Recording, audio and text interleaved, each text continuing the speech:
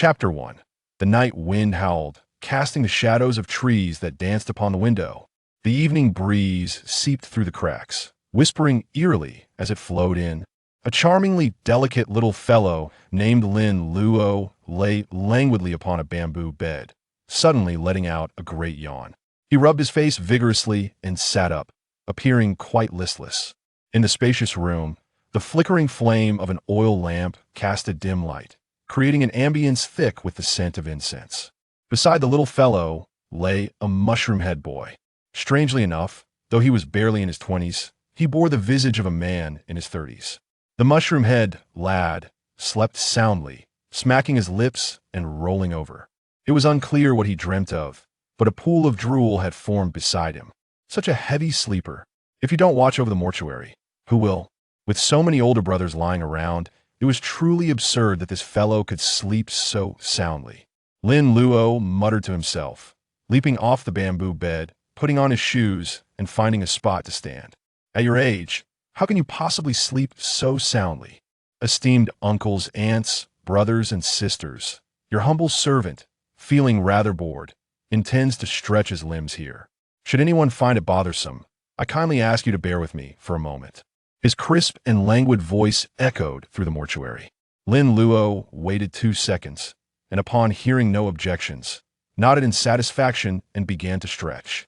Uncle Gio had once mentioned 3 things one must never do in a mortuary. He even crafted a nursery rhyme for it. Walk close to the wall, invite trouble. Whistle a tune, be scolded by ghosts. Tap on shoulders, shorten one's lifespan. Failure to adhere to these 3 rules would surely spell trouble. However, anything outside of these matters could proceed as one wished. Lin Luo's fists and feet flew as he practiced, the talismans affixed to his attire rustling in harmony. To his credit, this little fellow, when throwing punches, exuded a fierce aura, displaying tremendous vigor. Dragon subduing, tiger suppressing, mountain splitting, horse stepping, pushing forward. After a flurry of movements, Lin Luo felt invigorated and considerably more spirited. He patted his belly, feeling a pang of hunger. Making his way to the offering table, Lin Luo stood on a small stool and poured himself a cup of cool tea, downing it eagerly. Time truly flies. It has already been 10 years since he crossed over. When Lin Luo first opened his eyes, he found himself transformed into a small infant. A remarkably handsome man was in the midst of changing his attire. Seeing that oddly familiar face, Lin Luo was engulfed in confusion. So familiar. Had he gotten caught in the rain? No, it was not rain, it was something else entirely. That rascal certainly had a hefty supply. As Uncle Gio changed Lin Luo's diaper, he muttered to himself. Later, Lin Luo learned that his parents had perished at the hands of bandits, and Uncle Gio had fortuitously passed by and rescued him from the grass. At that time, Uncle Gio was still young, having just come down from Maoshan to traverse the world. From that point on, the little fellow became Lin Gio's disciple, and Uncle Gio named him Lin Luo. In the early years, Uncle Gio was a wanderer, and Lin Luo accompanied him, traversing from place to place. Uncle Gio dined on the hospitality of many families, while Lin Luo drank the milk of countless mothers. It was quite the experience. Over the years, Uncle Gio finally secured a stable position, overseeing the mortuary in Rinjia town, and even took on 2 disciples. One was the mushroom-head boy, Wenkai, who only knew how to sleep once his belly was full, appearing like a little bitter melon despite his youth. The other was Qiuxing, a robust lad who trained under Uncle Gio in martial arts, frequently helping his aunt at her shop in town. Lin Luo enjoyed spending time with him the most, especially assisting his aunt at the store. With his small stature and adorable appearance, he was adored by both his aunt and the customers. This little fellow had a sweet tongue, showering patrons with delightful words, leading them to happily purchase items. As a result, his aunt lavished him with more pocket money than Qiuxing, causing Qiuxing to occasionally suspect Lin Luo might be his cousin. Lin Luo finished a piece of wife cake, took a few more sips of cool tea, and rested his chin on one hand. In the dead of night, the mortuary lay in silence, save for Wenkei's incessant snoring. Having spent so many years here, Lin Luo, though always by Uncle Gio's side, was still too young to begin learning Taoist arts, focusing instead on building a foundation under Uncle Gio's guidance.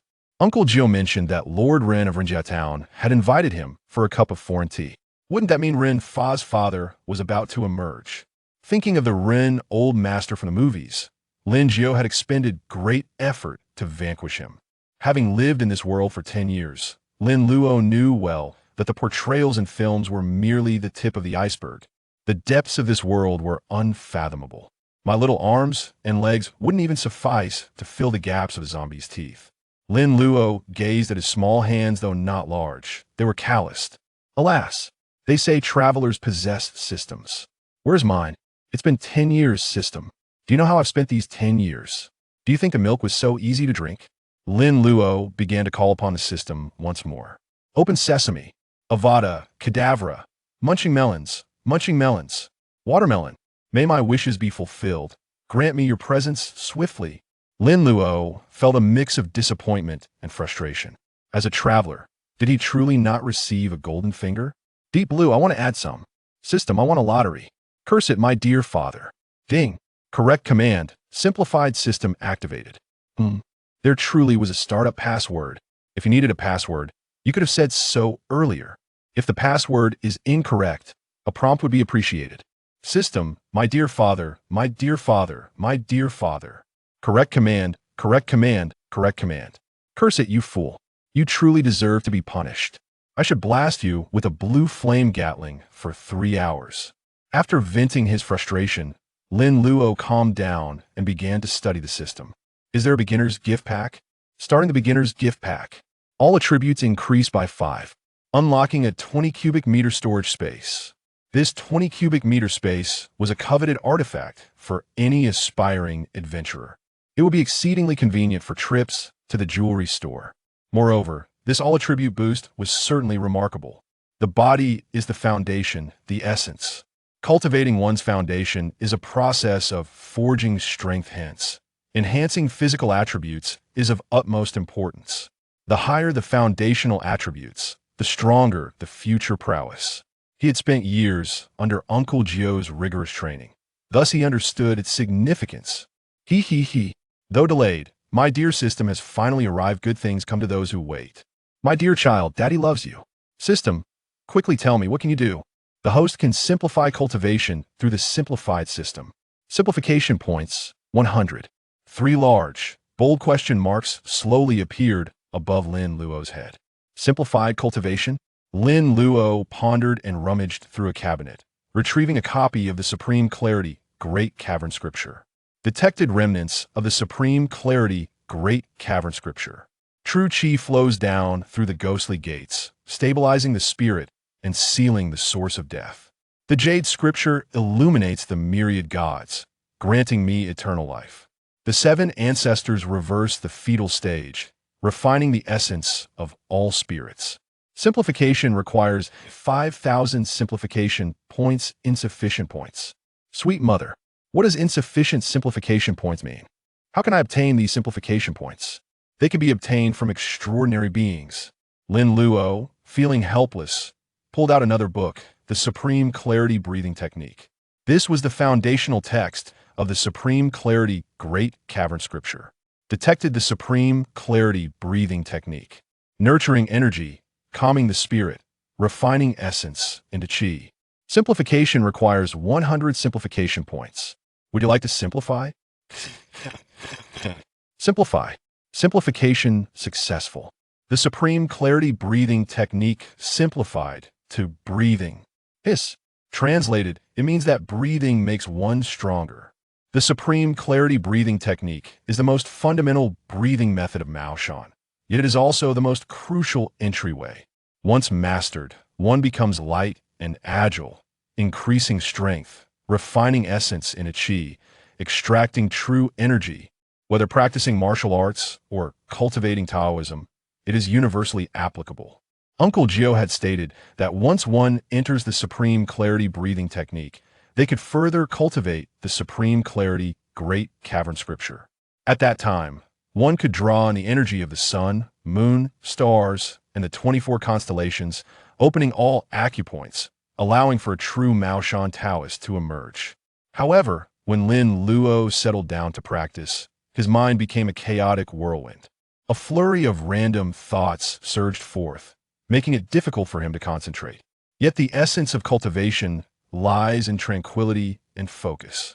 Thus, despite practicing for 2 or 3 years, Lin Luo had yet to make any breakthroughs, though he had seen some progress in martial arts under Uncle Gio's guidance.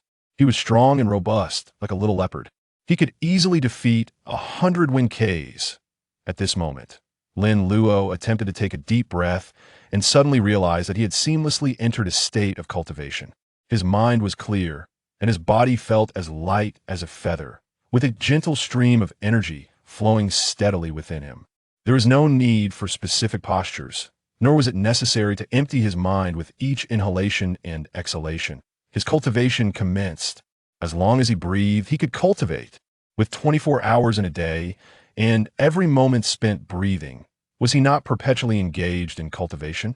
This was absolutely exhilarating. Cackling echoed from outside, heralding the dawn. Sunlight pierced through the clouds, casting its radiant glow upon the earth. Lin Luo opened his eyes, executing a swift and agile flip to rise to his feet. At this moment, he felt an unprecedented sense of comfort enveloping him. Delightful. Lin Luo's fair and rosy complexion radiated vitality as he stretched lazily.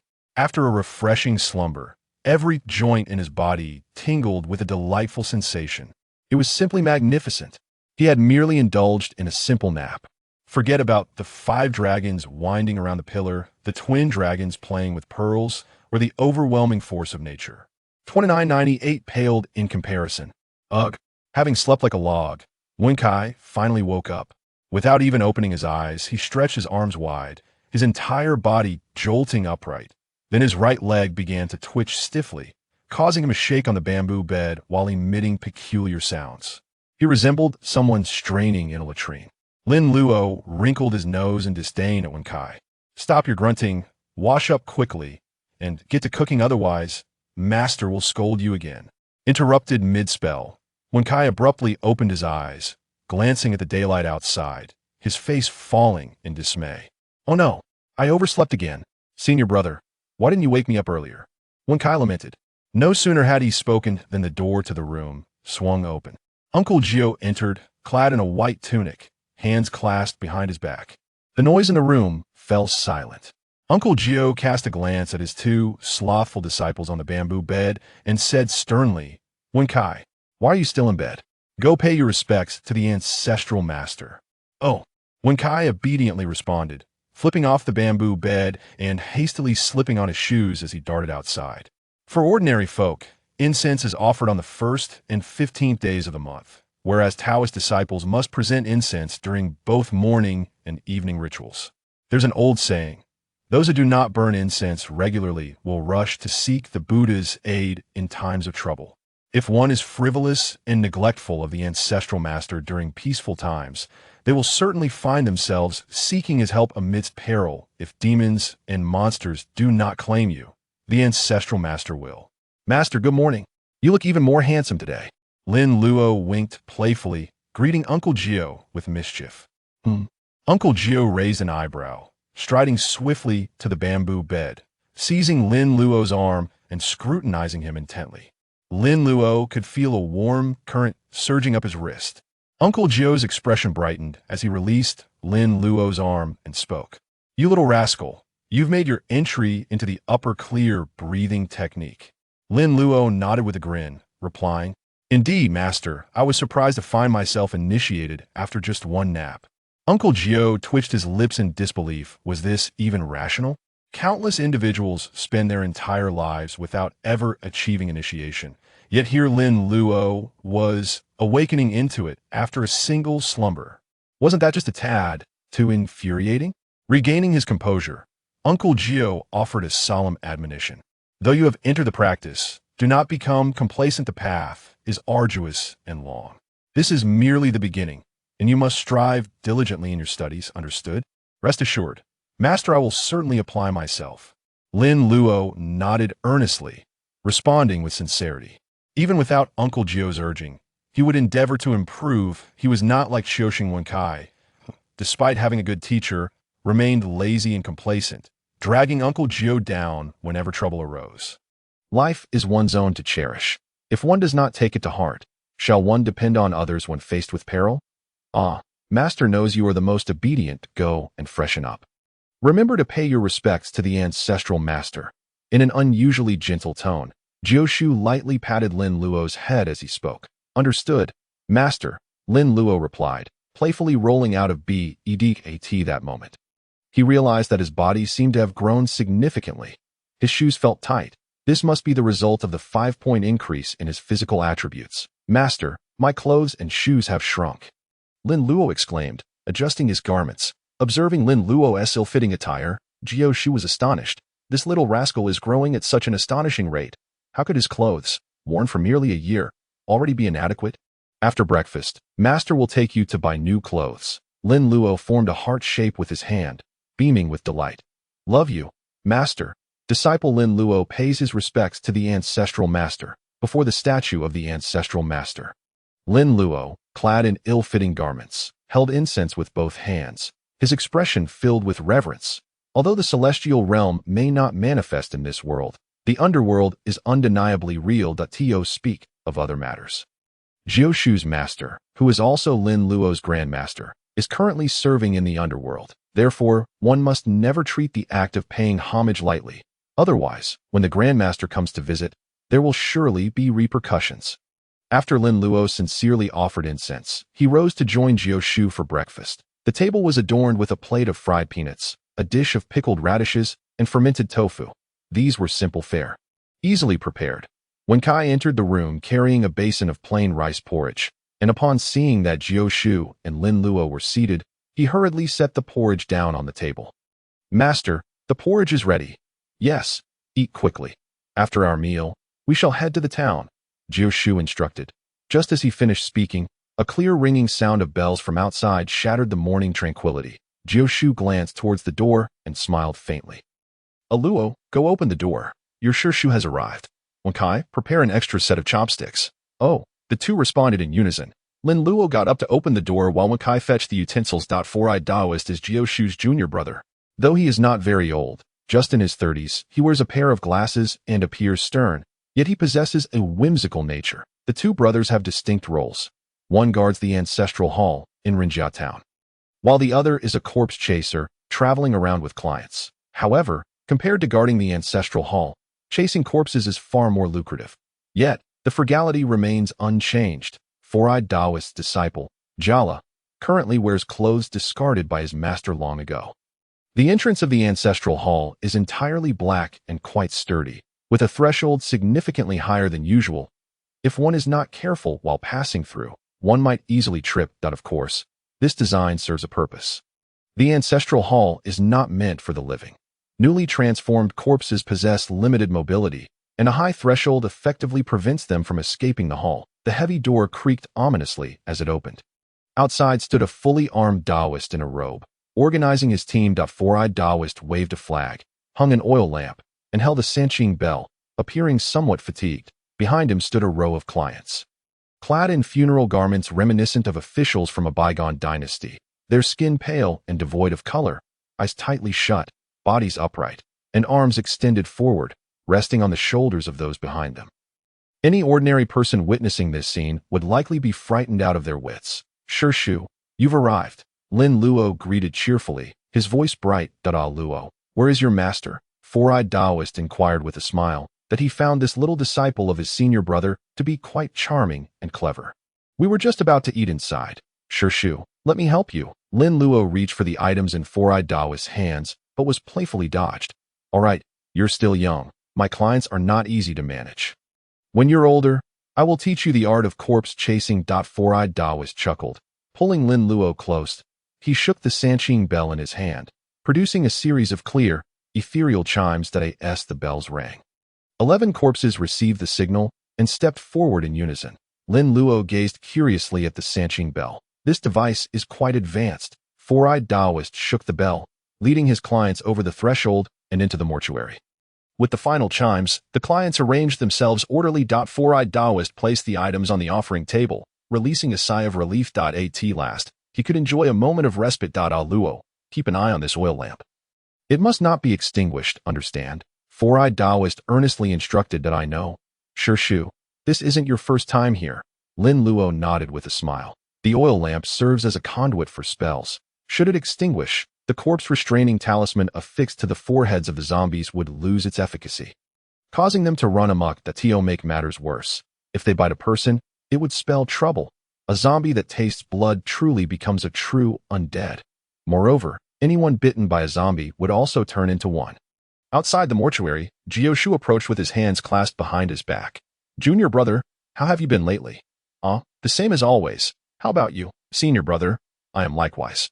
Jioshu replied. It had been nearly a year since the two brothers last met. Yet their bond remained unyielding. Have a bite to eat. We'll rest well afterwards. All right. The three entered the room, where Wenkai had already served the rice porridge. Although it was a humble dish, Four-eyed Taoist relished it, consuming 3 bowls with gusto. Once satisfied, Wenkai went to wash the pots and dishes. Senior brother, it seems that Luo has already made headway in the Qingjing breathing technique, Four-eyed Taoist remarked, picking at his teeth with a smile. Jioshu nodded with a gentle smile, feeling proud. Indeed, he made progress just last night. Luo is only 10 years old, correct? Jioshu nodded without speaking, maintaining a calm demeanor, though his heart swelled with pride. Yes, only 10 years old and already making strides. What remarkable talent. Are you envious? Though envy is futile, he is my disciple. With Jioshu's affirmation, Four-eyed Taoist felt a pang of bitterness. Congratulations, senior brother, for taking such an excellent disciple. Jiala is also quite good. Jioshu held a favorable impression of Four-eyed Taoist's disciple, Jiala, as he was a pure-hearted child. Sigh. I've been teaching the Qingjing breathing technique for years, and he has only just made progress. His martial arts are also quite lacking. That he is already 18, unlike Luo, whose future is boundless. In this day and age, spiritual energy is scarce, making cultivation increasingly difficult. Finding a talented disciple is an arduous task. It is truly a rare opportunity. Jioshu shook his head, stating, it's not quite so simple. At present, the heavens have become disordered, and cultivation has become arduous. Luo has merely taken his first step. That alone is commendable. There are many who cannot even take that initial step. As Four-eyed Taoist spoke, he retrieved a small booklet from his pocket. Senior brother, during this trip to Xiangxi, I made a few unexpected gains. Don't think me stingy as your junior. Jioshu raised an eyebrow and accepted the booklet. That it was quite new, evidently just bound. The title read in traditional characters, Inwen Paper Crafting Technique. Upon seeing the title, Jioshu's brows furrowed. Paper figures, crafting, puppetry, all fall under the realm of techniques, often prevalent among the unorthodox. Such practices are typically not recognized by the righteous path. The unorthodox often involves practitioners who pursue power through dark arts. Among the most notorious are corpse refining, essence harvesting, and puppet cultivation, among others. However, after perusing it for a while, Jioshu's frown relaxed. He nodded with a calm smile, offering his evaluation. Using spiritual materials to craft Inwen. Channeling the power of lunar shadows to animate paper constructs. Though it belongs to the unorthodox, it is not malevolent. Four-eyed Taoist took a sip of tea, grinning with pride. Of course, if it were malevolent, I would never present it to Luo. Just then, Lin Luo entered carrying a jug of hot water. Master, Shu, I'm here to refill your tea. Haha, Luo, you arrived just in time. Shu has a wonderful gift for you. The Taoist priest with 4 eyes chuckled as he snatched the booklet from Uncle Jio's hands. What a splendid item. Master Uncle, what is it? Lin Luo's eyes sparkled with excitement as he darted to the side of the 4-eyed priest. It was quite unexpected that the frugal Master Uncle would present a gift. Surely, the sun had risen in the west today. Lin Luo had encountered the 4-eyed priest a few times before but had never received a gift from him. He was pleasantly surprised by today's unexpected fortune. Here, take a look for yourself. The 4-eyed priest handed the booklet to Lin Luo. Inwen Paper Crafting Technique. Although it was written in traditional characters, Lin Luo was literate. Over the years, he had read countless books in traditional script, and with Uncle Jio's teachings, he faced no obstacles in reading. As Lin Luo perused the pages, the initial sections detailed the origins of the paper crafting technique, followed by instructions on its creation and usage. It appeared to be an abridged version. Given its pristine condition and limited pages. It was likely that the 4-eyed priest had transcribed it himself. omitting certain more extreme content. Nonetheless, this was sufficient. Master Uncle, what is the purpose of this? Lin Luo inquired with a look of bewilderment. This paper crafting technique allows one to create paper figures and horses from spiritual materials, inscribing them with Inwen to harness the power of the moon's shadow. Once you activate this power, you can command a paper puppet at your will. This puppet can shield you from formidable foes in times of peril and assist you with tasks like serving tea and fetching water. But remember to keep it away from fire. How impressive, Lin Luo exclaimed. Luo, don't you hurry to thank your master uncle. Uncle Gio said with a smile, clearly pleased with his disciple's generosity. Finally, we have a proper master uncle. Thank you, master uncle. What thanks? You should focus on training diligently under your master. Though you've made some progress, you must not grow complacent, understand? The four-eyed priest advised, concerned that Lin Luo might become overly proud of his minor advancements. Currently, Mao Shan was in a transitional phase, lacking good successors, while Long Hushan remained the dominant force in the realm of Taoism, boasting an abundance of promising disciples that in contrast, Mao Shan faced challenges in preserving its legacy. With disciples dispersed to propagate their teachings and seek worthy successors, after a long wait, Mao Shan had finally produced a promising talent, allowing them to face their elders with pride, should they fail in their guidance. Leading their disciple astray, they would be left in disgrace. I will train earnestly. You can rest assured, master uncle, Lin Luo assured with a determined nod, though cultivation in this age of decline was arduous. I have my advantages. Uncle Ji was quite satisfied with Lin Luo's attitude and smiled as he pulled a silver dollar from his pocket and handed it to Lin Luo. If Qiuxing and when I were to witness Uncle Gio's current expression, they would likely be too frightened to sleep. Who had ever seen Uncle Gio smile so warmly? Only a Chong and Ada had seen him smile, but that was a rather unfortunate encounter while retrieving a money sword from the depths. Luo, have won't I take you to buy some new clothes?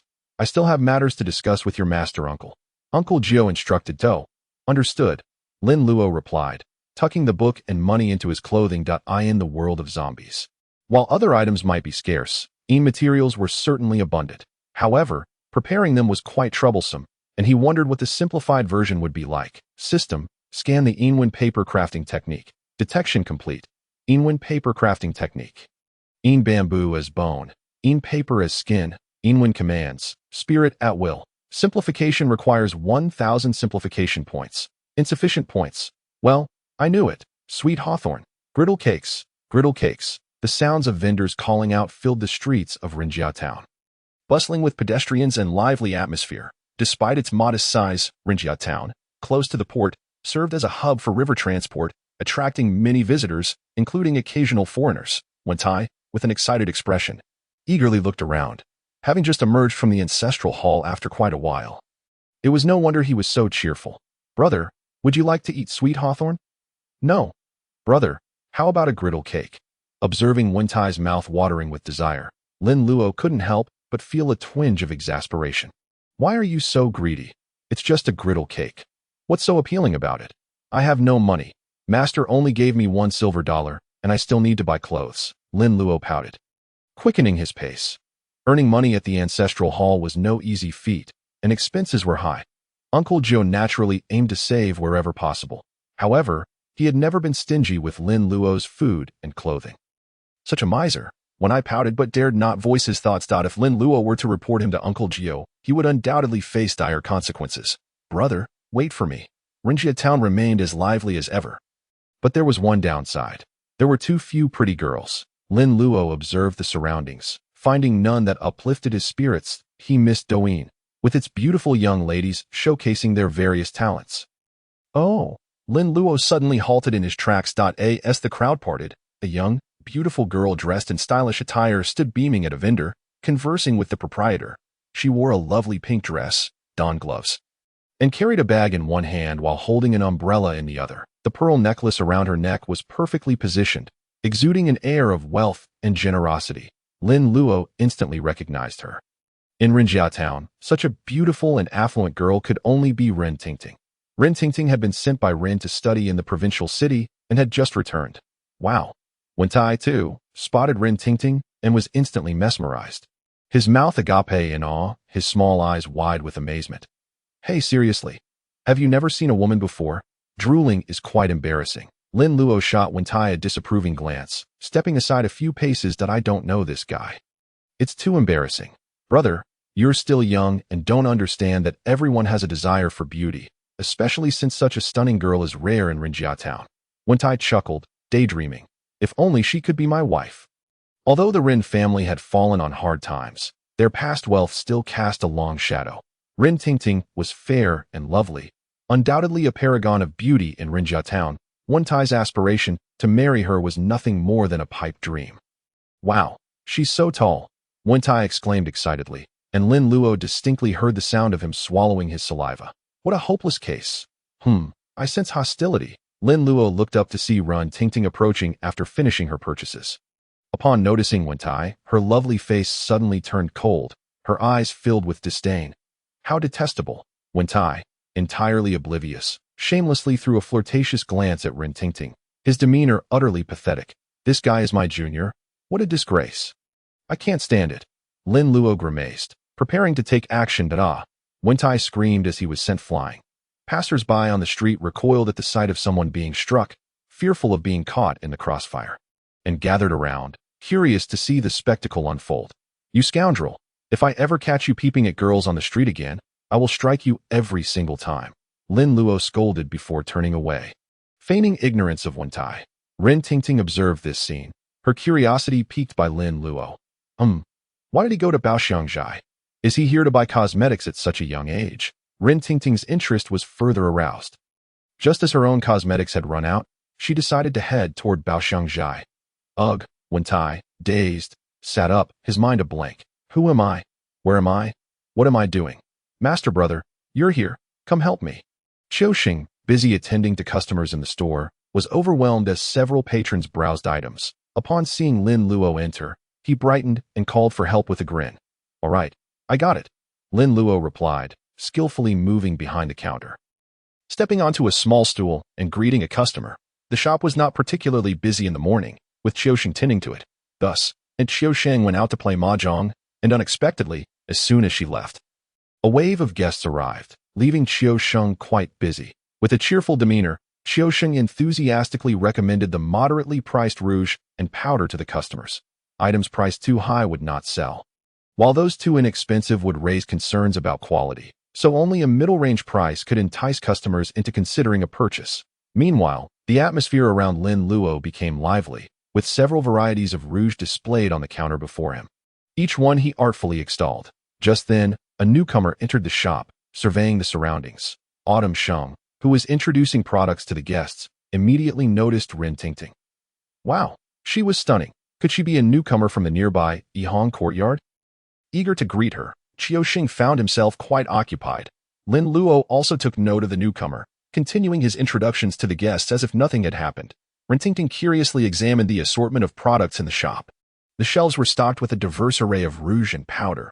Having learned makeup techniques from her mother since childhood, and now with her mother gone, cosmetics had become her greatest passion. After moving to the provincial capital, she had acquired more advanced makeup skills and returned to share them with her old friends. This shop filled with rouge and powder was truly to her liking.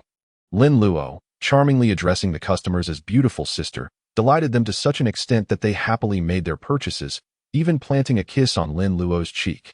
Mua, such a good boy. He, little A Luo.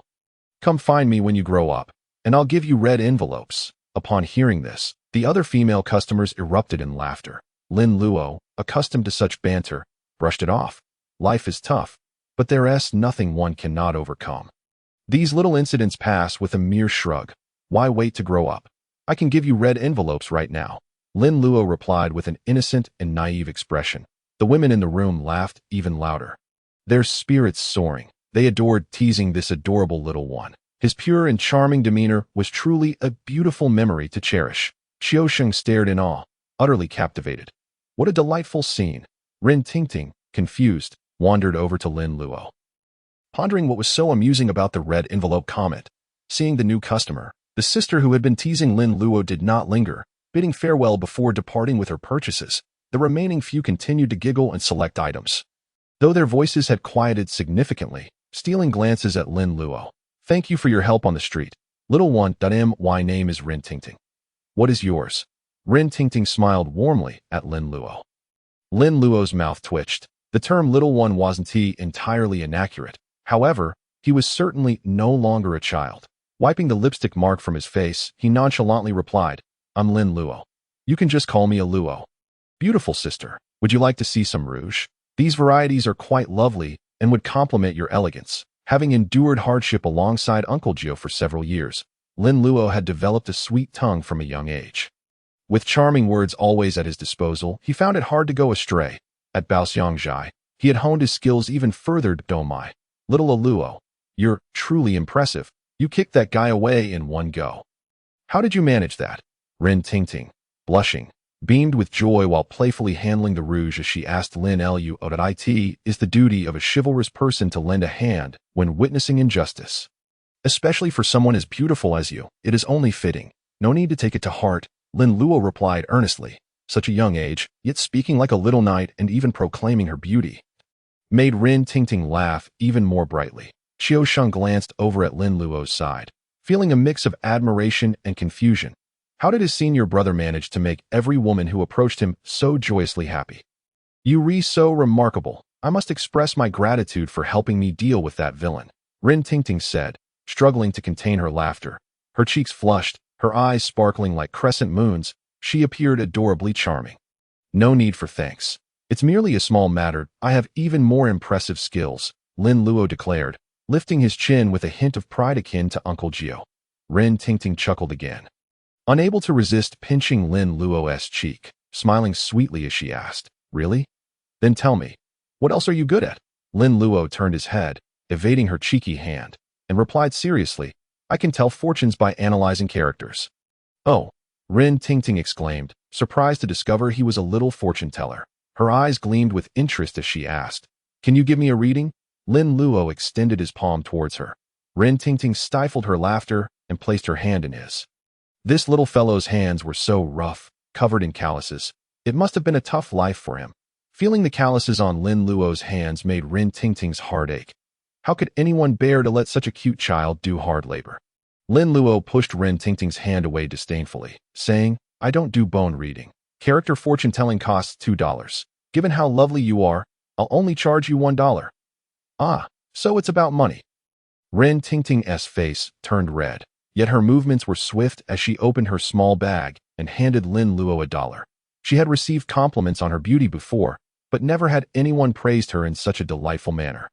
As everyone knows, children do not lie. It seems I really am quite good-looking. $1, please. Lin Luo accepted the dollar, then looked at Rin Tingting with a serious expression and asked, What character do you wish to analyze?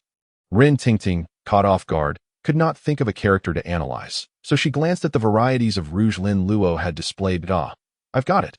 Let us analyze this character for flower. Rin Tingting pointed to a rouge with the words Dainty Flower red on its packaging. Flower. Lin Luo frowned, his expression turning grave. He had intended to make a jest, perhaps hinting at impending misfortune for Rin Tingting's family. Unexpectedly, she had pointed to that very character.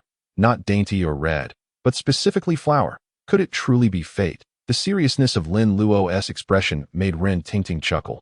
He was so young yet trying to appear mature. Unable to resist, she teased him. Why so silent? Have you forgotten your lines? While saying this, she reached to pinch Lin Luo's cheek again. This little face is so smooth and tender. It feels wonderful. Lin Luo dodged her hand, expressing his discontent. What's wrong with you? A man's face and a woman's feet should not be touched casually. Don't think just because you're pretty you can do as you please. Uffed. Rin Tingting burst into laughter. You little brat. Are you even a man? Lin Luo glared, saying, What are you laughing at? One day, you'll know my strength. All right, little man, I won't touch you anymore. Now tell me, what does this character for flower mean? Rin Tingting teased. Previously, she had found little boys annoying, but now she had encountered such an interesting young lad. Lin Luo leaned against the counter, bringing his face closer to Rin Tingting's. His expression serious. Seeing Lin Luo's solemn demeanor, Rin Tingting instinctively stopped laughing, waiting for his explanation. Although flower can imply a vibrant and flourishing scene, when dissected, it reveals a troubling meaning. The top part is a grass radical. Beneath it a person, alongside a dagger. Most importantly, this flower is written in red. This is an ominous sign. While red is a celebratory color, the presence of that dagger turns it into the color of blood, suggesting that a villain is lurking with a bloody dagger hidden in the grass, and your pointing at it indicates that the victim will not be you, but rather a family member. Lin Luo's expression grew even more serious. Miss, there will surely be bloodshed in your family soon. Rin Tingting stood frozen in place after hearing this. Previously, she had been entirely skeptical of fortune-telling. Believing it to be mere street-side trickery, she initially found Lin Luo's serious demeanor reminiscent of a little fortune-teller quite amusing and wished to tease him a bit. That hefty coin was merely a token of gratitude for his assistance in dealing with the street ruffians. However, she never anticipated Lin Luo would utter such profound words. Strangely enough, they sounded quite reasonable. You. Rin Tingting snapped back to reality, her expression a mix of emotions as she gazed at Lin Luo and inquired. Can you really gauge this accurately? If you don't believe me, then you can keep that coin. Lin Luo nonchalantly extracted the coin Rin Tingting had given him from his pocket. That I revealed such secrets to you simply because of your beauty. Allow me to share a few additional insights without charge.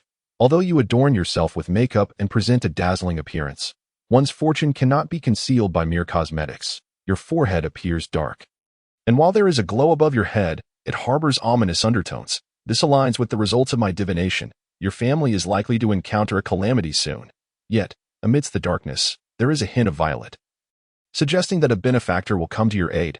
Your features do not bear signs of death, thus it is not you who is in danger, but rather someone dear to you. Of course, you may choose not to believe my words, but, dear lady, I trust you do not wish for anything to befall your father. Upon hearing this, Rin Tingting's heart was thrown into turmoil. Naturally, she did not desire any misfortune for her father. After all, it was just the two of them left in the Rin family. In the past, she would have dismissed such matters as superstitious nonsense, mere trickery. Yet, what if Lin Luo's words held truth? His frightening assertions unwittingly instilled a modicum of belief within her. Moreover, Lin Luo was quite young, and his insights hardly seemed the musings of a mere child. On the contrary, if he were an adult, perhaps even an elder, she would have dismissed him as a charlatan attempting to dupe her for money. Well, it's not that I don't believe you, but this isn't a matter to be trifled with. Please keep the coin, Luo, and accompany me home to discuss this with my father, shall we? Rin Tingting grasped Lin Luo's hand, her large eyes blinking earnestly as she implored. If the situation were indeed genuine, it would be prudent for her father to be forewarned and take precautions, and if it were false, that would be even better. However, she was determined to give that impudent little boy a good scolding. With this thought in mind, she continued, all right, but I have something to attend to first. What is it? I need to buy some clothes. The ones I have are no longer fitting that I've saved for quite some time to replace them. Lin Luo replied, his tone laced with a hint of grievance. He lifted his arm, revealing how short his sleeves had become. So, it was merely clothing he sought. Rin Tingting observed Lin Luo's shabby, ill-fitting attire. She had not noticed it before, but now it appeared rather awkward. How could anyone bear to let such a charming child endure such discomfort? Come, sister will take you to buy clothes. The little heiress of the Rin family waved her hand extravagantly, exuding an air of affluence that, oh dear, I'll take this blush. Wrap it up.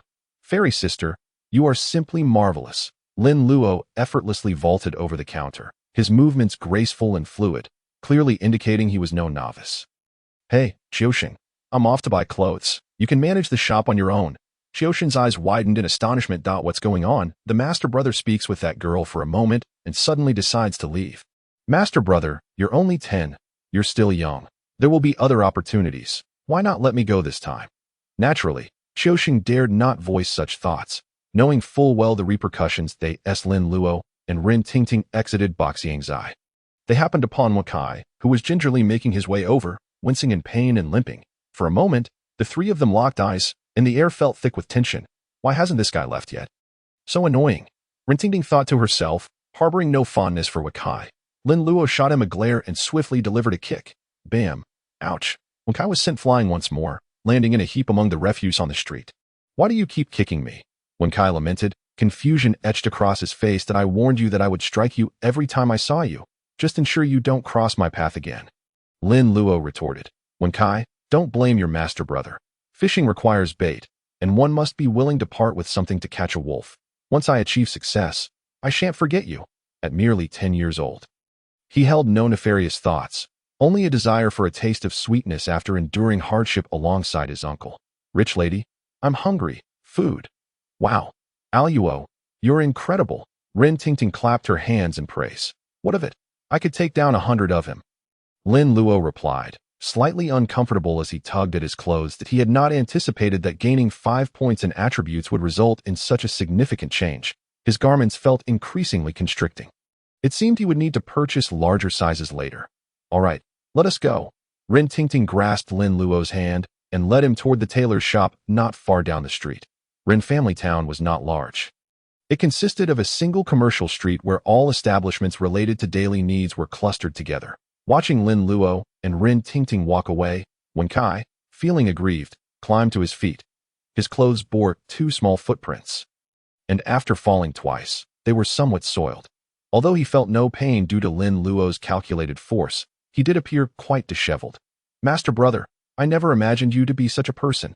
Prioritizing romance over friendship is truly excessive. I am your brother, your closest kin. Kicking me is one thing, but you could at least share half of that coin given by the master. Wen Kai sighed as he trudged back into Boxiangzai. The shop was now devoid of customers, and Xiaoxing leaned on the counter, staring blankly at the nearby Yihong courtyard. Wen Kai approached the counter and rapped on it. Hey, what are you daydreaming about? The shop could have been robbed, and you wouldn't even know. Pfft, who would dare to steal? I'd smash their skull. Xiaoxing rolled his eyes at Wen Kai, his thoughts elsewhere. Why aren't you at the mortuary attending to the master? What brings you here? 4th uncle has arrived, and the master sent me to accompany the master brother to buy clothes. Wen Kai replied earnestly. Oh, why aren't you with the master brother? What are you doing here? Xiaoxing asked, puzzled. Wen Kai pouted, explaining his grievances. Don't ask. I just spotted a girl on the street, youthful and beautiful, like a celestial being. As he mentioned women, Xiaoxing seemed to transform, instantly enlivened. Was she wearing a pink dress, adorned with a pearl necklace? Carrying an umbrella and speaking in a melodious voice? Wen Kai nodded, his expression one of reluctance. Indeed, Xiaoxing pursed his lips, daydreaming. She was indeed stunning. If only she could be my wife. Wen Kai regarded Xiaoxing as though he were a toad. Replying with exasperation, you do well to abandon such fantasies. Didn't you see she's already with the master brother? Xiaoxing's eyes widened in shock. Wait, are you serious? The master brother is only 10. Wen Kai stared back, equally incredulous. Hey, are you all right? If she recognizes the master brother as her younger brother, with how exceptional he is, would she still consider you? Xiaoxing's mouth twitched. Wen Cai's reasoning seemed somewhat sound. However, Xiaoxing's greatest asset was his optimism.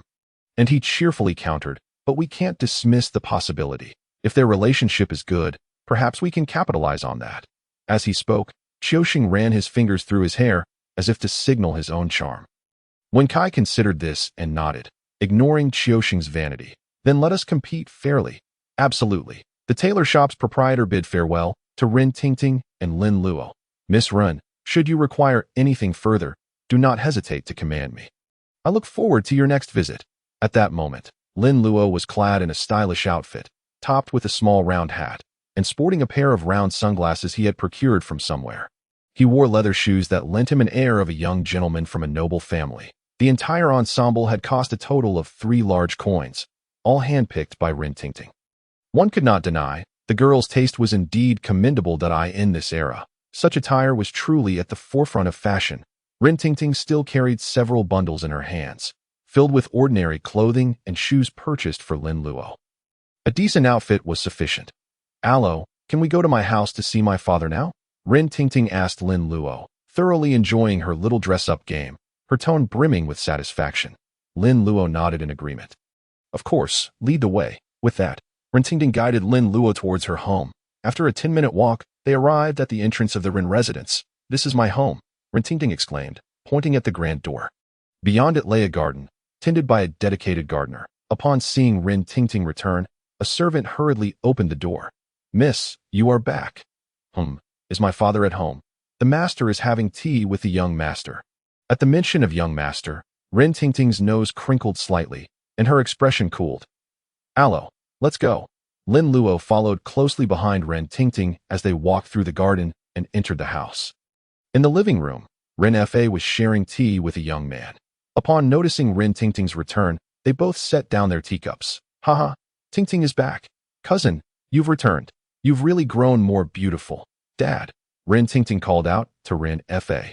Casting a casual glance at her cousin, Si Yin, addressing him in a flat tone, she paid no heed to his compliments, finding them utterly unremarkable compared to Lin Luo's eloquence. Si Yin, wearing thick glasses and clad in a drab green security uniform, bore a striking resemblance to a frog. He was Rin Tingting's cousin, Away, currently the head of the security team in Rinjia Town due to his connection to Rin Fa. Lin Luo recognized him, a faint smile playing on his lips. Isn't that Captain Away? What a character. My cousin's husband is behind me. Open the door. I am your Captain Away, Away boasted, eager to impress. No need that I prefer shopping alone. Dad, have you finished your conversation? I have something to discuss, Rin Tingting replied, unwilling to engage with her cousin, who she found rather distasteful.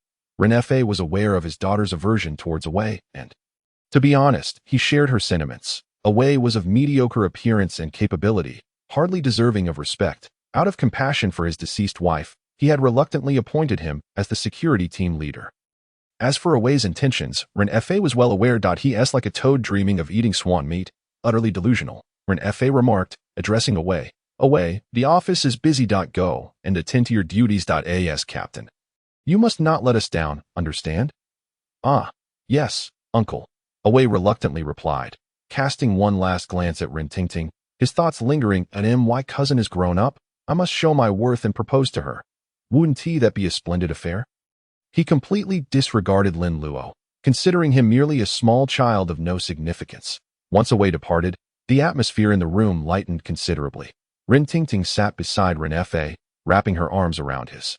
Dad, she chirped sweetly, making Rin Fa's heart swell with joy. Did you have fun today? He inquired kindly, glancing at Lin Luo. Yes. By the way, Dad, this is Aloe. He has something to tell you. Oh, Aloe, what do you wish to discuss? Rin Fa asked with a smile, pondering who this child might be, as he didn't recognize anyone from wealthy families in Rinjia Town fitting Lin Luo's appearance. Little did he know that all of Lin Luo's clothing had been purchased by his beloved daughter. Lin Luo had removed his sunglasses, his bright, clear eyes fixed intently on Rin Fa, causing the latter to feel somewhat uneasy. Rin Fa furrowed his brow, glancing at Rin Tingting, suppressing his impatience. Didn't you have something to say? Master Rin, it seems the past 20 years have not been kind to your family, Lin Luo stated, eliciting a sharp intake of breath from Rin Fa, who stared at Lin Luo in astonishment. As if questioning how he knew, Rin Fa's mind raced as he speculated about Lin Luo's identity. With a serious expression, Lin Luo continued, the accumulated misfortune of 20 years is about to culminate in great peril for you. What did you say? Rin Fa abruptly stood, shock written all over his face. Lin Luo remained calm, leisurely pouring himself a cup of tea. Though merely 10 years old, he possessed a commanding presence that Rin Fa could not dismiss. Who are you? What do your words mean? Rin Fa resumed his seat, his expression darkening, his thoughts in turmoil. Anyone would be unsettled upon hearing that calamity awaited them. I am well. Are you wishing death upon me? Lin Fa took a sip of tea and continued. My name is Lin Luo. My master is the 9th uncle. Lin Luo introduced himself, then elaborated. Today, while out, Sister Tingting sought my insight, but the result was not favorable, prompting me to warn you. The Rin family is in trouble, and you may face dire consequences. Whether you believe it or not is for you to decide. I shall not elaborate further, as revealing too much of fate often leads to dire outcomes. With an air of mystery, Lin Luo stood, retrieving the bundles from Rin Tingting's embrace and storing them in his spatial pocket, which boasted a capacity of 20 cubic meters. To put this into perspective, a cement truck can carry only 6 to 18 cubic meters of cement. Both Rin Tingting and Rin Fa witnessed the sudden disappearance of the bundles, leaving them utterly astonished. What kind of sorcery is this? How did those bundles vanish into thin air? Farewell, Lin Luo declared, turning to exit with swift agility, disappearing from sight in an instant. While revealing secrets of fate could bring about divine retribution, he had not genuinely conducted any fortune-telling. He simply knew the plot from a movie. The heavens had not decreed that spoilers warranted punishment. After Lin Luo left, Rin Fa regained his composure, his brow furrowed, his expression shifting between uncertainty and resolve. Finally, he turned to Rin Tingting. Ding, tell me in detail about your encounter with him today. Still somewhat dazed, Rin Tingting responded with a startled, before gathering her thoughts to recount her meeting with Lin Luo. As she finished explaining the fortune-telling, Ren Fa's furrowed brow deepened at a fate entwined with treachery, a foreboding of bloodshed. Had I not witnessed Lin Luo's extraordinary abilities, I would have dismissed this, but now I have no choice but to believe. Indeed, the Ren family has faced hardships for 20 years, worsening each year. Ren Tingting blinked in confusion, gazing at Ren Fa. Dad, Alo mentioned he is the disciple of the ninth uncle. Who is the ninth uncle? Ren Fa took a sip of tea to steady himself, then replied, the ninth uncle is the master we invited to oversee the ancestral hall in our town, a Taoist priest from Maoshan. I had intended to ask him to assist with your grandfather's reinterment. Reinterment. A sudden realization struck Ren Fa, as if he had been illuminated that of course. Reinterment. What? Ren Tingting questioned, puzzled by her father's sudden reaction. How does this relate to Grandpa's reinterment? He has been buried for 20 years, and our family's fortunes have only declined. Ren Fa's eyes sparkled with excitement as he connected the dots. Earlier, Alo mentioned that the accumulated misfortune of 20 years has led me to impending doom. This must be linked to your grandfather's grave. Dad, what should we do now? Will there be trouble? Ren Tingting asked anxiously, recalling Lin Luo's warning that while she would be safe, her father faced bloodshed. Do not worry, Ren Fa reassured her. I have arranged to meet Uncle Jio for coffee tomorrow, and I will surely seek his guidance then. Everything will be just fine, and smiled reassuringly at Ren Tingting. With that, Ren Tingting felt considerably relieved and nodded in agreement. Master, we are back. The once quiet ancestral hall became lively again. Lin Luo, Qiu Sheng, and Wen Kai entered, each carrying various bags. Uncle Jio and Si Mu emerged from the room, and upon seeing the trio with their numerous items, Uncle Jio raised an eyebrow and exclaimed, What have you bought? Have you struck it rich? He, indeed, we have. Qiu Sheng replied with a cheeky grin, casting a glance at Lin Luo. Uncle Jio then noticed the lovely dress Lin Luo was wearing, which was clearly of fine quality. What on earth is going on? Uncle Jio frowned. Although the ancestral hall struggled financially, they never engaged in wrongdoing. He trusted that his disciples were not thieves or scoundrels. Yet, how did they acquire all these items? Lin Luo began to explain with a smile, Master, today I met the daughter of Lord Ren and offered her some divination. As a token of gratitude, she bought me this dress that I used the money you gave me to buy food and drinks, and since Uncle Si has arrived, it was only fitting to treat him well. Si Mu, feeling delighted, couldn't help but praise, Luo, your Uncle Si did not dote on you in vain. Uncle Jio's frown lifted, and a subtle smile appeared on his lips, indicating his good mood. Lord Ren's daughter just returned from the provincial capital. I presume. What did you tell her in your divination that convinced her to buy you a dress?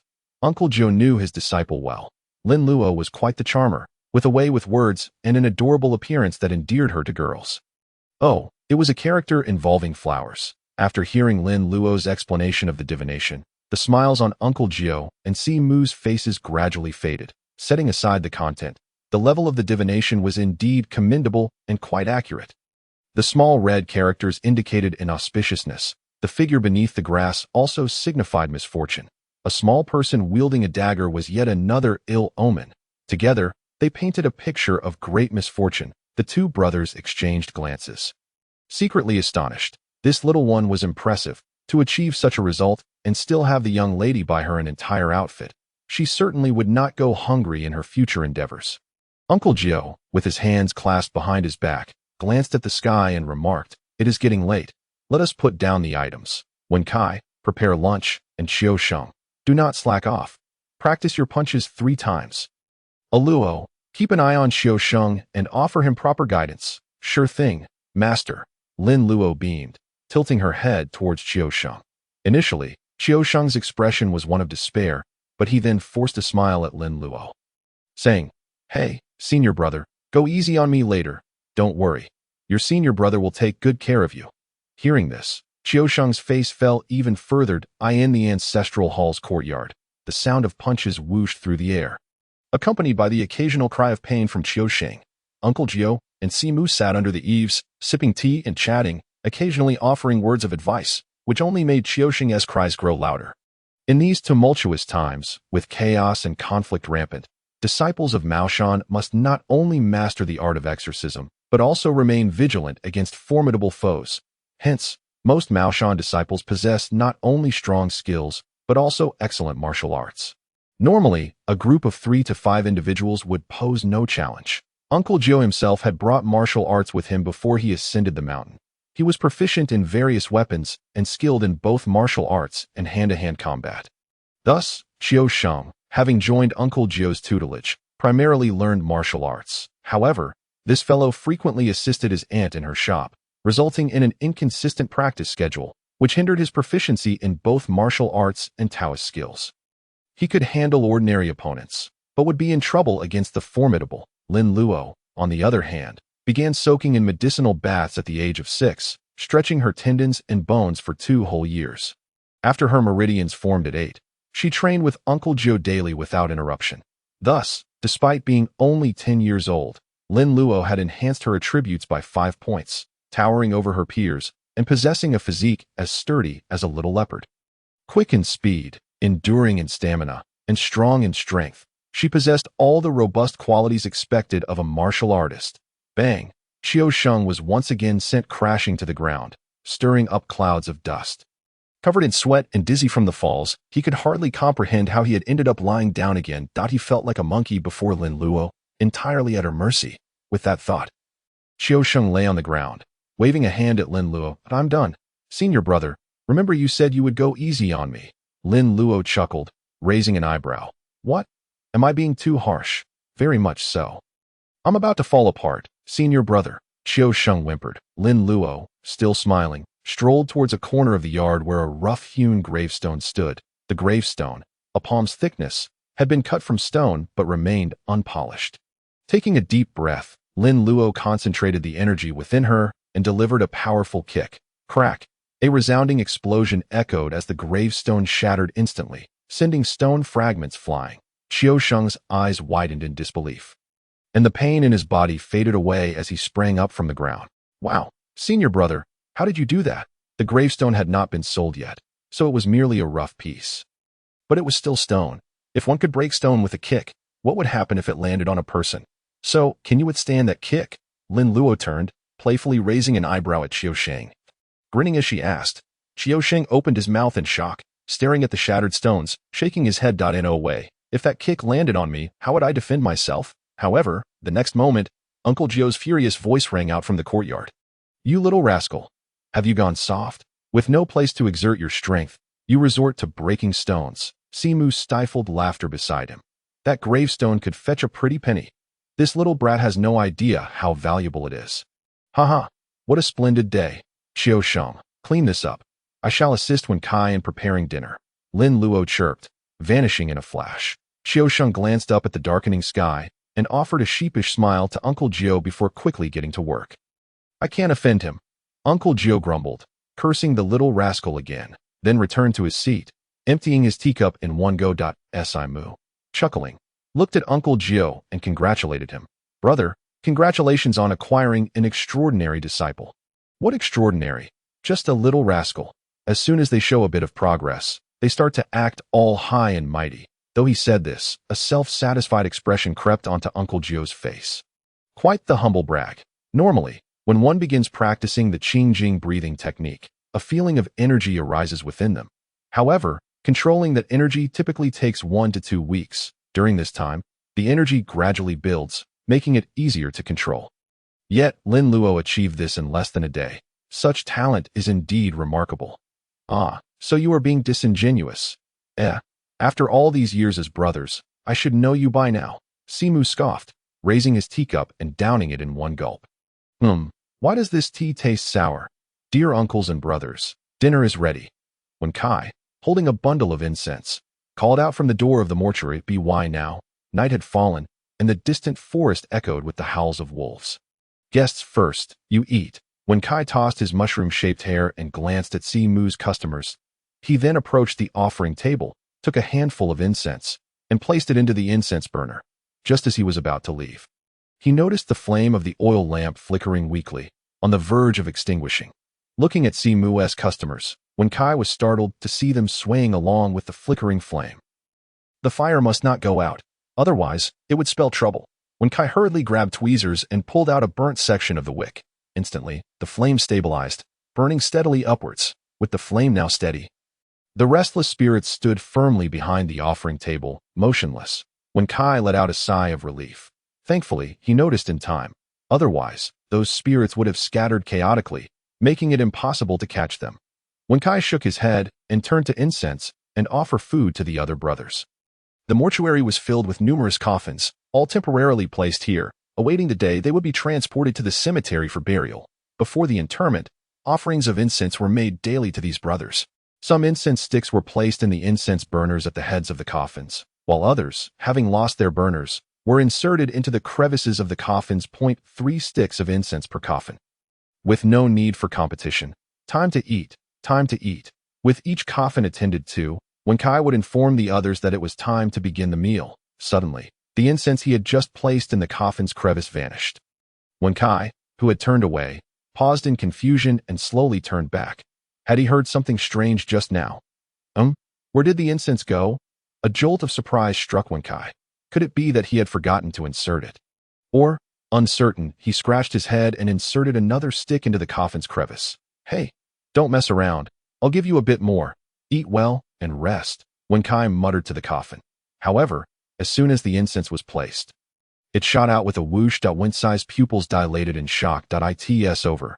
It's truly a case of a corpse rising. Thud. Suddenly, a hand landed on Wen Kai's shoulder, causing him to jump in fright. Shoo! Before Wen Kai could scream, a hand covered his mouth and pushed him back down. Wen Kai opened his eyes wide, realizing the newcomer was Lin Luo, nearly brought to tears. Big brother, do you know that scaring someone can be deadly? You nearly scared me to death. Lin Luo smiled and gestured for Wen Kai to step aside. Trembling, Wen Kai leaned against the coffin, moving to the side, his legs still weak from the earlier scare, after having just eaten. Qiuxing suddenly disappeared. It was until Wen Kai came to deliver food to the clients of the mortuary that Lin Luo recalled the opening scene of the movie. Qiuxing had dressed as a zombie to frighten Wen Kai, knocking over an oil lamp, which sent the clients of Master Simumio into a frenzy, prompting Master Simumio to leave in a huff that very night. Wen Kai stared at Lin Luo with wide eyes, hesitating whether or not to call for their master. Lin Luo, with a swift motion, lifted the coffin lid, and a pale hand shot out, grabbing Lin Luo's wrist and attempting to pull him inside. Wen Kai shuddered in fear, about to call for Jiu Shu, when he saw Lin Luo smirk, gripped the hand firmly, and with a forceful yank, pulled the creature out. Ah, don't, brother. Bang! A headbutt landed. Qiuxing cried out in pain, collapsing to the ground, wailing, Stop hitting, stop hitting. It's me, brother, it's Qiuxing. Qiuxing covered his head, begging for mercy. Oh, so it's you, you little rascal. Recognizing the figure as Qiuxing, Wen Kai's fear dissipated, and he scolded with annoyance. Hee, just a prank.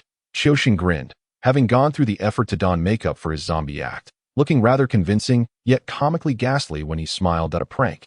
You say? Lin Luo swung his fist, and Wen Kai, unable to contain himself, joined in with a kick. A zombie act. Huh, trying to scare me. I was wrong. I want to do it again. Brother, spare me. The three brothers were caught in a playful scuffle when Jiu Shu and Master Simumio heard the commotion and approached from outside.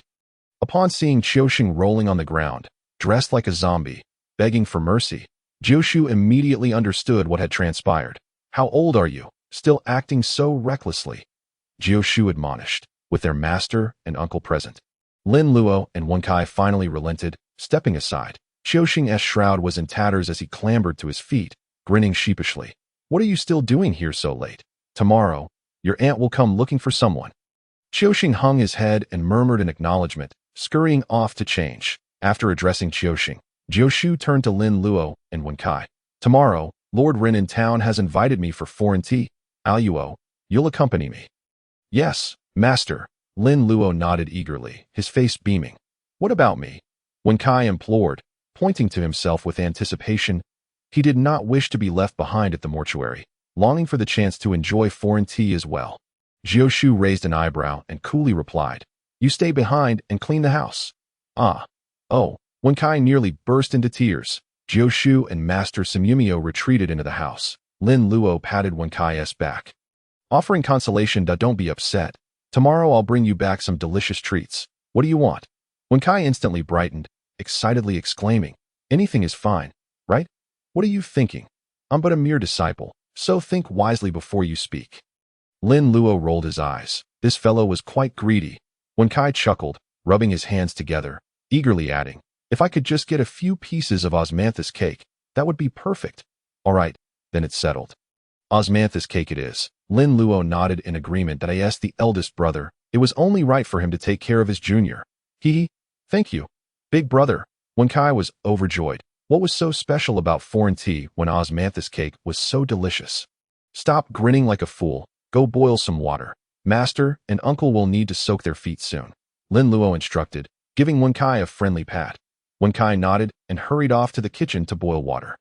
Indeed, it seemed that rewards foster motivation, for Wen Kai had never shown such enthusiasm for work before. At this time, Qiuxing had already changed clothes, his face still smeared with white makeup, appearing quite comical. "Brother, I'm heading back," Qiuxing said, holding a lit incense stick toward Lin Luo. "All right, be careful on your way back, and remember, don't look back." "Got it." Qiuxing inserted the incense into the front of his bicycle's handlebar, pushed the bike out of the mortuary, then rode away, gradually disappearing into the darkness. Lin Luo closed the mortuary door, humming an unfamiliar tune as he walked toward the storeroom. The storeroom contained various talismans discarded by Jiu Shu, some broken, others replaced with better options. Although the effectiveness of these items was not as good as Jiu Shu's current set, they were sufficient for Lin Luo. He intended to stock up his personal space, being prepared for any eventuality. As the night deepened, the outside world was filled with swaying shadows of trees, occasionally interrupted by distant wolf howls and the eerie cries of night creatures on the bamboo bed in the mortuary. Wen Kai was blissfully asleep, hugging his long worm-shaped pillow.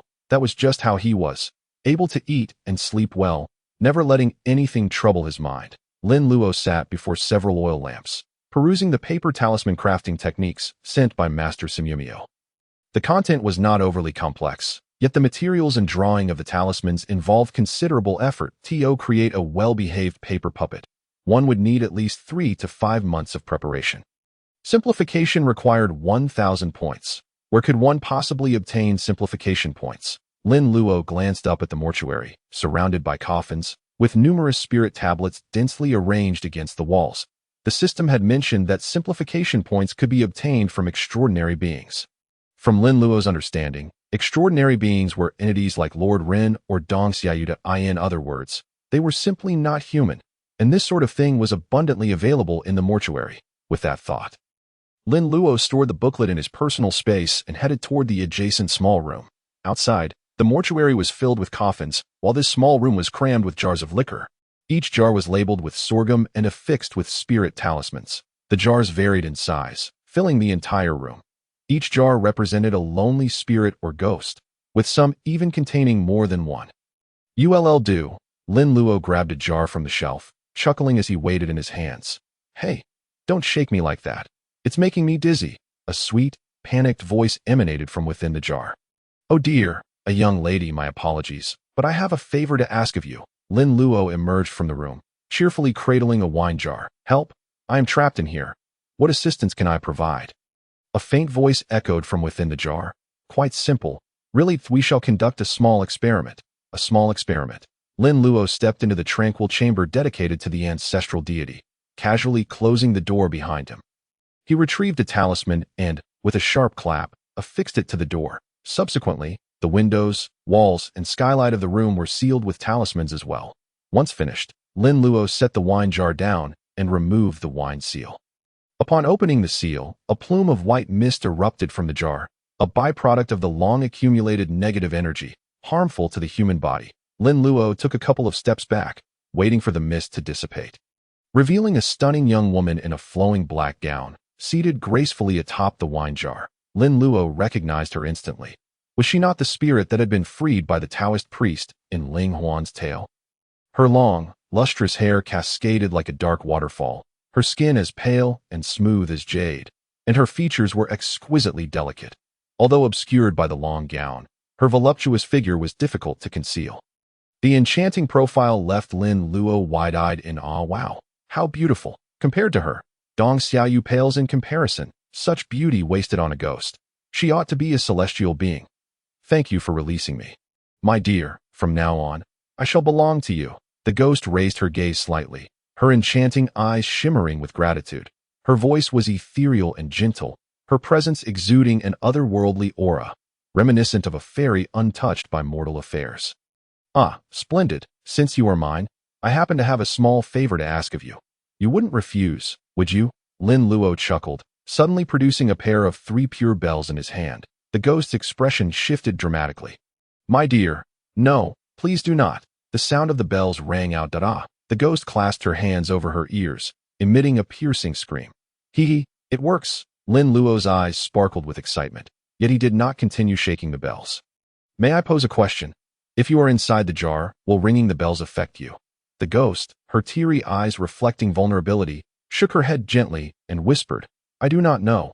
Then why not step inside and find out? Ah. The ghost's eyes widened in astonishment. This little scamp is quite mischievous. Do not fret. It will be over quickly. Lin Luo reassured her. Okay, the ghost replied, her expression one of reluctant compliance, casting a furtive glance around. Upon seeing her surroundings, her heart sank. The walls, windows, and doors were all adorned with talismans, and most daunting of all, a resplendent golden idol stood within the room. Any untoward thoughts would likely lead to her doom. Terrified, she retracted her neck and obediently retreated into the jar. Lin Luo replaced the wine seal and affixed 2 more talismans to it, then tapped the jar. Can you hear me? My dear, I can hear you. Can you come out? With the talismans affixed, I cannot. Bell, bell, bell.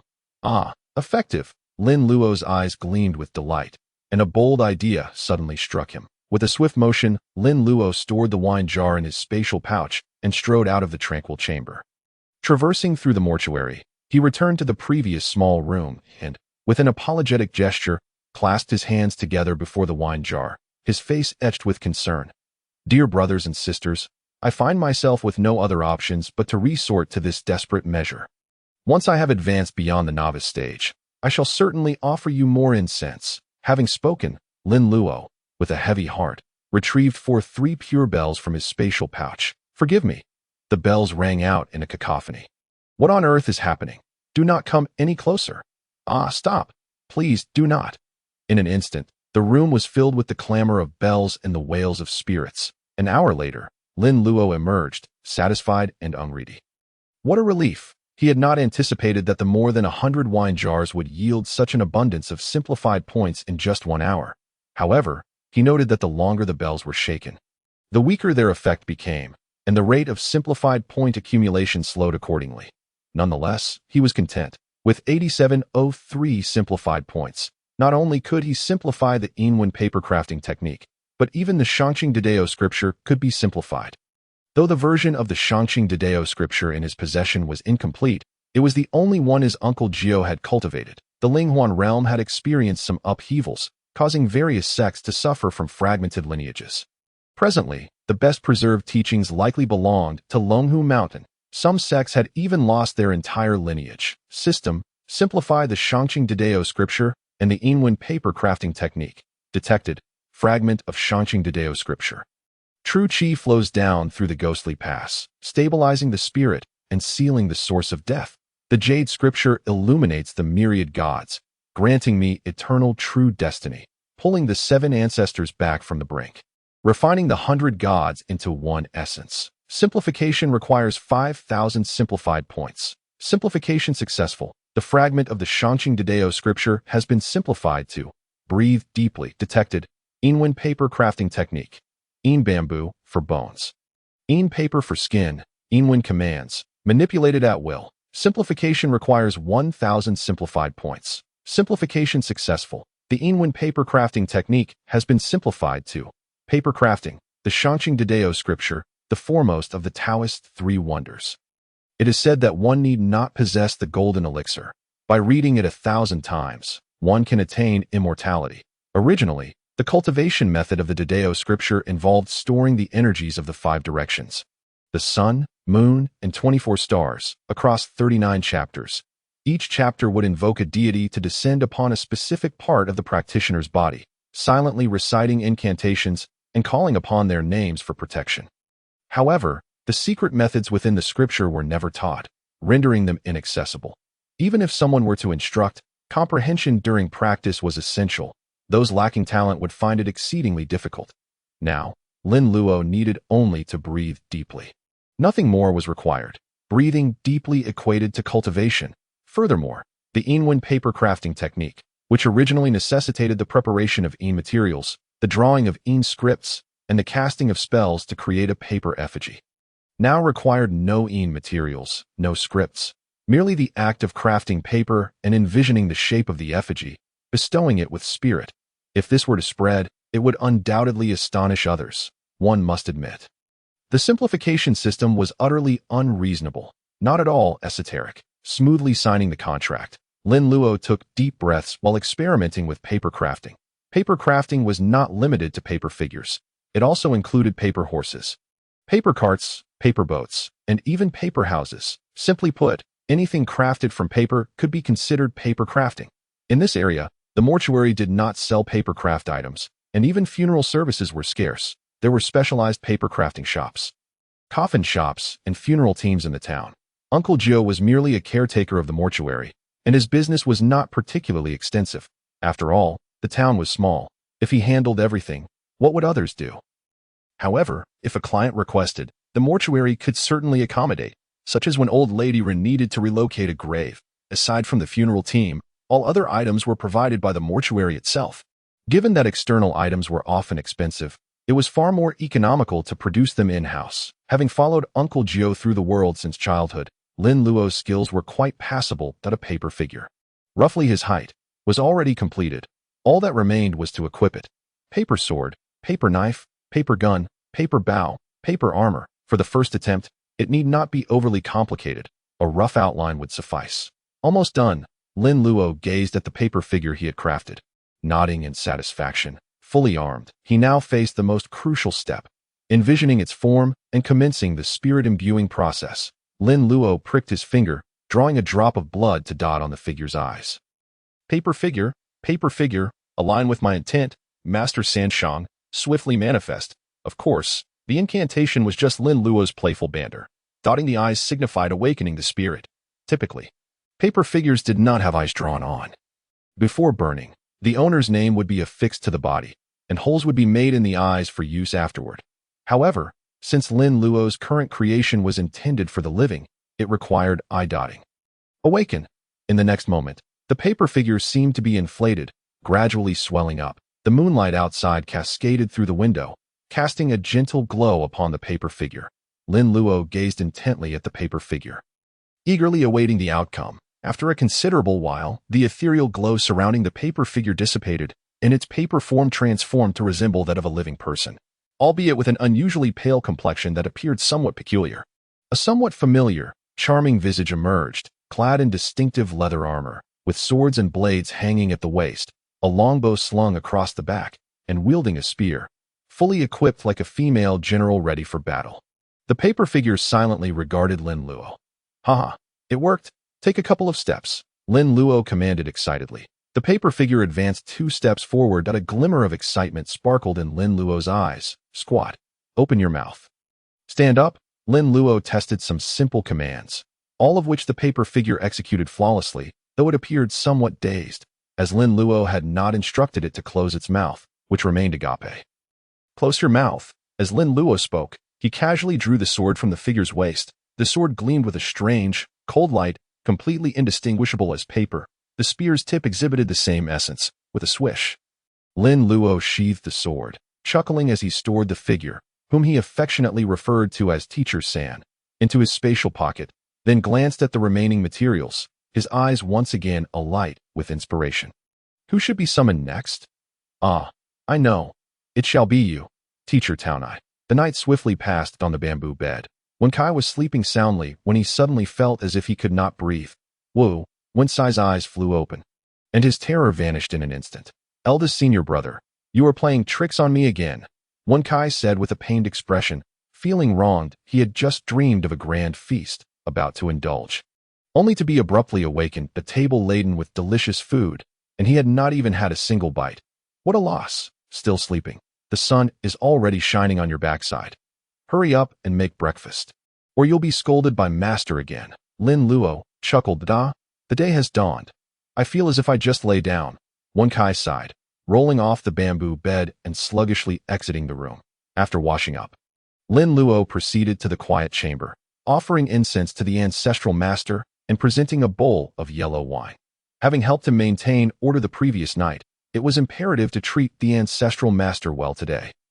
Ancestral master, this is a token of respect from your disciple. Please enjoy it slowly.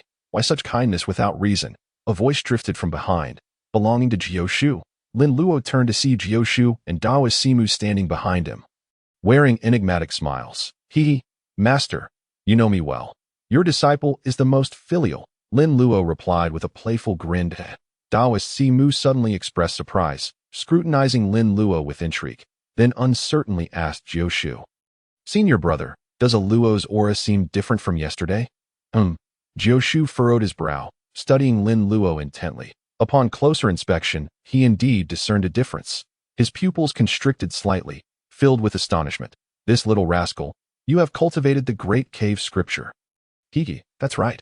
Last night, while perusing the Great Cave Scripture, I somehow fell asleep, and upon waking this morning, I found that I seemed to have succeeded in my cultivation. Lin Luo continued to grin playfully. Both Jioshu and Daoist Simu drew in a sharp breath.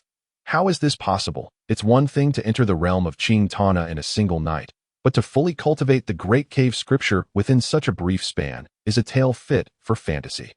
In these times of scarce spiritual resources, cultivation is notoriously difficult, and the Great Cave Scripture is particularly obscure. Although Jioshu has explained the methods of cultivation to Lin Luo, achieving success overnight is simply implausible. Yet the aura emanating from Lin Luo cannot be feigned.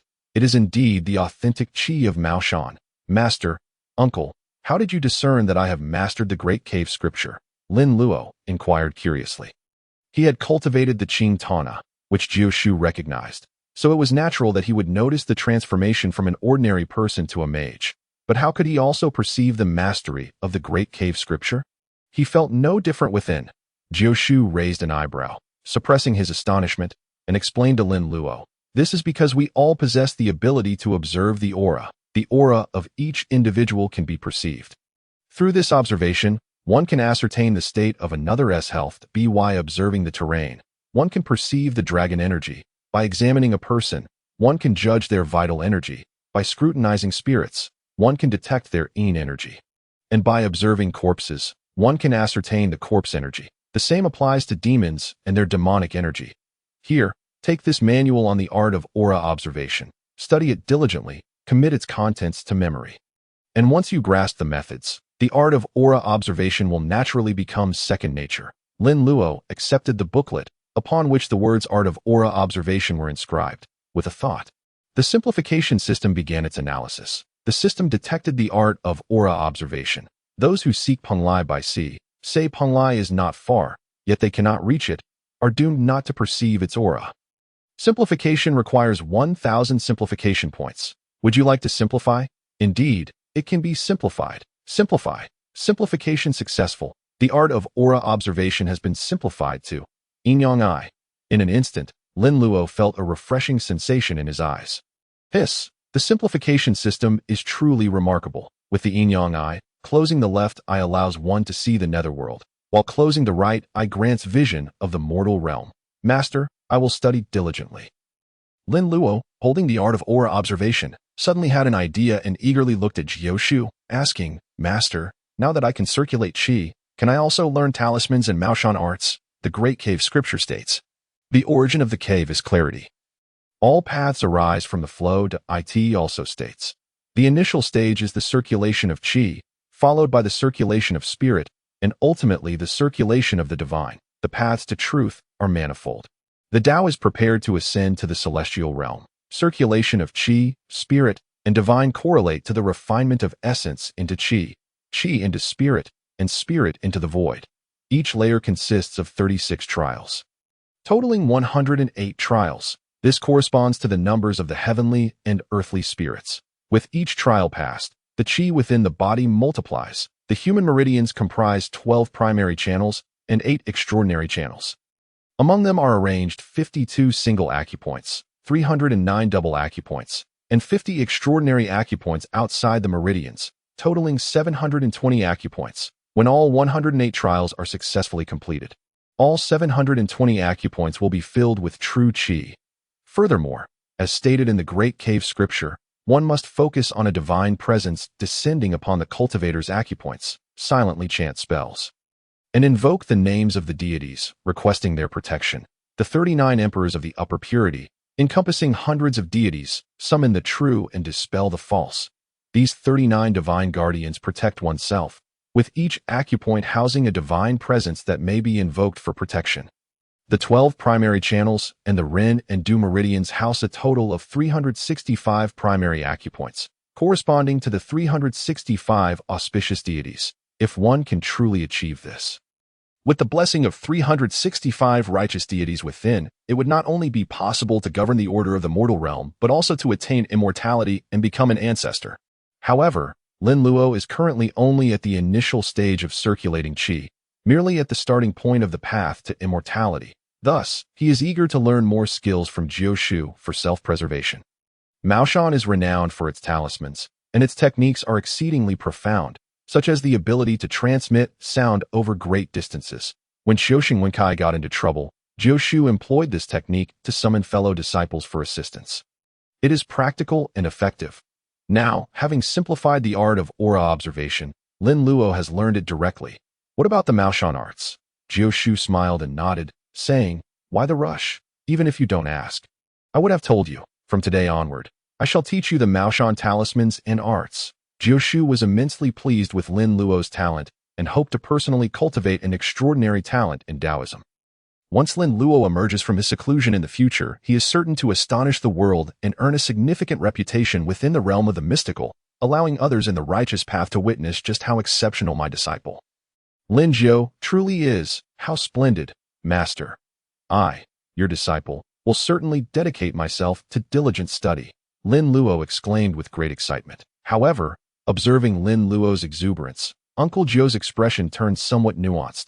The Maoshan sect possesses its own well-established doctrines and techniques, distinguishing it from other Taoist sects. Hence it is referred to as Maoshan arts. The Maoshan arts, also known as the Jade Maiden's Joyous Deity technique, is a legendary and enigmatic Taoist practice that, upon the application of paper talismans and incantations, can exorcise spirits and subdue demons. In addition to the Maoshan talismans and techniques, what Lin Luo wishes to learn bears little difference from what disciples of other sects study. Certain knowledge must be acquired, even if one does not master it. Otherwise, how can one navigate the world and handle requests? Taoist, could you please invoke rain? Apologies, but I am unable. What about averting disasters? I am also incapable. What about prayers for blessings? No, I cannot. Then what can you do? I, a humble practitioner, can only pray for blessings and offspring. Leave. Is this reasonable? Being expelled is one matter, but tarnishing the reputation of Maoshan is another. Though there are now many rogue Maoshan practitioners parading around under the guise of disciples, the disgrace of losing face is no longer a concern. However, for a legitimate heir of Maoshan to know nothing is unacceptable, rendering them even worse than those rogue practitioners. This would surely incur the ire of our ancestors. Thus, there is much for Lin Luo to learn. The personal cultivation and practices of a Taoist are referred to as Taoist techniques. For instance, inner alchemy, outer alchemy, ingestion, and guidance, among others. Maoshan possesses its unique methodologies while also requiring the study of Taoist scriptures, rituals, talismans, prohibitive spells, evasion, exorcism, subduing demons, dispelling evil, averting disasters, and conducting prayers. Over the years, Uncle Jiu has already imparted considerable wisdom to Lin Luo through both words and actions. What remains is for Lin Luo to attain qi penetration, after which he will teach him the most crucial aspects. Regardless of whether it is the Maoshan talismans or techniques, their essence lies in the manipulation of qi. Without qi penetration, all is but an illusion. Do not rejoice too soon. Since you wish to learn, you must not complain, understand? Uncle Jiu said with a smile. Rest assured, Master, your disciple will never know hardship in this lifetime. Lin Luo proclaimed confidently, brimming with determination. Hee, you said it yourself. Now, follow me. Uncle Jiu chuckled at Lin Luo, then turned and proceeded towards the quiet chamber. Lin Luo hurriedly followed suit. Taoist Si Mu also rose, smiling as he trailed behind, his gaze towards Lin Luo tinged with a hint of sympathy. Little disciple, you are yet unaware of what you are about to face, are you? He, upon entering the room, Uncle Gio retrieved a book from the shelf, its pages tinged with yellow, indicating its age. The book appeared to be only a hand's thickness, with the cover inscribed with the words Maoshan's Secret Techniques. Master, is the content of the Maoshan's Secret Techniques really so scant? I could finish it in a few days. Lin Luo expressed his astonishment. Hee, you brat, that is merely the table of contents. The entirety of the Maoshan's Secret Techniques is on the shelf. Uncle Gio raised an eyebrow, pointing at the bookshelf against the wall. What? Lin Luo's eyes widened in disbelief as he gazed at the adjacent bookshelf. The shelf, affixed to the wall, towered wide, filled with an entire wall of books. How long will it take to read all of this? Boy, remember what you said. You must study diligently. Taoist Simu stood behind Lin Luo, patting his shoulder with a cheerful grin. Why does that voice sound so smug? I want to hit him. He is my uncle, so I must show respect. Blessings to the infinite celestial. Woe is me. Well then, focus on your studies, your master, and I shall go enjoy some tea. Uncle Gio and Taoist Simu departed with smiles. Alone, Lin Luo stared at the wall of books, feeling as if his head had expanded. Good morning, Uncle Gio. How goes business? Hee, quite well. We have officially opened. Good morning, Uncle Gio. Morning. Uncle Gio led Lin Luo through the streets of Rinjia town, where most of the townsfolk greeted him warmly, recognizing him. Over the years, Uncle Gio's reputation in Rinjia town had soared, largely due to the numerous jars of wine he possessed. With such a capable Taoist in their midst, the townspeople felt secure. Today, as they went to enjoy foreign tea, Uncle Gio donned his finest attire. An embroidered robe with a sleeveless jacket over it. Lin Luo was dressed in a simple, collared garment paired with black trousers and a pair of cloth shoes, which were a gift from Rentingting the previous day.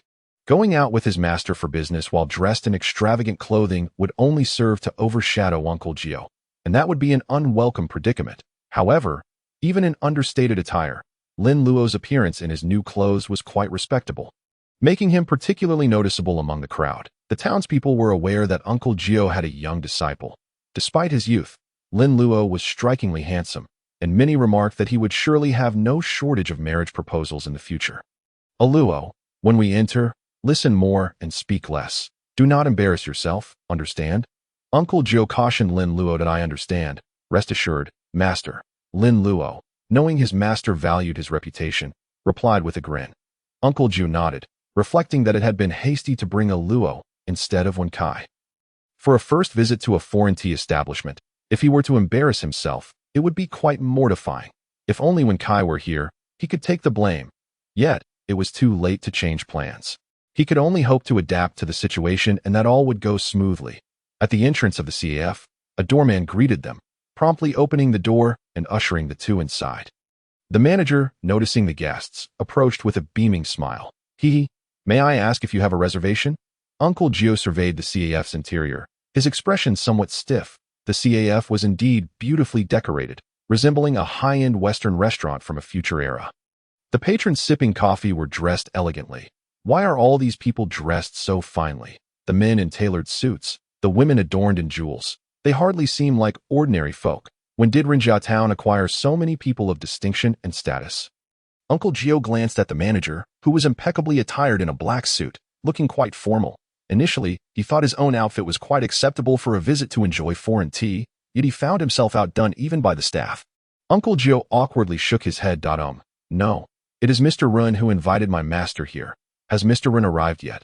Lin Luo said softly from behind Uncle Gio. So you are guests of Mr. Ren.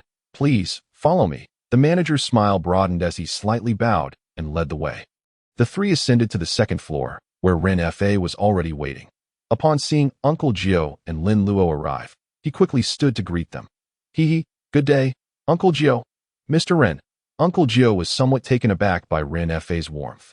After exchanging pleasantries, he instructed Lin Luo. Quickly, greet Mr. Ren. Good day, Mr. Ren. Lin Luo cheerfully greeted Ren Fa, his demeanor exceedingly obedient and charming. Ren Fa gazed at Lin Luo, his smile growing even more radiant, eagerly nodding in approval. Excellent, excellent. Please have a seat. Hee, I have actually met a Luo before.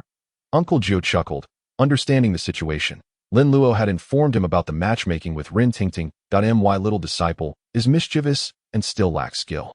I hope Mr. Rin will forgive him. How could that be? Uncle Gio, you are far too modest. As for Luo's abilities, I believe they are quite remarkable. Mr. Ren praised Lin Luo, giving him a thumbs up. Clearly impressed, just by Lin Luo articulating the challenges faced by the Ren family over the past 20 years, his capabilities are evidently no trivial matter. The three took their seats, and the CAF's manager brought over the menu. Inquiring what they would like to drink. I would like a cup of coffee, Ren Fa ordered, glancing at Uncle Gio. Uncle Gio was perusing the menu, which was entirely in a foreign language, far more difficult to comprehend than the talismans they typically used. Is this some sort of cryptic script? Let us have 2 cups of coffee. Since I cannot understand it, I shall follow your lead. Uncle Gio commended his own cleverness. The waiter took the menu and departed. Uncle Gio turned to Ren Fa, smiling as he inquired, Mr. Ren, I heard your esteemed daughter has returned from the provincial capital. Why did you not invite her along this time? Oh, that eccentric girl, having learned a bit of makeup artistry in the provincial capital, has returned and is now bustling about, teaching others the art of beautification.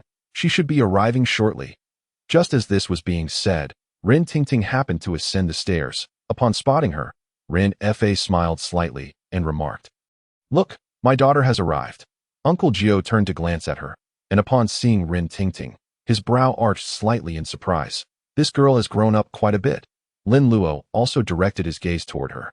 Today, Ren Tingting was adorned in her signature pink gown, exuding both opulence and generosity.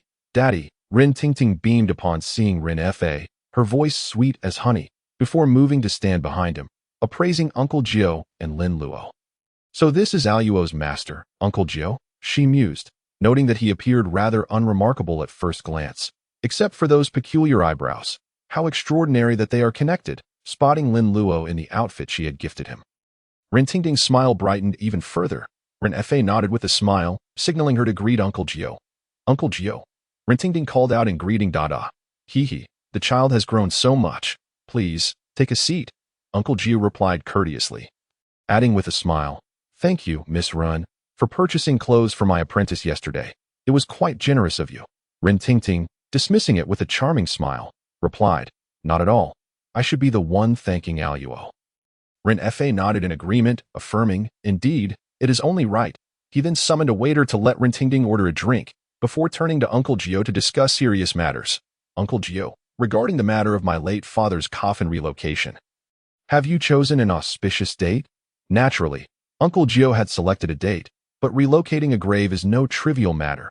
It is generally advised to refrain from doing so unless absolutely necessary. The elders often say, to move a grave is to invite disaster. One must show utmost respect for the deceased. Although somewhat exaggerated, this serves as a caution to posterity to be prudent with grave relocations, unless absolutely unavoidable. One should not disturb the resting place of ancestors. Ren Luo, I advise you to think this through carefully. In such matters, it is better to remain still than to act. I have given it considerable thought. Ren Fa asserted, waving his hand with some agitation. The feng shui expert said that after 20 years, we must relocate the coffin for the good of the Ren family. After saying this, he cast a complicated glance at Lin Luo. Moreover, Luo has also mentioned that our family may face a calamity, which I believe is related to my late father's grave. Previously, when Ren Fa asked Uncle Gio to select a date for his father's grave relocation, he only requested the date and did not divulge any other details. Uncle Gio and Lin Luo were likely unaware of the specific circumstances surrounding the Ren family. Thus, upon hearing Lin Luo accurately state that the family's past 20 years had been fraught with difficulties, Ren Fa was taken aback, leading him to trust Lin Luo's words. This further solidified Ren Fa's determination to find a new resting place for his father, if it is indeed the case that the family's troubles began after his father's burial. Then selecting a site with auspicious feng shui for his father's interment should herald a turn of fortune for the Ren family.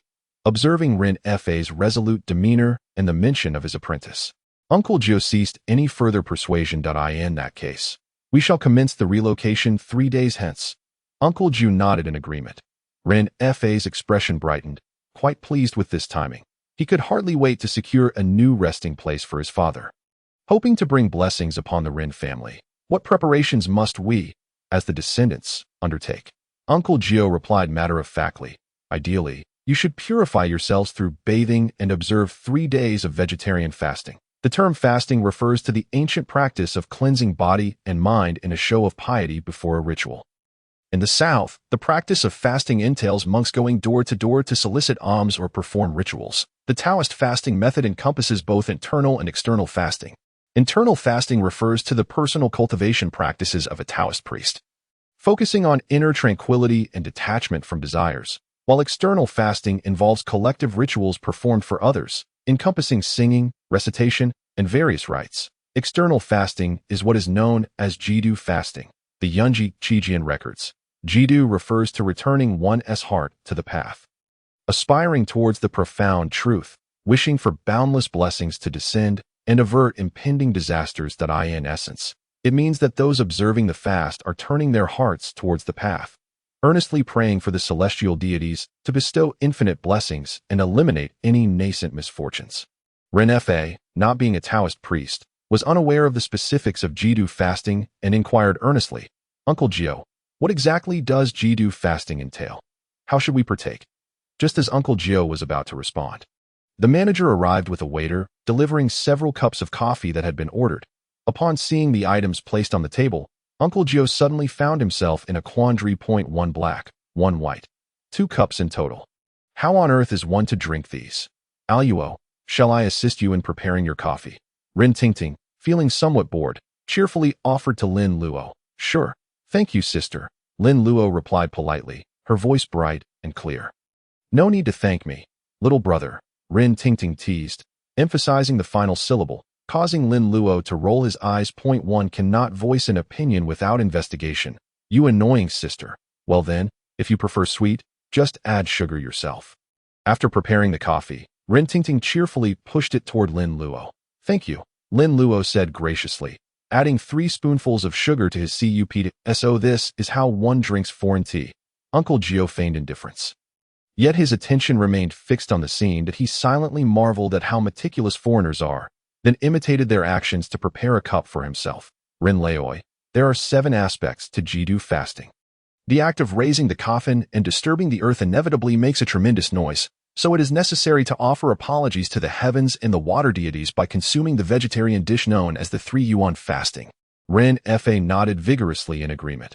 Uncle Gio continued to advise, regarding offerings, the usual fare will suffice. But remember, absolutely no yellow bean sprouts. Rin Tingting's eyes widened with curiosity as she looked at Lin Luo. Little brother, why can't we use yellow bean sprouts? Lin Luo sipped his coffee, reluctant to engage with her, despite her generous nature. However, recalling the outfits and shoes in his space, he returned his attention to Rin Tingting. Yellow bean sprouts are shaped like a rui, also known as rui vegetables. Funerals are not auspicious occasions, hence they should not be used. Oh, so that's the reason, Rin Tingting exclaimed, her understanding dawning. And she couldn't help but admire Lin Luo's wisdom at such a young age. At that moment, the manager approached Rin Fa quietly and with a bow, whispered, Rin Luo, Huang Baiwan has arrived. He is over there. Rin Fa glanced in the direction indicated by the manager, his brow furrowing momentarily before quickly returning to normal. Hee, Uncle Gio, I must go greet a friend. Please, make yourselves at home. With that, Rin Fa instructed the manager, please bring them some egg tarts. Certainly, Rin Luo. Rin Fa then made his way swiftly toward Huang Baiwan. Rin Tingting turned to Lin Luo and whispered, Luo, if my grandfather's grave is relocated, will our family be free from troubles? You wish, Lin Luo thought to himself, rolling his eyes inwardly. The misdeeds of your grandfather cannot be so easily resolved. Yet, he refrained from voicing this sentiment. Matters are determined by human effort. As long as we remain vigilant, everything should be fine. Rin Tingting responded with a soft "oh," her heart lightened, and her smile radiated sweetness. After Rin Fa exchanged pleasantries with Huang Baiwan, he soon returned, having chatted for a few moments, and the egg tarts were served. Rin Fa inquired further about the details of the 3 Yuan fasting and the grave relocation. Recognizing the importance of the matter, once the serious discussions concluded and the coffee was finished, Rin Fa took Rin Tingting back to prepare. Uncle Joe also accompanied Lin Luo back to the mortuary to ready themselves for the grave relocation ceremony in 3 days. Dear uncles, aunts, brothers, and sisters, it's time to return for a meal. When Kai called out as usual to the residents of the mortuary, inviting them to partake in the offerings, Lin Luo sat cross-legged on a bamboo bed. Engrossed in a book, his brow furrowing occasionally as he flipped through the pages, beside him lay several stacks of books, piled high enough to surpass Lin Luo's height. Wen Kai, spotting the books, couldn't help but feel a sense of schadenfreude. Haha, the senior apprentice must have upset the master. Upon his return, the master has assigned him to read. With so many books, he won't finish until the year of the monkey. Senior apprentice, have some water and take a break before continuing. Wen Kai said as he approached, holding a cup of cool tea, smiling slyly at Lin Luo. Lin Luo accepted the cup and drank it in one go. Another bowl, please. With a cheerful smile, Wen Kai poured tea again.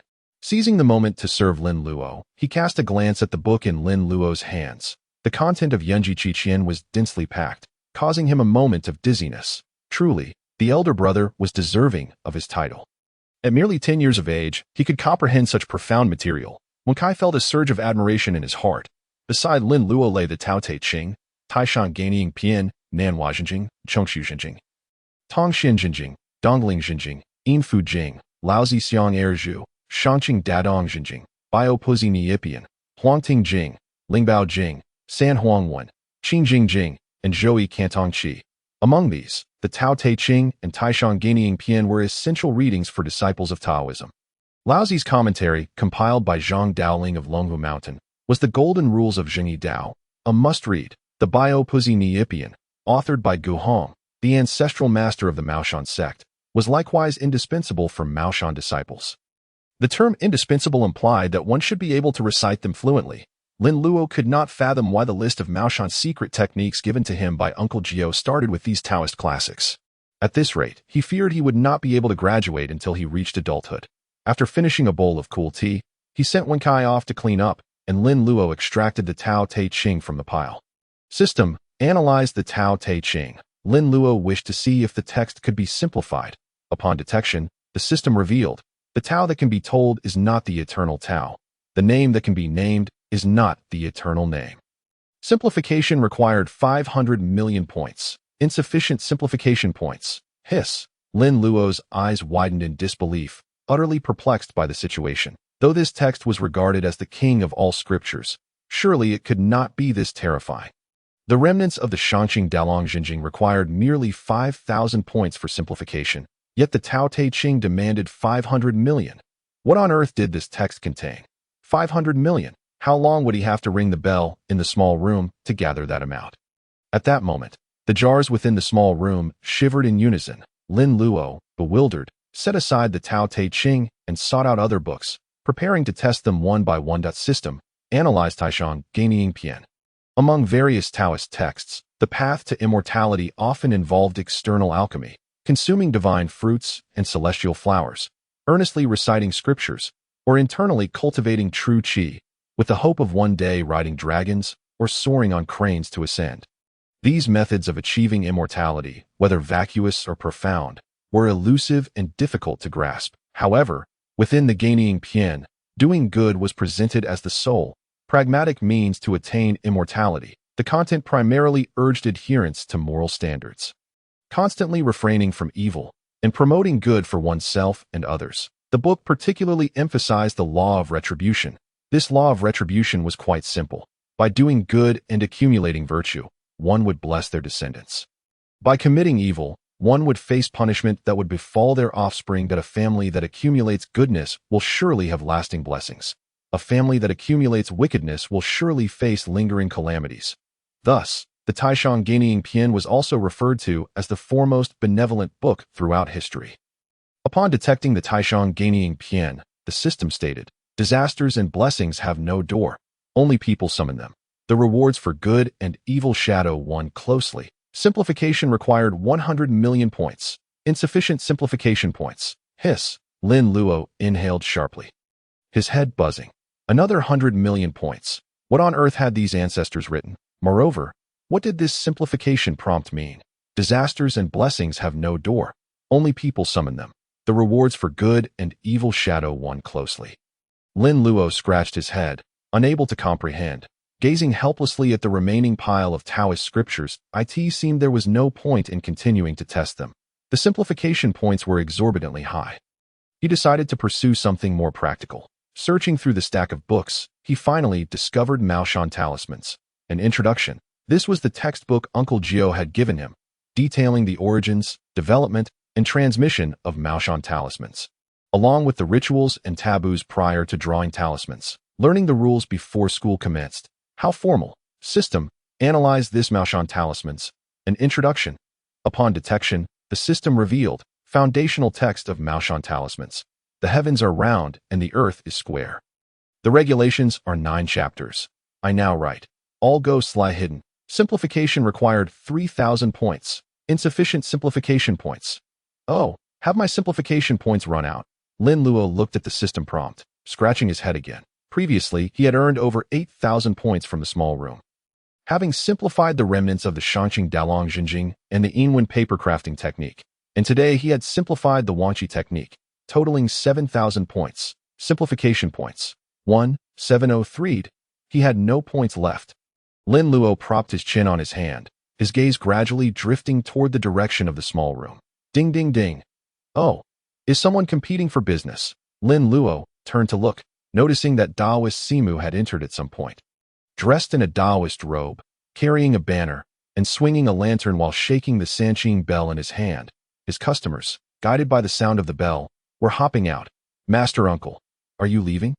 Lin Luo sprang from the bamboo bed and hurried to Taoist Simu's side. Yes, I've delayed for 2 days. It's time to set off, Taoist Simu replied with a smile. Master Uncle, will you come back? Lin Luo gazed at Taoist Simu with eager eyes. The sight of the little one's hopeful gaze warmed Taoist Simu's heart. It seemed he held a significant place in the little disciple's heart. The child was reluctant to see him go. Of course, I will return. Once I escort these gentlemen home, I shall bring back a new batch of clients, and I will pass through here again. At that time, Master Uncle will be checking your homework. Taoist Simu chuckled. Can I go with you? I want to find junior brother Jala to play.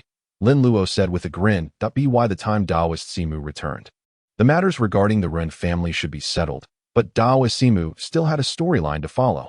Upon returning home, encountering that royal zombie would be quite perilous. Furthermore, those who had been bitten by the royal zombie had all turned into zombies.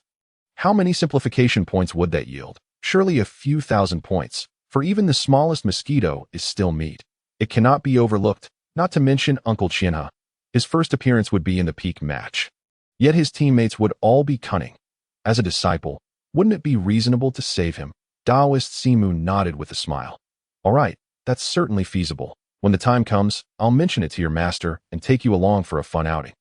However, you must diligently practice and not get too distracted by play. I understand, Master Uncle. I am working very hard. Lin Luo nodded earnestly. Hee hee, you little rascal. Did you think I didn't notice you daydreaming while reading? Taoist Simu laughed heartily, unable to resist revealing the truth. Lin Luo's face flushed with embarrassment as he scratched his head awkwardly. Just then, Uncle Joe entered from outside, carrying a small bundle, which he handed to Taoist Simu. Junior brother, I brought you some provisions for the journey. Safe travels. Yes, I will return in a few days. Luo wants to accompany me home for a visit, and it would be a good opportunity for Jala to learn from a Luo. Brother, is that all right? Taoist Simu asked with a smile as he received the bundle. Uncle Joe glanced at Lin Luo, feeling somewhat reluctant.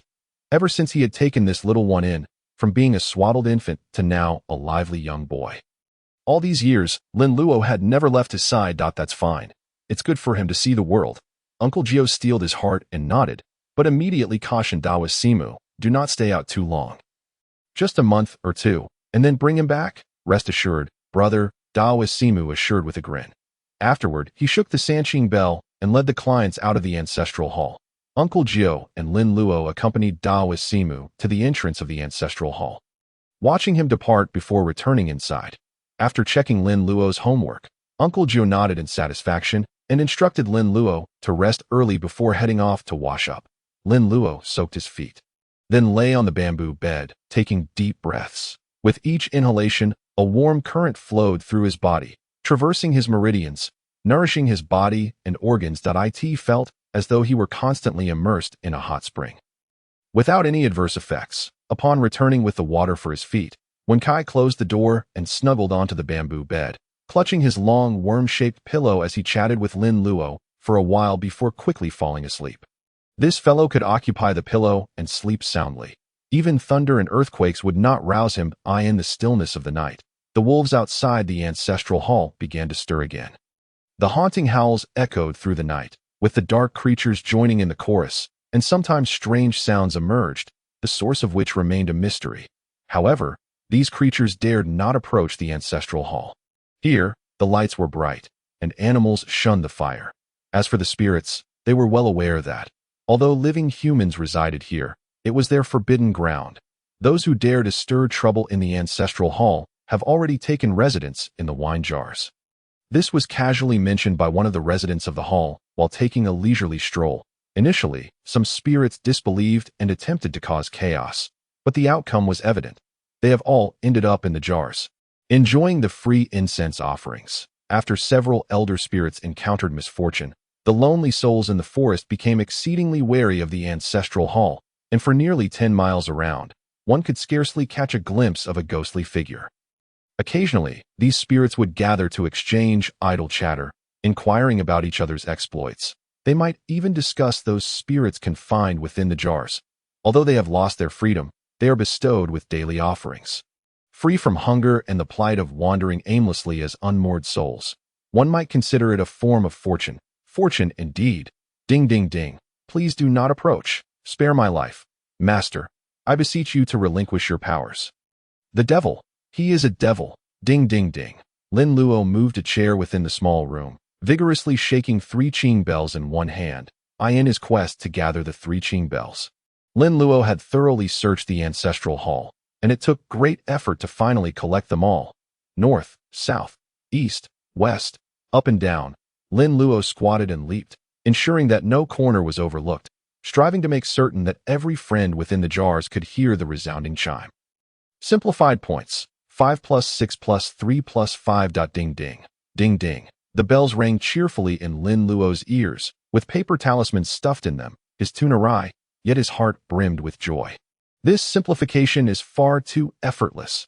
TSK, I am indeed a genius. An hour later, Lin Luo lit incense for his generous friends in the small room and emerged, utterly satisfied. At that moment, Lin Luo's complexion was rosy, and he was brimming with pride. Who am I, Lin Luo?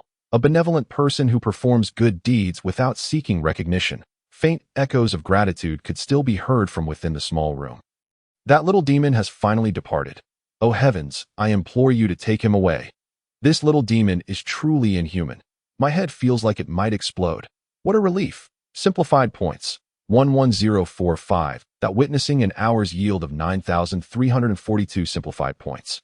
Lin Luo felt even more at ease. This is far more cost-effective than hunting ghosts or vanquishing zombies. System. Simplify the Maoshan talismans. Returning to the bamboo bed, Lin Luo eagerly picked up the Maoshan talismans and addressed the system.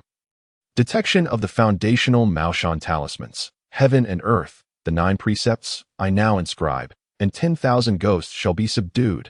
Simplification requires 3,000 simplified points. Simplification successful. The Maoshan talisman has been simplified to yellow talisman writing. The Maoshan talismans contain numerous taboos regarding talisman drawing. Reciting spells and drawing talismans is not something an ordinary Taoist can accomplish without formal rank or guidance. One lacks the authority to command the myriad spirits and cannot draw talismans. In simple terms, it necessitates formal credentials. Additionally, a Taoist must strictly adhere to the procedures of talisman drawing, following various methods and requirements for it to be effective. After completing the talisman, it must also be sealed. As the saying goes, a knife without steel is dull, and a talisman without a seal is ineffective. However, while drawing talismans is easy, sealing them is challenging. Sealing requires 3 types of seals: the Tiangang seal, the Yongquan seal, and the Zhouhou seal. The commonly used ones are the Tiangang and Yongquan seals, with the type of talisman determining the seal and the incantation to be recited. Overall, drawing talismans is an exceptionally meticulous and laborious endeavor that a slight misstep can lead to failure or even backlash. Now, thanks to the simplification system, Lin Luo no longer needs to go through such complexities when drawing talismans. As long as his intent is resolute, he can infuse his thoughts into the talisman while drawing it, and the task is accomplished. Lin Luo's eyes sparkled with excitement as he rummaged through to find a few unused yellow talisman papers. Took up ink and brush, and began to draw talismans according to the simplified prompts provided by the system. Having spent considerable time with Uncle Gio, he had witnessed Uncle Gio draw talismans countless times and was familiar with many types, such as the exorcism talisman, corpse restraining talisman, evil suppressing talisman, demon slaying talisman, and the 5 thunder talisman, among others. Yet, while his mind insisted he could do it, his hands seemed to mock him. If merely observing were enough to master it, then it would not be called ghost talisman drawing. Just maintain a steadfast intent and inject that intent into the drawing. Lin Luo mused, his mind racing. Where do talismans originate? Taoists believe that the clouds in the heavens are, in fact, celestial script, referred to as Yunzhuan. Yunzhuan is an imitation of the celestial energies of the 3 origins, 5 virtues, and 8 assemblies, naturally forming the heavenly script. The Yunji Qi Qian states that the 8 dragon Yunzhuan, the bright light chapter, naturally emanates the mysterious energy, manifesting into written form. Some have compiled the Yunzhuan into volumes, creating the heavenly script of Yunzhuan, which is the precursor to Taoist runes. Could this not be seen as an alternative form of infusing intent, condensing talismans? After all, what the clouds above represent is also a product of human imagination. What if I were to replace runes with something else? For instance, a peachwood sword can exorcise demons and dispel evil, safeguarding homes and suppressing malevolence. Lin Luo's mind sparked with inspiration as he took up his brush and sketched a sword on the yellow talisman paper, inscribing the words peachwood sword beneath it. The red imagery and small characters on the yellow talisman paper appeared somewhat absurd. Any disciple of Taoism who beheld it might burst into laughter. Whose childish doodle is this? Lin Luo closed his right eye and peered at the talisman with his left. He noticed a faint golden glow emanating from the talisman, capable of warding off evil and protecting the wearer. Although its power was limited, it was indeed effective. Goodness, the simplification system is truly miraculous. Although this was not Lin Luo's first experience with the simplification system, this simplified method of talisman drawing was utterly invincible. The procedures of drawing talismans and the talismans themselves are intricate. A slight misstep could lead to failure that a master of the upper purity sect might train for decades before daring to claim any proficiency in talisman drawing. Yet Lin Luo simply needed to maintain a firm intent while drawing. For instance, if he firmly believed he was drawing an exorcism talisman, then it would indeed manifest as such, if this were to spread. Both those who can draw talismans and those who cannot would surely fall silent. Is this how talismans are drawn? Although Lin Luo's drawn talisman possessed somewhat limited power, there was little to be done, as he was still at a nascent stage in his cultivation, having only recently passed the first threshold of qi. As Lin Luo's cultivation deepens and his strength increases, the effectiveness of the talismans he draws will also grow. Lin Luo switched to another piece of talisman paper, furrowing his brow as he sketched a little old man in a Taoist robe, his appearance bearing some resemblance to Uncle Gio, particularly distinguished by his prominent eyebrows. Above the figure, he inscribed the words Master. He, what is this called? This is a protective talisman. Lin Luo grinned widely, delighting in his naming point. 3 days later, the Ren family was bustling with activity. A group of people gathered before the grave of old Master Ren, diligently preparing that as the hour of the rooster approached, the arrangements for the spiritual site were finally completed. The servants brought by the Ren family scattered paper money around the grave while simultaneously burning incense to pay their respects. Uncle Gio, donned in his Taoist robe, circled the grave of old Master Ren several times, his expression growing increasingly solemn, causing Ren Fa to feel a deep apprehension. Wen Kai and Qiu Sheng stood by the incense table, both casting their gazes towards Ren Tingting. Today marked the day of old Master Ren's grave relocation, and naturally, Ren Tingting would not adorn herself extravagantly. She wore a simple outfit, wrapped quite securely. Despite this, an attractive person can look good in anything. She was undeniably a charming young heiress, and the 2 young men, lacking ambition, could not help but steal glances at her. Ren Tingting was quite taken with Wen Kai, and upon discovering that he was Lin Luo's junior disciple, she felt a wave of playful annoyance towards Lin Luo, resolving not to acknowledge her bothersome younger brother today. Everyone must bow with sincere reverence. After Uncle Gio offered incense and reminded everyone, he stepped aside. Ren Fa approached, attempting a forced smile as he probed.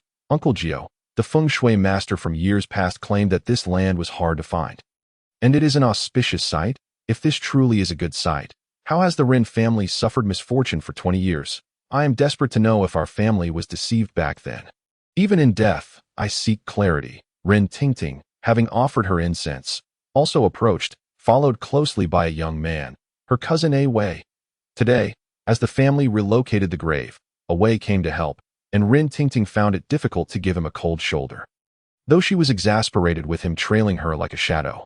Thus, she chose to stay close to Ren Fa, ignoring Wei.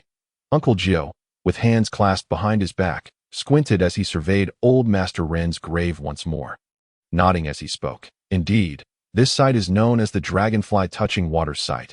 It is a rare and excellent auspicious site that will bring prosperity to descendants and wealth to future generations. Uncle Joe cast a deep glance at Ren Fa and continued. This site measures 34 feet long, but only 4 feet are usable. It is 13 feet wide, but only 3 feet are useful. Therefore, the coffin must not be buried flat. It must be placed in a manner of law. Impressive, Uncle Joe, Ren Fa exclaimed. Raising his thumb in admiration, Tio discerned the secrets of this grave after merely circling it a few times. And to articulate its usage, it is clear that Uncle Joe truly lives up to his reputation. A master. However, Ren Fa remained puzzled. If this was indeed an auspicious site, how could the Ren family have ended up in such disarray? Wen Kai stood behind Lin Luo, his face a picture of bewilderment. Having accompanied his master for quite some time, he had attended numerous funerals for others, but had never heard of a Fa burial.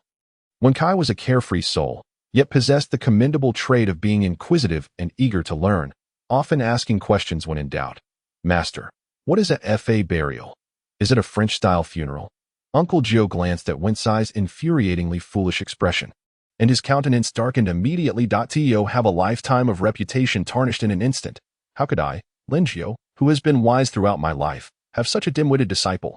Wen Kai was startled by Uncle Joe's expression. His demeanor wilting like a bitter melon, it seemed he had landed himself in trouble. Ren Fa silently thought, is this really Uncle Joe's disciple? How could there be such a vast difference compared to a Luo? Uft! Rin Tingting could no longer contain her laughter, bursting into giggles. The French-style funeral. How could this mushroom-headed fellow be so clever? Although she was unaware of what a Fa burial entailed, she was certain it could not possibly be a French-style funeral. Upon hearing Rin Tingting's laughter, Uncle Joe's expression darkened even further. Who would have thought that while sipping coffee with foreigners, he would trip over himself here? How embarrassing. Master, a Fa burial refers to a vertical interment. Correct? Lin Luo interjected, nudging Wen Kai aside. Smiling brightly, he felt it was his duty as the elder brother to redeem the face lost by his master. Everyone turned to Lin Luo in unison, and Uncle Joe's expression softened considerably, nodding with a sense of relief. Indeed, it is a vertical burial. Remarkable, a Luo. Truly worthy of being Uncle Joe's esteemed disciple. Ren Fa gave Lin Luo a thumbs up, praising him cheerfully. Wen Kai, on the other hand, hung his head low, muttering under his breath. In such a vast area, one could bury however they please, yet they insist on vertical burials. What a peculiar notion. However, no one heard his muttering, as they were all curious about the grave of the late Master Ren. Dad, why does Grandpa have to be buried vertically? Rin Tingting asked, clinging to Ren Fa's arm, her face filled with confusion. This was also a question that piqued the curiosity of Qiu Sheng, Wen Kai, and the others, who all looked over in anticipation. Ren Fa sighed, recalling the hardships the Ren family had endured over the years, and replied helplessly. The feng shui master said that if the ancestors are buried vertically, the descendants will surely prosper. Uncle Jiu, hands clasped behind his back, inquired nonchalantly, is it effective? Ren Fa's expression twisted, as if he had ingested something unpalatable, yet could not expel it. Effective, my foot? Just then, a worker approached to ask, Uncle Jiu, we have already paid our respects. May we begin the excavation? Uncle Jiu nodded affirmatively. Proceed. Upon receiving the command, the group swiftly gathered at the gravestone, preparing to break ground. With the rituals already completed, there was no need for excessive caution regarding the subsequent proceedings. 2 workers kicked with force, sending the gravestone of the late Master Ren flying away with a crash against the tomb wall. The crude and straightforward actions made Ren Fa's eyelids twitch. Rin Tingting could no longer bear to watch, and turned her face away, and one criticized the workers' methods, as such practices were customary in the region. Spirits fear the wicked. When relocating a grave, one is inevitably confronted with unclean entities that in some locales After assisting others with grave relocations, workers would fall gravely ill or experience unrest in their homes, all attributed to malevolent spirits at play. Thus, it became common knowledge that when aiding in grave relocations, one must adopt a fierce demeanor to ward off any unclean entities that a result. Instances of workers being tormented by foul spirits dwindled significantly once this practice was established. Lin Luo, standing behind Uncle Jiao, noticed the inscription on the gravestone.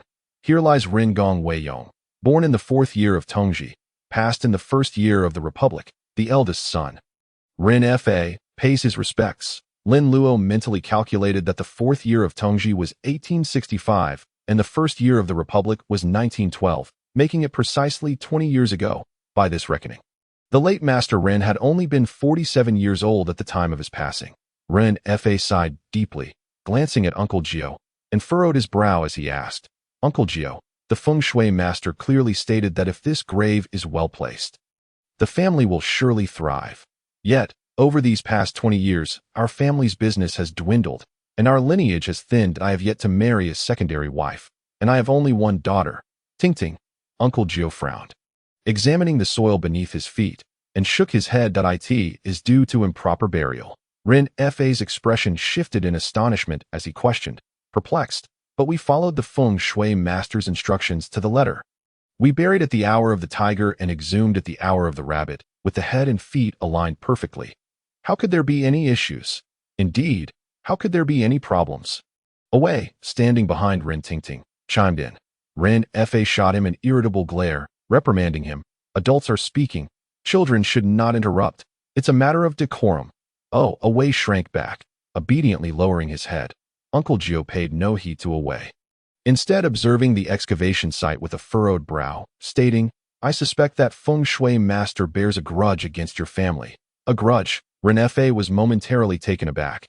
Then a realization struck him. Could it be that the feng shui master was deliberately causing trouble? Did the late Master Ren have any grievances with him during his lifetime? Uncle Jiao asked bluntly. Ren Fa chuckled awkwardly and replied softly, "This land originally belonged to that feng shui master. Our late father knew it was a good site and purchased it with money. But was there any coercion involved?" Uncle Jiao pressed. Ren Fa's smile turned even more awkward. Yet he said nothing further, tacitly agreeing with Uncle Jiao's assertion. Uncle Jiao smirked inwardly. Those who gain wealth without virtue are bound to encounter misfortune. Lin Luo's mind inexplicably recalled the Taishang Gaining Pian. Fortune and misfortune have no door. It is solely summoned by oneself. Retribution for good and evil follows closely. The late Master Ren's misfortune today was entirely the consequence of his past misdeeds. I suspect there was coercion involved. Otherwise, he would never have harmed you. Ah, Uncle Jiao, how did he harm us? Ren Fa could no longer bear to hear the word harm, as Lin Luo had previously mentioned that their family would face a calamity. He instructed you to cover the entire dragonfly-touching water site with concrete. Look, the grave is entirely sealed with cement. How could it possibly prosper? Uncle Jiao kicked aside a clump of earth, revealing concrete beneath. Ren Fa's brow furrowed deeply, a sense of dread flooding his heart, coupled with confusion. Then what should be done? It should be covered with snowflakes. That is what constitutes dragonfly-touching water when buried in this site. At least 1 foot of the coffin's head must be above ground. Otherwise, how can it be called dragonfly-touching water if the coffin's head does not touch water? He still had some conscience, advising you to exhume and relocate after 20 years, causing you misfortune for half a lifetime rather than a full lifetime, affecting 1 generation instead of 18. Uncle Jiao's words weighed heavily on Ren Fa's heart, yet they provided a modicum of comfort. Thankfully, he was still young and would have opportunities ahead. Look, at the sound, everyone turned to see that the coffin of the late Master Ren was now visible in the grave pit. The coffin of Ren Weiyong was interred vertically, so it did not take long to uncover. After securing the coffin with ropes, everyone worked together, utilizing a pulley to hoist it up. Once the coffin was properly positioned, Uncle Jiao solemnly instructed, "Release the ropes and remove the nails." Seizing the moment while the workers removed the nails from the coffin, Uncle Jiao addressed the gathered crowd. "Everyone, today marks the return of Rin Gong Weiyong to the world. All individuals aged 36, 22, 35, and 48, particularly those born in the year of the rooster or the year of the ox, please turn away." Those who needed to turn away did so, and Uncle Jiao approached the coffin. The nails had already been removed, and Uncle Joe squinted at the coffin, his expression growing increasingly grave. This coffin exuded an excessively heavy, malevolent aura. The situation did not bode well. Once everyone had turned away, they adjusted their attire and prepared to open the coffin. With a series of creaks and groans, the lid of the late Master Rin's coffin was lifted, and a thick black mist billowed out from within. At that moment, chaos erupted in the surrounding woods, with countless birds startled into flight, their panicked cries sending chills down the spines of those present. Uncle Joe's brows knitted even tighter. Animals possess an acute sensitivity to their surroundings, able to perceive things that elude human awareness. The instant the coffin was opened, the flock of birds scattered in terror. This did not bode well for the late Master Rin within the coffin. As the black mist dissipated, Uncle Joe approached the coffin, and the crowd gathered around. Upon discerning the condition within the coffin, a chorus of gasps erupted, followed by a collective intake of breath, as if they had made a significant contribution to global warming. Inside the coffin lay old Master Rin, his complexion a sickly blue, his brows slightly furrowed, his flesh withered, and his hands clasped over his chest, holding an abacus. His fingers were rigid, the nails appearing unremarkable. Yet, the corpse began to swell ever so slightly in the presence of air, with white fuzz slowly sprouting on the skin. Uncle Joe's pupils constricted slightly, a silent acknowledgement of the truth. Indeed, old Master Rin was on the brink of transformation into a corpse. Father, Rin Fa collapsed to his knees, wailing in despair. Rin Tingting followed suit, crying out for her grandfather. The servants from the Rin family also knelt in sorrow behind them. Father, to disturb your rest in such a manner.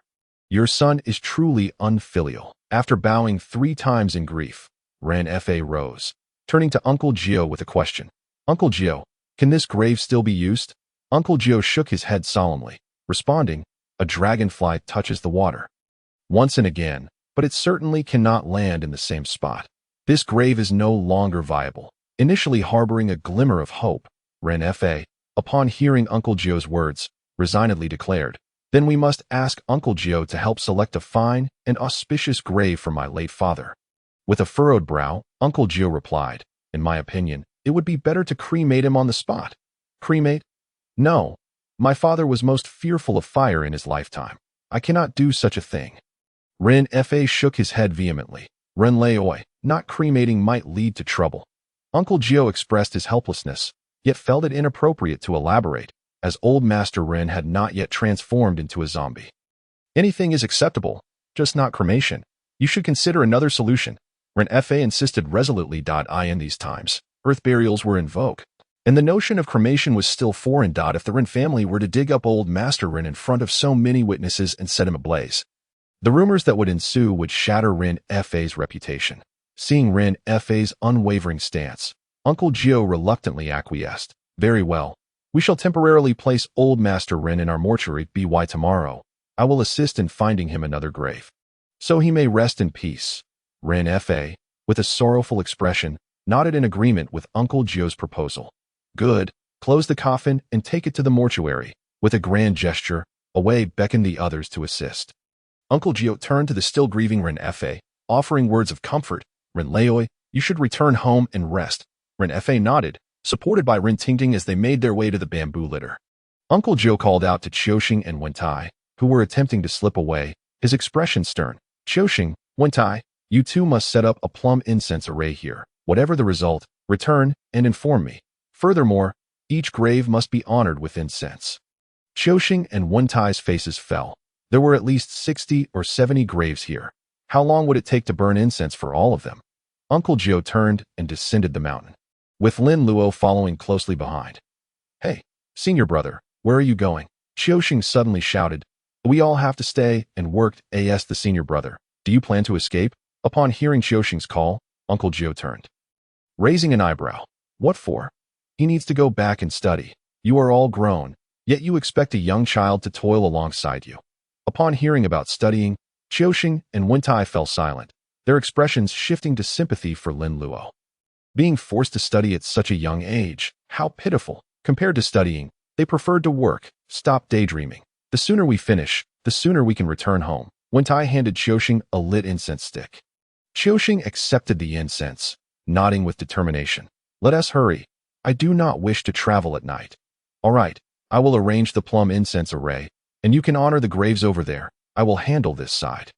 Wentai gestured to divide their tasks. Qiuxing nodded and promptly set to work. After dividing the labor, Qiuxing and Wentai began their respective tasks.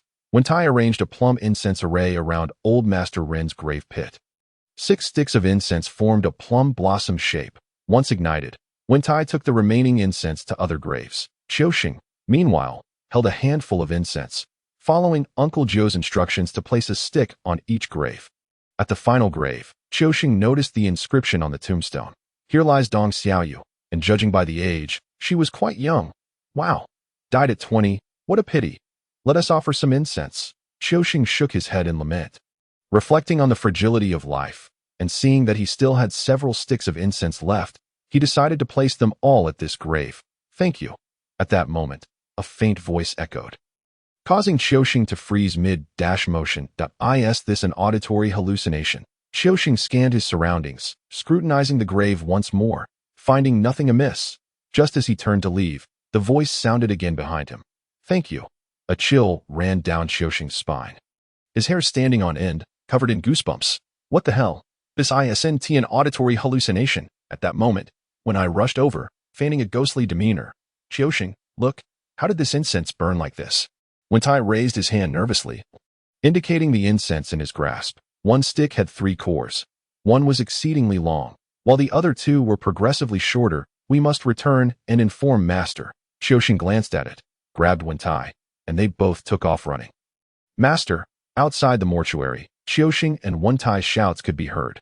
Soon, they burst into the storage room.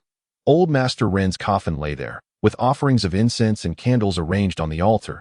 Qiuxing and Wentai, drenched in sweat and panting heavily, approached Uncle Jio, who was tidying the altar.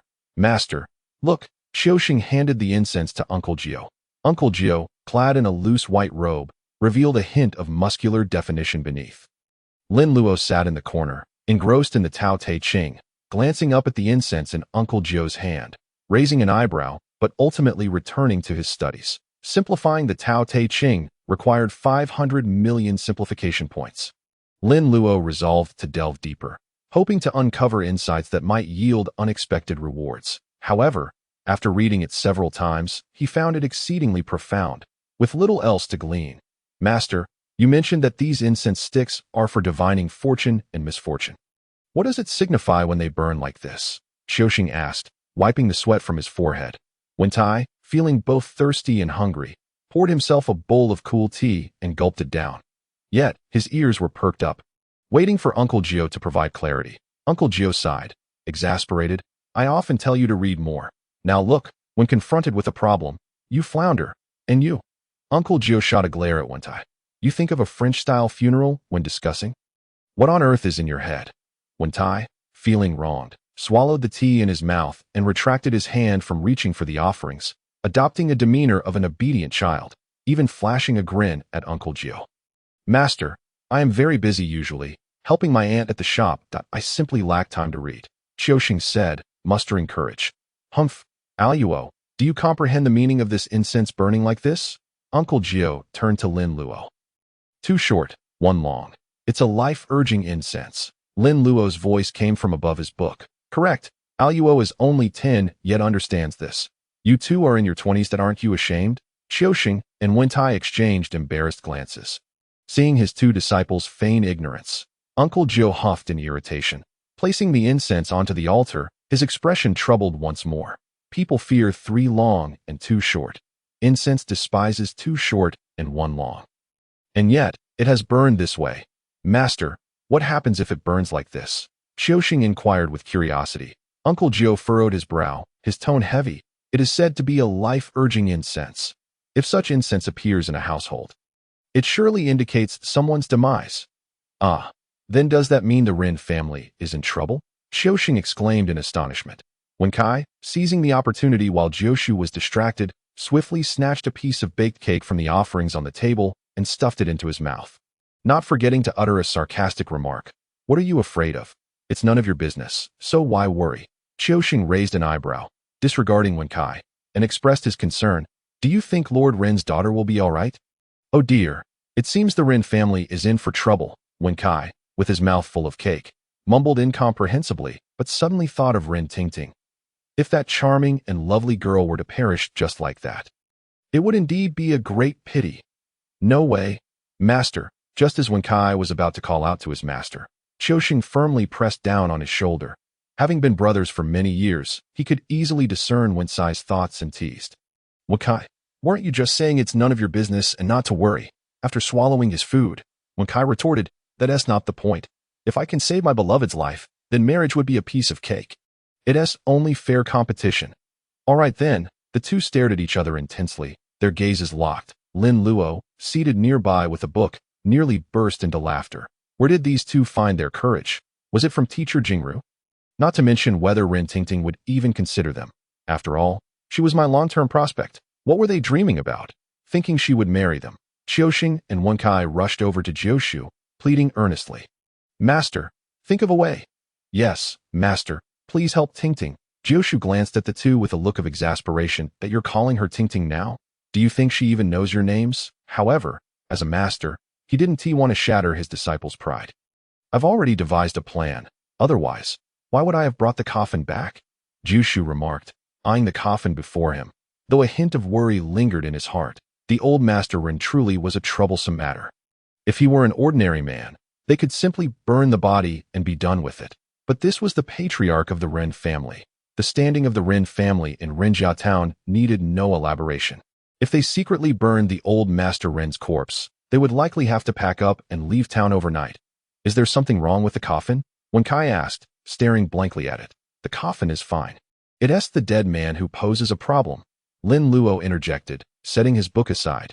Qiuxing and Wen Kai exchanged glances and nodded in unison. That I also find it puzzling.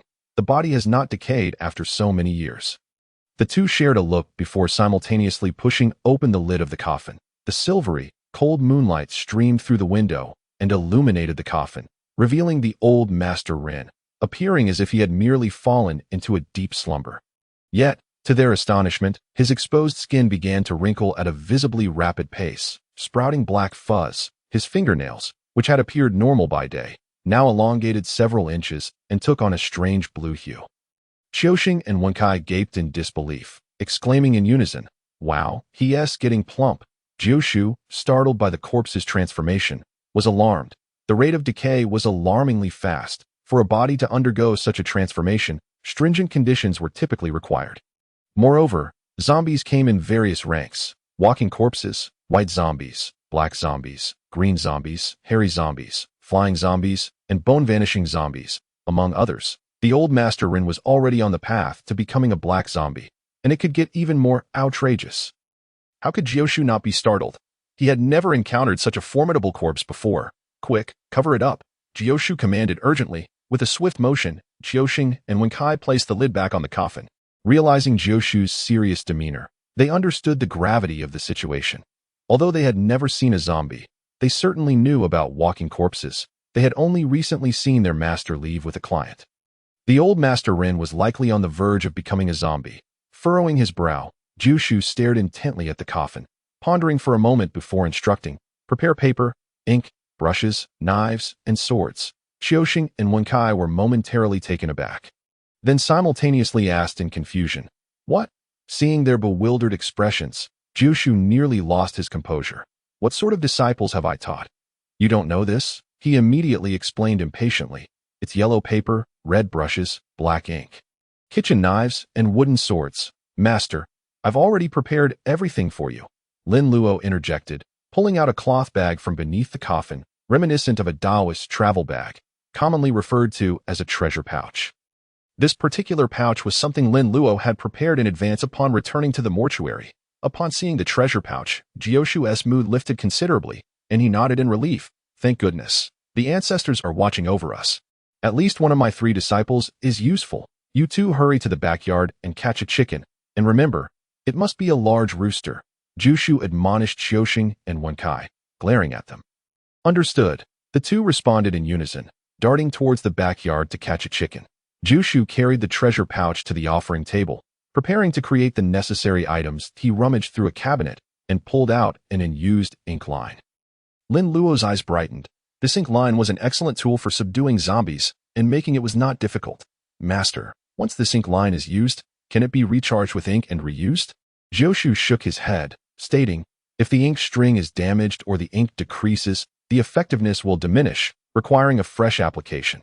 After speaking, Jiushu looked at Lin Luo, astonished. How did you know what I was planning to do? Of course I know. The ink line is used to suppress zombies. Lin Luo nodded. Jiushu felt a surge of pride, as expected of my eldest disciple. A good student indeed. Not bad. I have a new ink line at home. If you want it, I'll make another one for you later. Thank you, master, Lin Luo replied, pleased with Jiushu's words. Just then, Qiuxing and Wenkai returned from the backyard, carrying a large rooster. Both were covered in feathers and appeared somewhat disheveled, prompting Jiushu's expression to darken once again. Was catching a chicken really that difficult? Qiuxing grumbled under his breath, casting a sidelong glance at Wenkai, who had inadvertently tripped him while they were at it. Upon entering the room, the rooster in Wenkai's arms seemed to sense its fate and flapped its wings desperately in an attempt to escape. Wenkai quickly tightened his grip and scurried over to Jiushu's side. Haha, master, the chicken is here. Jiushu nodded, taking the rooster and gripping its neck, stretching it out. Qiuxing picked up a kitchen knife from the table and swiftly sliced the rooster's neck. The blood gushed forth, pooling into a porcelain bowl. After filling 2 bowls with chicken blood, the rooster ceased to struggle. Wenkai, standing beside Lin Luo, nudged him and whispered, eldest brother, what is master doing? Lin Luo, arms crossed, adopted a sage-like demeanor and replied coolly. Can you tell? He is about to perform a ritual. Wenkai's face contorted further, his expression one of confusion as he muttered, I know he is performing a ritual, but what kind of ritual? Jiushu, with both hands forming seals, dipped his fingers into a bowl of glutinous rice. When he withdrew them, each fingertip was adorned with a grain of rice, which he then waved in front of the flickering candle flame. Igniting the rice instantly, Jiushu moved swiftly. With a flick of his hands, the flaming rice fell into the bowl of chicken blood. Instantly, the 2 bowls of chicken blood ignited, flames leaping high, making it hard to believe this was indeed rooster blood and not kerosene. Qiuxing and Wenkai, witnessing this for the first time, found it quite fascinating. They had always seen talismans being burned. Today, it was chicken blood. Lin Luo, having followed Jiushu around since childhood, was no stranger to such scenes.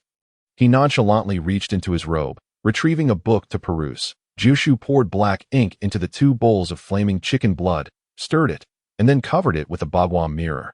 Soon, the specially prepared chicken blood ink was ready. Noticing Lin Luo engrossed in his book, Wenkai didn't want to interrupt him, so he leaned closer to Qiuxing and quietly asked, what is master doing? Qiuxing, recognizing the ink line, rolled his eyes, can't you tell that's an ink line? I know it's an ink line. I meant to ask what master needs it for. Qiuxing was at a loss regarding the purpose of the ink line, shaking his head and exclaiming, I have no idea.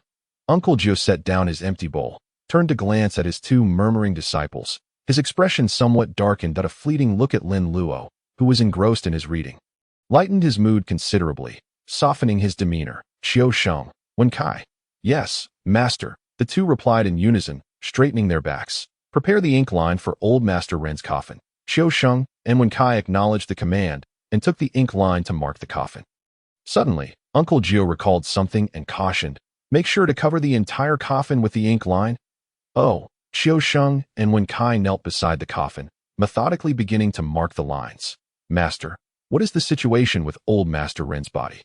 It looks rather ominous. Wenkai could not suppress his curiosity, inquiring as he worked. Uncle Jiu lit 3 incense sticks for old Master Ren, frowning as he replied, people can be classified as good or bad, and corpses as zombies or dead bodies.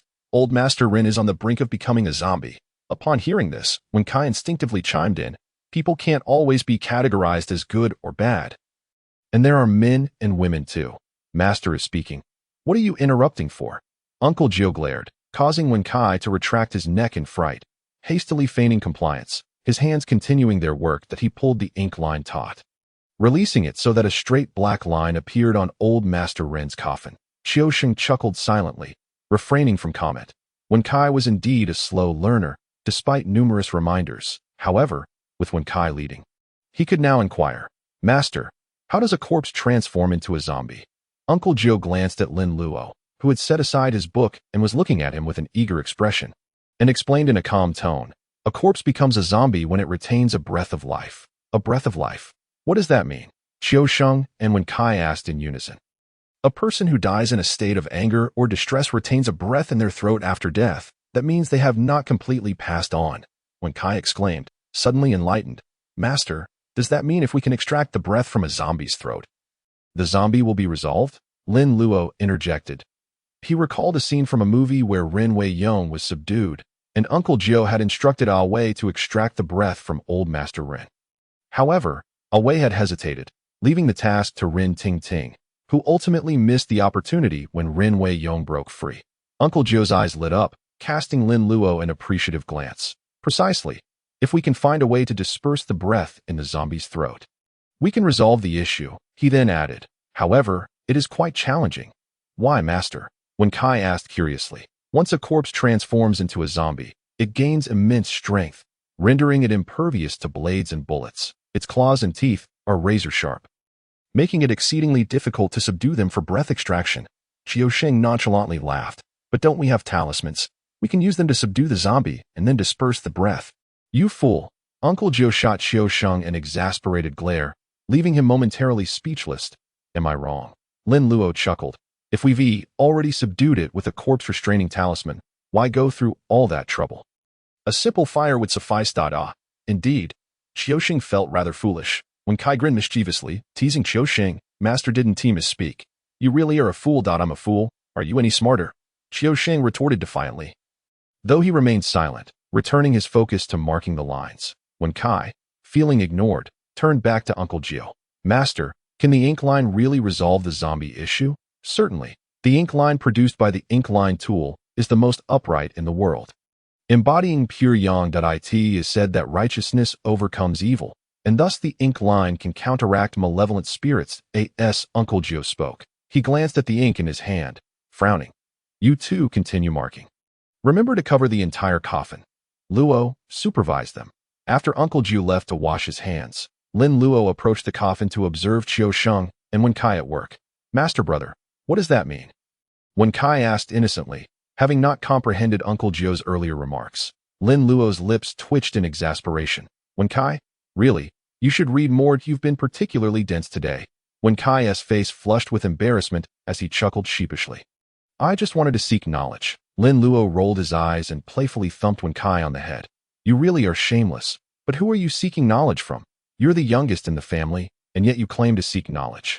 You don't heed my advice to read more, and instead, you misuse idioms. Qiu Sheng erupted into laughter upon hearing Lin Luo's reprimand and Wen Kai's yelp, relishing the moment. Wen Kai, you should have said humbly seeking guidance. Wen Kai realized his blunder, his face turning as red as a monkey's behind, forcing a painful smile. Master brother, that wasn't my intention. Lin Luo smirked, tapping on old Master Ren's coffin. In Taoism, the ink line tool is regarded as the instrument for drawing straight lines. The most upright of all tools. Zombies and ghosts belong to the realm of yin and evil, and righteousness overcomes evil. Do you understand now? Wen Kai nodded with a semblance of understanding, contemplating for a moment before nodding vigorously. I understand. Thank you for clarifying, Master brother. Just then, the last line on the coffin was marked, and Wen Kai stood up, ink line in hand, addressing Lin Luo. Master brother, we are finished. Qiu Sheng inspected the coffin, checking for any spots that still needed marking. Wen Kai, noticing the ink in his hand, grinned mischievously and leaned closer. If there's still some left. Huh? Where? Qiu Sheng craned his neck, scrutinizing the coffin's surface. Wen Kai flicked his finger at Qiu Sheng's face, splattering ink across it. Right here. Ha ha. In retaliation, Qiu Sheng struck Wen Kai's head, causing him to shrink back, his head buzzing from the impact. Lin Luo, landing lightly, scolded, You can't even do your work properly. The bottom of the coffin still needs marking. Okay, I got it. Master brother, serves you right. Qiu Sheng laughed heartily, relishing the moment. Wen Kai rubbed his head, tears shimmering in his eyes, feeling the two lumps forming from the blows. However, as they crouched down to examine the bottom of the coffin, they gasped in astonishment. Master brother! Look! Lin Luo furrowed his brow and bent down to inspect the coffin's bottom. The wood below was covered in white, moldy fibers, resembling decay and rot. When Ren Wei Yong had died, The Rin family was at its pinnacle, and the materials chosen for the burial would undoubtedly be of high quality, even after 20 years. There had been no signs of insect damage or decay. Yet, after being unearthed in the afternoon and brought here for just one night, the coffin's base showed signs of rot. This indicated just how malevolent the spirit of old Master Rin truly was. Master Brother, what is happening? Xiao Sheng and Wen Kai looked at Lin Luo with grave expressions. Despite being only 10 years old, Xiao Sheng and Wen Kai knew that Lin Luo was exceptionally capable. In terms of knowledge, skills, and prowess, he surpassed them, an existence they could only look up to. Lin Luo frowned, pulling a dagger from his pocket and scraping it against the coffin's base. The wood was already decayed, soft and mushy, and as he scraped, a layer of mud-like substance came off, exuding a rancid stench. The corpse's aura from old Master Ren has corroded the coffin, Lin Luo declared, pulling out a long knife from his pocket. Xiao Sheng and Wen Kai's eyes widened, their heads filled with question marks. Where did that knife come from? Is this a magic trick? Lin Luo scraped the coffin's base clean with the knife and said, "Let us mark the lines." Xiao Sheng and Wen Kai nodded earnestly, pulling the ink line to mark the bottom of the coffin. Snap, snap. The horizontal and vertical lines crisscrossed to form a mesh. After the final strike, the ink lines on the bottom of the coffin unexpectedly flickered with a faint golden glow, causing both Xiaoxing and Wen Kai to stare in astonishment. "Brother, the ink lines are glowing." Wen Kai exclaimed incredulously that I can see it without you shouting. Lin Luo disdainfully pushed the foolish Wen Kai aside. Who shouts right next to someone's ear? Are you deliberately looking for trouble? He then declared. All right, it's getting late. Xiaoxing, you should head back quickly. Wen Kai, prepare some hot water while I go find Master. Lin Luo stood up, clutching a knife and a dagger as he exited the room. Xiaoxing and Wen Kai exchanged glances.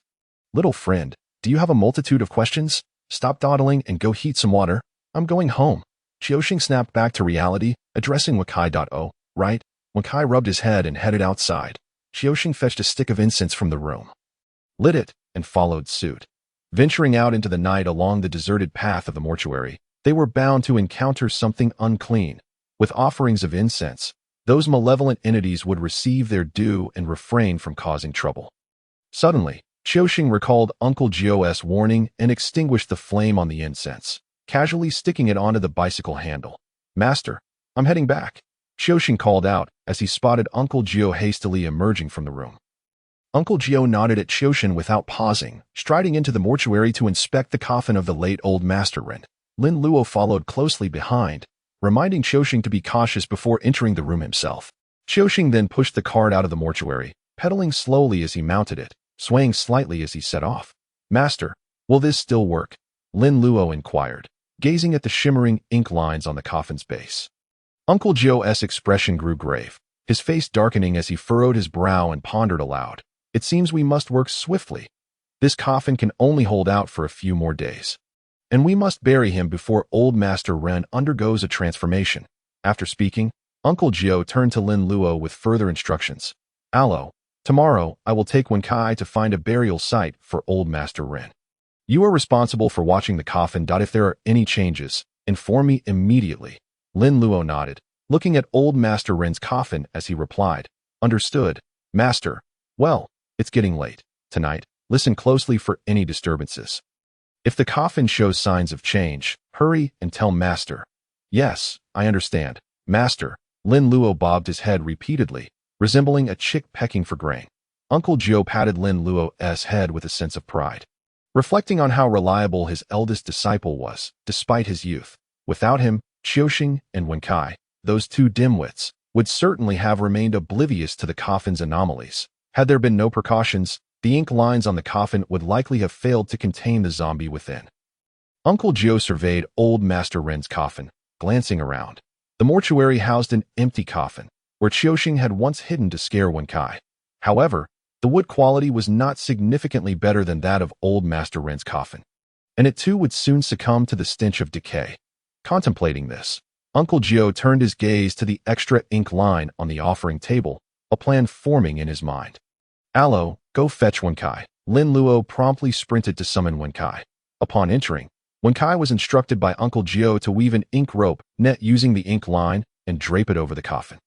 The ink rope was not particularly long, resulting in a small net that encircled the coffin 3 times, resembling 3 leather pouches fitted onto it. This would provide some measure of protection for the coffin.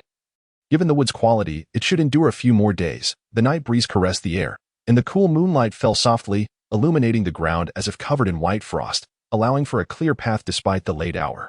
Qiuxing whistled while pedaling his bicycle along the uneven forest path, struggling to maintain speed.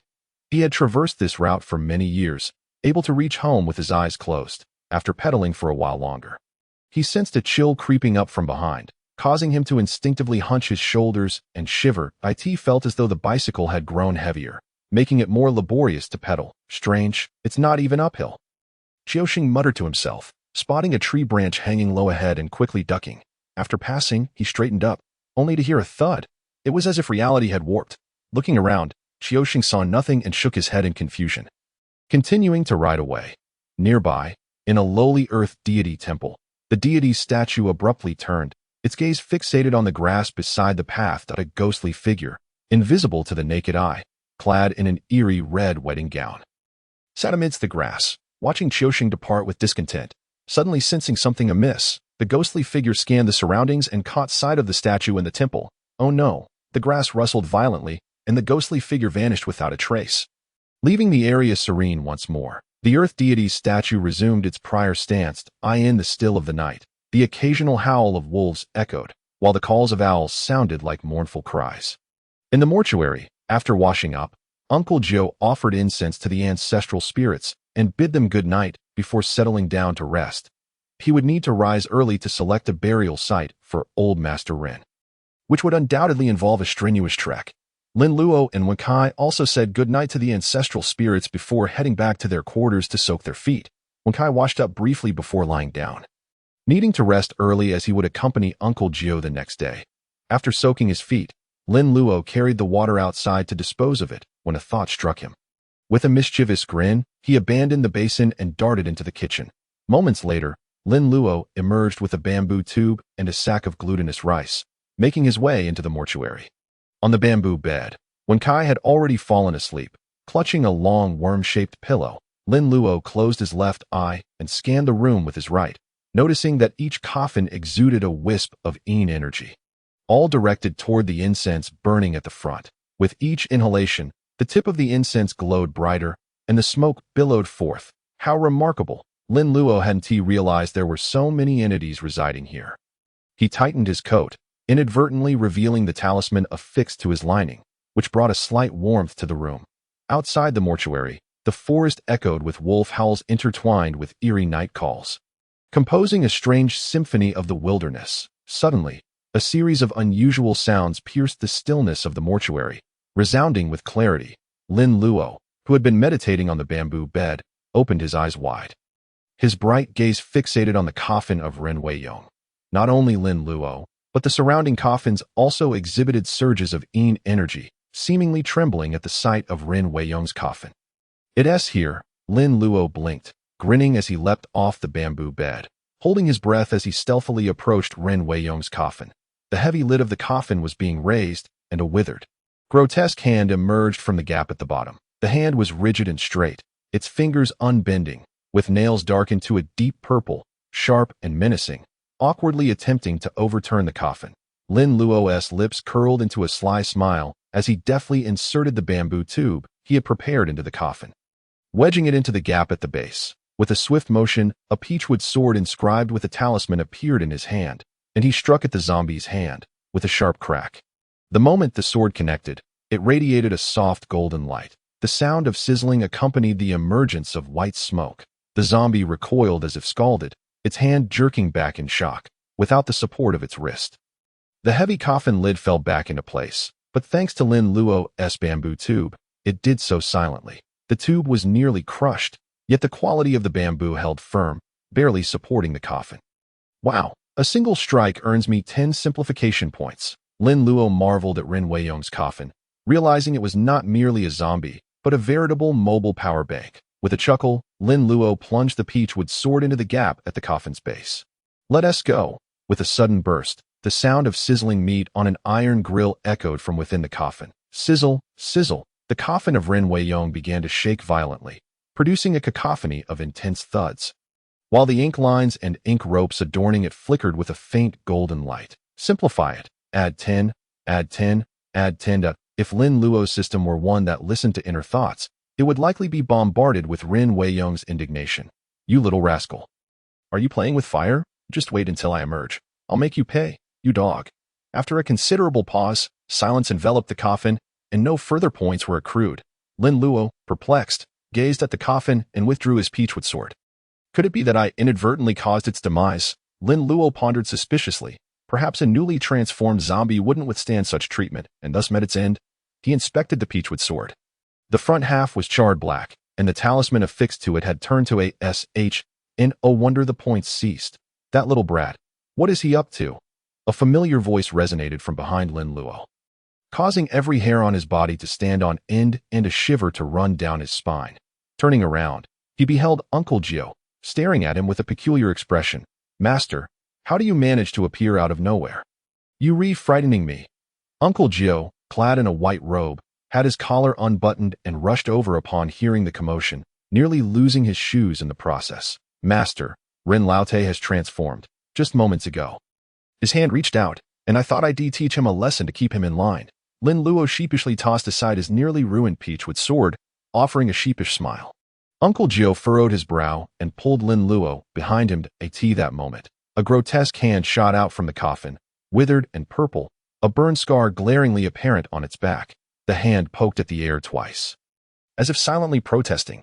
Standing behind Uncle Gio, Lin Luo grinned mischievously, then suddenly flung a handful of glutinous rice into the air. The rice struck the ghastly hand, erupting into a cacophony of popping sounds. The hand recoiled, and immediately, a series of thudding noises erupted from the coffin as it rattled violently. Had it not been for the coffin's sturdy construction and the 3 layers of ink ropes binding it, it would likely have fallen apart. Simplify it. Add 10. Lin Luo felt a surge of delight as another 10 points of simplification were credited to him. Rin Laote is a good soul, even in death. He benefits others. Prick free. Uncle Gio. Lin Luo. Master, you don't think he'll break free, do you? Lin Luo inquired, wiping the dust from his hands and gazing up with an adorably innocent expression. Uncle Gio's lips moved, and after a long pause, he replied, if you don't provoke him, he certainly won't break free. Master, I'm not bullying him. Lin Luo shook his head, and upon seeing Rin Weiyong's hand reaching out again, he retrieved another handful of glutinous rice and tossed it. With a series of pops, 10 more points were added. As the coffin rattled, Rin Weiyong inside grew increasingly frustrated, pounding against it until he struck the ink lines and recoiled from the burn. Damn it, let me out. If you have the guts, let me out. Alas, master, he is still not behaving. Lin Luo pointed indignantly at the coffin. Uncle Gio. For some reason, he felt a twinge of sympathy for the zombie trapped inside the coffin. With a resigned shake of his head, he produced a corpse-restraining talisman from his robe and pressed it against the front of the coffin. With a loud thud, silence fell within the coffin, and the mortuary became eerily quiet. That should do it. Just don't provoke him. If he becomes truly incensed and the coffin falls apart, it would be troublesome. Uncle Gio warned Lin Luo, furrowing his brows. Understood, master. Lin Luo nodded earnestly, casting a wistful glance at the coffin. But these are points of simplification. He pursed his lips and stifled a yawn, appearing quite fatigued. Master, it's getting late. You should rest early. Uncle Gio ruffled Lin Luo's hair, shaking his head in exasperation while muttering about the cheeky youth. Secretly feeling quite proud that at such a young age, he dared to wield a peachwood sword against a zombie, showing not fear but excitement. Indeed, he was a promising talent. As a disciple of Mao Shan, dealing with zombies and ghosts was inevitable. If one feared the supernatural, what was the point? They might as well return home to till the fields.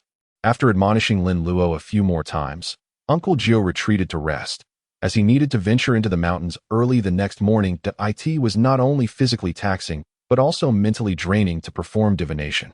Thus he required ample rest. Lin Luo returned to his bamboo bed, where Wen Kai was still fast asleep. This fellow could truly sleep through anything. Despite the ruckus just now, even Uncle Gio had come to investigate. Yet Wen Kai remained undisturbed. Climbing onto the bamboo bed, Lin Luo nudged Wen Kai and lay down, reflecting on his gains from the day. Rin Weiyong had contributed 360 points of simplification. While that was a substantial amount on its own, it paled in comparison to the jars filled with points in the other room. However, Considering the damage he had inflicted, how much more would he gain if he were to vanquish them? At dawn, when the first light barely broke, Lin Luo was awakened by the rustling of Wen Kai getting out of bed. Squinting, Lin Luo turned to see Wen Kai, still drowsy, dressing and yawning. Uncle Gio was already dressed. Standing sternly by the bed, only Uncle Gio could rouse him at such an hour. "Good morning, master." Lin Luo rubbed his eyes and greeted him with a smile. Seeing Lin Luo awake, Uncle Gio's stern expression softened slightly. "Allo, now that you're awake, get up and wash up. We're going to pay respects to our ancestor. I'll be taking Wen Kai into the mountains. You stay home and study." "Oh, I understand," Lin Luo replied. Swiftly getting out of bed, donning his clothes, and washing up with efficiency, Uncle Gio nodded in approval, then turned to Wen Kai, who was still dawdling in bed, his brows furrowing. "Hurry up. Don't you see your senior brother is already up? Stop dragging your feet." Wen Kai's face fell, and he hastened his movements, silently lamenting, "Isn't Mastery awake?" Of course not. Despite having slept through the night, Lin Luo was continuously cultivating with each breath. His body was perpetually engaged in strengthening itself. So even with little sleep, he felt no fatigue, instead becoming instantly alert. After washing up, Lin Luo dressed neatly and entered the quiet room, taking 3 incense sticks and lighting them at the altar with the candle. The flames on the incense cannot be blown out. Lin Luo gently fanned them until they extinguished. Disciple Lin Luo pays respects to our ancestor. Lin Luo reverently offered incense to the ancestor. Having completed his homage, Lin Luo exited the quiet room. The sun had risen, bathing the sky in a clear blue, devoid of clouds. Uncle Gio awaited Wen Kai in the courtyard, dressed in a gray robe with a treasure pouch slung over his shoulder, holding a bamboo staff as a hiking stick. "Allo, while you're alone at the mortuary, do not disturb the coffins and focus on your studies. Do you understand?" Uncle Gio reminded Lin Luo once more. The previous night, he had been startled awake by the sounds from the mortuary and had rushed over to find Lin Luo standing beside Ren Weiyong's coffin, which had genuinely alarmed him. That little rascal is far too audacious. If Ren Laote were to break free from the coffin, Allo's petite frame would be utterly inadequate. "Got it, master," Lin Luo replied. Though his curiosity stirred, he wondered if Ren Weiyong could awaken during the day and whether he could extract points from him.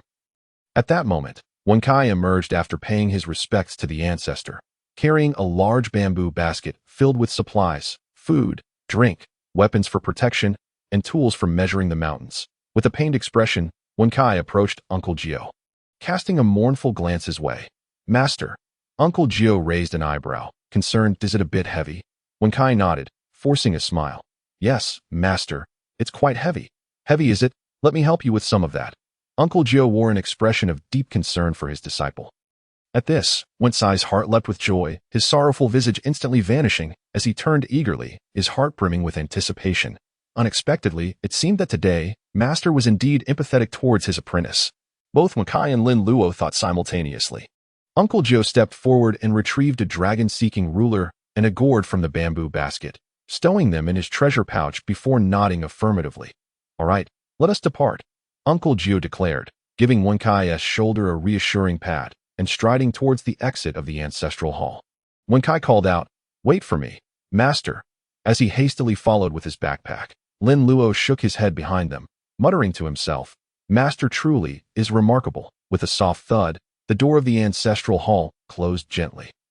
Lin Luo turned back to the room. In the bright daylight, sunlight flooded the earth, causing all malevolent spirits and creatures to cower in the shadows, hidden from the light. The mortuary was also pristine, with all the deceased resting peacefully in their respective coffins. Lin Luo ambled over to Ren Weiyong's coffin, lifted his hand, and tapped gently on it, producing a dull thud. Leaning closer, he pressed his ear against the coffin but heard nothing. With both hands, he pushed against the coffin lid, and with a slight effort, he easily opened a small gap. Standing on tiptoe to peer inside, he found the interior shrouded in darkness. A faint beam of light illuminated the face of the late Lord Ren, whose eyes were tightly shut, his brow deeply furrowed as if etched by a blade. How unsightly! Lin Luo grimaced, and in an instant, a handful of glutinous rice appeared in his hand, which he tossed through the narrow opening of the coffin. Upon contact with Ren Weiyong's body, the glutinous rice erupted with a cacophony of pops and crackles, accompanied by tiny sparks, which appeared quite entertaining in the dim confines of the coffin. Lin Luo chuckled inwardly. This is splendid. Since firecrackers are prohibited, I can simply toss this into the coffin at night. It's both eco-friendly and hygienic, though it may not be entirely safe. The zombie within the coffin furrowed its brow even deeper, unable to express its emotion, yet radiating an unmistakable fury at that moment. Its body quivered as it attempted to rise, but the talisman affixed to the coffin glimmered with golden light, suppressing the creature's movements. Another 10 points accrued. Lin Luo mused. Let us try the nostrils. His eyes sparkled with mischief as he pinched 2 grains of glutinous rice and tossed them into the late Lord Ren's nostrils. In the next moment, a pair of explosive sounds echoed, causing Ren Weiyong's head to tremble violently. How amusing. Lin Luo chuckled softly, pushing the coffin lid back into place, though the time spent was the same. The points gained were meager. While entertaining, this venture proved unprofitable. Lin Luo fashioned 2 paper balls and stuffed them into the ear holes, then made his way towards the small room. Earning points would still depend on his good friends. I am DJ Xianjiang, the wildest on the grassy plains. Friends on the left, friends on the right, friends above. Ari Baba, let us get the party started. Suddenly, the atmosphere in the small room shifted to one of merriment. An hour later, Lin Luo emerged from the small chamber, paper balls still lodged in his ears, his face alight with a satisfied grin. Points accrued. 16, 543 to an hour's work netted 8,128 points. That's more than toying with the late Lord's father. As evening approached, at the Run residence, Rin Tingting was arranging flowers with the household maid. Dressed in a delicate orange waist-length qipao, her hair elegantly styled, she exuded grace and a newfound maturity in the living room. Awei and Rin Fa were sipping tea. Awei's mischievous eyes darting towards Rin Tingting, clad in a beige suit, with his hair parted in the middle and round glasses perched on his nose. He appeared quite charming when he smiled at Awei. Come, enjoy some tea. Rin Fa chuckled as he raised his teacup. Thank you, uncle. Don't mention it. Ren Fa sipped his tea, casting a glance at Awei, and inquired with a grin, Awei, is there nothing to occupy yourself with at the yamen today? Oh, trivial matters have been delegated to my subordinates. Awei replied nonchalantly, his gaze once again drifting towards Rin Tingting. He silently praised her beauty. Cousin, you're not a child anymore. Indeed, I am no longer a child. Tingting responded, it's about time to find me a suitor. Absolutely, indeed. Ren Fa continued without even glancing at Awei. Seamlessly following his lead, Awei felt a surge of excitement. Thinking this was the perfect moment to propose his intentions regarding Rin Tingting. His eyes sparkled with enthusiasm as he leaned closer to Ren Fa. Uncle, I am no longer young either. Awei chuckled, feigning some embarrassment oh, how old are you now? 29. I'll be 30 after the new year. Ren Fa nodded. You're not a child anymore. It's time for you to settle down. Yes, yes. Hee. Uncle, I actually wish to. Would you like some tea? Let me pour it for you. Without waiting for Awei to finish, Ren Fa swiftly cut him off, reaching for the teapot to tea that moment. A servant entered, whispering beside Ren Fa, Sir, Uncle Jiao has arrived. Ren Sir. Uncle Jiao entered, accompanied by Qiuxing and Wenkai, greeting Ren Fa with a respectful bow. Ren Fa rose, smiling gently at Uncle Jiao. Uncle Jiao, how have matters concerning my father's coffin progressed? Rest assured, I have fulfilled your request. Uncle Jiao nodded affirmatively. Today, Uncle Jiao was indeed quite fatigued, having taken Wenkai into the mountains early in the morning, searching tirelessly from dawn until afternoon, and finally locating a site of decent feng shui. On their return, they passed by Boxiangzai.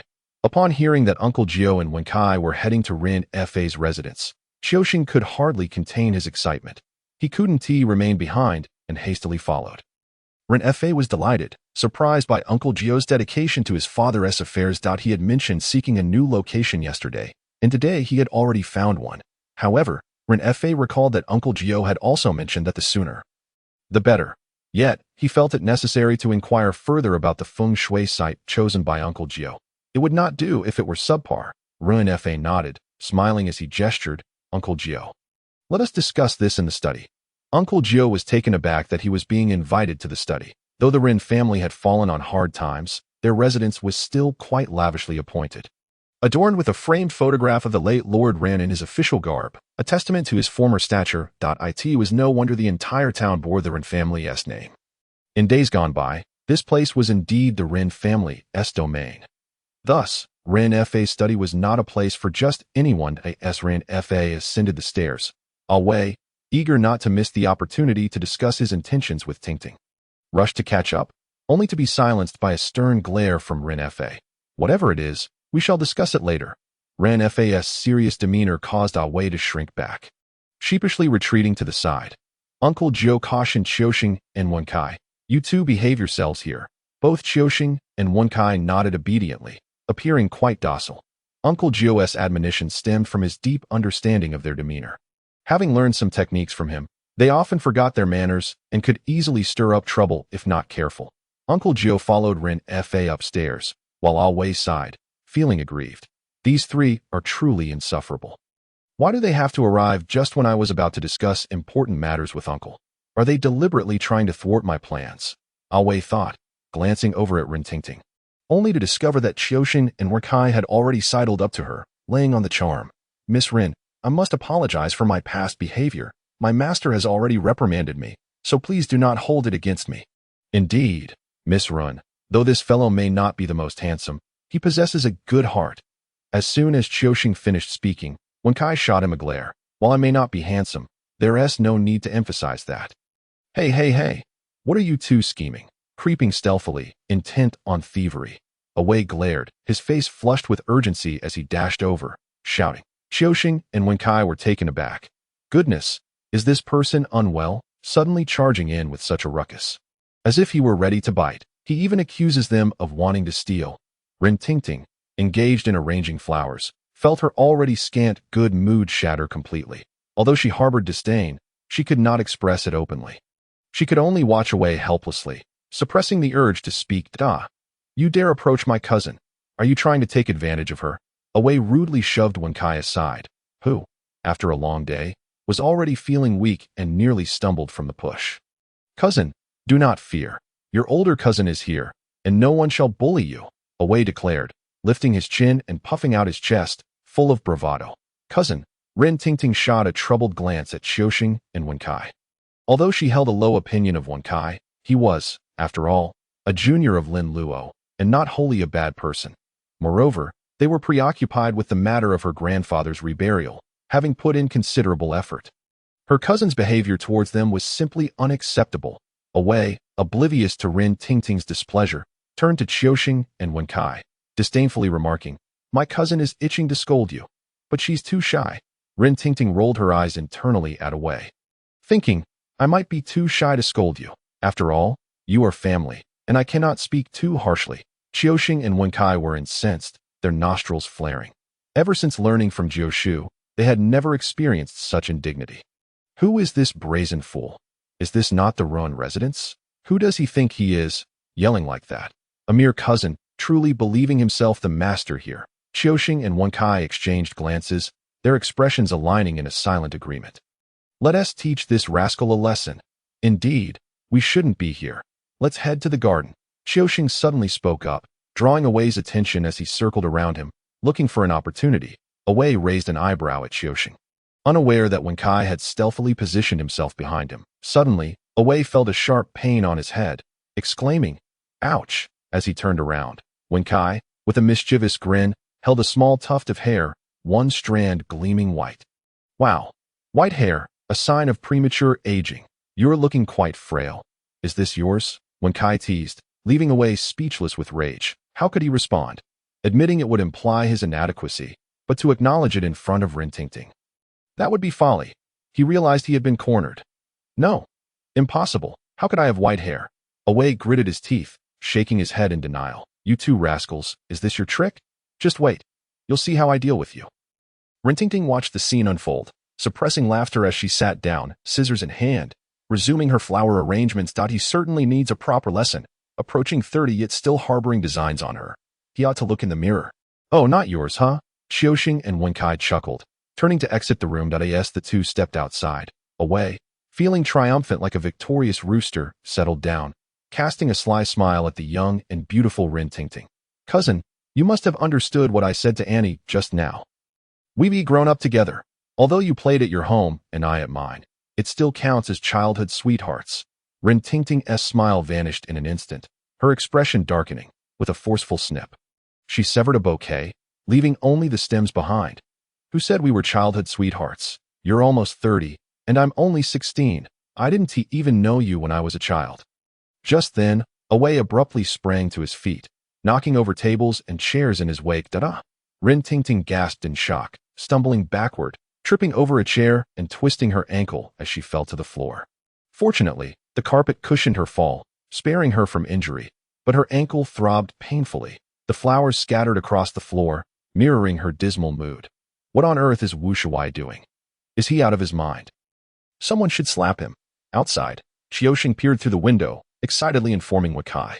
Wenkai hesitated, raising his hand and gently slapping his own face. In the living room, Away stood there, dazed, bewildered about how he had risen so abruptly. Upon seeing Rin Tingting fall in fright, he immediately sensed that something was amiss. Cousin, you. Away's words were abruptly cut off by his own slap. Rin Tingting, tears brimming in her eyes, glared at Away in silence. You scoundrel, don't think I'll forgive you just because you hit yourself. I never wish to see you again. Come on, put some strength into it. Haven't you eaten? Qiuxing turned to Wenkai. Wenkai grimaced like a bitter melon. It hurts. What is there to fear? Let us do a somersault. Wenkai's eyes lit up as he nodded. Then you catch me. Fear not, Qiuxing declared, thumping his chest in assurance. Wenkai gritted his teeth and rolled backward, launching himself into the air. Qiuxing caught him with ease. Meanwhile, in the living room, Away flew across the room, with no one to catch him, crashing heavily onto the floor. Ouch, that hurts. Away grimaced, howling in pain. Keep going. Keep going. Wenkai urged, eyes gleaming with excitement. Qiuxing, grinning mischievously, suggested, this isn't enough fun. Hurry. Strip. What? No way. Wenkai protested. But Qiuxing pressed on. What is there to fear? We'll undress outside. He'll undress inside. Let him show off for Tingting. As Qiuxing said this, he began to remove Wenkai's clothing. At that moment, a servant from the Rin household happened to pass by, catching sight of the two grappling in the garden. Their movements froze instantly, and they quickly separated, attempting to feign nonchalance, scanning the surroundings as if admiring the scenery. Inside, Away, resembling a madman, abruptly leaped up, arms behind his back, swaying his body, glancing left and right, seeing Away's expression. Filled with terror, he exclaimed, why won't my body obey me? Broad daylight.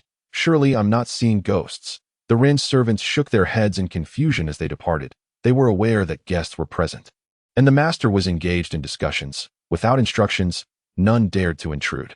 Once the servant left, Qiuxing seized Wenkai, urging him, hurry, strip, let us teach this brat a lesson. Wenkai, determined, nodded and began to remove his shirt. In the living room, Away stood rigid, attempting to resist the foreign force controlling him, but to no avail. Tearing sounds echoed. Away's expression morphed into one of horror as he watched his hands ripping apart his own clothes. How could this be happening? What are you doing, cousin? Rin Tingting screamed in fright, her pale face now even whiter from terror. I can't control myself, Away stammered, utterly bewildered, as he tore open his shirt and shockingly began to remove his trousers. Rin Tingting gasped, enduring the pain as she scrambled to her feet, hopping towards the second floor in a panic. Daddy, Daddy, upon hearing Rin Tingting's frightened cries. Rin Fa and Jiushu emerged from the study, puzzled. Upon reaching the staircase, they beheld the scene below, Away, shirtless, arms raised, swaying like an ape in pursuit of Tingting, his trousers in disarray, a most undignified sight. What is he trying to do? Rin Fa's expression darkened instantly. Tingting, in a state of sheer panic, hopped up the stairs on one foot. Tingting, Daddy, Rin Tingting, feeling utterly wronged, leaped into her father's embrace. Sobbing uncontrollably, Jiushu, observing Away's antics, furrowed his brow deeply. Away is no fool. How could he possibly engage in such foolish behavior? As Jiushu's eyes darted, he strode purposefully towards the door. Indeed, upon stepping outside, he beheld the disheveled figure of Qiuxing fleeing in haste. That rascal Wenkai, with his bare back, was also attempting to make a getaway while clutching his clothes. Inside the house, Away and Wenkai moved in perfect synchrony. In an instant, Jiushu comprehended the unfolding situation. Those two mischievous lads were up to their tricks with the little Maoshan. Jiushu quickly advanced, seizing Wenkai by the hair, and delivered a well-placed punch to his abdomen. The force was just right. Wenkai doubled over in agony, expelling the talisman he had swallowed. You little rascal, causing trouble here. Come, let us go back. Jiu scolded, exasperated. He had explicitly warned them before ascending the stairs to behave with decorum at the Rin family home. But they treated their master's words as mere whispers in the wind, resorting to their little Maoshan antics. Wen Kai, wearing a mask of pain, stumbled out of the Ren residence, clutching his clothes. Xiao Shang. You scoundrel, abandoning your brother and running off, he cried. Meanwhile, in the living room, Away, finally returning to his senses, collapsed to the ground in despair, weeping as he gazed at Ren Fa. Woo-woo, uncle, I want some tea. Ren Fa gently patted Ren Tingting's shoulder. Casting a cold glare at Away, at a loss for words in his anger. You want tea? Go home and drink to your heart's content. Someone, take Away back. Ren Fa bellowed towards the outside. Uncle, I didn't mean to. Away attempted to explain, claiming he had acted under some sort of spell, but Ren Fa was in no mood to listen. Soon, the household servants Abeo and Ashing entered, hoisting the ragged Away and escorting him out. Daddy, cousin is being too unreasonable. Ren Tingting sobbed, feeling aggrieved. Do not worry, my dear daughter. I shall ensure he bothers you no more. Ren Fa reassured her, inwardly cursing Away for being such a disappointment. Master, you have no idea how arrogant that brat is. Indeed, Master, he accused us of lurking to steal, when we were merely accompanying you to the Rin family. He called us thieves, which is a direct affront to you. Right, right, Xiao Sheng and Wen Kai squatted in the corner, each tugging their ears and echoing one another. Jiu Shu, having removed his outer garment to reveal a simple white inner robe, reclined in a chair with a bamboo stick in hand, his expression as stern as iron as he glared at Xiao Sheng and Wen Kai. Do you still have the audacity to speak? After learning a few tricks, you think you can run amok outside. Do you not realize that if Away goes mad or worse, you would be in grave danger? Jiu Shu exclaimed in anger, slamming the stick down on the table, producing a sharp crack that startled Xiao Sheng and Wen Kai, causing them to shrink back like two frightened quails. Meanwhile, Lin Luo peeked through the window, stretching his neck to catch a glimpse. Despite the fearsome appearance of Jiu Shu's bamboo stick, he refrained from striking the two, merely using it to create a loud noise as a means of intimidation. When Jiu Shu and the others returned to the ancestral hall, night had already fallen. After a light meal, Jiu Shu commenced his lecture. Luo, how long have they been squatting? Jiu Shu turned to the small head poking through the window. Lin Luo glanced at the incense burner. Master, not even a full incense stick yet. Jiu Shu raised an eyebrow, calculating the time in his mind. Not even a full incense stick? That cannot be right. By my estimation, it should be at least 2. He cast another glance at Xiao Sheng and Wen Kai, who trembled in the corner, barely able to maintain their stance. Enough, Jiu Shu reprimanded. Look at the two of you. Always scheming and slacking off, unable to endure even a single incense stick's time. What sort of behavior is this? Xiao Sheng and Wen Kai, feeling wronged, struggled to steady themselves, their minds crying out in despair. Senior brother, for the sake of our brotherhood, lend me a hand. Stay in position. Jiu Shu stood up to scold them, brandishing the bamboo stick as he moved back inside, sensing something was amiss with his fighting prowess. Was it really possible he would dry up from scolding these two brats for just half an incense stick? Upon entering, Jiu Shu observed the fragrant incense in the burner, which was over a meter long and had only burned halfway. His heart sank. Luo, you little rascal, this incense is quite expensive. Are you really going to waste it like this? Master, you said for 1 incense stick. I saw it as soon as I entered. Surely it was the ancestor's guidance. Lin Luo replied with a grin. Humph, you prodigal. Jiu Shu recalled the gravestone Lin Luo had shattered earlier, muttering a few words under his breath. It seemed he would have to teach a Luo a lesson about wastefulness. Squandering money should not go unpunished. With that thought, Jiu Shu turned and left the room, his face stern. Xiao Sheng and Wen Kai, upon seeing Jiu Shu emerge once more, immediately corrected their postures to perfection. Wen Kai gritted his teeth, struggling to maintain his balance. Sweat dripped from their foreheads, trickling down their chins. While Wen Kai wore a pitiful expression, Jiu Shu waved his hand dismissively and addressed them. All right, Xiao Sheng, go reflect on your actions. It's getting late. We shall end it here for today? Huh. Thank you, master. I will certainly reflect, Xiao Sheng exclaimed, springing up and stretching his aching body. Master, what about me? Wen Kai, pulling at his ears with a sorrowful face, inquired. Jiu Shu did not allow him to rise. He dared not move, lest he be punished with another incense stick. With a huff, Jioshu sternly declared, "You may also rise, but if you employ such tricks again, it will not be the table that receives the bamboo stick." "Yes, yes, I understand, master. I will never dare again," Wen Kai exclaimed, feeling as if he had been granted a reprieve, straightening up against the wall, acutely aware of his aching limbs. This time, he truly learned his lesson. At 18 noon tomorrow, the Rin family will come to collect the coffin for old lady Rin. "Qiu Sheng, you shall accompany them," Jioshu instructed. "Do. Understood, master." Qiu Sheng nodded. "Master, I wish to join as well. I can assist the Ren family," Wen Kai suddenly proposed, envisioning the prospect of seeing Tingting sooner.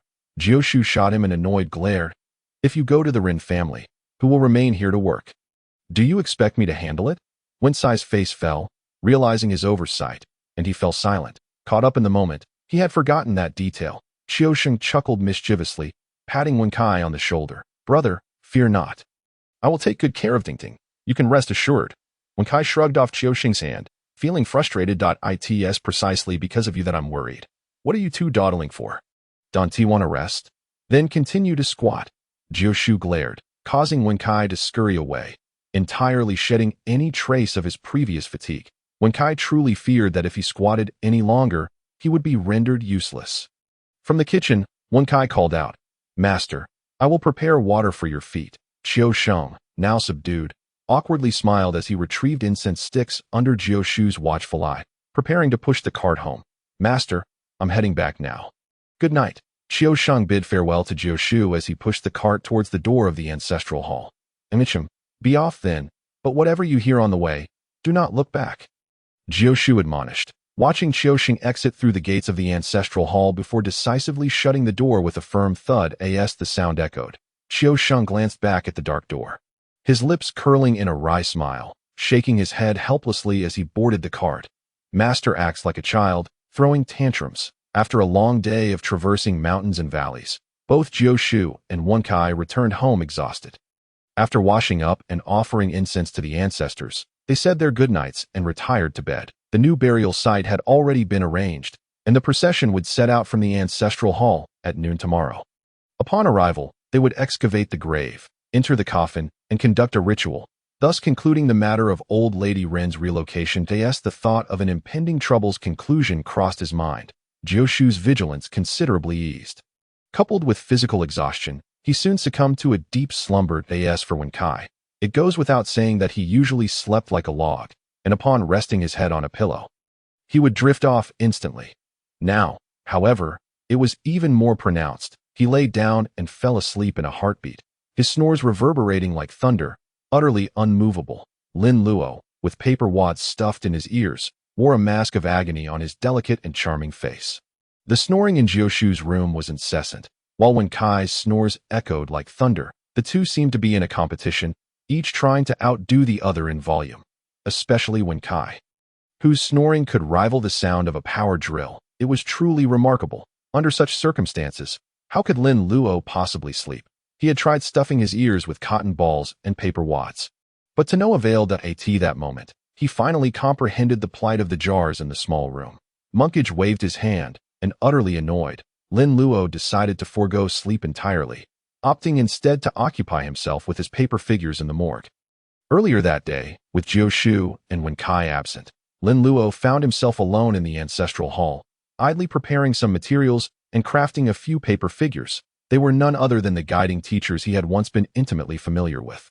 He recalled seeing a netizen once compile a flower scripture using the names of these teachers, Guanzizai Bodhisattva, while practicing the profound Tianyong Mei Luo Mi Duo, beheld the 5 cherry blossoms in emptiness. Guiding a beautiful thread, Hira Rin, the colors of youth are empty. Emptiness is not AIC, and Misaki Aki is empty.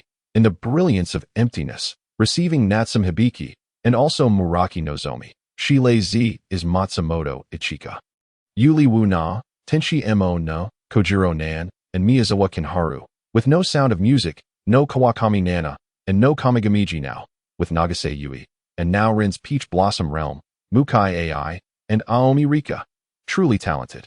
Lin Luo's current task of creating paper figures was aimed at embodying the forms and appearances of these female bodhisattvas. not for any other reason, but merely for the joy it brought to behold.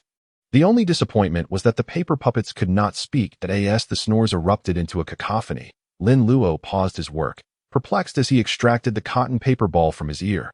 It seemed that amidst the snoring, an unusual sound had infiltrated.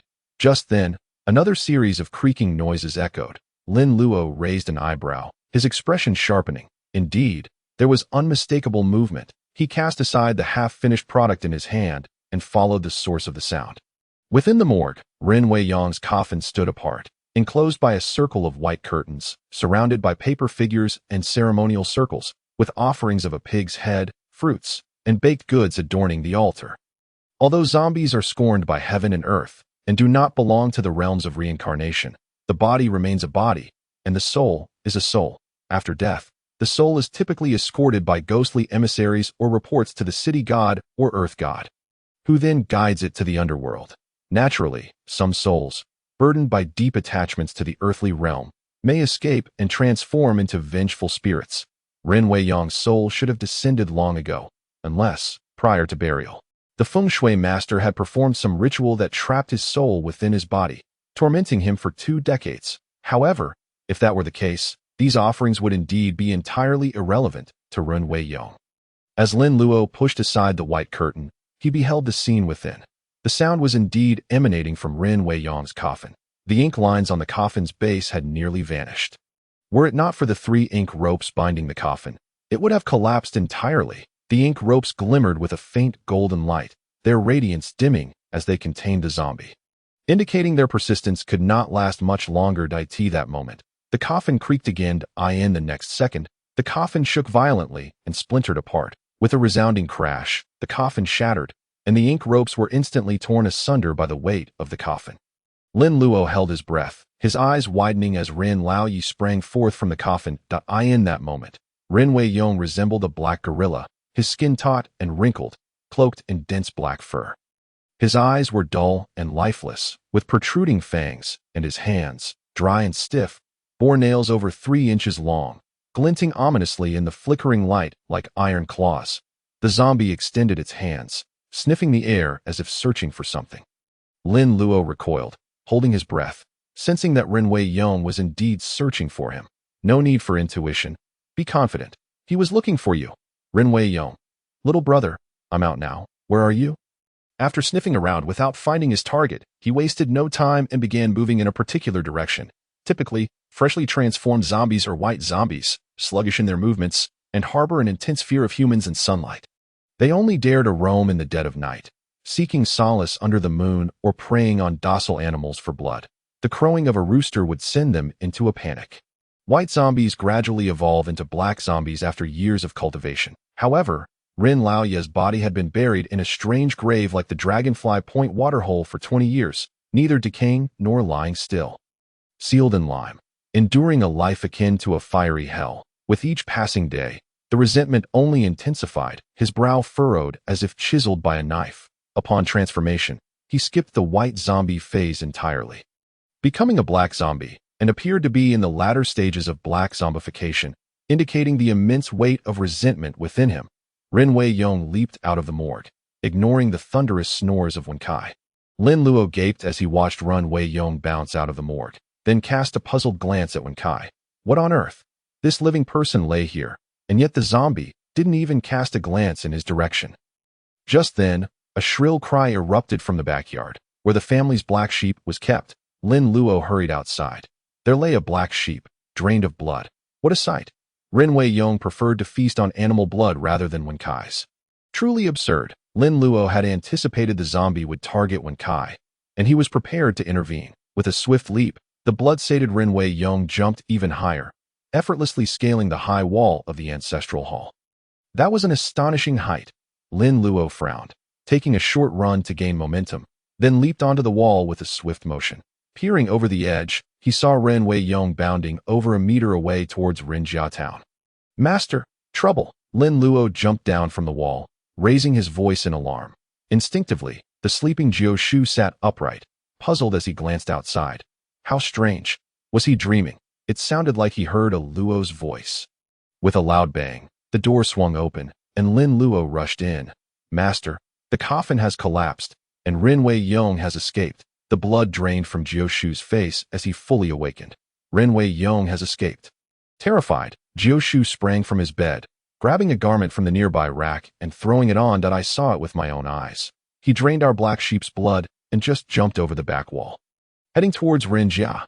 This is bad. He's definitely headed for Ren Jia. Luo, stay here and keep watch. I'll pursue him.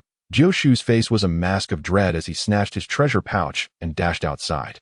Vanishing in the blink of an eye, Lin Luo rushed out of the house, realizing he couldn't catch up with Jiu Shu, and swiftly retrieved a paper horse from his spatial pocket. This moment, he could no longer afford to conceal his abilities. Having taken Ren Tingting's clothes, he could not bear to stand idly by. Lin Luo pricked his finger, letting blood drip into the paper horse's eyes.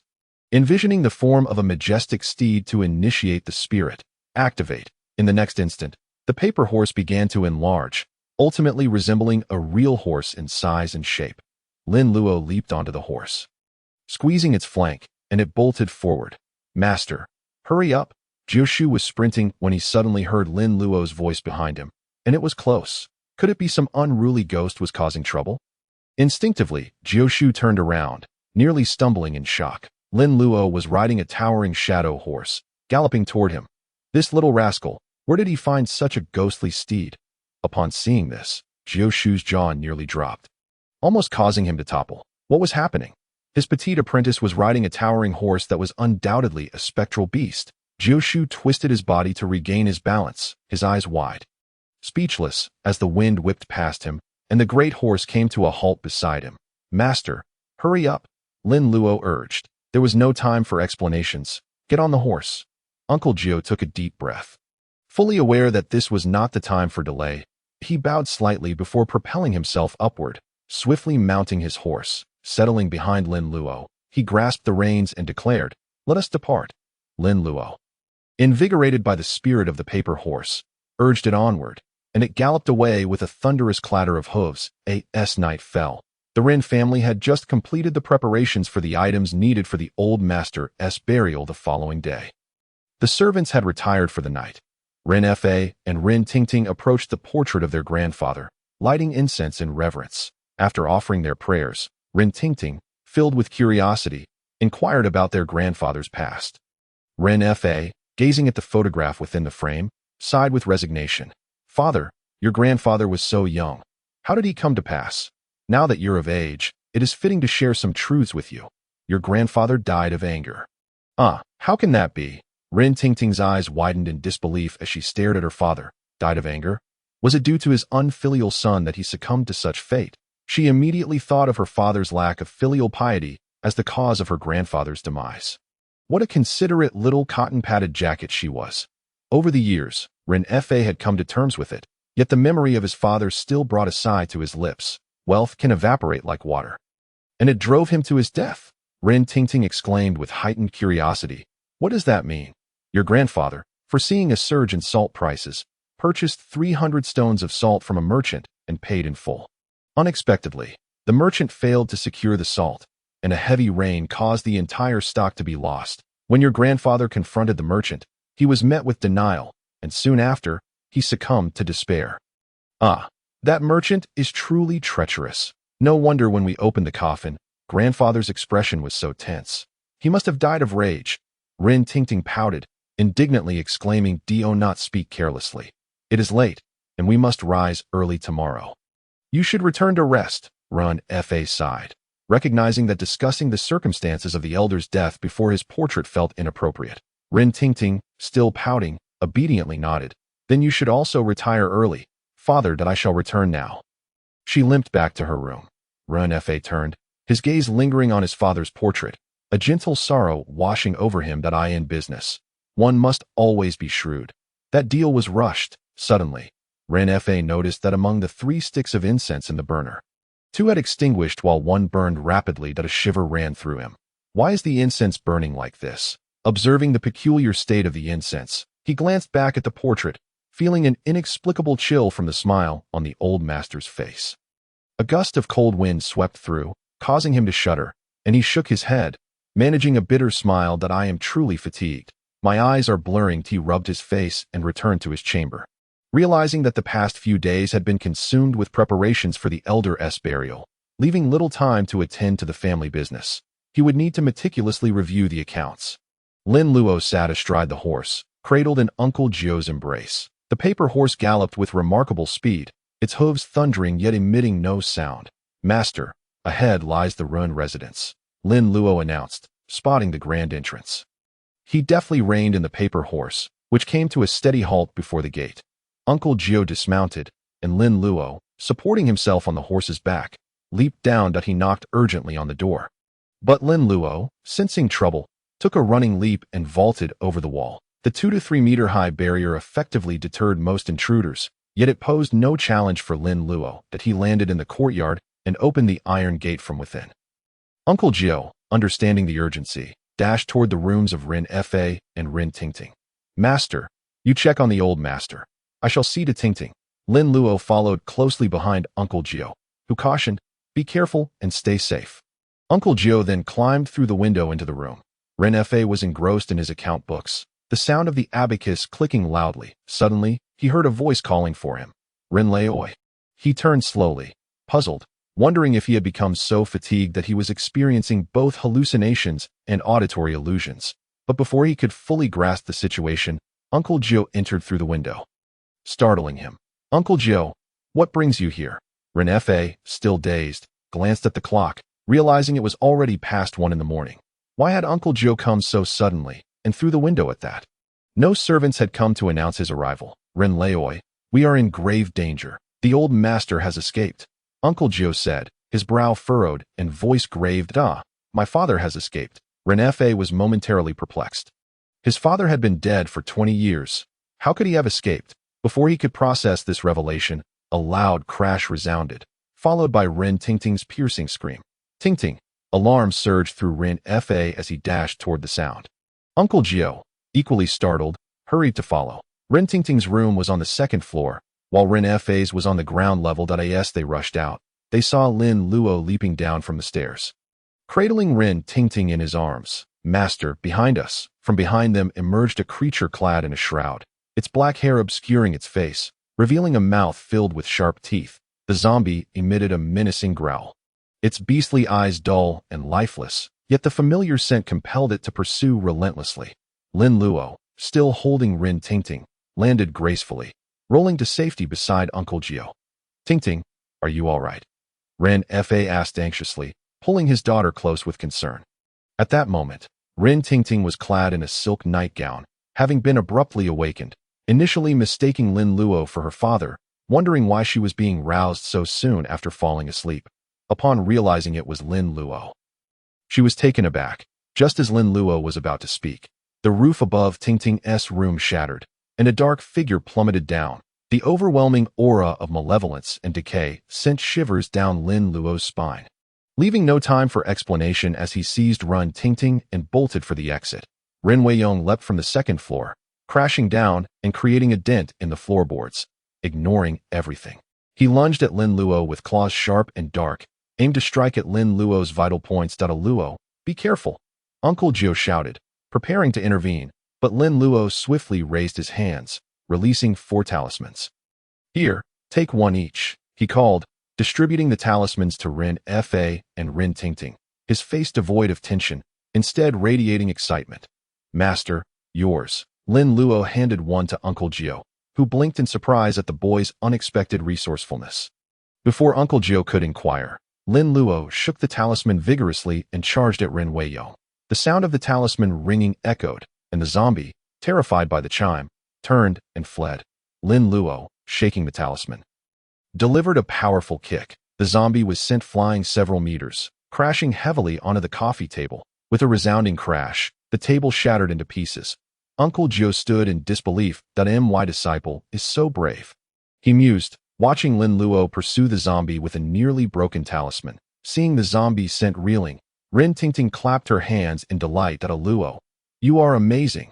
Ren Fa grimaced, casting an irritable glance at his daughter. "You little brat, that creature is your grandfather. What are you cheering for? You're in trouble now." The zombie sprang forth from the ruins of the coffee table, its arms thrust forward, and its eyes transformed into a more ferocious glare. Ultimately, it exhaled a dense mist. It caught a whiff of a familiar scent, a little rascal's essence. An expression of rage and malice flickered across the zombie's grotesque, menacing visage. Lin Luo understood it all too well. Ah, the old cadaver remembers me.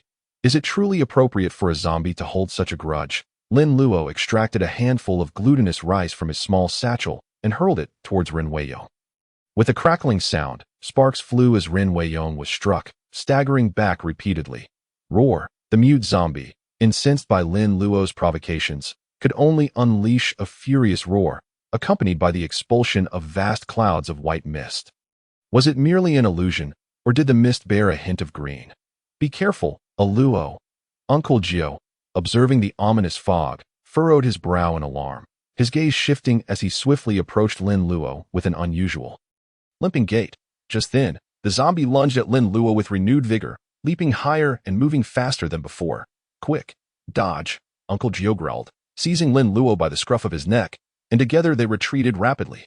Lin Luo felt a powerful tug at his collar, and before he knew it, he was lifted off the ground. The zombie crashed to the ground with a thunderous boom, a gale sweeping through the air as splinters of wood flew about. The spot where Lin Luo had stood moments ago was now a gaping crater. Lin Luo squinted against the wind, his heart racing. Good grief, this is nothing like the movies. Is this a zombie? It feels more akin to a tank. In the corner, Ren Fa and Ren Tingting cowered, trembling in fear. This zombie is utterly terrifying. At that moment, Ren Fa finally comprehended Uncle Gio's warning about the troubles that would arise if they did not incinerate the corpse. Troubles? This is a catastrophe. While feeling a profound sense of dread, he was also immensely grateful that Uncle Gio and Lin Luo had arrived in time to save them. Otherwise, tonight would have marked their demise. Luo, glutinous rice can only slightly restrain it. Its effectiveness is limited. Uncle Gio, once steady, turned to Lin Luo with a serious expression. Lin Luo swallowed hard, glancing at the crater beneath the zombie's feet. Although the floor was wooden, the ground below was compacted. What immense force must the zombie have exerted to create such a pit? Luo, be careful. Ren Tingting, hiding beside Ren Fa, warned Lin Luo with a trembling voice. Lin Luo waved his hand, speaking quickly. Don't worry about me. You two stay safe. When the moment is critical, hold your breath. The zombie cannot see.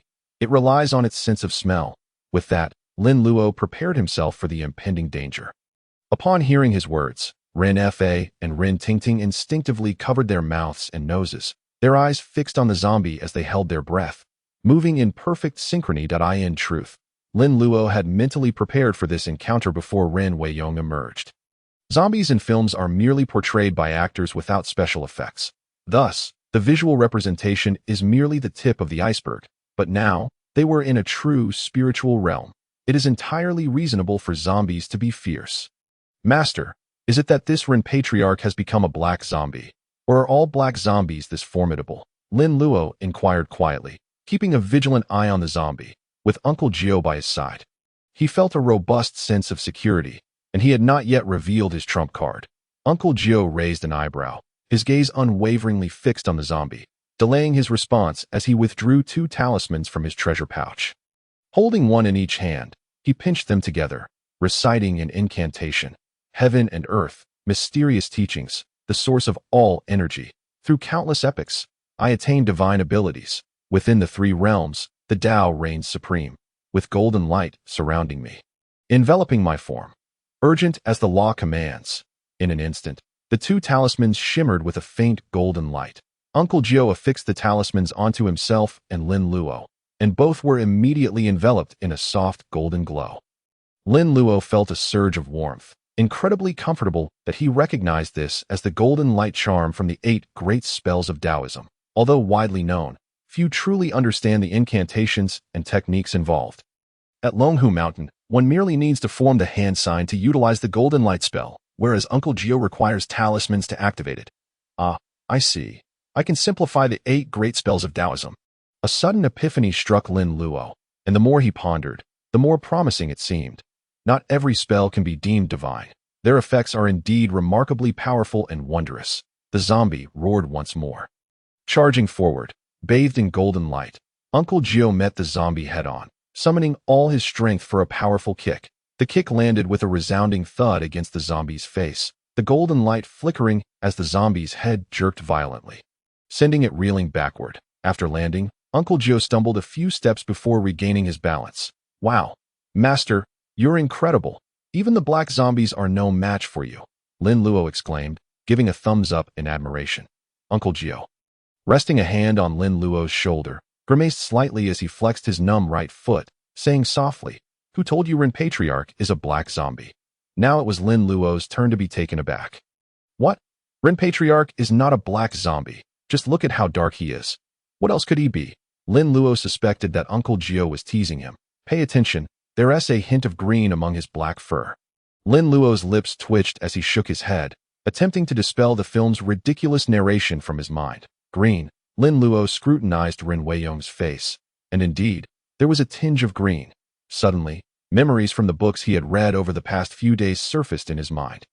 Green zombies emit a corpse energy that imbues their bodies with a green hue. Compared to white and black zombies, green zombies possess remarkable jumping speed and immense strength, capable of moving stones and uprooting trees.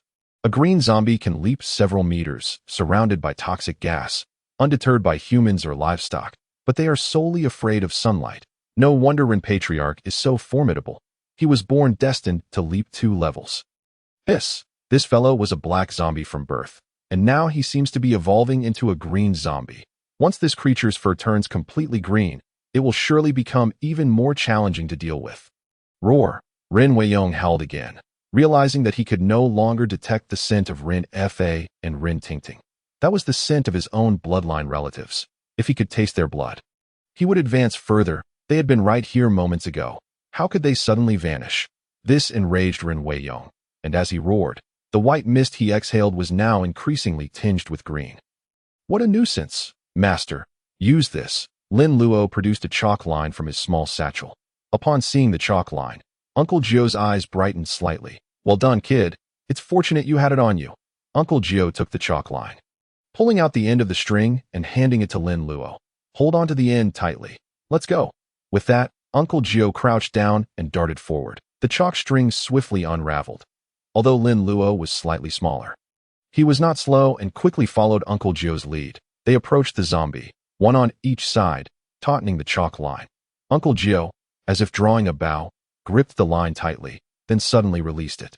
With a sharp twang, the chalk line snapped back, striking Rin Weiyong with a resounding thud. The line ignited upon impact, sending Rin Weiyong flying backward. With a thunderous crash, Rin Weiyong shattered the dining table, crashing to the ground, yet he rebounded like a spring, springing upright once more. Lin Luo's eyes sparkled as he contemplated another brilliant idea. "Master, let us bind him with the chalk line." As soon as Lin Luo spoke, Rin Weiyong caught the scent of Lin Luo's breath and charged forward like a cannonball. Lin Luo remained focused. As the zombie lunged, he held his breath, deftly leaping to the right to evade the zombie's attack. Once the chalk line bends, it loses its effectiveness. "We cannot bind it. Only strike." Uncle Gio intoned gravely as his words fell. Lin Luo understood and tightened his grip on the chalk line. Uncle Gio, holding the other end, approached the zombie once more, employing the same tactic. The chalk line was drawn taut once again, and upon release, it snapped back with great force. The chalk line struck the zombie once more, igniting with a flash of fire. Once again, Old Master Rin was flung into the air. In mid-flight, Lin Luo and Uncle Gio grasped the ink rope and pursued him. As the zombie landed, it bounced back up, only to collide with the taut ink line. With a crack, the zombie was sent flying again before it could regain its footing. However, this time, the ink line could no longer withstand the foul stench of the corpse and snapped with a sharp sound. Lin Luo's ink reel was new, and the line was still quite long. Just as Lin Luo was about to remind Uncle Gio to weave an ink rope net at the stairway, like in the movies, to catch Old Master Rin, he suddenly sprang up from the ground without a moment's hesitation and bolted straight for the door. The solid wooden door was smashed open, creating a large hole. The zombie roared as it tumbled into the courtyard, seemingly cursing, and with a few more bounds, it leaped over the walls of the Rin family estate. By the time Lin Luo and Uncle Gio reached the door, the zombie had vanished from sight. Lin Luo's eyes widened in disbelief. "Old Master Rin escaped just like that? You were almost a green zombie. Have a little spirit. Just like that, you surrender?" Seeing the zombie had fled, Rin Fa pulled Rin Tingting over. Uncle Gio, both of their faces were flushed from the earlier fright. as they had been too scared to even breathe. Old Master Rin. Ting, are you both all right? Uncle Joe asked. Looking at the two, Rin Fa was so emotional he was on the verge of tears, grasping Uncle Gio's hand tightly, his lips trembling with gratitude. Thanks to you, Uncle Gio. We are safe that if you hadn't arrived in time, Ting and I would have been in grave danger. Rin Ting's large, dark eyes turned into crescent moons as she took Lin Luo's small hand, her voice sweetly expressing her thanks. Thank you so much. Allo. What happened tonight truly frightened me. My heart is still racing. She had been peacefully asleep when suddenly awakened, only to have a monster rush in, her grandfather, who had been dead for 20 years. And intent on biting her. Who could endure such a thing? Uncle Gio, my father won't come back, will he? Rin Fa asked, looking at the hole in the door, his back chilling with dread, with a father so fierce. The house provided no protection at all that if he were to return, who could withstand it? Uncle Gio shook his head and replied solemnly, Old Master Rin, the most urgent matter now is to gather manpower. Alert the townsfolk to stay indoors, securely close their doors and windows, and exercise utmost caution. We must also organize patrols throughout the night to prevent the zombie from harming anyone. Rin Fa nodded in agreement. Indeed, we should do just that. I will go gather people right away, he said, stepping towards the door, but upon reaching it and gazing into the pitch-black night, he hesitated. Heh, Uncle Gio, would you mind accompanying me? Rin Fa chuckled awkwardly, pointing outside. The dark night provided him with no sense of security in the surrounding shadows. A zombie could be lurking anywhere. It might spring out from a corner at any moment. Leaving him utterly helpless, Uncle Joe considered this and nodded. Very well. Allo, you take care of Ting. Yes. Allo, please look after Ting. Rin Fa said to Lin Luo, his expression full of gratitude. Thanks to Lin Luo, his daughter was spared from being bitten by the zombie. He had witnessed the perilous scene where Lin Luo jumped from the second floor, carrying his daughter. It was uncertain whether Ting could have escaped from the zombie's pursuit on her own. Just getting down from the second floor would have been difficult. Without Lin Luo's help, Ting would surely have perished. Rest assured, Old Master Rin, while I am here, Ting will be safe. Lin Luo confidently patted his chest. All right, Old Master Rin, let us depart. Yes, please. Rin Fa and Uncle Gio exited, leaving Lin Luo and Rin Ting alone in the vast living room. The dining table, coffee table, sofa, and floor were all in disarray from the earlier battle. Lin Luo looked at the mess and shook his head in regret. It was a splendid battleground, now ruined by the zombie. Old Zongzi, lacking in life skills, deserves to be beaten. Rin Ting stood beside Lin Luo, resting her hand on his shoulder, playfully scolding, Little guy, I'm 6 years older than you. Why don't you call me sister? Lin Luo shrugged nonchalantly, smiling as he replied, Beautiful sister. Ting sister. Is that acceptable? That's much better. The moment Rin Ting heard Lin Luo call her beautiful sister, she became enamored, wrapping her arms around his and giggling. It seemed that despite the harrowing events earlier, with Lin Luo by her side, she no longer felt afraid. Are all great-hearted people so carefree? This place is too chaotic. Let's go upstairs, Rin Ting suggested, glancing at the messy first floor. Lin Luo nodded and helped her ascend the stairs. Rin Ting had twisted her ankle earlier in the day, limping as she walked, but soon she fell completely into Lin Luo's embrace. Having bathed, Rin Ting smelled delightful, and her silky nightgown felt wonderfully smooth to the touch. Lin Luo couldn't help but indulge for a moment. The room belonging to Rin Ting was certainly uninhabitable, as the ceiling had been damaged by Rin Weiyong. But fortunately, there were other rooms on the second floor, so there was no worry about a lack of resting places. Upon entering the room, Rin Ting sat on the bed, her cheeks flushed, and then slumped down as if boneless. Lin Luo instinctively caught her feet. What happened to your foot? Her delicate little feet appeared slightly red and swollen. Clearly not from the earlier incident, otherwise they wouldn't be so puffy. Rin Ting felt an itch in her foot and couldn't help but giggle. Why foot itches? Let go. I twisted it today. It's all that Wei's fault. As she mentioned her sprained ankle, Rin Ting grew agitated and recounted the events of that evening when Wei had gone berserk. Lin Luo listened, awkwardly chuckling without offering any explanation. He knew this wasn't entirely Wei's fault. It was actually Qiuxing and Wenkai who had played tricks on him. However, they couldn't be completely blamed either, as Wei had started the trouble first. If he hadn't been bullied, Qiuxing and Wenkai wouldn't have resorted to using Maoshan techniques to prank him. Moreover, it was only right to deal with someone who had bullied his junior. Protecting one's own is a long-standing tradition of the Maoshan school. Does it still hurt? Shall I massage it for you? Yes, but be gentle, Rin Tingting replied softly, closing her eyes, still a bit apprehensive of the pain.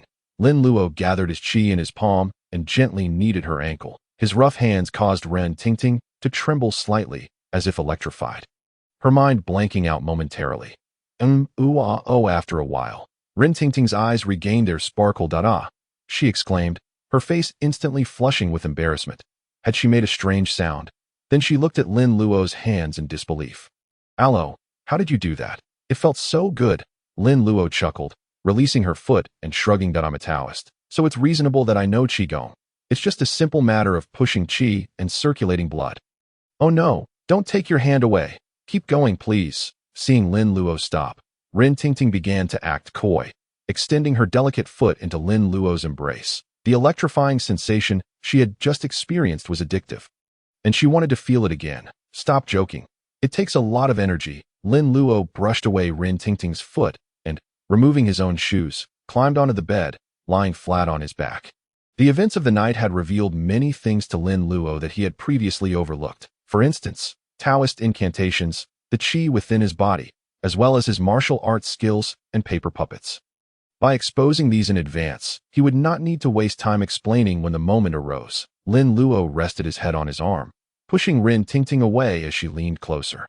What was up with this woman, wriggling around, always wanting to nestle closer? Suddenly, Rin Tingting leaned in and pecked Lin Luo's cheek. Lin Luo blinked in surprise. This woman, not even sparing a 10-year-old child. Is this tofu also to be consumed? Hello, thank you so much for today. I've forgiven you for the previous matters, Rin Tingting said shyly in a low voice. Lin Luo tilted his head, gazing at Rin Tingting, who was nestled close to him. Her cheeks flushed, and her eyes sparkling like autumn waters. He understood that she was referring to the time he pretended to reprimand Wenkai to garner her affection and attention. Lin Luo chuckled. Wiping the drool from his face, his heart as calm as a still lake, devoid of any ripples. If you truly wish to thank me, do treat me to something delicious in the future. Hee hee. All right. Let's go tomorrow morning. I know a place in town that serves delightful boat kanji. Sounds great, but you must be my maid for a day. Rin Tingting bit her lip, responding eagerly. Of course, no problem. But you have to let me hold you while I sleep. I want you as my pillow. No problem. Are you feeling sleepy? Would you like to sleep now? Lin Luo raised an eyebrow, contemplating the study of the 8 great spells. Rin Tingting cooperatively let out a delicate yawn, feeling drowsy, and said, I really am tired. But are you all right alone? Perhaps I should stay up with you. That it's not entirely safe yet. We need someone to keep watch. In case of danger, they could react swiftly and escape. Lin Luo smiled, gently ruffling Rin Tingting's hair, his tone reminiscent of soothing a child. Rest assured, with me here, you can sleep peacefully. Rin Tingting paused slightly, feeling the hand on her head, and inexplicably sensed that Lin Luo, at this moment, seemed less like a 10-year-old child and more akin to an older brother. Suddenly, her cheeks flushed again, and not to be outdone. She ruffled his hair back. Little rascal, I'm the older sister here. Yes, you are the beautiful sister. Now, go to sleep.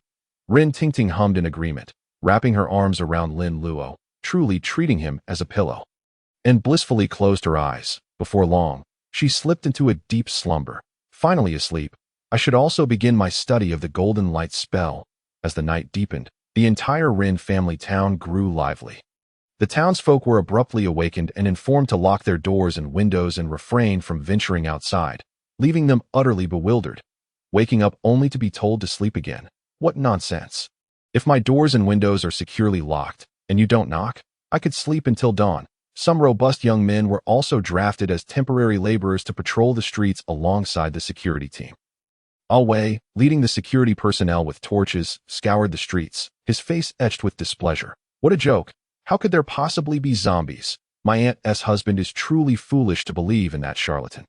Uncle Gio and his disciples are no good either. If it were up to him, Uncle Gio and his ilk should be locked away. As he pondered the various tortures in the prison, one of his subordinates suddenly approached him. Captain, is it true that there are zombies? Yes. Why else would we be summoned at this late hour to hunt zombies? I've heard that zombies suck blood, devour flesh, possess immense strength, and are impervious to blades and bullets. I wonder if it's true. I also heard that zombies can fly, with green eyes that can daze you, and before you realize it, they've already begun to drain your blood. Is any of this true? A group of people murmured their fears, causing even the previously unshaken Away to hesitate. These fools. Why on earth are they talking about zombies? Are they serious? The surroundings were shrouded in darkness, particularly beyond the reach of the torchlight, which was eerily frightening. Fear stems from the unknown. Could there really be zombies? Away furrowed his brow, unconsciously slowing his pace, falling back among the crowd. Safe. If zombies suddenly appear. Being in the middle means I want to be the first to be bitten. Just then, the flicker of torchlight was spotted ahead. Captain, there are brothers from the search team coming this way. Away glared, irritated. I know. I'm not blind. The approaching figures also noticed Away's team and quickened their pace, hurrying to regroup. Observing their panting, panicked expressions, Away's heart skipped a beat. Could something have happened? Pushing through the crowd, he seized one of them, frowning as he asked urgently, "Why the rush? Have you found a zombie?" Ha! Captain, we found the body of the night watchman up ahead. There are blood holes in his neck. It's terrifying. He must have been bitten by a zombie." What? There are indeed zombies. The watchman was bitten to death upon hearing that someone had been killed by a zombie. The entire security team gasped, their spines chilling, and beads of cold sweat broke out. Instantly, the earlier discussions about whether it was true resurfaced in their minds, sending shivers down their spines. This is terrifying. Should we retreat? But what if we encounter a zombie alone? Away swallowed hard, his expression darkening. Who would have thought that the old fraud wasn't he lying? There really are zombies. Those rascals couldn't he have been telling the truth? Could they? Captain, what should we do now? I'm the only one at home. I don't want to die. Captain, let us retreat. Away glared, slapping the person beside him. That you're demoralizing the troops. He is the captain. At this moment, others might panic, but he cannot. As the leader of the security team, Away had a sense of responsibility. If those around him fell into chaos, who would protect him? Everyone, don't be afraid. We have strength in numbers. Zombies won't dare to come out. We will continue our patrol and ensure the safety of the Rin family town's citizens. Away shouted, exhibiting some semblance of a captain's resolve. His words had some effect. The crowd steadied their nerves, realizing that with so many around, it wasn't quite as frightening. All right, now let us form a single team and continue patrolling. Yes, the captain is right. We are many. Don't be afraid. The group echoed in agreement, following closely behind Away, who felt a sense of exhilaration for the first time, basking in the feeling of being looked up to. But why is everyone behind me? A few should come to the front. Away's expression stiffened as he scanned the crowd, finding everyone squeezed together behind him. Frustration bubbled within him. A bunch of cowards. Let us go. Away gritted his teeth, waving his hand as he led the way down a street. The group, armed with torches, continued their patrol, bolstered by each other's presence. In the guest room on the second floor of the Ren household. Ren Tingting's slender arms lay draped over Lin Luo, sleeping soundly. This moment, Lin Luo sat cross-legged at the head of the bed, engrossed in studying a copy of the Golden Light spell. Uncle Joe had amassed a substantial collection of books over the years, delving into various sects of Taoism and folk spells. This copy of the Golden Light spell was written in Uncle Joe's own hand. The golden light signifies the manifestation of the Tao, the divine radiance of the gods. Gold represents strength and resilience, while the seeker of the Tao possesses profound skills, radiating light that is capable of driving away malevolent spirits, vanquishing evil, and summoning divine generals. Like the unwavering strength of golden artifacts, brilliant and resplendent, it is known as the Golden Light. This manuscript of the Golden Light spell also contained Uncle Joe's insights into its cultivation. The Golden Light spell focuses on refining the body and mind, internally cultivating the golden light to protect the spirit and subdue demons. This spell has a wide array of applications and formidable power, thus being referred to as a secret and divine spell of the Taoist sect. Hidden within the Golden Light spell are various cultivation methods, each sect having its own unique practices. Some utilize incantations to transform golden light into talismans, while others cultivate the golden light internally to refine elixirs. Some seek enlightenment and truth with divine guardians.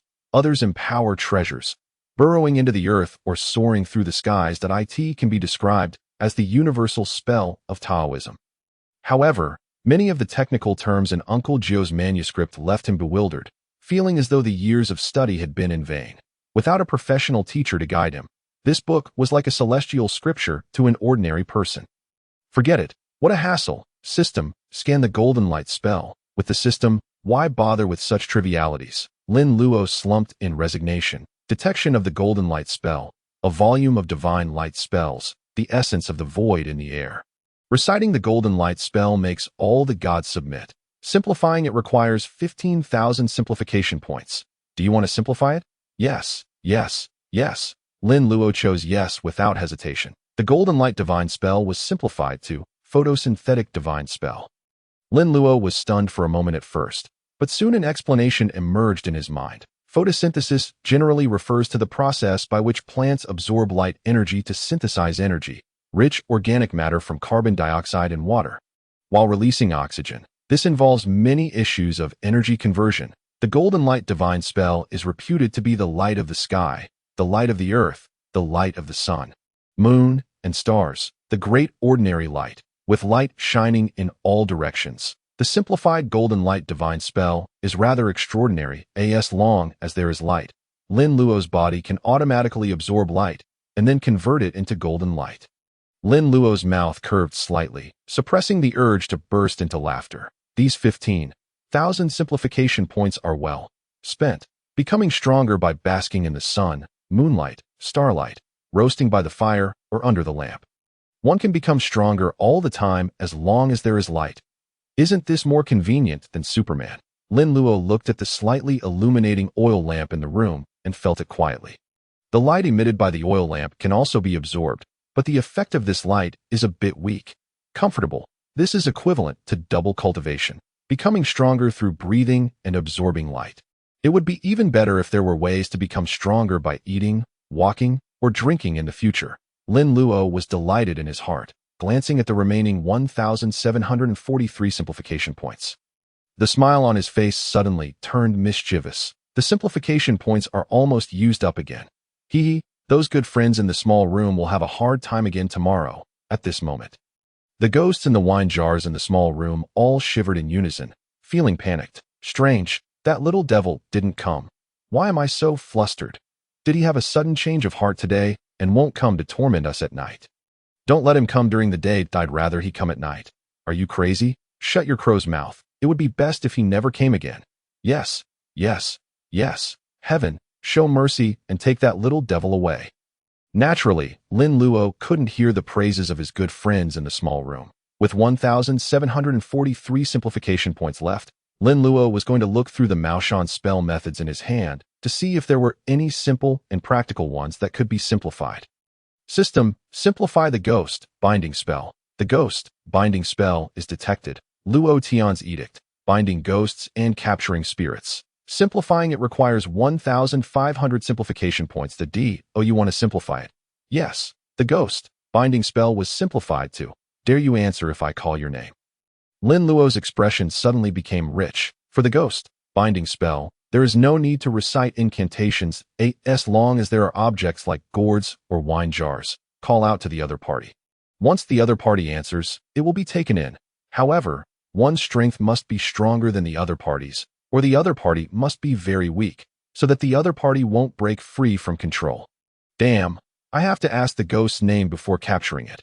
If there are a lot of ghosts, wouldn't it be very troublesome? Clang, clang, as night ended and dawn arrived.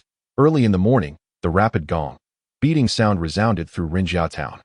When the gong is beaten so urgently, it usually means something bad has happened or there is a death notice. Soon, the townspeople all knew that the night watchman had an accident last night. Many people gathered in front of the security team's headquarters. Away, wearing the security captain's uniform, was loudly recounting what had happened last night.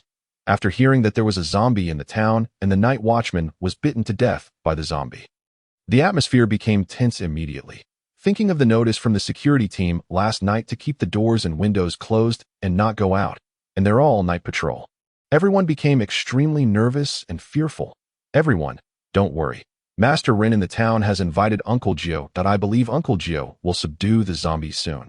Away loudly soothed the crowd, hearing that Uncle Gio was taking action. The crowd felt a little more at ease. Over the years, Uncle Gio's prestige has grown higher and higher, and everyone trusts him. This is thanks to Uncle Gio being a man who can give people a full sense of security. Qiushan, the night watchman, was bitten to death by a zombie last night. The auntie rushed back to the store in a hurry, carrying a vegetable buying basket, with a look of shock on her face. Nervously telling Qiushan. Qiushan slept soundly last night and wasn't woken up by the commotion. Otherwise, he would surely have been caught to be a conscript, being dragged out of a sweet dream by his auntie early in the morning. He was still listless. Qiushan was cleaning when he heard his auntie say that someone was bitten to death by a zombie. Suddenly, he was jolted awake. What? A zombie? Yes. Now the night watchman's body is in the yamen. And the family members are crying that he has both elderly and young dependents. How pitiful. Qiushan put down the feather duster in his hand, full of doubts. How could there be a sudden zombie outbreak? Since Uncle Gio came to Rinjiao town, there haven't been any zombie or ghost incidents in the town for a long time. Could it be old Master Rin? Oh no. Qiushan's eyes suddenly widened. Then he threw down the feather duster in his hand and rushed out in a hurry. Auntie, I'm going out for a while. Hey, where are you going? The auntie chased to the door and asked worriedly. But Qiushan had already run out of sight. This naughty boy. The auntie stamped her foot, then went back to the store helplessly, closed the door, and felt uneasy. Could something really have happened? Qiushan ran all the way and soon arrived in front of the Rin family's house. At this time, many people had gathered at the Rin family's house. The gentry, the rich, and the powerful in the town had all arrived. The living room of the Rin family, after simple repair, no longer showed the signs of last night's battle. Everyone was sitting in the living room, and the atmosphere was slightly heavy. After last night's commotion, everyone knew about the zombie in the town. Even the night watchman in the town was bitten to death by the zombie. Last night it was the night watchman. So what about tonight? Uncle Gio, please think of a way. This zombie must be eliminated as soon as possible. Yes, human lives are at stake. Uncle Gio, please think of a way. A group of people all looked at Uncle Gio. Although Uncle Gio had been tired during the day and didn't sleep all night, he didn't seem tired at the moment, seeing that everyone was looking at him. Uncle Gio nodded and said seriously, everyone, don't worry that I will do my best to catch that zombie. Just then, Qiushan ran in from the outside, looking concerned that he saw Uncle Gio and Rin Fa sitting in the room, but didn't see Rin Tingting. His heart sank. Could something have happened to Tingting? Master Rin. Uncle Gio nodded to Qiushan. Qiushan, you're just in time to go to the morning hall and ask Wenkai to bring all the tools here. Qiushan answered oh, and looked at Rin Fa again, seeing Rin Fa's solemn expression, with his brows slightly furrowed, as if he was very sad. Qiushan's heart trembled again. It's over. Tingting was really bitten to death by the zombie. My sweetheart, my first love. Is it going to end before it even starts? Qiushan. Uncle Gio frowned and called Qiushan when he saw that Qiushan's expression was wrong and he was in a daze. Ah, master, I'm going. Qiushan pulled himself together, but his tone was very downcast. He turned around and trotted out of the Rin family's house. Uncle Gio raised his eyebrows and looked at Qiushan's dejected back. Feeling rather speechless, what's wrong with this naughty boy Qiushan? As Qiushan was walking towards Boxiangzai, he was sighing and lamenting the short-lived fate of a beauty. Rin Tingting was such a beautiful girl. How could she be gone? Suddenly, Qiushan stopped in his tracks, staring straight at a porridge stand not far away. Xinji Liwan Tingzai porridge. The owner of this stall came from Yangcheng and rented a roadside stall for many years. Because of its generous ingredients, excellent taste, and affordable prices, it is very popular among the townspeople. Whether it's for morning tea or late night snacks, there are always many people queuing up at this stall. Right at the small table next to the stall, Rin Tingting was picking up fried dumplings for Lin Luo. The sunlight shone down, and the smiling beauty was like a celestial fairy descending to the mortal world. So beautiful that Qiushan was stunned that Rin Tingting didn't die. Then Master Rin's expression is as if someone in the family has died. That it seems the zombie is his father. Qiushan came to his senses, smiled awkwardly, and secretly thought he was really stupid. Good morning. Miss Rin, senior brother, you're having porridge. Qiushan came up with a big smile, his eyes constantly glancing at Rin Tingting. Qiushan, what a coincidence. You come to have a meal too. Lin Luo cast a glance at Qiusing, gesturing for him to take a seat. Rin Tingting merely smiled at Qiusing without uttering a word, her cheeks slightly flushed. That I won't eat anymore. My master has instructed me to return to the ancestral hall and fetch Wenkai with the tools. Oh, then do hurry along. Do not delay your master's affairs, Lin Luo remarked, turning his attention to Rin Tingting, and motioned with his lips. Rin Tingting playfully pouted, picked up a char siu bun, broke off a piece with her delicate fingers, and stuffed it into Lin Luo's mouth. This was the reward for having used Lin Luo as a pillow throughout the night. She was treating Lin Luo to breakfast and would serve him for the entire day. Qiuxing watched with envy. His hunger suddenly ignited. If only Rin Tingting would feed him like that, he could eat from dawn until dusk. As Lin Luo chewed on the char siu bun, he glanced at Qiuxing, who was looking at him with evident longing. Junior apprentice, do not be envious. This is a price paid by your elder brother through his own sacrifices. Such hardships are beyond your endurance. I shall bear them alone. Qiuxing, are you not in a hurry to leave? Oh, I'm not in a rush for just a moment, senior brother. Miss Rin, were you both well last night? Qiuxing swallowed, forcing a chuckle of concern.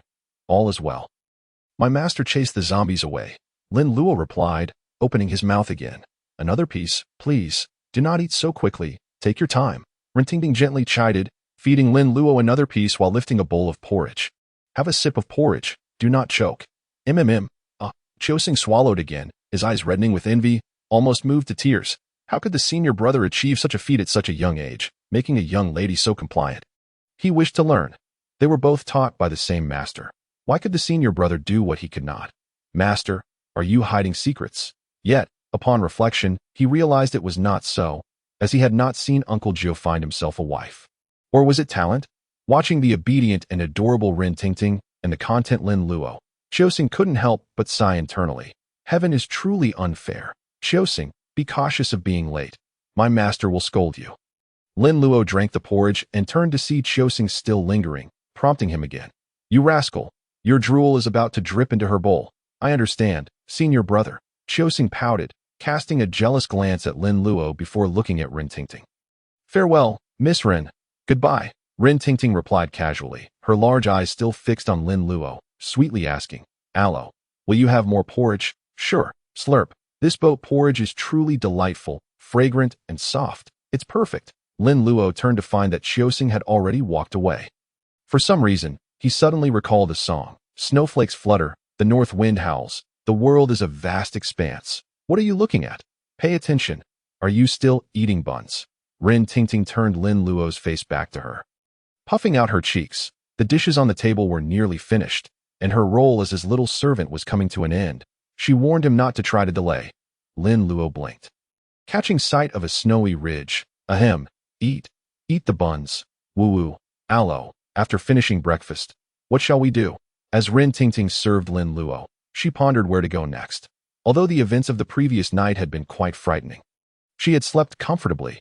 Using Lin Luo as a pillow, his warmth had enveloped her, allowing her to sleep soundly, feeling refreshed, as if she had indulged in a sauna.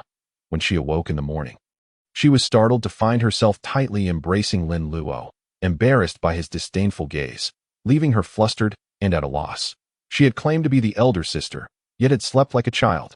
Just thinking about it made her cheeks flush, yet the comfort she felt was undeniable, which led her to agree to Lin Luo's unequal treaty. She would serve as his little maid for a day, attending to his every need. That will head home first. I need to speak with your father. And after that, Rin Tingting asked, wiping Lin Luo's mouth with a handkerchief. I'm not sure. I'll see if my master has any tasks for me. Oh, then what if there are no tasks? Lin Luo rolled his eyes, helplessly regarding the tenacious and determined Rin Tingting. What is there to do in this dull town? There's hardly anywhere to shop. How about swimming outside the town? Oh yes, I have a new swimsuit I haven't worn yet. Rin Tingting brightened up instantly, nodding her little head eagerly. Aren't you afraid of zombies? Not afraid, as long as you're here. Hey, little brother, you must protect your sister. Lin Luo rolled his eyes even more dramatically. What a troublesome little sister. After enjoying breakfast, Lin Luo and Rin Tingting returned to the Rin residence in the living room. Everyone had already dispersed, leaving only Rin Fa and Uncle Jio. Father, we are back. Rin Tingting's voice rang out as both Rin Fa and Uncle Jio turned to look, smiling faintly upon seeing Rin Tingting holding Lin Luo's hand. So, Aloe, Tingting, did you eat well? Rin Fa inquired with a smile. Uncle Gio had already informed Rin Fa about the events of the previous night. Had Lin Luo not discovered Rin Weiyong emerging from the coffin first and awakened Uncle Gio, both he and his daughter would surely have perished. Furthermore, Lin Luo had intervened to save his daughter last night, which made Rin Fa feel a deep affection for Lin Luo. We've eaten well.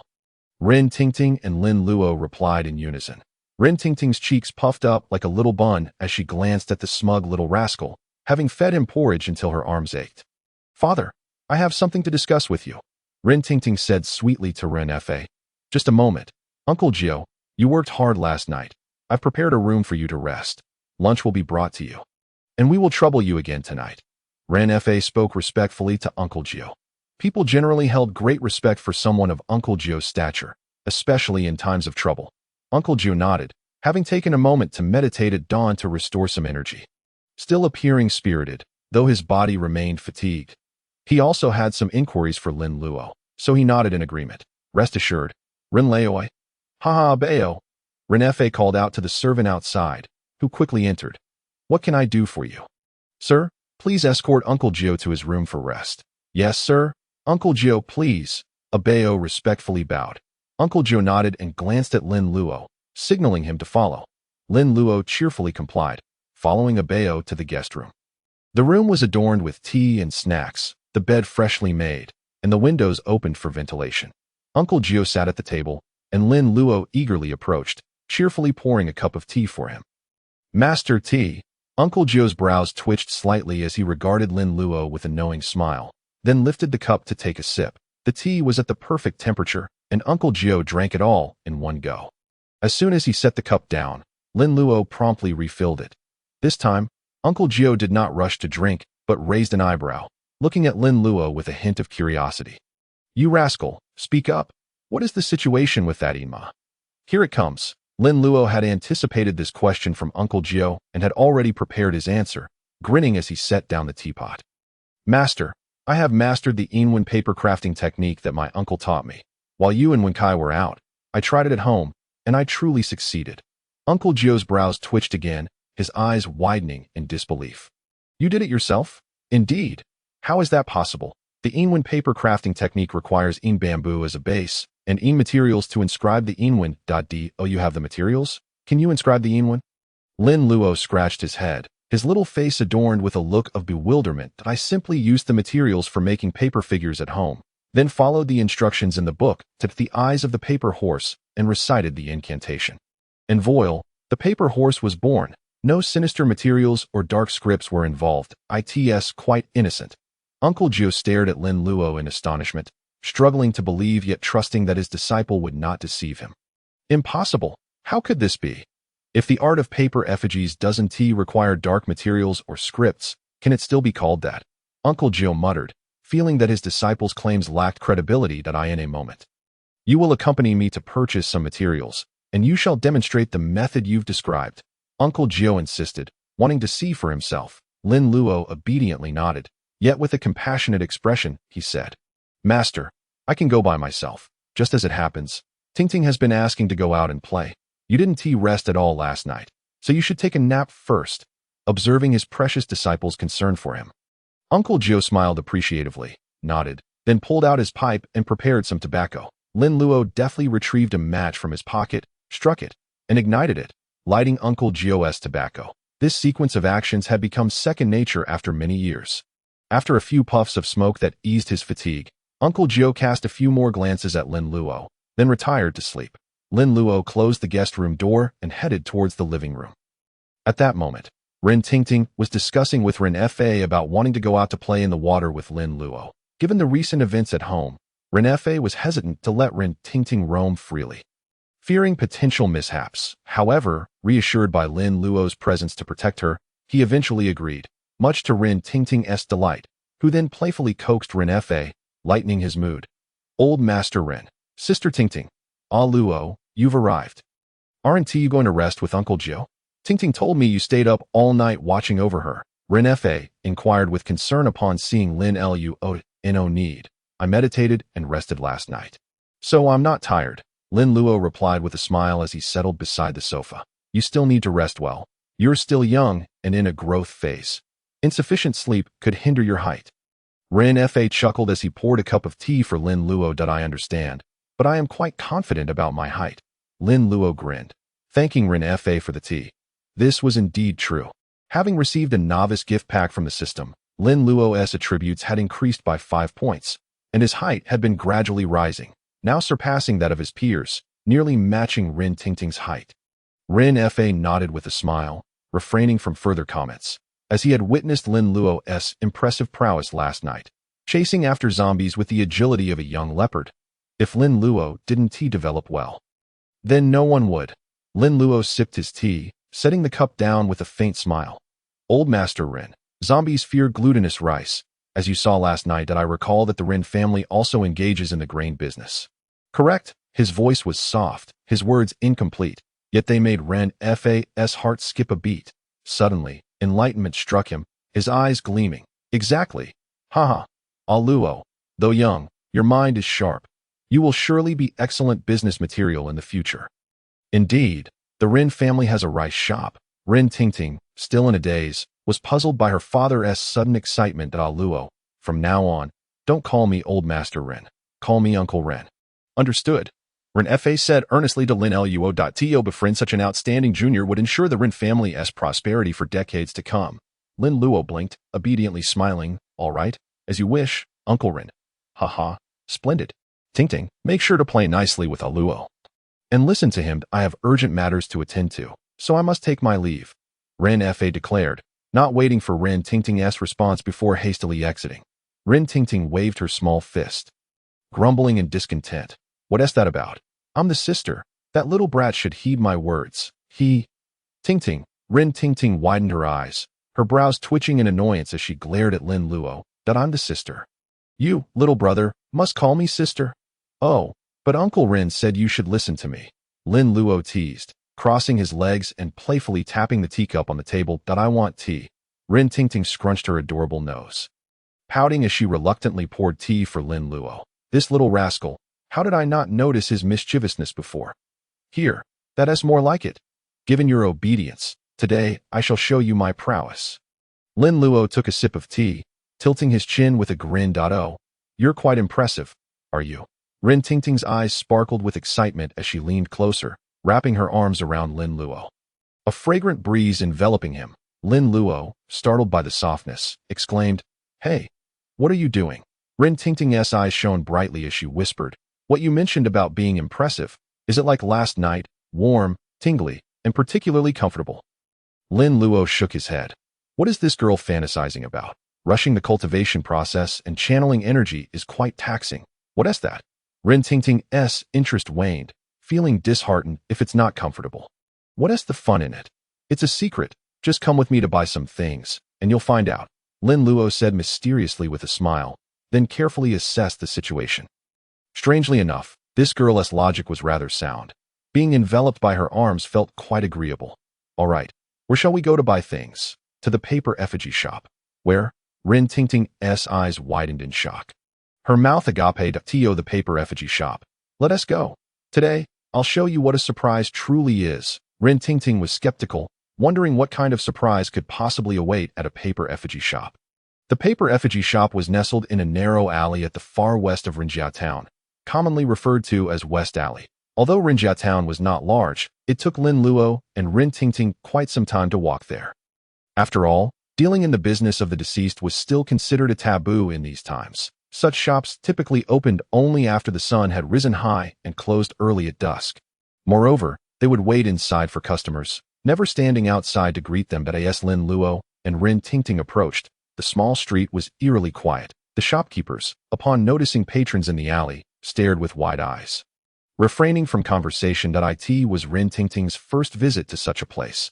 Observing the silence of the alley and the somberly dressed shopkeepers who eyed her with curiosity, she felt a wave of trepidation wash over her, making her uncomfortable. Ren Tingting tightly clutched Lin Luo's hand, not letting go. Lin Luo, what exactly is this place? Why does it feel so frightening? She asked in a hushed, anxious tone. Didn't I tell you? Over there is a coffin shop, and that way is the incense and paper effigy shop, while that is where they dig graves. Overall, this alley is dedicated to businesses concerning the deceased, Lin Luo explained. leading Rin Tingting into the incense and paper effigy shop. "Shopkeeper, I need materials for making paper figures," Lin Luo declared as he entered, not waiting for a response. The shopkeeper was taken aback. All they sold were finished products, and it was the first time someone sought to purchase materials. However, upon noticing the talisman hanging around Lin Luo's neck, the shopkeeper quickly discerned his identity and smiled faintly. "How much would you like?" "Young sir, a cartful, delivered to old Master Rin's residence," Lin Luo replied, glancing at Rin Tingting. Rin Tingting was momentarily taken aback, questioning, "What are you looking at me for? Hand over the money." "Ah. Oh." Rin Tingting promptly turned to the shopkeeper.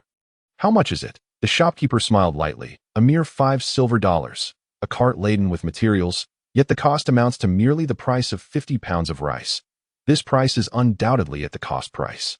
Rin Tingting produced $5 silver and handed them over. The shopkeeper accepted the money with a smile, tucking it into his pocket before turning to Lin Luo and inquiring, "Sir, when shall we deliver the goods?" "Right now. Please prepare the items and accompany us." "Very well. Please wait a moment while I make the arrangements." "Dachong, serve the guests some tea." Coming right up, a young, rotund man with a cheerful demeanor emerged from the back, carrying a teapot. After pouring the tea, this fellow named Dachong stood to one side. As Lin Luo sipped his tea, he surveyed the shop's offerings. The store was replete with ready-made goods, paper effigies of children, various paper offerings, paper lanterns, and all manner of items related to funerals. "Young lad, may I inquire if you know where I might procure magical implements?" Lin Luo turned to Dachong. The latter felt somewhat awkward being addressed as young lad by a mere child, his irritation simmering, yet he suppressed it, replying, "We have yellow talisman paper and vermilion powder. The coffin shop sells ink lines, coffin nails, and peachwood swords. The shop next door offers magic mirrors and 3 pure bells. What do you seek?" Lin Luo's eyes sparkled as he clasped his hands in gratitude, saying, "Thank you. Please prepare 1 bundle of yellow talisman paper and a pound of fine vermilion powder. We shall take a stroll first, and once everything is packed, we will settle the payment at the entrance." Seeing Lin Luo purchasing more items, the young man's face brightened with an innocent grin as he nodded. "I have noted it." Rin Tingting, having been pulled out by Lin Luo, curiously asked, "What else do you wish to buy?" "Peachwood sword, magic mirror, and 3 pure bells. Vermilion powder serves as a medium for drawing talismans, and the quality of both the talisman paper and vermilion directly affects the potency of the talismans. The magic mirror is an exceptional tool against ghosts and zombies, while the 3 pure bells are Lin Luo's utmost favorite. He carried the 3 pure bells with him, yet the stock at the mortuary was nearly depleted. Their efficacy diminished. Thus, he sought to see if they could be repaired. If not, he would need to procure new ones that in truth. Magical implements grow more powerful with age. New ones possess limited capabilities, with a small affluent companion like Rin Tingting by his side. There was no better time to make a purchase. Following Dachong's guidance, Lin Luo gathered the peachwood sword, compass, magic mirror, and 3 pure bells. These formed the essential quartet for a Maoshan Taoist, the most commonly used magical tools during rituals. Upon returning to the incense shop, the materials were already loaded onto the cart. 1 bundle of yellow talisman paper and 1 pound of top-quality vermilion powder, costing a total of $10 silver. Rin Tingting, unbothered by the expense, readily paid. The yellow talisman paper is inexpensive.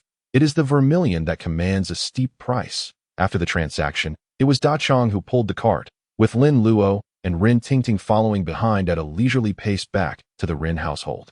The household servants assisted in unloading the items into the storage room, and Lin Luo inquired if Uncle Jiao was still asleep. "Allo, what exactly is the surprise you mentioned?" Rin Tingting, feeling somewhat bored, noted the warm weather, contemplating that a swim by the river would be most pleasant, and she could hardly wait. "You shall know shortly," Lin Luo replied with a smile, busily arranging the pile of paper materials. Rin Tingting, sitting on a small stool with her chin resting on her hands, watched Lin Luo at work. His movements were swift and practiced. Soon, he had crafted a framework for a paper effigy. Following that came the fine-tuning, paper MCH, painting, and final adjustments. In the end, a rather rudimentary paper effigy was created. Rin Tingting noticed that the paper figure bore a resemblance to her cousin, holding what appeared to be a fire poker. She opened her mouth in surprise, asking, "Allo, is this paper figure meant to be my cousin?" "He indeed. How does it look? Does it resemble a way?" Lin Luo chuckled, resting his hand on the paper figure's shoulder. Rin Tingting felt even more bored. Pouting slightly, "Is this what you call a surprise? It's utterly dull." "Not quite yet," Lin Luo exclaimed, raising his voice, and with a gentle touch of his finger, he drew forth a drop of crimson blood. Rin Tingting, though perplexed, felt her interest piqued, her eyes widening in anticipation as she watched him. Lin Luo performed a mystic gesture, pointing at the paper effigy's eyes. "Paper effigy, heed my command. Captain away. Manifest swiftly. Activate." In the next moment, the dimly lit storage room shimmered with a faint glow. Rin Tingting's eyes widened in astonishment, her delicate, rosy face displaying sheer incredulity, her mouth agape as she covered it with her small hand. The clumsy paper effigy of Away gradually transformed into a lifelike representation of Captain Away. This Away donned a captain's uniform, stood in sturdy leather boots, sported a pair of comically oversized glasses, and bore a holster at his waist, while clutching an iron branding tool. "Cousin," Lin Luo approached with a grin. Unbuckling the holster to retrieve the revolver within it, he examined it, pulling the trigger, but it yielded no response. "What a mere prop." He bemusedly returned the gun to its place, turning to the now dazed Rin Tingting, flashing a broad smile. "Come, bow to your auntie." Captain Away, with a straightforward demeanor, bowed deeply to Rin Tingting, nearly bowing his head to the ground. "Hee. Now do you understand what a surprise truly is, Zhang Matzi?" "What the hell is a surprise? This is what I call a surprise." Rin Tingting covered her mouth, pointing at the paper figure, her fingers trembling, her mind a blank slate. The Captain Away before her bore an uncanny resemblance to the real Away, although his gaze was vacant and his expression stiff. There was little else to differentiate them. How could this be possible? It must be a trick. Rin Tingting had witnessed Lin Luo crafting the paper figure with her own eyes, and now she beheld it transform into the living paper figure of Away. Lin Luo chuckled, taking Rin Tingting's hand and leading her closer to the paper figure. "Come, take a closer look." Rin Tingting widened her eyes, scrutinizing intently as she drew near. The details became clearer, aside from the unnaturally pale complexion and the blank expression. There truly seemed to be no significant differences. This was utterly astonishing. It defied the laws of science while embracing the mystical. "Allo, how did you accomplish this?" Rin Tingting's thoughts were a whirlwind. She could not fathom how such a crude paper figure could transform into a being so lifelike. "I told you, I am a Taoist, and it is reasonable that I possess some magical abilities," Lin Luo replied with a playful shrug, patting the paper figure's shoulder. "Now, how about you release some of that pent-up energy? Go ahead and give him a couple of punches." Rin Tingting, eager to comply, raised her small fist to strike the paper figure a few times, but ultimately lowered her hand. "Never mind, he is my cousin after all. I cannot bring myself to do it." Lin Luo understood, for Rin Tingting was a kind-hearted girl. Though she had a playful side, she could not bring herself to harm others. Lin Luo chuckled and suggested, "Since you cannot bring yourself to strike him, let us have him toil for us instead." "That sounds good. But won't he draw too much attention like this?" Rin Tingting expressed her concerns. Aware of Away's standing in the town, that a simple straw hat to obscure his face will suffice, Lin Luo replied, conjuring a straw hat and poncho, as if performing a magic trick. Once the straw hat and poncho adorned the paper figure, it became difficult to discern that it resembled Away at all. "Oh, what is that in his hand?" Rin Tingting noticed the object in Captain Away's grasp, resembling a fire poker. Lin Luo chuckled, taking the fire poker from him. "This is a branding iron. Your cousin uses it on criminals." Having heard of branding, a punishment for wrongdoers, Rin Tingting shuddered. "Oh dear, how could you make this? It's quite terrifying," she lamented. The thought of branding a character onto someone's skin was chilling. Unless one skinned the person, that mark would remain forever. Just the thought of it was unsettling. Lin Luo laughed as he returned the fire poker to Captain Away. "This is Away's signature move. In the past, I used the character to brand villains like you. Once branded, the skin on the chest would wrinkle up. Now I've changed to this character, which has fewer strokes and is clearer. However, the pain remains the same." When Lin Luo was making the Paperman Captain, he worried that the Paperman Captain's gun wouldn't work, so he equipped him with a fire poker, which could be considered a handy tool. So as not to be unarmed, that it was just for fun. You can just think of it as a fire poker. Before long, a rather strange scene emerged on the street. That a handsome young boy was leading a girl with a beaming smile, and behind them was a strange person wearing a core raincoat and a bamboo hat on a sunny day, holding a fire poker. "Hey, cousin," Where are you guys going? On the street, Away was patrolling with his men and happened to see Rin Tingting and Lin Luo. His eyes lit up, and he stepped forward. Cousin. Rin Tingting's expression and tone were a bit strange when she saw Away. We're going to play outside the town. You go patrol. Away smiled obsequiously and said, It's dangerous to play outside the town. How about I be your bodyguard? With cousin protecting you, I'll definitely ensure your safety. Hey, what does this guy do? Away looked at the coir, raincoat, and bamboo hat, wearing strange person behind Rin Tingting, who was holding a fire poker in his hand. Hey, why does this fire poker look so familiar? Oh, this is a servant at home that we were worried it might rain, so we asked him to wear the coir raincoat. Rin Tingting said, looking a bit impatient. Cousin, can you stop wasting time? We want to go play it out. You'd better go patrol. Away smiled awkwardly and didn't dare to pester. Nodding, he said, All right. Then you guys be careful. He had already been warned by Rin Fa that he was not allowed to pester Tingting anymore. Even if it hadn't been for the incident in the Rin family, he would have been transferred to another town by now, so he really didn't dare to have any delusions about Rin Tingting. But after Away gave way, looking at this coir raincoat, wearing strange person, the more he looked, the more familiar he seemed. Captain, this person looks a lot like you. Yeah, look, even the shoes are the same. Several team members standing behind Away whispered. Away narrowed his small eyes, looked at the other person's shoes, and then at his own. They really were quite similar. Impossible, absolutely impossible. That's just a vulgar and clumsy servant. How could he look like your wise, martial, brave, and resourceful dear brother Wei? Away tilted his chin up, his nostrils facing the sky. Right? Brother Wei is the most awesome. A servant couldn't possibly look like Brother Wei. Brother Wei is too modest. Wise, martial, brave, and resourceful can't fully describe your might. Haha, really? I think so too. Away laughed triumphantly, quite pleased in his heart. Look, the masses have sharp eyes. His subordinates are all honest and sensible. Let's go check Yihong Courtyard. That place is most likely to harbor filth that I suspect the zombie is hiding there. Hee, Brother Wei, you're so capable. You should check 2 places. That's right, Brother Wei is indeed Brother Wei. Amidst the calls of Brother Wei, Away gradually lost himself, and his steps became more and more buoyant. I seem to be really great. There is a quiet water pond in the forest outside Rinjiao town.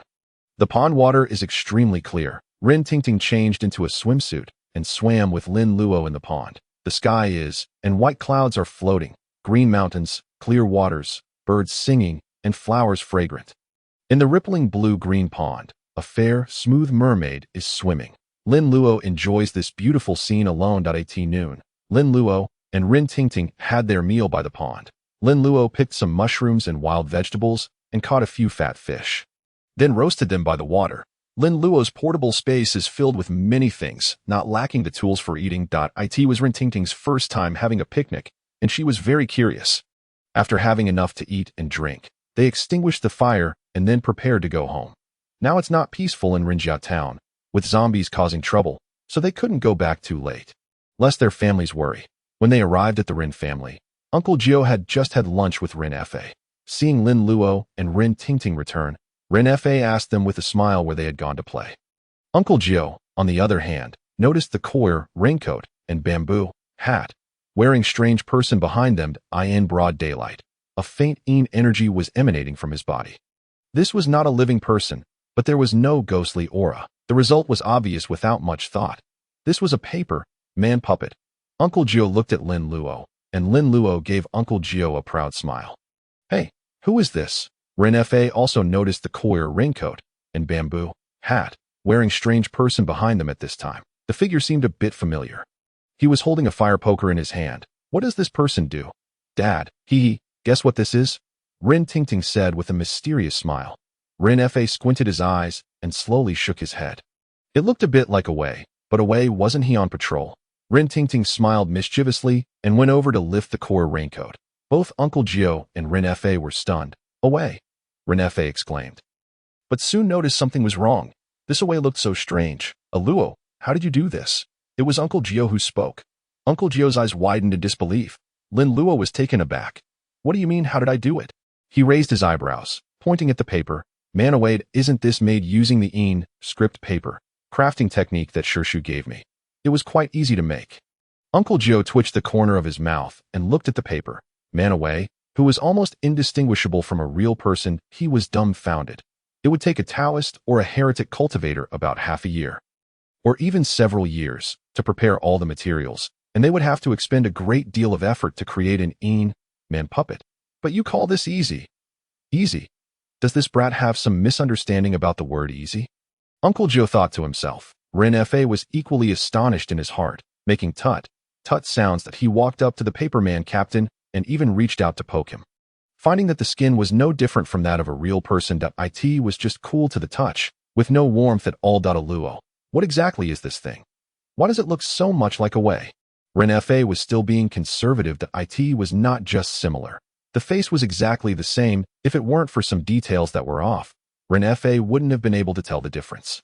Even so, Ren Fa was incredibly shocked. The world is so vast, full of wonders. The methods of these strange people and extraordinary scholars are truly miraculous. This is just a paperman. I applied some minor magic to make it into an man similar to a real person.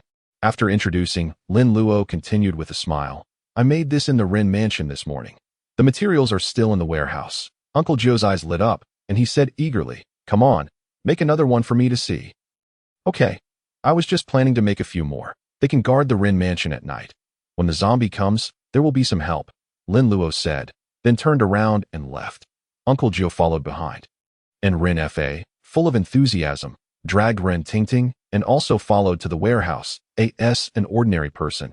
Being able to witness such a miraculous thing was considered a stroke of luck. In the warehouse of the Ren mansion, there were some grains and sundries. The cartload of materials of Lin Luo was very conspicuous in the corner.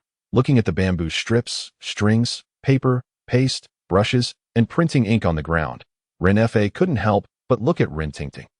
Did a Luo make that away with these? Ren Fa could hardly believe it. The paper, man away, was made with these things. Ren Tingting nodded. She had seen it with her own eyes.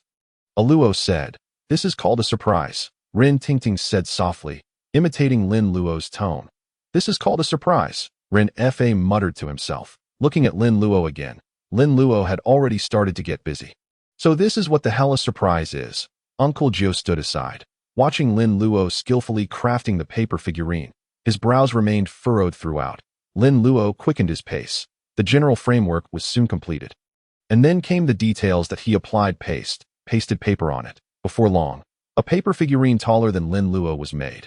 Then, Lin Luo started making clothes, a folding fan, a big sword, a paper gourd, and a judge's pen for the paper figurine. Lin Luo grasped the pen and quickly outlined on the paper, soon sketching out the general shape. Subsequently, he dipped a brush in ink and began painting. The style and color of the clothes made Uncle Joe's single-shaped eyebrow twitch slightly. Excellent, it's done. In less than half an hour, Lin Luo had finished the paper figurine. Ren Fa looked at this rough paper figurine and couldn't help but glance at Ren Tingting. His eyes seemed to be asking, is this it? Ren Tingting covered her mouth and smiled. The surprise would be revealed soon. Uncle Joe didn't speak, just watched quietly. He was determined to see what kind of tricks Lin Luo could play with this ordinary paper figurine. The script paper crafting technique. He had read it when Simu took out the book. Clearly written on it was to draw scripts with spiritual materials, condense the power of the lunar and manipulate the paper crafts. Uncle Joe had examined all the materials Lin Luo used. There was not the slightest fluctuation of energy on them, not even spiritual energy. They were just the most ordinary materials for making paper figurines. What was made could only be burned to deceive the ghosts. Lin Luo pricked his fingertip again and squeezed out a drop of blood, directly dotting it on the eyes of the paper figurine. Paper figurine, follow my will. Lord Zhongkue, quickly show your divine presence. Ren Fa's eyes widened in astonishment. How could the paper figurine start glowing? Uncle Joe's single-shaped eyebrow instantly knitted into a ball. His eyes were wide open, and a look of horror appeared on his face. How is this possible? He knew much more than Ren Fa, so he could better understand how incredible what Lin Luo had done was. This simply shattered Uncle Joe's understanding of metaphysics. Lin Luo's finger touched Zhongkue's eyes, and he felt the qi in his body draining away. This consumption was more terrifying than when he imparted spirituality to any other paper figurine. Activate. The paper figurine flickered with fluorescent light. Finally, there was a flash of golden light, and the paper on the paper figurine transformed into the appearance of a real person. It was dressed in a big red judge's costume, with a leopard-like head, round eyes, and an iron-colored face, and a beard. Its appearance was strange. A big sword was hung around its waist, and it held a folding fan and a judge's pin in its hands. Who else could this be but Zhong Kuei? Lin Luo had depicted it based on the Zhong Kuei, played by Old Wu. The facial resemblance was about 70 or 80%. Lin Luo gasped for breath. His forehead covered with beads of sweat. He felt completely drained. Lin Luo had felt very relaxed when making paper figurines before. Whether it was for those teachers or away, he didn't feel anything after finishing. But this time, when making Zhong Kuei, he was shocked to find that the qi in his body had been completely consumed, and his body felt unprecedentedly weak. Lin Luo looked at this vivid Zhong Kuei in front of him. The more he looked, the more he felt that this Zhong Kuei was different from other paper figurines. This Zhong Kuei didn't seem so wooden, and its eyes were full of spirituality. Could it be that my paper crafting technique has been upgraded? Lin Luo guessed in his heart. Uncle Jiu gave Lin Luo a profound look, then adjusted his clothes and bowed respectfully to the Zhong Kuei. Disciple Lin Jiu of Maoshan pays homage to Lord Zhong Kuei. The Zhong Kuei paper figurine stood motionless in place, but the trace of charm it emanated was particularly peculiar. Lin Luo took a few deep breaths and regained his strength. He walked up to Uncle Jiu and boasted. Master, see, do you believe it now? Uncle Jiu looked at Lin Luo, whose face was deathly pale, and ruffled Lin Luo's head irritably. You brat, you're so overconfident. How dare you materialize a deity? If Lord Zhong Kuei hadn't shown mercy just now, you'd have exhausted your essence and qi by now, and the best outcome would have been to become a useless person. The more Uncle Jiu thought about it, the more terrified he became. He never expected that this brat Lin Luo could transform the script paper crafting technique to this extent. What was this? Puppet spirit summoning, an alternative method of inviting a deity to possess. But it was the deity possessing a paper figurine. Among the unorthodox ways, there is a technique called Shinda, which can invite a deity to possess. Among the many branches of Maoshan, there is also a stomp, the ground deity inviting technique. Using stomping on the ground as a signal, it enables the deity to possess the body and borrow the power of the deity to dispel evil and ward off misfortune. However, this kind of technique of inviting a deity to possess will leave indelible after effects on the body and may even bring disasters to future generations. Therefore, those who practice Shunda or stomp, the ground deity, inviting will not get married or have children. Lin Luo wiped the sweat from his forehead, looked at the Zhong Kuei paper figurine, and patted its arm. How could Lord Zhong Kuei bear a grudge against a little disciple like me? Right, Uncle Zhong? The Zhong Kuei paper figurine turned its head, looked at Lin Luo, and slowly nodded. Screech. Lin Luo was so frightened that he jumped back like a frightened cat, scurrying a long way at what's going on with this Zhong Kuei paper figurine. Uncle Jiu glared at Lin Luo irritably. Now you know to be scared. You brat. After scolding Lin Luo, Uncle Jiu quickly bowed to the Zhong Kuei paper figurine again. My young disciple is naive and ignorant. Please forgive him, Lord. The Zhong Kuei paper figurine became motionless again. Ignoring Uncle Jiu wasn't embarrassed either that a deity naturally has a deity's temper, but in his heart, he was even more curious about the script paper crafting technique improved by Lin Luo. How on earth did this brat do it? Ren Fa approached Uncle Jiu and asked cautiously, Uncle Jiu, could this really be Lord Zhong Kuei? He had heard clearly from behind that Uncle Jiu addressed the other as Lord Zhong Kuei and bowed to him. Uncle Jiu nodded. Lord Ren, quickly prepare an incense table to offer incense and pay homage to Lord Zhong Kuei? Yes, right away. Ren Fa nodded repeatedly and excitedly trotted out of the warehouse to order people to prepare the incense table and offerings. Brat, come over and pay homage to Lord Zhong Kuei. Uncle Jiu saw Lin Luo hiding far away, curiously observing the Zhong Kuei paper figurine, and quickly scolded. Okay, coming. Lin Luo smiled sheepishly, approached, and took out a small gourd from his carry-on satchel. He opened the gourd stopper. Hee, Uncle Zhong, have some wine. The Zhong Kuei paper figurine reacted again, beaming with joy. It lowered its head to look at the wine gourd in Lin Luo's hand, and took a deep breath. The next second, the wine in the gourd flew out in a thin stream and disappeared into the paper figurine's mouth. Wow, it's Lord Zhong Kuei showing his divine presence. The wine in the gourd was quickly drunk up by the Zhong Kuei paper figurine. A faint golden light appeared on the paper figurine. With a slight flash, the vivid feeling on the paper figurine disappeared. The Zhong Kuei paper figurine became as wooden and stiff as the paper figurine captain. Lin Luo keenly noticed the change in the Zhong Kuei paper figurine and twitched the corner of his mouth. This is just leaving after eating, not even saying goodbye. Lin Luo put the stopper back on the gourd and looked at Uncle Gio. Master, Uncle Zhong has left.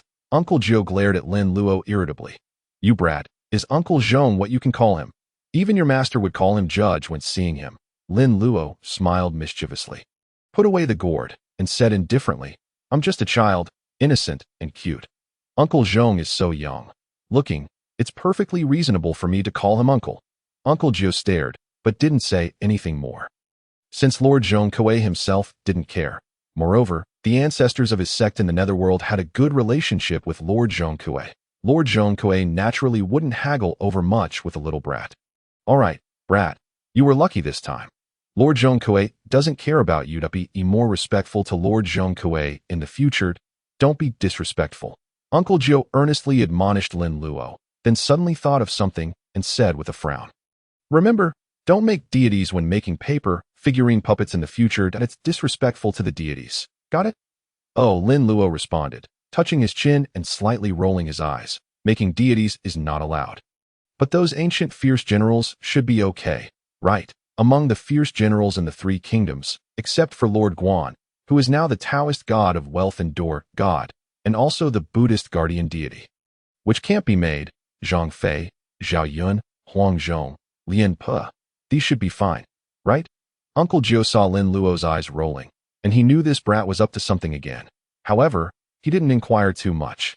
Knowing that Lin Luo was aware of the gravity of the situation, regarding the matters he had exhorted, Lin Luo had never caused any problems. On the contrary, Qiushang and Wen Kai, these two troublemakers, the more he exhorted them, the more mischievous they became. By the way, master, could you please help me test the strength of this paper puppet? If the zombies come at night and the paper puppet is strong enough, we'll have a few more assistants. Lin Luo raised his head, a lovely smile gracing his small face, looking like an innocent, adorable, and delicate young boy. What ill intentions could a child possibly have at this moment? A group of jars passed by, chattering noisily. Uncle Gio glanced at the paper puppet captain, especially the fire poker in the captain's hand, and nodded.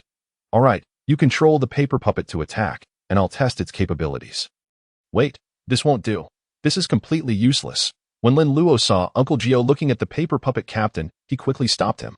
Uncle Gio was taken aback, and Rintingting, who was still watching the excitement in the warehouse, couldn't help but burst out laughing. Unexpectedly, cousin is useless, and the puppet made by a Luo based on cousin is even more useless. Uncle Gio nodded. Fine, make another one. Lin Luo grinned and started making it again. This time, Lin Luo worked slowly and attentively. One reason was that he had consumed too much energy previously. As he made the paper puppet, he gasped for breath, trying to restore the qi in his body. The other reason was that this time he needed to make it more exquisite to ensure the combat effectiveness of the paper puppet was up to par, even if it couldn't win. It had to be able to serve as a qualified tank. At this moment, Lin Luo already had a very suitable target in his mind. It was Zhong Kuei's great sword that had inspired Lin Luo. Making paper puppets is definitely a rather boring task. Yet, Rin Tingting watched with great interest and would occasionally ask a few curious questions, like a curious little baby. Uncle Gio would occasionally give Lin Luo some suggestions, guiding him on how to make an exquisite paper puppet. Generally, the paper puppets made in paper making shops are thin, with rough facial features, looking rather rough and not smooth at all. However, the paper puppet Lin Luo made this time was quite smooth, with a flat body, lifelike armor, and a one-person, tall greatsword. It really had the appearance of a realistic figurine. A Luo, what is this you made? Uncle Gio raised his eyebrows, looking at the somewhat burly warrior in front of him. Judging from the armor on its body, it didn't seem to be of Central Plain style. This is the might of Demacia, the power of the Empire, the great sword, Garen. Lin Luo stepped back 2 steps with a smile, looking up and down at his work, nodding with self-satisfaction. I'm truly a genius with first-rate practical ability. Demacia? Garen? Uncle Gio looked blank, not knowing what riddle his apprentice was talking about. Rin Tingting was also completely confused. All right, now it's time to infuse the spirit, Lin Luo said, taking 2 deep breaths again. He felt that the qi in his body was abundant, and his body was incredibly energetic. Paper puppet, follow my will. Garen in the grass, quickly show your spirit. Activate. The next second, Lin Luo felt the same feeling as when he infused the spirit into Zhong Kuei before, but the effect was much weaker. After a moment, a golden light flashed on Garen's paper puppet, transforming it into the powerful and majestic great sword appearance in the game to a 2-meter tall big fellow, wearing thick heavy armor, with a one-person tall great sword in his hand. In the hands of Garen the paper puppet, it was as light as plastic, easily handled. Although Garen the paper puppet's expression was stiff, it wasn't as rigid and dull as the paper puppet captain. Having a bit more liveliness. Garen, away. You two have a fight. Lin Luo commanded the two paper puppets, his heart full of anticipation, eager to see the result. The next second, the two paper puppets received the command simultaneously. A light flashed in their eyes, and then a one-person, tall great sword and a fire poker were raised. After a dull thud, the paper puppet captain was sent flying, hitting the wall hard, creating cracks on the wall. Woo!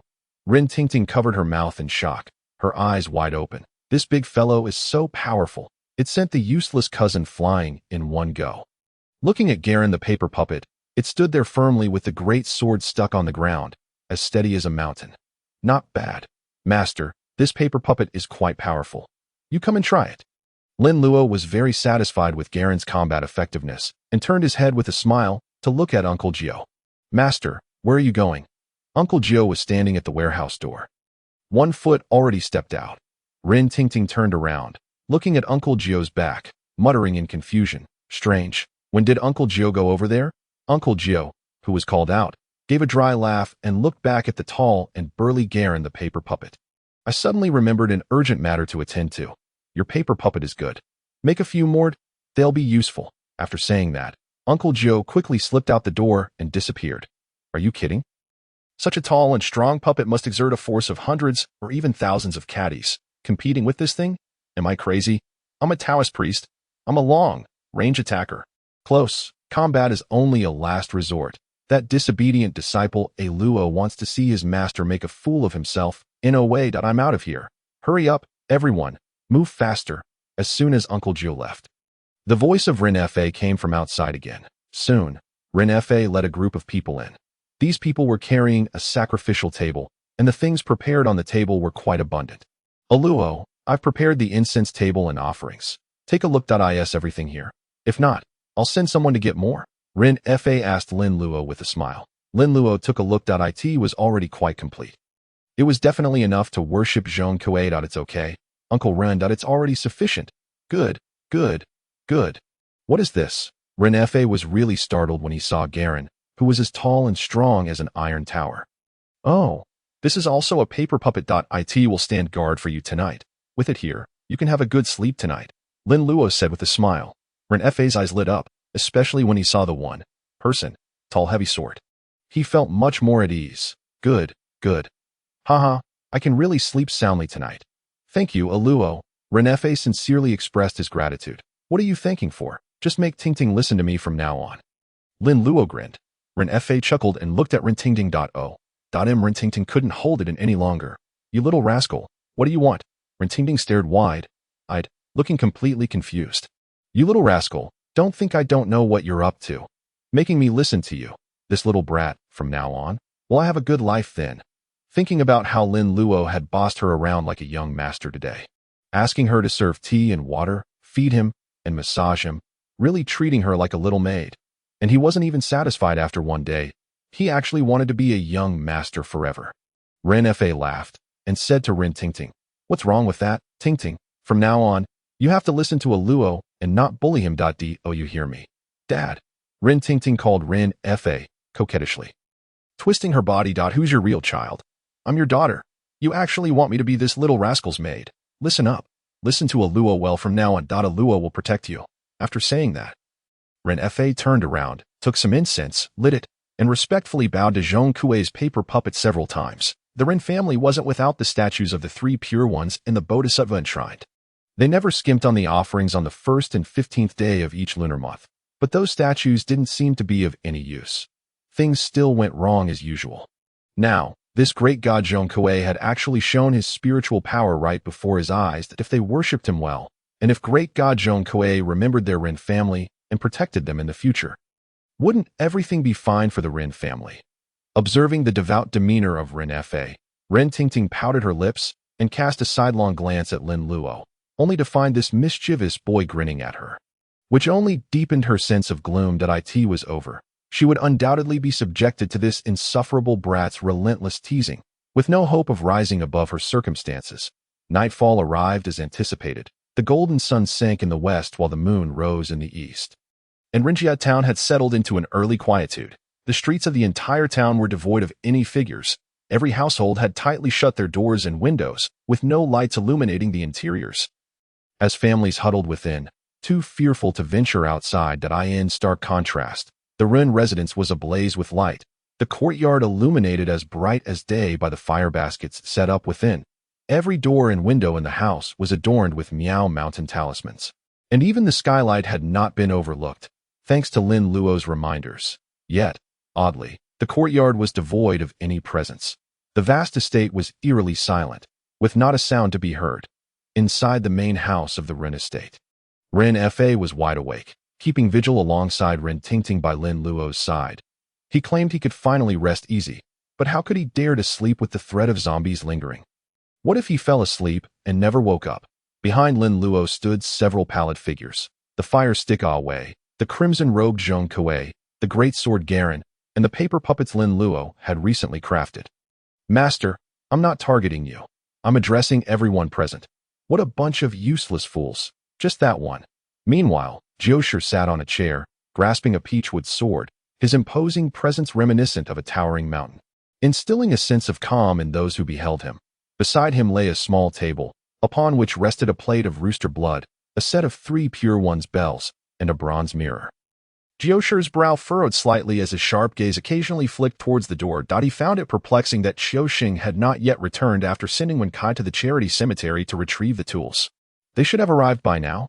If Lin Luo hadn't purchased a set of Miao Mountain Daoist tools in the old alley of West Street today, Jiosher would surely be feeling quite embarrassed. As the night deepened, Jiosher's worries intensified. What if Xiaoxing and Wen Kai had encountered trouble? Suddenly, a series of snores echoed in the quiet room, startling Jiosher, who turned to see his little disciple had somehow fallen asleep. Leaning against Ren Tingting, who gently cradled Lin Luo, fearful that his awkward position might cause him discomfort. "You scoundrel! How can you sleep at a time like this?" Meanwhile, Ren Fa, who had been fighting off drowsiness, succumbed to sleep as he heard Lin Luo's soft murmurs, his body slumping against the sofa. Witnessing this scene, Jiosher sighed, contemplating waking Lin Luo, but ultimately decided against it. Forget it. That rascal has exhausted himself today. Crafting 4 paper puppets, his energy must be nearly depleted. This boy truly lacks self-restraint. Youth cannot endure such relentless demands, Jiosher thought to himself, then turned his mind to Xiaoxing and Wen Kai. Where on earth are those 2 rascals? At that very moment, the 2 miscreants were on their way. "Xiaoxing, how much longer until we arrive? You've been riding for ages, and we haven't even left the woods." Wen Kai, carrying a bamboo basket and a bundle, peered curiously from behind Xiaoxing to check the road. They had set out while it was still light, and logically, they should have arrived by now. Yet it was already dark, and they were still wandering in the woods. Xiaoxing swallowed hard, gripping the somewhat wobbly handlebars, and reassured Wen Kai, "Don't worry. We should be almost there. I've traveled this path for years." Before he could finish his sentence, Xiaoxing suddenly fell silent. "Familiar, indeed. You've already said that 3 times. If you're so familiar with the route, hurry up, the sun is set. How will we explain to Master upon our arrival at the Ren estate?" Wen Kai exclaimed. "Wen Kai, take out the protective talismans Master drew and stick them on," Xiaoxing said, furrowing his brow nervously. He realized they had somehow returned to the original path. Wen Kai blinked in surprise, then quickly retrieved 2 talismans from his bundle, affixing one to each of them. In the next moment, Xiaoxing pedaled furiously, the bicycle jolting forward, nearly throwing Wen Kai off. Whoa, slow down. Wen Kai grimaced in pain. But upon glancing ahead, he realized they had indeed exited the woods. Ahead, smoke wafted and lights flickered, revealing a village. "Hey, you idiot, this is not Rinjia town," Wen Kai exclaimed in astonishment. Xiaoxing's face paled, drenched in sweat from the ride. "Wen Kai, you stumbled into a ghost wall. This is the village next to Rinjia town. What do? We need to hurry to Rinjia town. Master is waiting for us." Wen Kai's voice trembled as he glanced around. The moon hung large and round in the sky, casting bright light over the surroundings, allowing them to see the road clearly. We'll have to go around from the front. Hold on tight. ILL pedal faster. Xiao Sheng gritted his teeth and exerted himself, the strength from his martial stance enabling him to speed up, and the bicycle shot forward with a whoosh that in the village. The night watchman, with a cigarette in his mouth and a lantern in hand, was striking the gong to announce the time. Suddenly, he felt a chill breeze sweep past his neck, causing him to shiver. Turning around, he found nothing there. As he turned back, a young woman appeared before him. The watchman gasped in shock, staggering back a few steps, his cigarette rolling to the ground. Upon seeing her face clearly, he couldn't help but pat his chest in relief. What a beautiful girl. What's a lovely young lady doing wandering the streets at this hour? You nearly scared me to death. Are you all right? Sir, could you please help me with something? The girl's voice was soft and slightly emotional, though not overly so. Help with what? I still have to keep watch, the watchman replied, somewhat displeased, eager to finish his shift and return home to rest. It's very simple. You need to flirt with me. What? You need to flirt with me quickly. The watchman stared wide-eyed, incredulous at the eager young girl before him. Have the young ladies of this era become so brazen? He thought, flirting in the middle of the street. Alas, I'm not that kind of man, the watchman declared, his face stern as he glared at her. You little minx, you think I'll stoop to such behavior? No way. You want me to compromise my integrity? He began. Hey, why is my hand not listening to me? The watchman suddenly felt a tremendous force overwhelm him, and before he knew it, he was lunging forward uncontrollably. So soft and slippery. Wait, how could this happen? Help, help, the girl screamed in despair. Don't yell. I don't want this either. Help, help. Did you hear that? Xiao Sheng, when Kai, sitting on the back seat, tapped Xiao Sheng's shoulder, his mushroom head peeking forward curiously. Yes, someone is shouting for help. Xiao Sheng gritted his teeth and accelerated. The bicycle sped into the village, and just around the corner, they saw a girl struggling against a man who was attempting to assault her. Help, help, the girl cried, but no one from the surrounding houses came to her aid. This is unacceptable, Xiao Sheng and Wen Kai shouted in unison, stopping the bicycle and rushing towards the girl. At that moment, a fierce gust of wind swept through the street, blowing away the protective talismans on both of them. Neither of them noticed as they squinted against the wind and continued towards the rescue. Hey, Xiao Sheng and Wen Kai fought in perfect harmony, easily knocking the old watchman to the ground. Miss, are you all right? Wen Kai asked with concern, gazing at the beautiful girl before him. Wow, she is so pretty. Excitement sparkled in Wen Kai's eyes. I've just saved a damsel in distress. Could it be true what they say in stories, that I might now have a wife? However, the young lady leaned against her head, giving a soft and feeble hum, before collapsing towards Qiuxing. Instinctively, Qiuxing caught her in his arms. Miss, please awaken. Are you all right? He said anxiously, gently patting her cheeks. The girl must have been terribly frightened. Her delicate face was pale and cold. Wen Kai, filled with envy, curled his lip and turned to scold the ruffian who had just risen from the ground. You old scoundrel, you have quite a nerve to dare to harass a respectable woman in public. Consider yourself fortunate today. If we catch you again in the future, you shall certainly meet your fate at the hands of the authorities. The ruffian, rubbing the places where he had been struck, wore a mask of pain as he stood up, wanting to say something. However, upon seeing the righteous indignation on the faces of Qiuxing and Wen Kai, he promptly shut his mouth, picked up his belongings, and fled. If I can't fight you, I can at least avoid you. As for these two young men, he wished them luck. You sure run fast. Wen Kai, believing the ruffian had been frightened off by him, felt a swell of pride and raised his fist. Miss, fear not. I shall protect you, Wen Kai boasted, glancing at the girl in Qiuxing's embrace. But let's not dwell on that now. Miss, are you all right? Qiuxing inquired with concern. Supporting her shoulders, the girl lifted her head, her clear eyes sparkling under the moonlight, appearing even more enchanting. Her pitiful expression made Qiuxing feel a bit bashful. He had never been looked at so closely by a girl before. Could it be that she has feelings for me? Young master, I am so frightened. The girl, trembling with fear, pressed her small hands to her chest, curling deeper into Qiuxing's embrace, her face buried in his chest. The warmth of her breath against his chin sent a delightful shiver through him. So this is what it feels like to hold a girl. Do not be afraid, for my brothers and I are here. You are surely safe, Wen Kai remarked, struggling to suppress his envy. Qiuxing, That lucky brat had all the fortune, though he had been the closest. How did she end up in his arms? Indeed, miss, do not fear. Where is your home? We shall escort you back. Qiuxing spoke softly, his tone exceedingly gentle. This rascal is smitten. Wen Kai shuddered at Qiuxing's tone, feeling chills run down his spine. Yet, the girl seemed to relish it, smiling sweetly at Qiuxing and pointing towards a small courtyard nearby. I live right here. Oh, so close. You called out so loudly. Why did no one come out from your house? Wen Kai asked, puzzled as he looked at the residence that My family is in the provincial capital. I am the only one at home now. Wow. How could your family leave a young lady all alone? Not even a maid. Qiuxing expressed his discontent, then turned to Wen Kai. Wen Kai, go fetch the bicycle. I will help this young lady inside. With a reluctant "oh," Wen Kai trudged towards the bicycle. Why is there such a disparity in treatment? We both rescued her, yet one carries the bicycle while the other carries the lady. Wen Kai's inner thoughts went unheard. And by the time he pushed the bicycle into the courtyard, Qiuxing and the girl had already vanished from sight. They've moved so quickly. Qiuxing is too eager. Wen Kai parked the bicycle beneath the porch and stepped into the courtyard.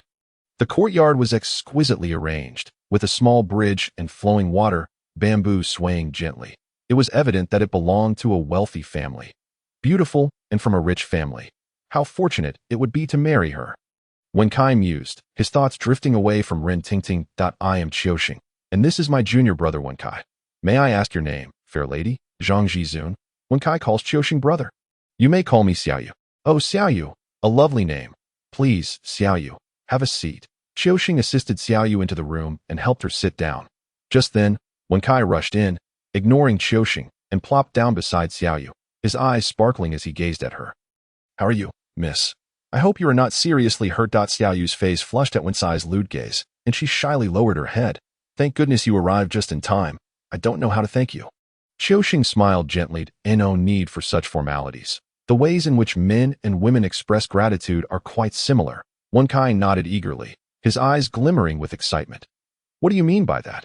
Xiaoyu glanced between Qiuxing and Wen Kai, ultimately choosing to ignore Wen Kai, focusing solely on Qiuxing. Qiuxing, feeling embarrassed, refrained from making any overtly bold statements, thinking it would appear rather opportunistic. Let me set the stage. Were it not for our fortuitous encounter, we would not have had the chance to save you. Such coincidences are what we call fate. Wen Kai nodded vigorously, grinning. Indeed, fate.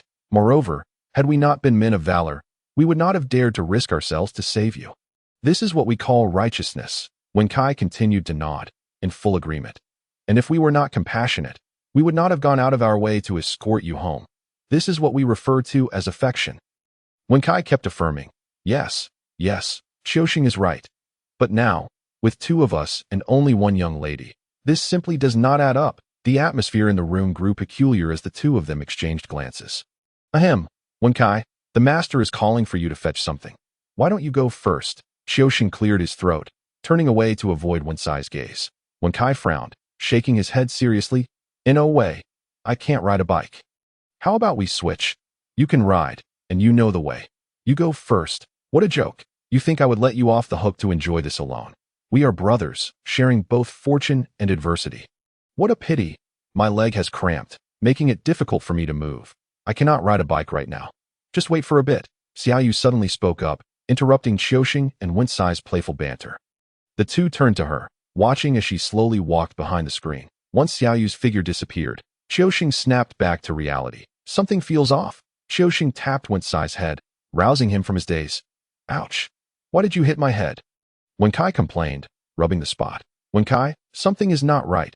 How could we stumble upon such an opportunity at this hour? Wen Kai paused, realizing the peculiarity of the situation. This scenario only leaves us with two possibilities. Were it not a dream, it must surely be an encounter with a ghost. Hiss. At the mere mention of the word ghost, Wen Kai shuddered, his mind instantly becoming alert. You are right. We must hasten our departure. However, scarcely had Wen Kai spoken when Xiaoyu emerged from behind the screen, clad in a flowing silver-gray silk nightgown, which was both loose and form-fitting. Xiaoyu's graceful figure was elegantly accentuated. The ethereal quality of her appearance exuded an enchanting allure that was both dreamlike and real. Xiaoyu perched herself on the edge of the bed, crossing her legs, her fair and delicate feet exposed to the air, drawing unwarranted attention. But Wen Cai's eyes widened in astonishment. How beautiful, so fair and tender. How I long to what ghost. Wen Cai completely forgot his earlier fears. As the saying goes, one may as well die beneath the peony blossoms, for it is a romantic end. Qiuxing, still somewhat composed, rose to apologize, saying, "Miss, I was merely jesting earlier. We would never take advantage of your vulnerability. We truly have matters to attend to and must be on our way if fate allows. I shall return to find you." Without waiting for Xiaoyu to respond, Qiuxing seized Wen Cai by the ear and dragged him towards the exit. "Ouch! Why are you pulling my ear? Let go! Let go!" Wen Cai grimaced as he was pulled out of the room, once he finally wriggled free from Qiuxing's grip. He complained, "Why the rush? A few more glances wouldn't hurt." Qiuxing shot Wen Cai a glare and retorted, "You really are hopeless. It'll be too late once trouble arises. What nonsense. You were the first to enter." Wen Cai pouted, grumbling as he made his way outside. Suddenly, a rumble of thunder echoed through the sky. A fierce storm descended in an instant, drenching Qiuxing and Wen Cai like drowned rats. "Wow, why has it suddenly started to rain so heavily? My clothes are soaked." The two of them scrambled back under the eaves, watching as the rain poured down in torrents, the surface of the water in the basin churning violently. They both began to grumble, lamenting their misfortune. "With such heavy rain outside, standing in it will surely make you catch a cold. You must stay, at least have a drink to warm yourselves before departing." The voice of Xiaoyu suddenly came from behind Qiuxing and Wen Cai. They turned to see her hair and clothes fluttering in the wind, her fair skin appearing and disappearing, causing both to avert their gazes, feeling a bit shy, however, with the cool breeze and their wet clothes. It was undeniably chilly. "So, what do you think? Shall we go inside?" Wen Cai whispered, glancing at Qiuxing. That he was indecisive, always deferring to others in moments of uncertainty. Qiuxing frowned, gritting his teeth as he nodded. "Well, a drink won't kill us. Let us wait for the rain to stop before we leave." "All right, then let us have a drink." After coming to an agreement, Qiuxing and Wen Cai stepped into the room together. On the table inside, a pot of wine and 2 small cups awaited them. The aroma of the wine filled the air, and both Qiuxing and Wen Cai, having surreptitiously indulged in Uncle Joe's liquor before, were instantly captivated. Upon inhaling the fragrant scent, they both swallowed hard. "What a delightful wine! Please help yourselves, then I shall not hold back. Hee, this wine smells divine. It must be exquisite." Qiuxing and Wen Cai chuckled as they lifted their cups and drank deeply. "Refreshing. I feel as though I might float away. How could such delicious wine exist?" Yet, the next moment, Wen Cai seemed to succumb to the effects of the alcohol, his body going limp as he slid beneath the table. Fast asleep, Qiuxing swayed unsteadily, his gaze becoming hazy as he looked at Xiaoyu. "How did I get so drunk?" Qiuxing felt as though he was soaring, drawing nearer to Xiaoyu. Everything seemed like a dream. In a daze, he could not distinguish between the surreal and the real. Subsequently, Qiuxing felt as if he was forever floating in the clouds, swaying without ever coming down. It was as if he were on a boat, gently bobbing with the waves. The potency of this wine was extraordinary. Time passed, though he could not tell how long. Suddenly, Qiuxing awakened. Hiss, his head throbbed painfully. "Did I really get drunk from just 1 cup? Oh, the rain has stopped. I still need to find Master." Qiuxing rolled over and emerged from the blankets, staggering as he got to his feet. "Oh no, why are my legs so weak? No matter, I must crawl over if necessary." Qiuxing muttered, trembling as he prepared to get dressed and leave. Thunder rumbled outside once more, and in frustration, Qiuxing tossed aside his clothes and burrowed back under the covers. "Master, I truly apologize. That it is not that I do not think of you. It is simply that the heavens do not permit it." Squeaking and shifting, Uncle Joe inhaled sharply, adjusting his numb posterior, causing the chair beneath him to creak, his heart filled with vexation. "What time is it? What on earth are those 2 rascals, Qiuxing and Wen Cai, up to? Why have they not returned? Do they not consider me their master? Failing at such a critical moment. Master, are you hungry? I can cook some noodles for you." A voice suddenly chimed in from behind Uncle Joe. It was Lin Luo. Turning around, Uncle Joe saw Lin Luo had awakened, the little one looking lively and spirited. Uncle Joe felt a warmth in his heart. Though Qiuxing and Wen Cai were unreliable, at least there was one dependable and sensible child. "No need. Master is not hungry." Suddenly, a loud crash echoed, as if the great iron gate of the Ren family had been flung open. Master and disciple turned to see the Rin family's massive iron gate, sent flying several meters away as a green figure leaped through the gate, landing in the courtyard. Hiss! Uncle Gio gasped in disbelief, staring at the figure with wide eyes, exclaiming, "Impossible! How did it turn into a green corpse?" The figure in question was none other than Old Master Rin. Lin Luo closed his left eye, peering at Old Master Rin in the courtyard. The thick malevolence emanating a ghostly green glow, particularly unsettling. Judging by the intensity of the corpse's aura, it was even more terrifying than before. What on earth has this fellow done to upgrade so quickly? Inside, Ren Fa and Rin Tingting were abruptly awakened by the commotion, peering out in feared, "Oh my, a zombie has come." Ren Fa anxiously glanced at the two, knowing that only this master and disciple could save them. "Old Master Ren, stay hidden inside. Do not come out." Understood. Lin Luo followed closely behind Uncle Gio, with his paper puppets trailing behind. "Master, let them go first," Lin Luo instructed Uncle Gio. Uncle Gio halted, nodding in agreement. Murmuring, "It's worth a try," Lin Luo turned to his paper puppets. "All right, my little ones, charge." With the point of his finger, the paper puppets Galen, Zhongkue, Away, and Duanxue Lu immediately surged forward. "Demacia, you vile creature. Meet your end. Will you surrender or not? I see you are nothing but a nuisance." Lin Luo enthusiastically provided voices for his puppets. After all, they could not speak for themselves. With a mighty swing, Galen's sword sliced down, while Zhongkue's sword gleamed ominously in the moonlight. Aimed at Old Master Rin's heart, Away thrust his iron tool towards the zombie's back, executing the motion with adept swiftness but a hint of lewdness. The eldest senior brother was the most formidable, launching himself into a 360-degree aerial kick aimed squarely at the zombie's face. Standing beside Lin Luo, Uncle Gio listened to Lin Luo's voiceovers while observing the four paper puppets. He was astonished to realize he understood who Lin Luo was voicing. However, what did nuisance mean? The great sword struck the zombie's head, shattering its headdress and revealing hair that resembled steel wire. Following this, several sizzling sounds erupted as Away's iron tool suddenly heated up, branding the zombie's back with a character for deceit, while Zhongkue's sword pierced through the zombie's garments. The eldest senior brother's kick landed squarely on the zombie's face, tilting its head back with audible cracks. As the puppets completed their initial assault, a simplified score appeared in Lin Luo's mind that it seemed the results were not satisfactory, especially for Away, who was not even at the 5th level of combat. "Continue." With a commanding shout, Lin Luo directed the paper puppet to strike again. The paper figure of Garen swung its great sword and began to spin in place, ultimately delivering a powerful blow to the zombie. The force behind this strike was tremendous, likely exceeding 1,000 pounds, sending the zombie hurtling through the air. Without waiting for the zombie to descend, the paper captain, squinting his eyes, dashed forward and jabbed upward with the firewood stick in his hand. Instantly, a character symbolizing treachery appeared on the body of Old Master Rin. The great red-robed Zhongkue soared through the air, his sword slicing downwards, landing precisely on Old Master Rin's neck, producing a resounding clang. The zombie, struck by the blow, expelled a cloud of greenish mist from its mouth, which was conspicuously visible in the brightly lit courtyard that a fierce wind howled as Duanxue Lu advanced, executing a powerful high kick that struck the zombie's head, forcing it to tilt downward from its previous backward angle. With a thud, the zombie fell to the ground, only to bounce back up with a loud bang. Roar! The zombie growled in dissatisfaction, a faint green mist of corpse energy enveloping it. "You little brats, seeking death."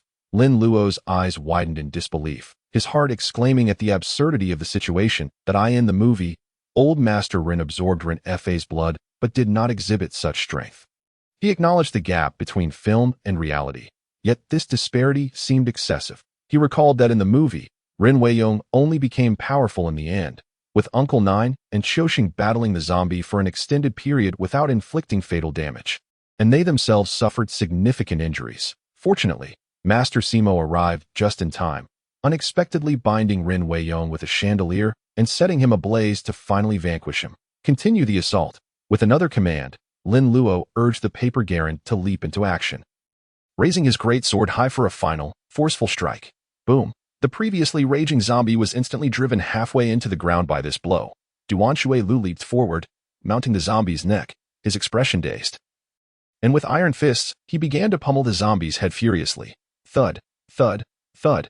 Ren Weiyong's head nodded in passive acknowledgement of the blows. At this moment, the paper figure of Away approached cautiously, brandishing the firewood stick and aiming for the zombie's vulnerable spots. Stab, stab. The enraged zombie retaliated. Although it had been transformed into a zombie and no longer needed its appendage, it was a matter of male pride. How dare you touch my sacred territory? The zombie roared. Suddenly leaping up, soaring out of the pit, the master brother, riding the dragon, flipped over to escape from the zombie.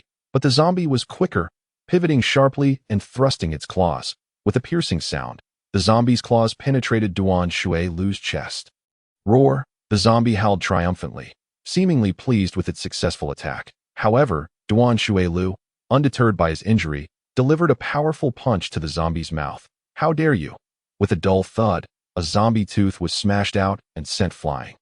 Roar! The zombie's eyes turned red, its arms flexed with strength, and Duan Shuilu fell to the ground. With a flash of light, the master brother transformed into a paper figure crafted from bamboo strips and white paper. Cough, cough. Lin Luo suddenly coughed. When Duan Shuilu was incapacitated, he felt a heaviness in his chest. As if struck by a punch, he touched his chest, which felt only slightly heavy. Seems the side effects were present, but not severe. Damn it, master brother. What a disappointment. He had hoped for a stellar performance. Yet all he managed was to knock out a single zombie tooth. Lin Luo lamented inwardly. Even more bewildering was the fact that the zombie had lost a tooth. Yet it awarded 30 points for simplification. Ren Weiyong went berserk, and upon witnessing his slain enemies transform into paper figures, his fury intensified. His nearly non-existent cognitive capacity struggled to comprehend how his foes had become mere scraps of paper. Yet he was determined to eliminate the remaining adversaries. With a roar, he lunged towards the paper captain. This leap covered more than 3 meters, swift and forceful. The paper captain swung the firewood stick with ferocity. The paper Zhongkue and paper Garen rushed to assist, their great swords aimed at Ren Weiyong. Clang, clang. The zombie was momentarily halted. Stab, stab. A character of treachery appeared on Ren Weiyong's face. Roar. The zombie howled once more, followed by a series of eerie chattering sounds from its mouth. Lin Luo blinked, realizing something, and glanced at Uncle Nine, who bore an extremely peculiar expression, clearly understanding the zombie's words. Uncle Nine comprehended the language of the dead. Lin Luo was aware of this. Master, what is old Master Ren saying? Uncle Nine replied with a strange expression. The zombie is cursing. You beast, whether you strike below or face, I will slay you. You filthy creature. Ren Weiyong roared, heedless of everything, charging towards the paper captain. This time, his speed was remarkable. Even paper Garen and paper Zhongkue could not intervene in time. Away, merely turning around, was seized by the zombie. One hand grasped the paper captain's neck, while the other rained down blows upon the paper captain's face with wild abandon. Bang, bang, bang. Each strike was delivered with great force, soon rendering the paper captain's face unrecognizable. Not only was he being slapped, but the zombie's claws were sharp, leaving deep gashes across the paper captain's visage. Seeing Away in peril, Lin Luo seized control of the paper figure and initiated a desperate counterattack. The paper puppet obeyed his commands, acting under his control with remarkable convenience. Away thrust the firewood stick fiercely into the zombie's abdomen, while his other hand gripped one of the zombie's teeth, exerting tremendous force. Let us see you call out now. Lin Luo commanded Away to push with all his might. Crack! The zombie bit down, severing Away's fingers. Immediately after, with a tearing sound, the zombie yanked Away's head off. Lin Luo felt another heaviness in his chest, as if he had been struck again. Cough, cough. This zombie may be a bit dim, but it was undeniably fierce. Lin Luo rubbed his chest, reflecting on the situation. Ultimately, it was still the low level of his paper puppet that rendered it so vulnerable. Roar! After slaying yet another enemy, Ren Weiyong howled triumphantly, the green mist surrounding him thickening. Although he appeared somewhat disheveled, aside from losing a tooth, he bore no injuries. He was now filled with exhilaration. The cool, silvery moonlight bathed him, providing immense comfort as the moon's shadowy power continuously flowed into him, gradually mending his wounds. However, he now felt hunger. He craved blood, the blood of his kin, which had lured him here, awaited him inside the house. Ren Weiyong's red-tinged eyes fixated on the Ren family mansion, and without hesitation, he charged toward it. Block him. Observing the zombie's reckless advance, Lin Luo furrowed his brow and issued commands. The paper Zheng Kuei positioned itself before the zombie. Like a human tank, the paper Garen swung his great sword once more, crashing down upon the zombie. The unguarded zombie was sent flying like a cannonball.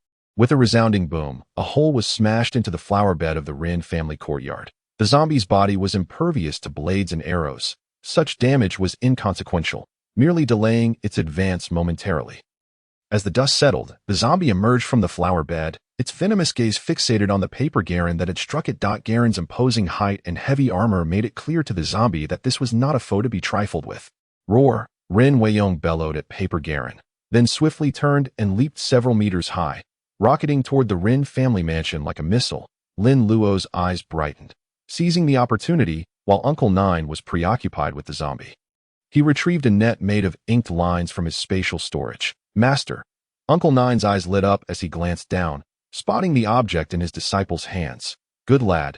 You prepared this. Lin Luo smiled gently, his hands trembling as the ink rope net unfurled, resembling a grand scroll. Two bamboo poles served as its ends, with the ink rope net stretched between them. Thus, there was no longer a concern about the ink lines being uneven. Uncle Gio grasped one bamboo pole, while Lin Luo held the other. The two retreated a couple of steps, and the ink line net suddenly expanded in midair. Rin Weiyong remained oblivious to the impending fate that awaited him, his figure beginning to descend. Alo, hold your breath. Uncle Gio reminded him. I know, Master, Lin Luo responded, seizing the opportunity alongside Uncle Gio as they stepped forward, using the ink line net to catch Rin Weiyong.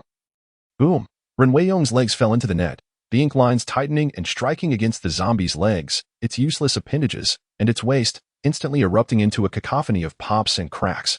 Sparks flew as the ink line net, confronted by the corpse's aura emanating from Rin Weiyong, ignited spontaneously, simultaneously releasing a noxious green mist. Roar! The master and disciple held their breath, watching as Rin Weiyong writhed in agony, roaring in torment. No matter how the zombie jumped and struggled, its legs remained ensnared in the net, utterly incapable of breaking free. Moreover, the more it struggled, the more the ink line struck against its body, inflicting greater harm. Unfortunately, the ink rope was too thin, under the corrosive influence of the corpse's aura. The zombie's violent thrashing soon caused it to begin snapping. Both Uncle Gio and Lin Luo retreated, observing as Rin Weiyong limped and staggered out of the ink line net. Roar! Rin Weiyong howled at the sky, hastening to absorb the power of the moon's shadow, now more urgently desiring to drink blood. Only by consuming the blood of his closest kin could his wounds heal, and his realm ascend another level.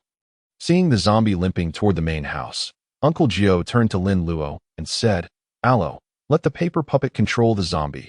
Yes, Master. Garen, restrain the zombie. The paper puppet Garen immediately sprang into action, tackling Rin Weiyong to the ground like a land tank. Despite Rin Weiyong's frenzied struggles, his hands were pinned down by Garen, who attempted to bite the paper puppet. Garen bore thick armor, and the zombie's teeth left deep imprints, demonstrating the ferocity of its bite. Nevertheless, Garen remained unscathed, steadfastly pinning the zombie down. Roar! The zombie emitted continuous roars while spewing green toxic mist at Garen. It could not comprehend why this individual did not fear its corpse poison. At that moment, Lin Luo, engrossed in controlling the paper puppet Zheng Kuei, was startled when it suddenly moved on its own, approaching and removing the gourd from its waist, pulling out the gourd stopper. It aimed at the zombie. The toxic mist spewed by the zombie was instantly absorbed by the gourd. Lin Luo widened his eyes in astonishment, watching this now animated paper puppet Zheng Kuei. Oh, this is the manifestation of the great deity Zheng Kuei. Uncle Jiu likewise took note of this scene, feeling a surge of joy within, observing the toxic mist being absorbed.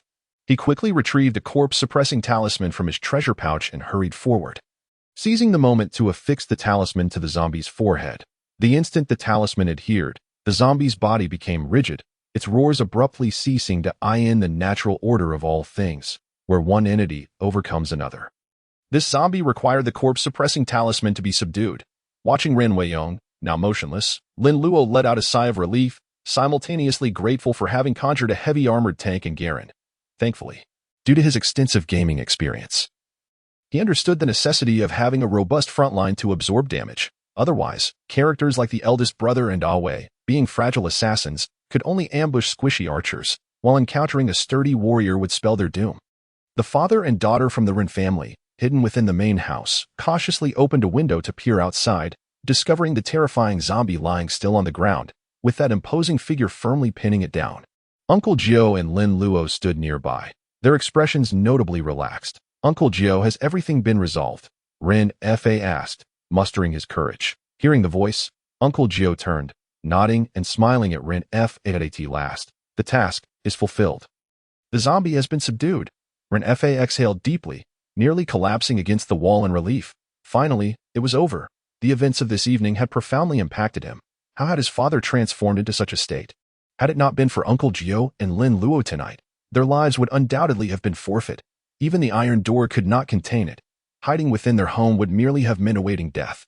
Even if they fled to another region, it would still track them down by scent, not to mention the current chaos in the world. With the family estate here, there was no escaping far for them. Get up. Lin Luo commanded the paper puppet Garen. The paper puppet Garen released the zombie and stood upright. Numerous scratch and bite marks were visible on his heavy armor, yet there was no significant damage. Otherwise, he would have been as incapacitated as the eldest brother and the paper puppet Awei.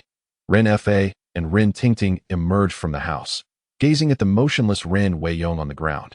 Their expressions a mixture of terror and sorrow. Sir Rin, Uncle Gio addressed Rin Fa. As you can see, the old master has already transformed into a corpse. Even if reburied, it remains perilous. Rin Fa nodded repeatedly, his voice trembling as he replied, I will follow your guidance, Uncle Gio. Whatever you say goes. I have no objections. Observing Rin Fa's appearance of sheer fright, Lin Luo couldn't help but chuckle internally, thinking that had he listened earlier, none of this would have happened. Master, uncle, allow me, Lin Luo declared, taking the Zhong Kuei sword from the paper puppet's grasp, gripping the hilt with both hands and aiming for the zombie's heart before plunging it down with force. With a whoosh, the Zhong Kuei sword, empowered by Lin Luo's energy, penetrated smoothly, driving through Rin Weiyong's body and embedding itself into the ground, pinning him down. This time, Lin Luo experienced a significant surge of power. Wow! Is the difference in effect between empowered and non-empowered this vast? Lin Luo stood up, gazing in astonishment at the sword that was nearly submerged up to its hilt, his eyes wide with wonder at the simplification points gained from this decisive strike. Uncle Gio, standing nearby, murmured, Indeed, the pure yang energy of Taoist essence, which is harmonious and upright, arises from the communication between man and heaven, inherently capable of restraining evil spirits. After speaking, Uncle Gio turned to Rin Fa, reminding him, the corpse must be burned using branches from a lychee tree. Otherwise, it will not burn cleanly. The back courtyards woodshed had been stocked with ample lychee firewood, thanks to Alo's preparations. As Rin Fa spoke, his gaze flickered with sorrow. He dared not carelessly suggest anything other than cremation. He could only wonder how future generations would fare if a monster that had turned into a zombie were to be interred in their ancestral grave. Rin Fa did not wish to take that gamble. He was still contemplating remarriage or taking a few concubines to carry on the Rin family line, that it seemed wiser to reduce the remains to ashes. Perhaps that would yield a better outcome. The paper puppet Garen trudged heavily toward the woodshed in the backyard, bringing back bundles of thick lychee firewood. After stacking it high, he tossed Rin Weiyong's corpse atop. The firewood was doused in kerosene, and with a torch thrown on top, a massive bonfire erupted in the Rin family's courtyard. Father, grandfather, amid the cries of Rin Fa and Rin Tingting, Rin Weiyong officially declared his departure from this world. Father, grandfather, Sir Rin, please accept my condolences. Seeing Rin Fa weep so sorrowfully, Uncle Gio felt a pang of compassion and spoke words of comfort. Rin Fa wiped his tears, standing up with profound sorrow, and asked Uncle Gio in a low voice, Uncle Gio, once my father has been reduced to ashes and interred, can my father find peace? Uncle Gio nodded reassuringly, saying, Do not worry. As long as your heart is sincere enough, the old master will naturally find peace.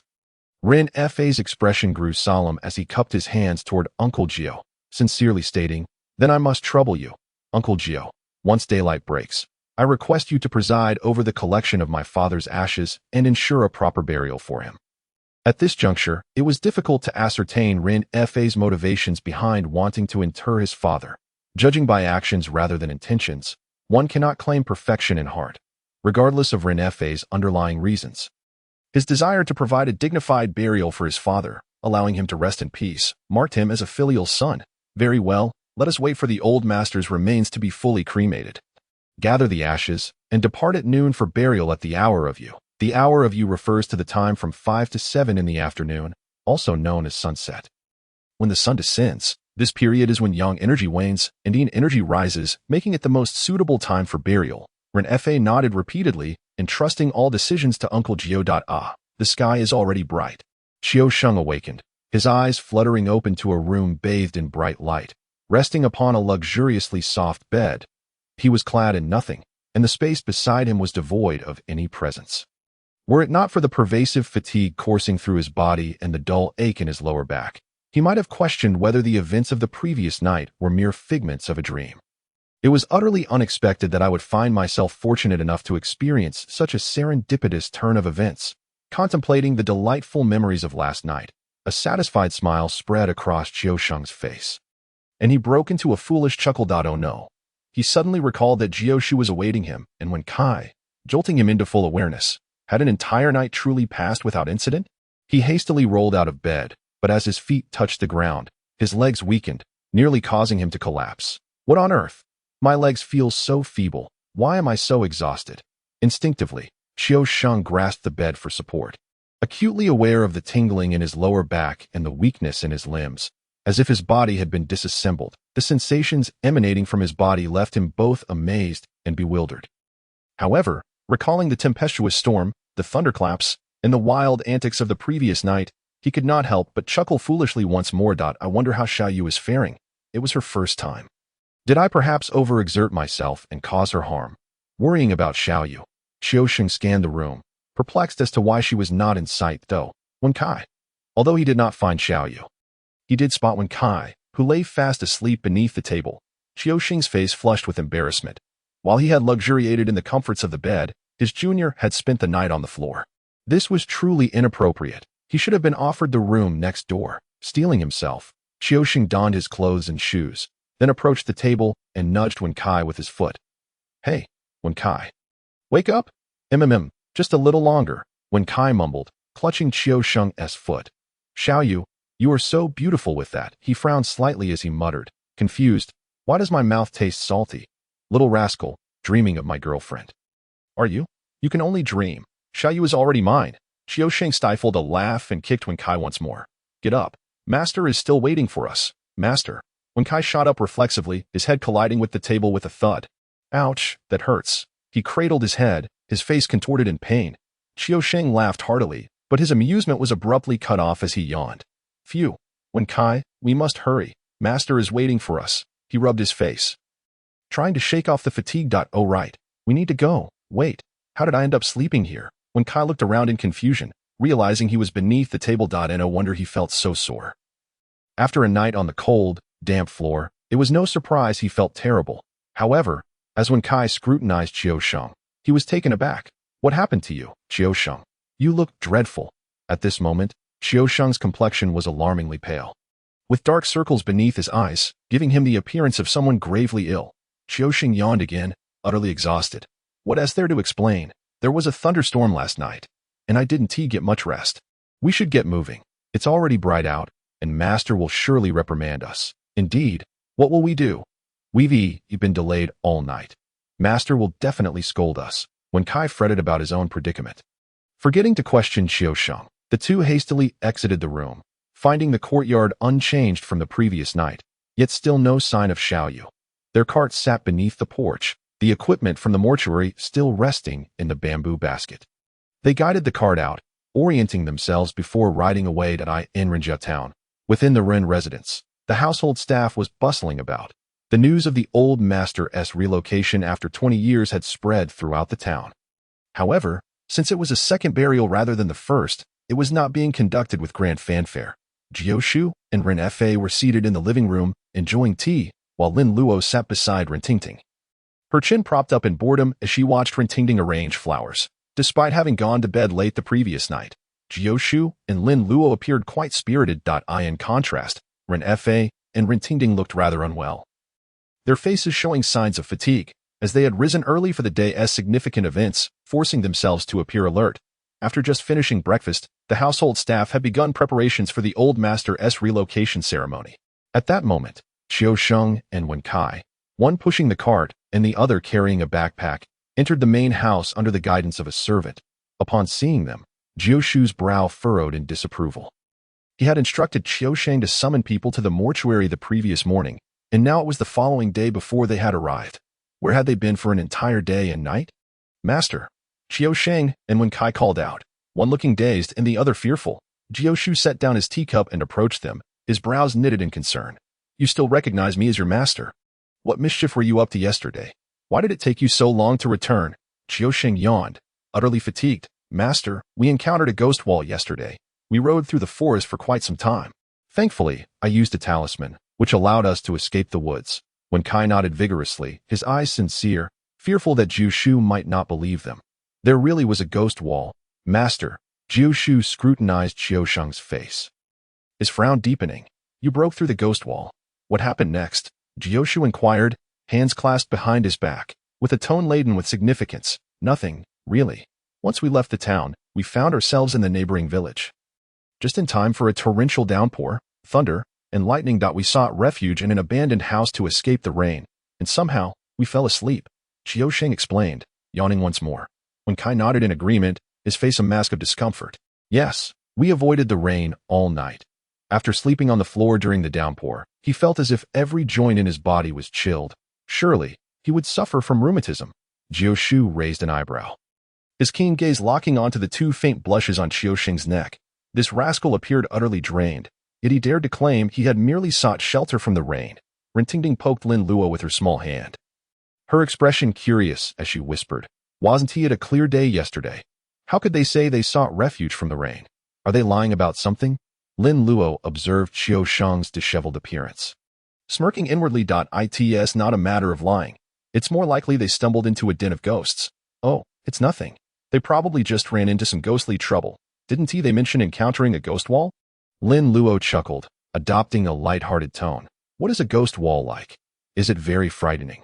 Ren Tingting's curiosity was piqued, her eyes sparkling with eagerness for knowledge. A ghost wall, also known as a ghost's cover, causes individuals to unknowingly wander in circles. What? Do you wish to experience it?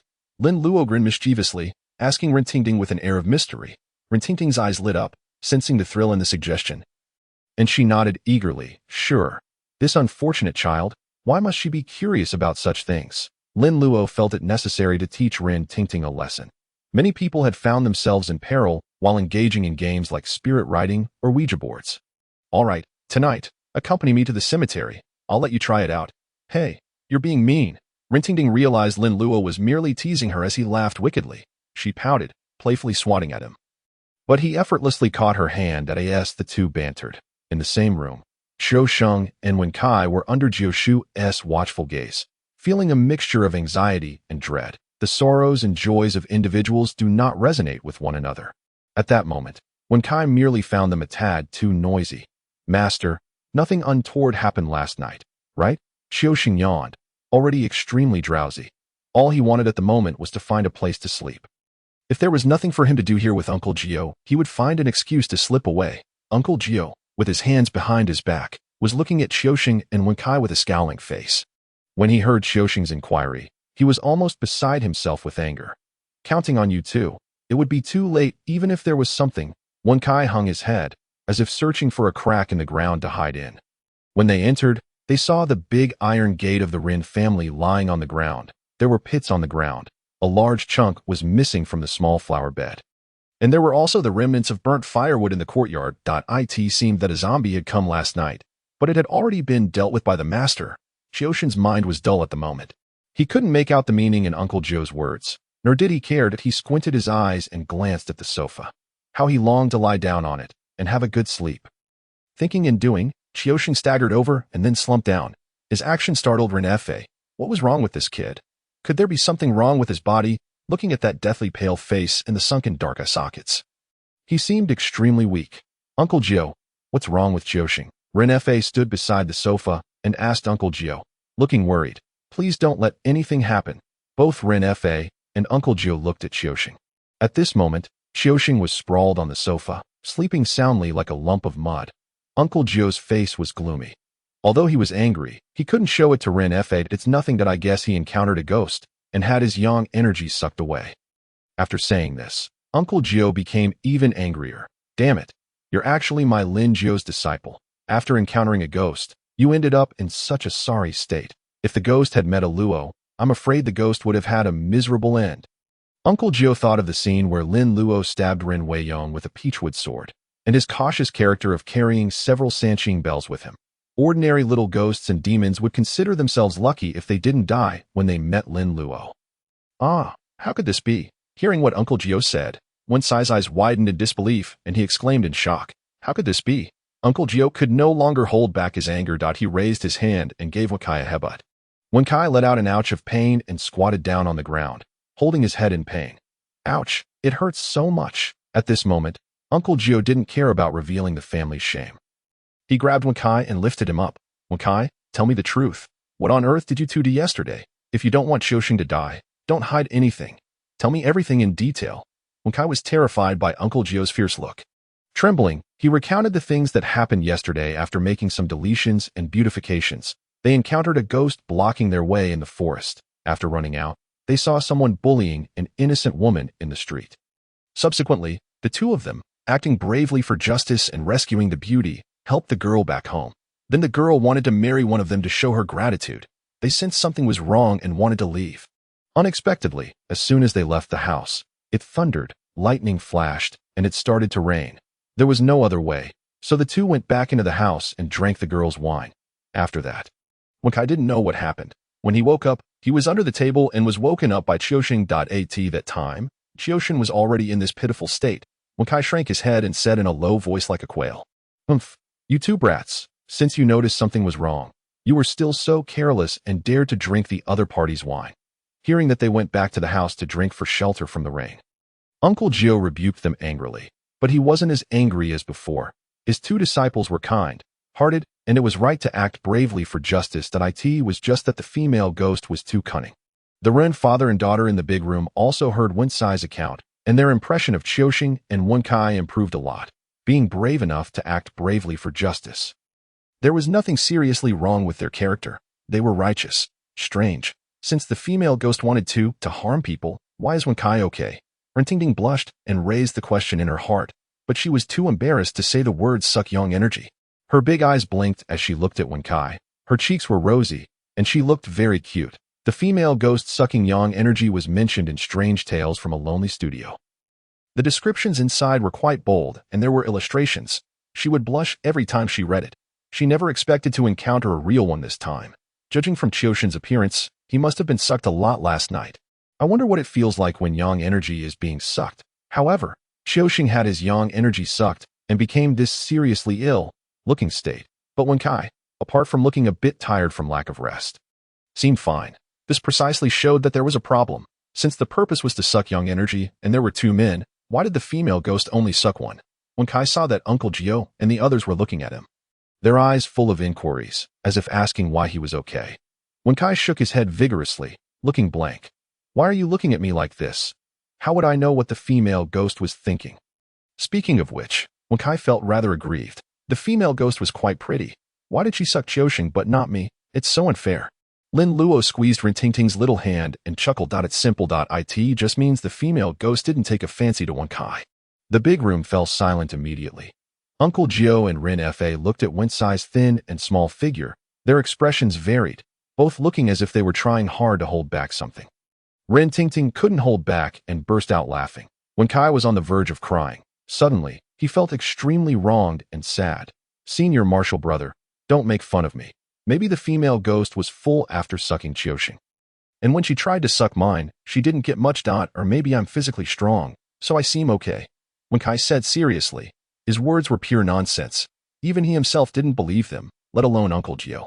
With just one glance at his complexion, Uncle Joe knew that he had just been affected by yin qi. His body was weak and couldn't stand as for his yuan yang. It was still intact. With his yuan yang intact, how could he have his yang energy sucked? Nonsense. Your yuan yang hasn't been broken. You're still a virgin. How could you be sucked by a female ghost? Uncle Joe rebuked him, and then ignored the faced Wen Cai. Turning around and walking towards Qiuxing, Wen Cai had a sad face. His eyes were dull. and he seemed a bit stunned. The words of Uncle Gio and Lin Luo echoed in his mind, and his eyes couldn't help getting moist. The female ghost didn't take a fancy to Wakai. Your Yuan Yang hasn't been broken. You're still a virgin. Woo-woo. Why? It's fine that Tingting doesn't like me, but even the female ghost doesn't like me. Am I really going to be a bachelor for the rest of my life? Uncle Gio, will Qiuxing be okay? Ren Fa looked at Qiuxing's pale face and tired appearance and asked with concern. Away definitely has to be removed. He went crazy in my house. Bullied Tingting that he can't be kept. A dog that bites its master can't be kept, let alone a person. So I've been looking for a candidate for the next captain. After considering many people, Qiuxing seems to be a good choice. He has a strong body, good character, and martial arts skills. He's much better than that useless Away. Besides, the Rin family has a good relationship with Uncle Gio now. Supporting Qiuxing to take the position can also win over Uncle Gio and ensure the Rin family's smooth sailing in the future. But who could have thought that Qiuxing would encounter this? I hope he won't become a useless person. Uncle Gio glanced at Qiuxing, sighed helplessly, and then shook his head. This rascal had a much more comfortable time last night than you. It's okay. He just needs to rest for a while and get more sunlight. Hearing Uncle Gio say that Qiuxing was okay, Ren Fa nodded with a smile. That's good. The time is almost up. I'll go and see if lunch is ready. Ren Fa walked outside. Wakai followed Uncle Gio and said in a low voice, Master, is Qiuxing really going to be okay? Uncle Gio glared at him. What? Do you want something to happen to him? No, Master. His face looks so scary. Wenkai said pitifully and lowered his head again. This rascal messed around last night and lost too much. Even if it was with a human, he couldn't stand it, let alone a ghost. After Jiao Shu finished speaking, he let out a weary sigh. How could he not understand what thoughts occupied the minds of his two grown disciples? However, as their master, he found himself in a tight spot, unable to spare any funds to assist them in finding wives, which led to the delay. Yet this time was different, having rendered such significant assistance to the Rin family. The compensation would surely be generous. When the time came, he would help these two scamps secure brides, allowing them to embark on a business venture instead of leading a life of mediocrity while merely tending to the charity house. Yes, that shall be the plan. Once these two rascals are married, he would take on two new disciples. Jioshu contemplated this, determined to select his new apprentices with great care. They must not be as mischievous and troublesome as these two. It would be better to avoid unnecessary grievances and perhaps extend his own life by a few more years. Not long after, Ren Fa returned, announcing that the meal was ready, since Ren Wei Yang's coffin was to be transported precisely at noon, which coincided with lunchtime. They would eat early. The gathering left Qiuxing behind and proceeded to the dining hall. After their meal, the funeral procession set off from the Ren residence, accompanied by music and fanfare. The group was not large, composed mainly of Ren family servants and some hired hands. As they bore the coffin, their pace was slow, moving westward out of Renjia town, and after a while, they entered the mountains. Once in the mountains, their progress slowed even further. Some paths were narrow and winding, and in certain areas, the coffin struggled to navigate. Ren Fa and Rin Ting abandoned the bamboo sedan and, dressed in plain attire, followed behind on foot. Qiuxing remained asleep at the Rin house, while Wen Kai, despite his exhaustion, was still not spared from the labor. He carried a bamboo basket filled with items. Trailing Jioshu and gasping for breath, utterly fatigued, Jioshu was intentionally punishing him, hoping to instill a lesson to prevent him from forgetting his own name and purpose whenever he encountered a beautiful girl. As a disciple of Maoshan, it was utterly shameful to be toyed with by a female ghost. What a disgrace. The embarrassment was minor, but the danger to life was paramount. Jioshu had no desire to collect Wen Kai's corpse in the future. That would be a heart-wrenching farewell. The mountain paths were treacherous, often obstructed by trees, necessitating someone to clear the way. Lin Luo's paper figure, Galen, acted as a bulldozer, effortlessly pushing through. No matter how thick the tree, it could not withstand 3 strikes from his large sword. The onlookers were left in awe, bewildered by the presence of such a formidable creature. With Galen leading the way, the procession moved at a pace far quicker than Jioshu had anticipated. After traversing the last challenging stretch of forest, they entered a clearing. This area was halfway up the mountain, with a gently sloping depression leading to a majestic rise, surrounded by lush trees. A winding creek lay not far below the slope. Master Rin, this is the spot, Jioshu announced as he stood upon the site he had selected for the burial. Rin Fa surveyed the surroundings, while he did not fully comprehend the significance. He felt that the picturesque landscape of green hills and flowing water was quite appealing. Jioshu, why not choose the mountaintop? Is there a reason for selecting this mid-slope location? Ren Fa inquired with curiosity. When Jioshu had previously visited to explain the matter, Ren Fa had intended to ask further questions, but was interrupted by Away's antics, leaving him with little information. Now, although it was too late to change anything, he yearned to know more.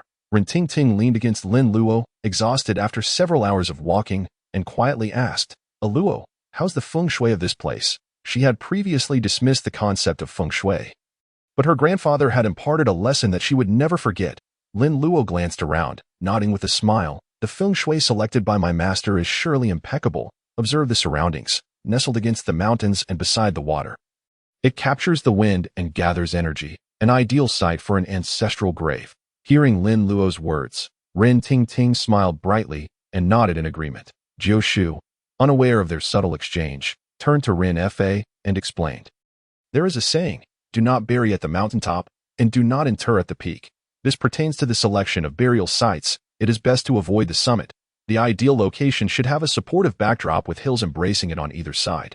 The feng shui of a burial site primarily hinges on the presence of mountains behind and before it. That a fortunate site is typically surrounded by hills, spacious in the middle, forming a protective embrace. As Jioshu spoke, he pointed out the alignment of the chosen site, confirming its suitability. Ancient wisdom dictated that interring the deceased at mid-mountain, surrounded by hills, would provide excellent protection and allow for the absorption of the sun and moon's essence. Conversely, a burial at the summit risked attracting lightning strikes and foretold misfortune for future generations. Just this alone made Ren Fa nod in agreement, already satisfied with this location. While it may not be the epitome of auspiciousness, it was still backed by a magnificent mountain, forming a natural cradle with the creek below creating a crescent shape. With the entrance aligned towards the moon, such feng shui for burial would guarantee prosperity for descendants. Ren Fa's eyes sparkled with satisfaction at the site Jioshu had chosen for his father. This is excellent. Our Ren family shall thrive for generations. Jioshu, if I were to be buried here after 100 years, would that not enhance the effect? Ren Fa eagerly asked Jioshu, contemplating the idea of cumulative benefits. Jioshu's lips twitched. It was no surprise that a businessman would think of how to gain advantages.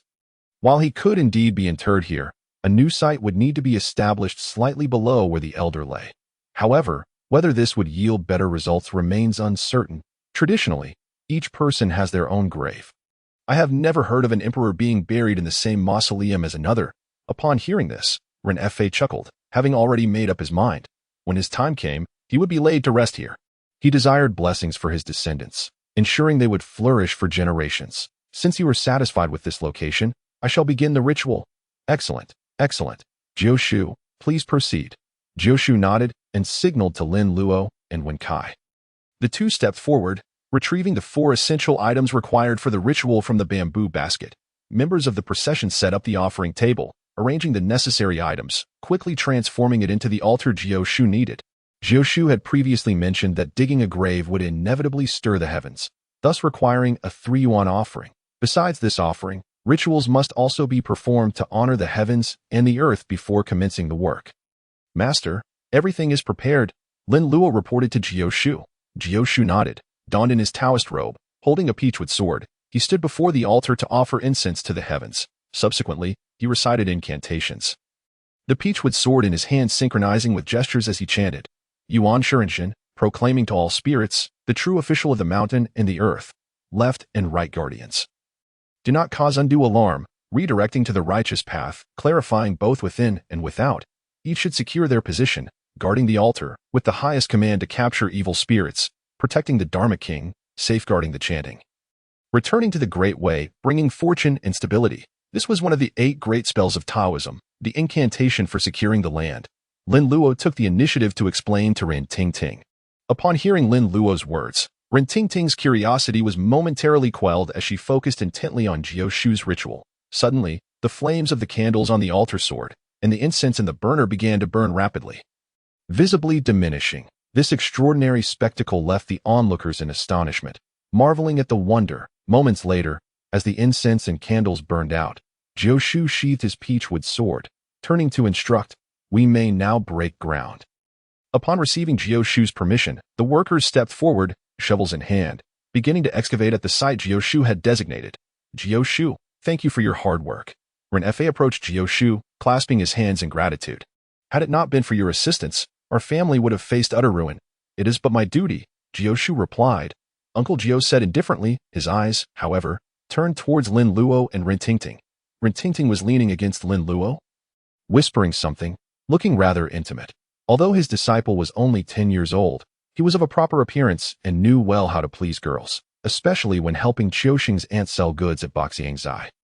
Many sisters from the Yihang courtyard opposite were his regular customers. Uncle Jio naturally knew about this. Moreover, he had a deep understanding of how skilled his disciple was at sweet talking and cheering people up. Now it seemed that among the 3 disciples, the youngest one's marriage was the least thing he needed to worry about. Of course, Uncle Jio just thought so and didn't consider letting Lin Luo get married. The brat was only 10 years old and had a lot to learn. The primordial young was precious and couldn't be broken now. Getting married could wait until he was 18. However, speaking of which, these 2 brats, Qiuxin and Wankai, who called Lin Luo senior brother following him, neither learned the enterprising spirit nor the skill of courting girls. Finding wives for them still had to be something he, as the master, had to worry about. They were really stupid. Uncle Jio frowned helplessly in his heart and secretly decided that in the future, when accepting disciples, he would consider those who already had betrothals. This way, at least he wouldn't have to worry about his disciples' marriages. Ren Weiyang's ashes were buried. After the ceremony, it was almost dark. After a whole day everyone was extremely tired. Fortunately, on the way back, without the burden of the coffin, they felt much more relaxed and their speed was also much faster. When they returned to Rinjia town, it was completely dark. Ren Fa asked the steward to settle the wages for the hired workers. And then he himself led Uncle Jio and the others to the main hall to drink tea. On the sofa in the main hall, Qiuxin was still sound asleep. Last night, this guy went out too many times, lost too much vital energy, and almost lost his life. Now he was extremely weak. Fortunately, he had a good foundation.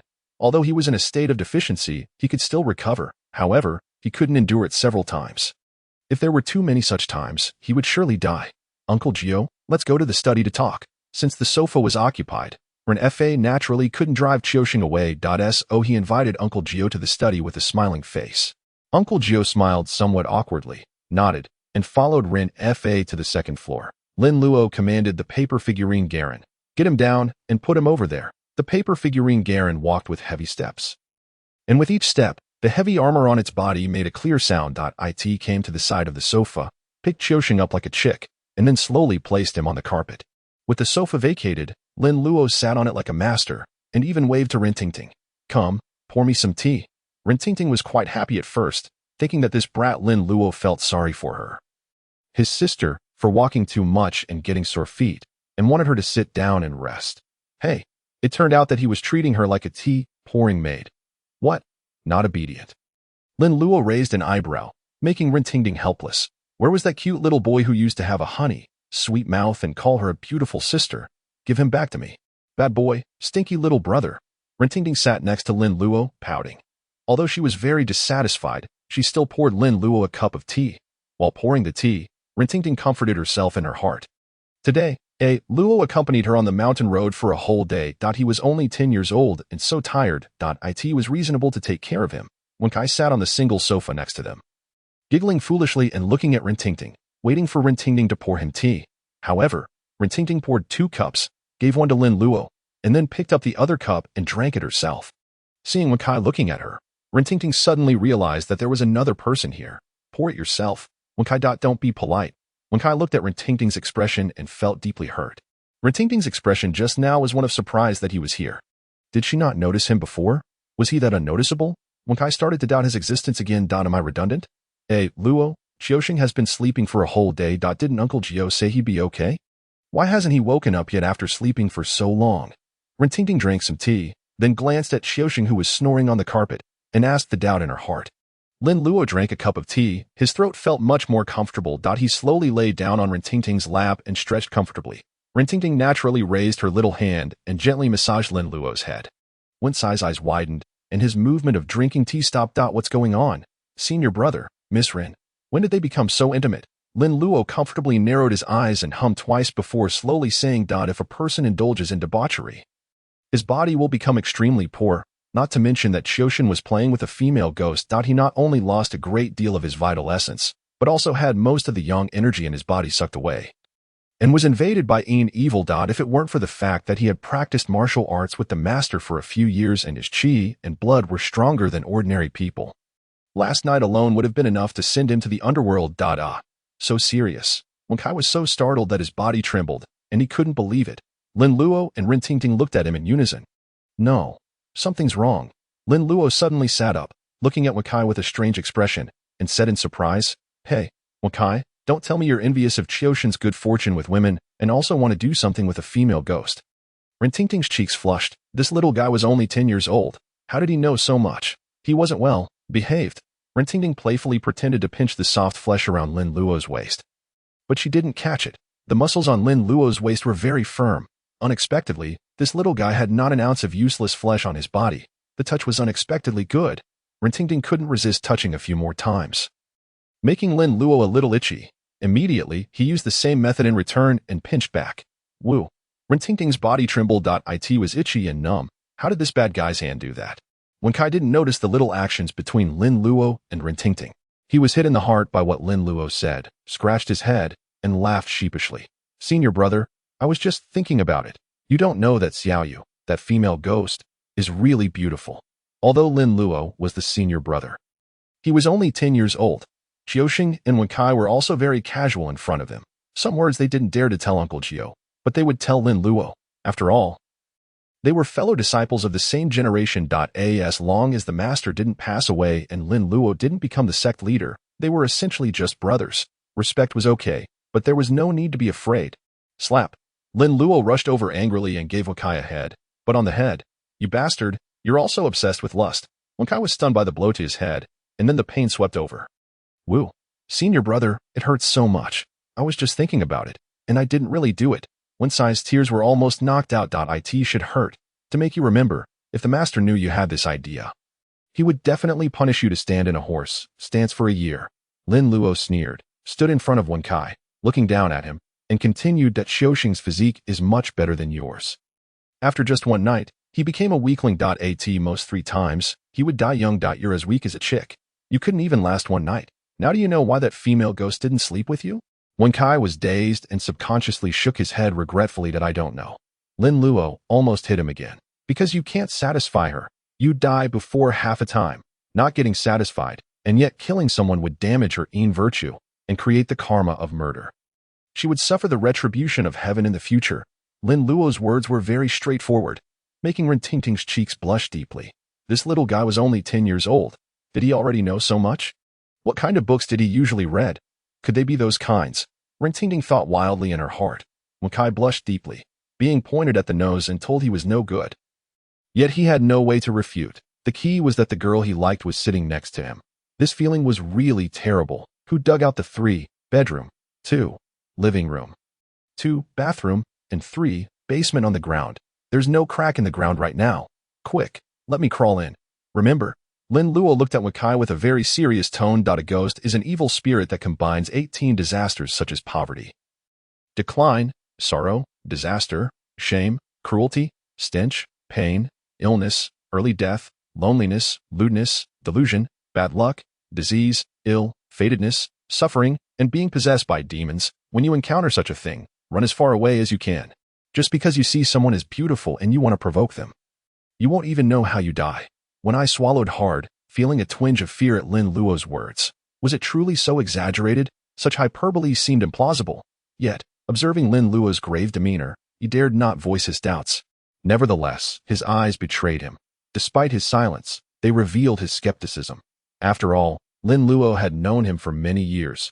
How could he fail to see through Wen Sai's facade?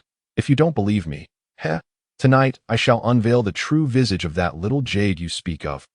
Lin Luo declared as he settled back onto the sofa, crossing his arms and sneering. Wen Kai and Rin Tingting turned their puzzled gazes toward Lin Luo, their eyes brimming with confusion. "What do you mean?"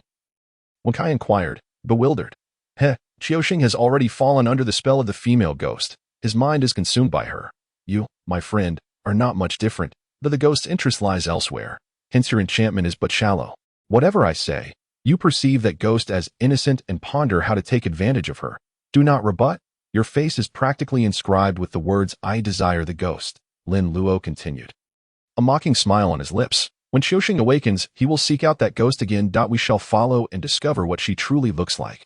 Wen Kai was rendered speechless by Lin Luo's words. Rin Tingting tugged at Lin Luo's sleeve. her expression a mixture of excitement and anticipation. Luo, may I also go and see? What business do you have in this? Oh, let her go, please. Come on, Luo. Just agree to it. Rintingting clung to Lin Luo's arm, swaying playfully and acting coy. That's not entirely out of the question, but what do I gain from this? Lin Luo grinned, raising an eyebrow. Whatever you ask, I shall comply. Just for one day. Rintingting raised a slender finger. In essence, she was merely requesting to accompany Lin Luo for a day of indulgence, serving as a maid, fetching drinks and snacks. Make it 3 days. Lin Luo demanded, stretching out 3 fingers. Fine, it's a deal. When Kai stood by, dumbfounded, utterly perplexed by the unfolding scene. Whatever she wishes, doesn't that mean she could have her way with him? How does the senior brother manage to have her so obedient? On behalf of our shared sect, could you perhaps enlighten your dear junior brother? Hee. Then it's settled. Take me along. Upon receiving Lin Luo's agreement, Rintingting's face lit up with joy, her body twisting in delight.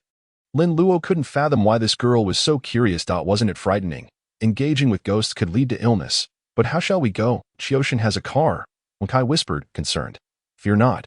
Lin Luo replied with a smile. Reaching into his treasured pouch to A.S. Rintingting, and when Kai observed, Lin Luo produced a blank yellow talisman. He then retrieved ink and brush from his bag, igniting their curiosity. Luo, are you going to draw a talisman?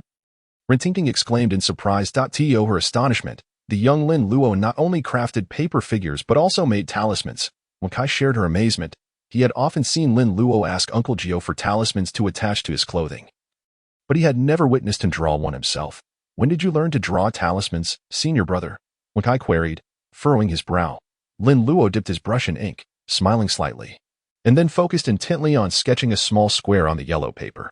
Both Wakai and Rintingting exchanged bewildered glances, their minds racing with questions. Though Rintingting had seen few talismans, she had never observed anyone drawing on talisman paper, ignoring their astonishment. Lin Luo inscribed 2 small characters beneath the square, position. His elegant calligraphy glimmered with a faint golden light, signifying the talisman's success. It's done. Lin Luo chuckled, producing another piece of talisman paper. He drew a circle, embellished it with dashed lines, and finally placed a dot within. Inscribing tracking below. The second talisman also shimmered with golden light, indicating it was complete. The 2 talismans resonated with one another, forming a cohesive set. Now, we have fixed this talisman to Qiuxian, and we can follow closely without fear of losing him. Lin Luo declared proudly, admiring his handiwork. When Kai regarded the peculiar talismans on the table, his expression oscillating between confusion and incredulity. Senior brother, I actually know the place, he ventured quietly. Are you certain? What if Qiuxian is led astray by the ghost? Lin Luo's words cast doubt in Wen-Sai's mind, who shook his head glumly. I'm not sure, but do you think your talismans will actually work? Wen Kai mused, staring at the odd symbols on the table. They seemed utterly nonsensical. Do you not believe me?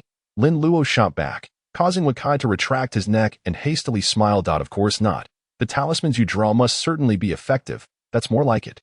Lin Luo said with a grin, fully aware that Wen Kai remained skeptical. He chose not to waste words in explanation. Once the talismans proved their efficacy, Wen Kai would realize his own folly. Lin Luo approached Qiuxian, lifting his shirt to affix the positioning talisman. And now, we must see what that female ghost looks like. A mischievous smile crept across Lin Luo's face as he turned back, retrieving another piece of yellow paper. With a focused expression, he envisioned opening the spiritual eye, deftly sketching a bizarre eye, one with a double pupil on the talisman. Below it, he inscribed the words, spiritual eye, chant to activate. I in ancient beliefs. A person with a double pupil was seen as extraordinary. A sign of divinity. Figures such as Songjie, Yushan, and Xiangyu were known for their double pupils. Thus, Lin Luo imagined this double pupil as a spiritual eye that could perceive ghosts and observe the underworld. Although his talisman drawing skills were not yet refined enough to truly view the underworld, he was confident it could enable him to see spirits. This talisman would not activate merely by affixing it. It required a chant to function. It was essential for Qiuxian to uncover the truth himself, so he could grasp the extent of his misconceptions. Lin Luo relished the thought of being a helpful soul. He asked for little in return. Once Qiuxian found his beloved little Jade, they could revel in their affection within the confines of the room. Lin Luo envisioned himself murmuring the chant outside as Qiuxian discovered the truth. Imagining the scene would be most delightful. At that moment, Ren Fa and Uncle Gio emerged from the study, chatting amiably with one another. Both appeared quite pleased, suggesting their conversation had gone well. Descending the staircase, Uncle Gio noticed Lin Luo crouched beside Qiuxian, his small hands fiddling with Qiuxian's clothing. When Kai and Rintingting stood nearby, curiously observing Lin Luo's antics. Uncle Gio's brow furrowed at the sight. Is this rascal planning to prank Qiuxing? Luo, what are you doing? Ren Fa asked, intrigued. Oh, nothing much. I'm just worried he might encounter a ghost, so I'm applying a few talismans to him. Lin Luo replied cheerfully, standing up with an innocent smile, resembling an endearing child. Uncle Gio nodded in approval, having intended to do the same but surprised that Lin Luo had beaten him to it. It was foolish of him to suspect Luo of plotting mischief. How could Luo possibly be that kind of child? Suddenly, Qiuxing, who lay sleeping on the floor, emitted a sound. Stirring from his slumber, he groaned and stretched, then began writhing on the ground like a fish in convulsions.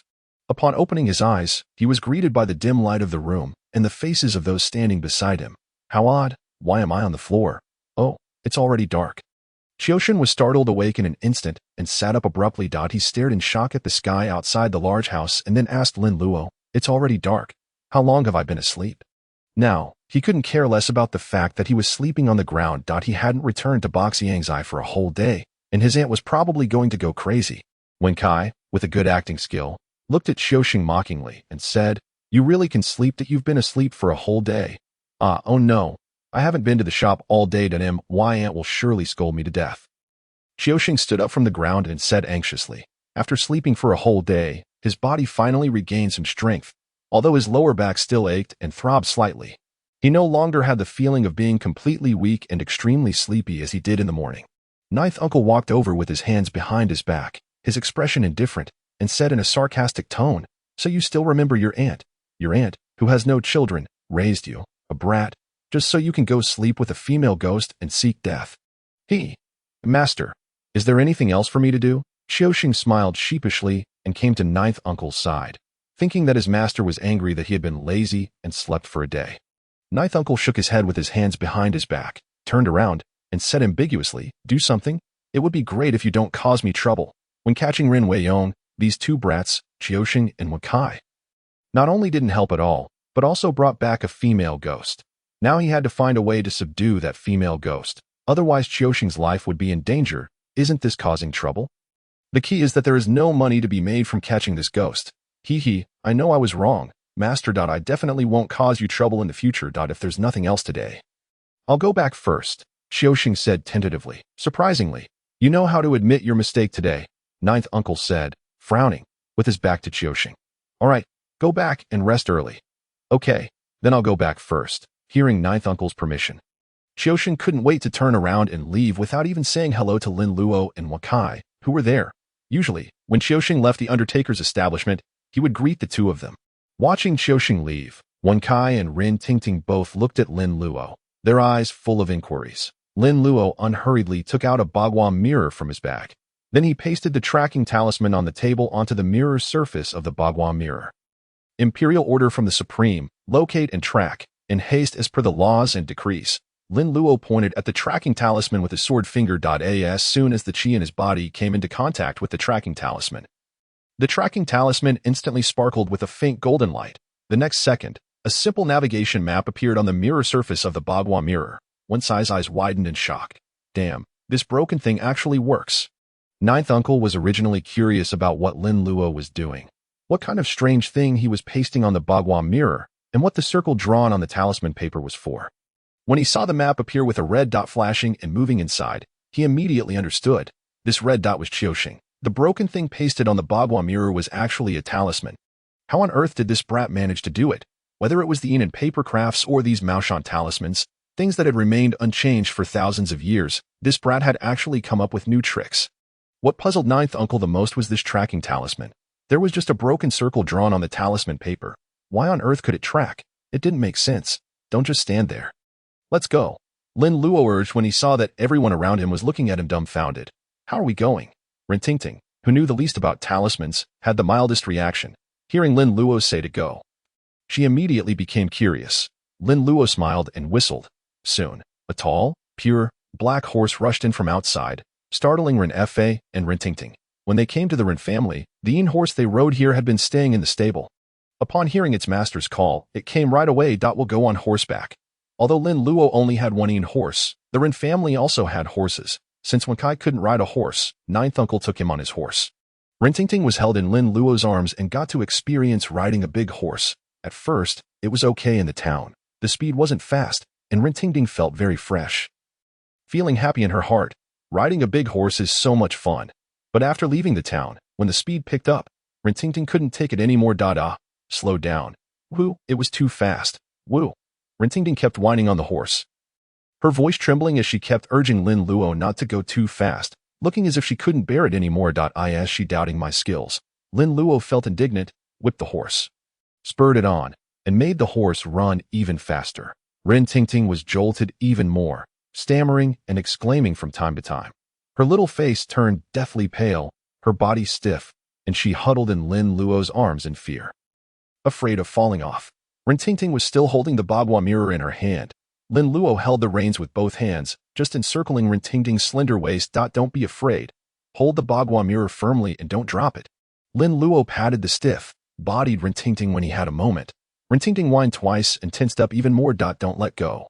Hold the reins tight and don't get distracted. The horses' hooves clattered rhythmically. This time, the sky was clear, and the big full moon emitted a bright and cold light, shining on the ground as if covered with a layer of frost. The visibility at night wasn't very good, but Lin Luo's viewing technique worked well. Even at night, he could see clearly without being affected by the light. Surprisingly, Qiusheng was riding quite fast. Lin Luo and Ninth Uncle chased on horseback for a long time before they caught up with him. Since Qiusheng was right in front, there was no need to run so fast anymore. The speed of the two horses slowed down, following Qiusheng at a proper distance. The village next to Rinjia town wasn't big, and there were no night entertainment activities. Most of the villagers had already gone to bed at this time. Qiusheng rode through the dim and deserted streets and finally parked his vehicle in front of a seemingly desolate house. After propping up the vehicle, Qiusheng couldn't wait to push open the door and ran towards the room. Xiaoyu, are you home? Qiusheng called out Xiaoyu's name and entered the room excitedly. This time, Xiaoyu was still dressed as she was yesterday, sitting gracefully on the edge of the bed, smiling sweetly at Qiusheng who entered. You're here? Xiaoyu stood up, walked over and hugged Qiusheng, leaning sweetly into Qiusheng's arms. The smell of a man. So nice. How about it? Did you miss me? Qiusheng put his arm around Xiaoyu, feeling his kidneys heating up. And he couldn't wait any longer. I missed you. Xiaoyu's sweet and tender voice made Qiusheng's heart melt. Qiusheng was so excited that he felt like he was dreaming. He, a poor guy, didn't know what he had done to deserve the favor of such a beautiful girl. How's your body? Does it still hurt? Was I too rough last night? Qiusheng asked Xiaoyu with a look of concern. Xiaoyu blushed, shook her head slightly, and said shyly in a low voice, it's already okay. I was also very happy last night. Hiki.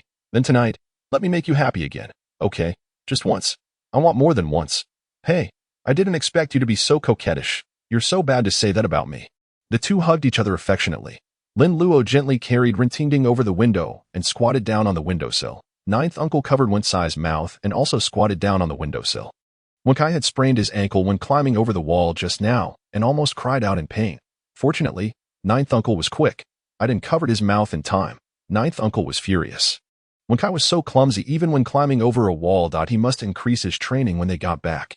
He couldn't be such a useless person. Ninth Uncle thought to himself and took a look inside the room. Rintingding's face was flushed. She didn't expect Qiusheng to seem so proper on the surface but be so wild in private. She nudged Lin Luo's arm and then pointed inside. It was as if she was saying, they're about to get serious inside. Aren't you going to do something? Ninth Uncle frowned, took out a handful of pomelo leaves from his portable treasure bag, and muttered resentfully, let me see your true face. In the southern regions, pomelo leaves are considered a treasure. Steeping them in water for washing can ward off evil spirits. Some say it is a blessing from the pomelo, hence their popularity among the masses. Observing the movements of his Uncle Jiao, Lin Luo's small face suddenly broke into a radiant smile. Qiusheng, you will surely be grateful to your senior brother in the future. This time, it will undoubtedly leave a deep and lasting impression on you. With both hands forming intricate seals, Lin Luo chanted incantations. The others, standing nearby, could hear him clearly, especially Uncle Jiao, whose brows raised slightly as he paused his actions to look at Lin Luo. With the heavens clear and the earth bright. With yin and yang distinct, open the eyes of the law, manifest the separation of realms, swiftly as commanded. Lin Luo, with precise hand gestures, pointed towards Qiusheng in the room. In the next moment, Qiusheng felt an itch in his eyes. Hastily stopping his words to rub them, Xiaoyu, noticing Qiusheng's sudden lack of affection, opened her eyes and asked, perplexed, what's wrong? Oh, it's nothing. Just a sudden itch in my eyes, Qiusheng replied nonchalantly, squinting as the irritation subsided. Turning to smile at Xiao Yu.my beauty, we shall continue. At that moment, as Qiusheng gazed upon her, Xiao Yu's originally ethereal beauty underwent a shocking transformation. The smile on Qiusheng's face froze instantly. What sort of visage was this? One half remained intact, beautiful as a flower, while the other half appeared as though it had been doused with caustic acid, corroded beyond recognition, with a protruding eyeball amidst the bloodied flesh. Whoa! Outside the window, Uncle Gio abruptly closed his eyes, donning a mask of agony as the pomelo leaves slipped from his grasp. When Kai looked on in bewilderment at Uncle Gio's reaction, glancing at the room to find Qiusheng's expression mirrored that of Uncle Gio. What was happening? Xiaoyu was so beautiful, yet their faces resembled those who had seen a ghost. Perplexed, when Kai could not comprehend, abandoning his thoughts, he picked up the fallen pomelo leaves and firmly pressed them against his eyelids. I must see what Xiaoyu truly looks like. These pomelo leaves had been soaked in talismanic water, so there was no need for incantations. Placing them on his eyelids would allow him to glimpse the unseen within a short time. In the next moment, when Kai gasped, painfully shutting his eyes, covering his mouth with his hands as he crouched on the ground, tears of regret streaming down his face. Why did I act so rashly? Qiusheng, what happened to you? Xiaoyu exclaimed, alarmed as she looked at Qiusheng, who was now in distress, rubbing his eyes in confusion. Outside, Rintingting observed Uncle Gio and Wen Kai's reactions with a mix of surprise and curiosity. Glancing at Lin Luo as if to inquire what was amiss, Lin Luo shrugged, smiling as he picked up the pomelo leaves from the ground, mimicking the action of placing them on his eyelids. Then raised his eyebrows at Rintingting in a suggestive manner. Rintingting took the pomelo leaves, hesitantly imitating Uncle Gio by pressing them against her eyelids, then turned to look into the room. Inside, Xiaoyu was turning her back to her, about to embrace Qiusheng. Due to the earlier commotion, Xiaoyu's seal was only partially lifted. The graceful curves and smooth skin of her form evoked a pang of envy in Rintingting. The most enviable aspect was her long, silky black hair cascading down to her waist. How did she maintain such beauty? Was it true that the hair of a female ghost was always so lustrous? Don't come any closer, Qiusheng shouted in agitation, stumbling backward. He could not accept that the once ethereal Xiaoyu had suddenly transformed into something so terrifying. Qiusheng, what on earth is wrong with you? Xiaoyu looked at him in confusion. You were fine just a moment ago. Turning to face him fully, her face came into Rintingting's clear view. Rintingting's pupils dilated as her mouth fell agape. Whoa. Rintingting's incantation was interrupted by Lin Luo, who swiftly covered her mouth with a small hand, muffling her voice. Her face turned pale, and she buried herself in Lin Luo's embrace, gripping his arm tightly. It was too frightening. You scoundrel, Lin Luo, what a wicked trick. How could you show me this? It nearly made my heart leap from my chest. Qiusheng, just a moment ago, they were sweetly whispering promises of eternal love, preparing for a deeper connection, and now everything had changed so abruptly. Xiaoyu called out to Qiusheng, longing to grasp his hand. Yet, her once beautiful face now appeared as a fearsome specter in Qiusheng's eyes. Terrifyingly grotesque, Qiusheng was overwhelmed, screaming in despair, "Don't come near me, Qiusheng. Xiaoyu finally sensed something was amiss. The fear, disgust, and revulsion in Qiusheng's eyes were unmistakable. If she did not comprehend what was happening now, she would have truly wasted her time as a ghost. A ghost may appear youthful, but that was merely a reflection of her age at the time of death. Qiusheng's vision was altered. He could see my true face. Xiaoyu furrowed her brow and exhaled a breath of cold air towards Qiusheng. In the next moment, Qiusheng's agitated expression turned blank, and he stood there, subdued. His body swayed unsteadily, teetering as if about to fall. Xiaoyu raised her hand, and Qiusheng floated gently before her, eventually being laid upon the bed. How strange. Qiusheng had been perfectly fine upon arrival, expressing affection for her, so why did he suddenly glimpse her true form? Qiusheng was equally bewildered. I had my pants down, and this is what I see. There was nothing left of the bamboo shoots on the mountain. Confused, Xiaoyu unfastened Qiusheng's clothing for inspection. Beneath his garment, she discovered the truth. 2 yellow talismans lay concealed, though the symbols on the paper appeared peculiar and did not resemble traditional Taoist talismans. The faint aura emanating from them assured Xiaoyu that these were crafted by the foul Taoist. Startled, she instinctively recoiled, then quickly realized the talismans had no effect on her, understanding that they revealed Qiusheng's true sight. Flames of rage ignited within Xiaoyu as she gritted her teeth and tore off the talismans, her pale hands crumpling them into a ball. Damn it, that wretched Taoist! How dare he ruin my plans? Meanwhile, outside in the courtyard, Uncle Gio crouched on the ground, retrieving a short sword made of coins, his expression grave as he placed it upon a stone. He moved swiftly. If he did not act quickly, his apprentice would be ravaged by the female ghost. Though it had already happened once, another occurrence would tarnish his reputation in the spirit world. I, Lin Luo, am a master of the myriad realms. Your apprentice has been violated by a ghost. I have countless apprentices. Your apprentice has been violated by a ghost. My apprentices possess the stature of emperors. Your apprentice has been violated by a ghost. Do you have no other phrases? Your apprentice has been violated by a ghost twice. I could vomit blood. While this was jest, should word of it spread, the renowned Uncle Gio's apprentice being ravaged by a ghost would leave him with no face to show in the future. He would be ridiculed by fellow disciples and other practitioners alike. Holding the Bagua mirror, Uncle Gio aligned the mirror's center with the full moon above, gradually removing the base of the mirror. The moonlight focused through the lens, coalescing into a soft blue light that cascaded upon the blade of the coin sword. As the Bagua mirror shifted slowly, the moonlight followed suit, glimmering from the tip of the sword to its hilt.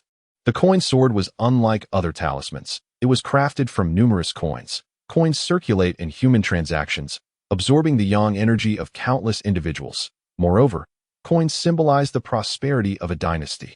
Thus, coins are a unique form of talisman. They cannot be artificially forged but must be collected from the human realm. Furthermore, the coins chosen for Uncle Gio's sword were all from a flourishing dynasty, their power unimaginable. Now, by invoking the yang energy gathered within the coin sword and the remnants of the dynasty's fortune using the moonlight, the sword began to shimmer with golden divine light wherever the moonlight touched. Lin Luo observed keenly, his eyes sparkling with excitement. Look, this is the enchanting method of the Maoshan school. Upon returning, he resolved to study it thoroughly. Tonight was the full moon, the night of the strongest lunar energy. Therefore, the enchanting effect would be significantly more potent than usual. However, success or failure often hinged on the full moon. The night of the full moon was also when spirits were most active.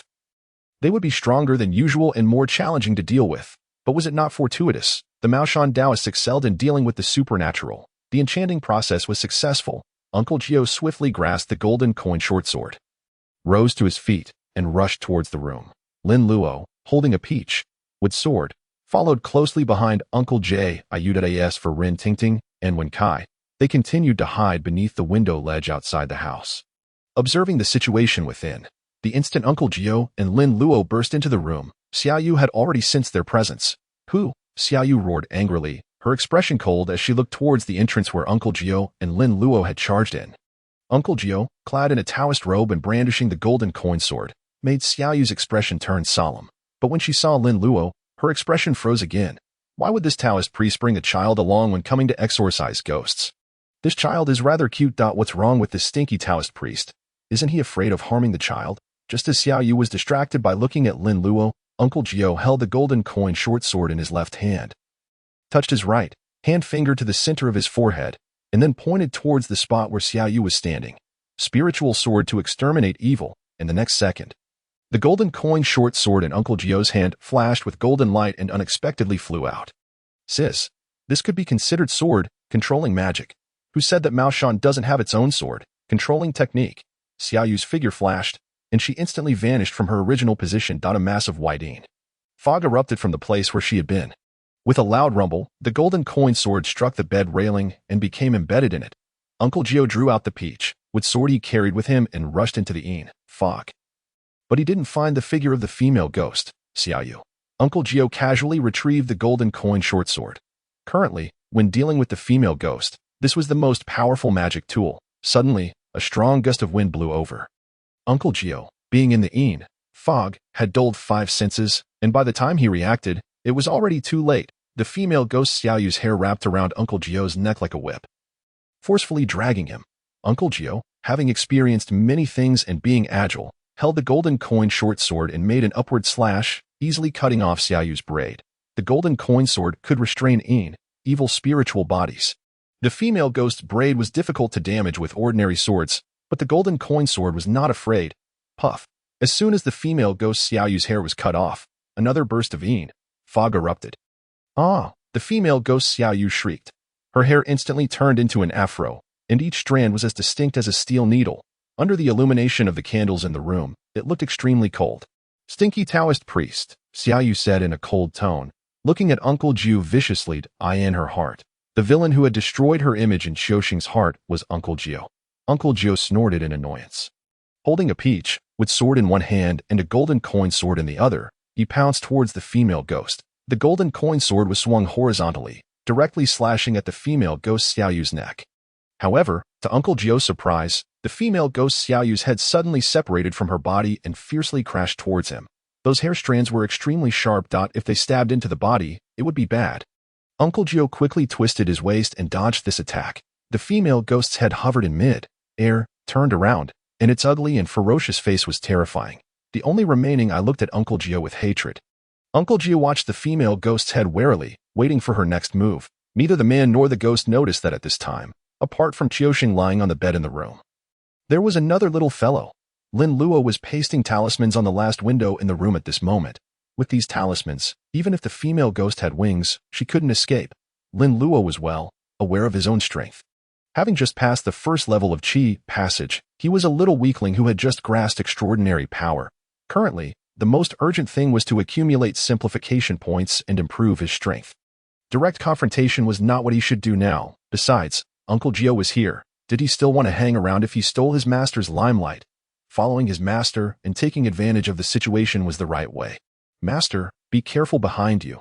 Lin Luo's voice suddenly rang out. Uncle Jio instinctively swung his sword backwards. To his surprise, he found that the headless female ghost's body could still move and was pouncing towards him. If this female ghost managed to control him, the approaching head would indeed be rather troublesome. The peach, with sword, struck the female ghost's chest. With a flash of golden light, the female ghost's body was sent flying.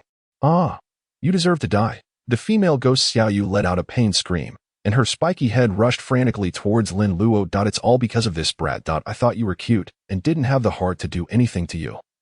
Yet you actually helped this stinky Taoist priest against me. Lin Luo looked at the approaching female ghost's head with a faint smile, unhurriedly, and his hands were still behind his back. Luo, be careful, Uncle Jio hurriedly warned. This stinky kid, isn't he scared stupid? Why isn't he moving? I praised you for nothing usually. Move quickly. Uncle Jio shouted in his heart. As he was about to rush forward to save Lin Luo, he saw Lin Luo's hands emerge from behind his back, each holding 3 Sanqing bells. Uncle Jio's expression froze, and his body also stopped in place. The female ghost Xiaoyu's expression also froze, but she couldn't stop. Jingling, jingling, jingling, jingling, jingling, jingling, jingling, jingling, jingling, jingling. The sound of the Sanqing bells exploded directly in the female ghost Xiaoyu's face. The originally clear and pleasant sound of the Sanqing bells now became extremely noisy and ear-piercing. But Lin Luo heard it like celestial music. Please address this young Taoist priest as the true lord of jingling. Simplification points increased by 5. Don't run away, hedgehog sister. Let's play for a while. Don't come near me. Jingling, jingling, jingling. In the room, Lin Luo jumped up and down with 6 Sanqing bells, chasing a head around. Uncle Jio watched this scene, his eyebrows twitching. Outside the window, when Kai and Rin Ting Ting were peeking through the window, and their expressions were also quite wonderful. Can it be played like this? Xiaoyu was going crazy. Brad, can you stop ringing the bells? 1 is not enough. You ring 6. You're such a pain in the ass. The Sanqing bell is an important magic tool that Taoist priests need to use when performing rituals. It is also known as the Emperor's Bell and the Magic Bell. It can invite all the saints and subdue gods and demons. As recorded in the Tai Ching Jade Manual, holding the Emperor's Bell in hand, one can cast fire thousands of miles away, and the flowing bells can charge in all 8 directions when the magic bell is rung. Both gods and ghosts will respect it. Therefore, the Sanqing bell not only restrains zombies, but is also very effective against ghosts. If the Taoist practice is not enough, use quantity to make up for it. Is there a problem with me using 6 Sanqing bells? There's no problem. Jingling, jingling, jingling. Xiaoyu let out a miserable scream and seemed like she was about to vomit blood from her pores. Her head flew towards her body. She wanted to combine. She wanted to escape. This place was unbearable. However, as soon as the head flew over, Uncle Jio's peach, with sword lashed over. Get out of here. The peach, with sword flashed with golden light.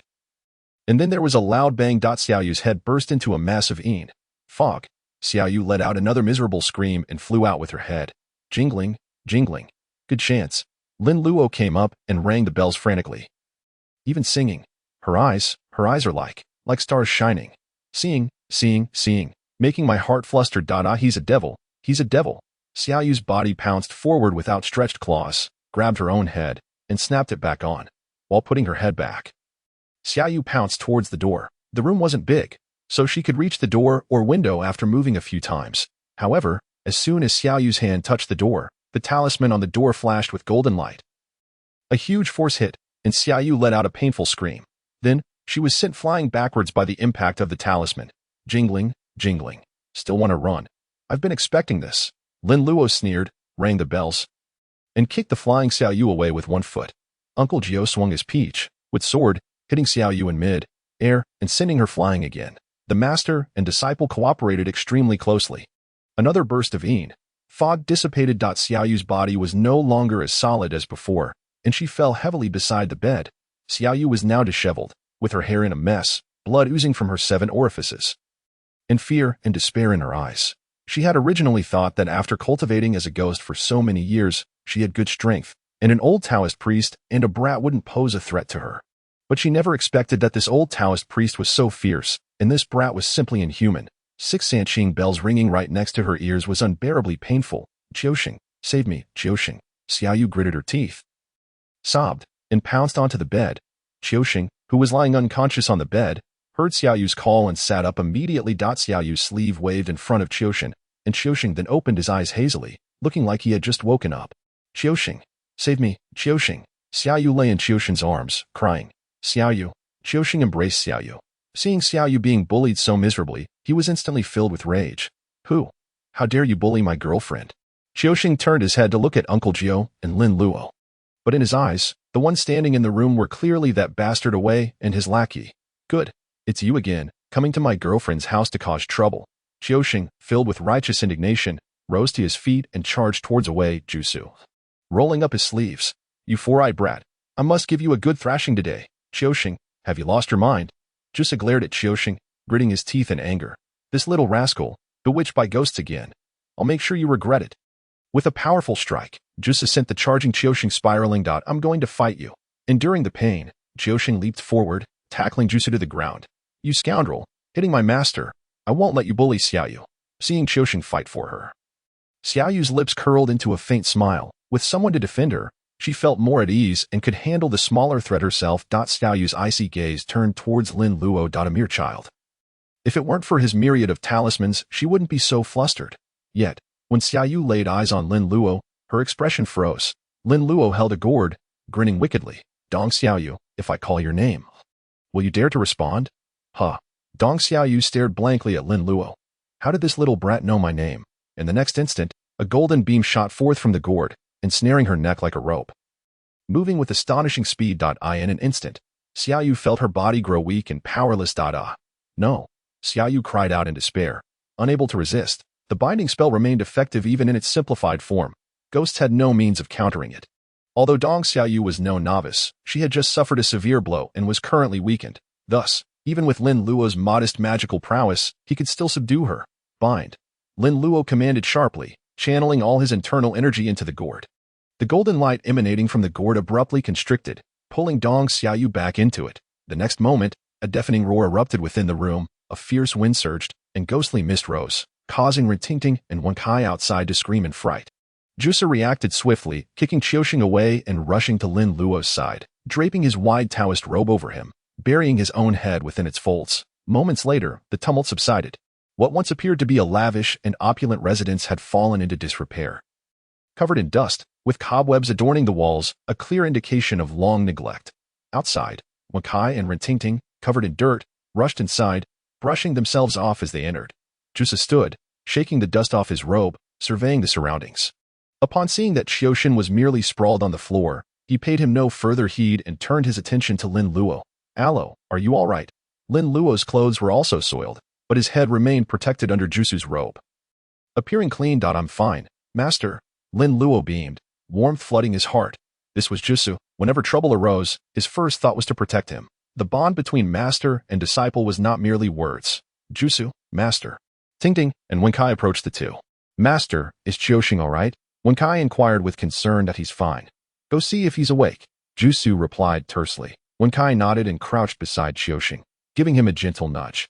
Hey, Jiuxing, wake up. Are you all right? Jiuxing stirred, his consciousness gradually returning. The moonlight streamed in, illuminating the room, and though he couldn't see clearly, he recognized Wenkai. Wenkai? Jiuxing shot up, glancing around and realizing the place was strikingly familiar. Seeing him awake, Wenkai sighed in relief. If he could wake up, then all was well. What's happening? Am I dreaming? Qiuxing mumbled, bewildered. Dreaming. Jusu glared, scolding him. You've been bewitched by a ghost. Startled, Qiuxing realized there were others present. Master, senior brother, Tingting. Why are you all here? Rin Tingting couldn't help but stifle a laugh at Qiuxing's disheveled appearance. Like someone who had rolled in the dirt. However, the image of him entangled with that hideous female ghost quelled her amusement, sending chills down her spine. The psychological trauma was real. Tingting playfully jabbed Lin Luo in the arm. It's all your fault, you little brat. You should have stopped him. Lin Luo grinned mischievously. Who told you to be so curious? Consider this a lesson. Don't be curious about everything. Haven't you heard that curiosity killed the cat? Jusu, observing Qiuxing's foolish demeanor, couldn't hold back any longer. What were you thinking? If we hadn't been here, you would have perished, Qiuxing gasped, scanning his surroundings, his mind in disarray, memories muddled. The only vivid recollection was that passionate night with Xiaoyu. Reflecting on that bone-melting tenderness, Qiuxing couldn't help but chuckle foolishly. Master, you wouldn't understand. Such indulgent pleasure is worth it, even if it leads to my demise. Jusu's temper flared at Qiuxing's nostalgic expression. Nostalgic. My foot. Enough of this. Jusu raised his hand and delivered a sharp slap. With a resounding crack, Qiuxing's head spun, and he fully regained his senses. Wow, what was I thinking? Did I just say that? You scoundrel, truly lost in lust. Lin Luo, Rin Tingting, and Wen Kai exchanged bewildered glances at Qiuxing's outburst. Hadn't he just seen the true form of the female ghost? How could he still feel enjoyment? Or had the ghost truly bewitched him? Wen Kai shivered at the thought. Thank goodness the ghost didn't get to me. May the ancestors bless me. May fortune shine upon us. Jusu's face darkened as he pushed Qiuxing towards the exit. This little tree needs some pruning. This scoundrel has gone too far. Qiuxing, head hanging low and clutching his sore face, looked utterly wronged. Wen Kai, meek and obedient, stood by Lin Luo, wary of drawing Jusu's attention and receiving a reprimand himself. He too had been bewitched by a ghost. Once outside the dilapidated mansion, Lin Luo helped Rin Tingting onto a horse, then jumped onto the horse's back himself. Jusu, with equal flair, mounted his steed, casting a fierce glare at Wen Kai, who hesitated to follow. Wen Kai flinched, tucking his chin in nervously as he sheepishly joined Qiuxing. Why so fierce? Riding in the carriage would be just as good. Allo, take it slow on the way back, Rin Tingting cautioned in a hushed tone. Fearing another wild gallop. Don't worry, we'll take our time returning, Lin Luo replied with a smile and a nod. That's more like it. Rin Tingting beamed in satisfaction. Then let us be off. Giddy up. And the next moment, the ghostly steed bolted forward. Ah! Rin Tingting shrieked, colliding into Lin Luo. With hooves pounding like the wind, they raced ahead. Slow down, Allo, you jerk. Rin Tingting's cries echoed far and wide. By the time they returned to the Rin family home, it was already late into the night. Rin Tingting pouted, her lips protruding high enough to hang an oil bottle. They had agreed to return at a slower pace, yet they had ridden so fast. Liars, little tricksters, bad kids. Rin Tingting muttered these words repeatedly in her heart, yet her grip around Lin Luo never loosened. Hey, we've arrived. Are you going to let go? Lin Luo shook his right hand, but she held on tighter. Not letting go. You won't get me to release you. Tonight, you're my pillow, Rin Tingting declared defiantly. Huh? Why?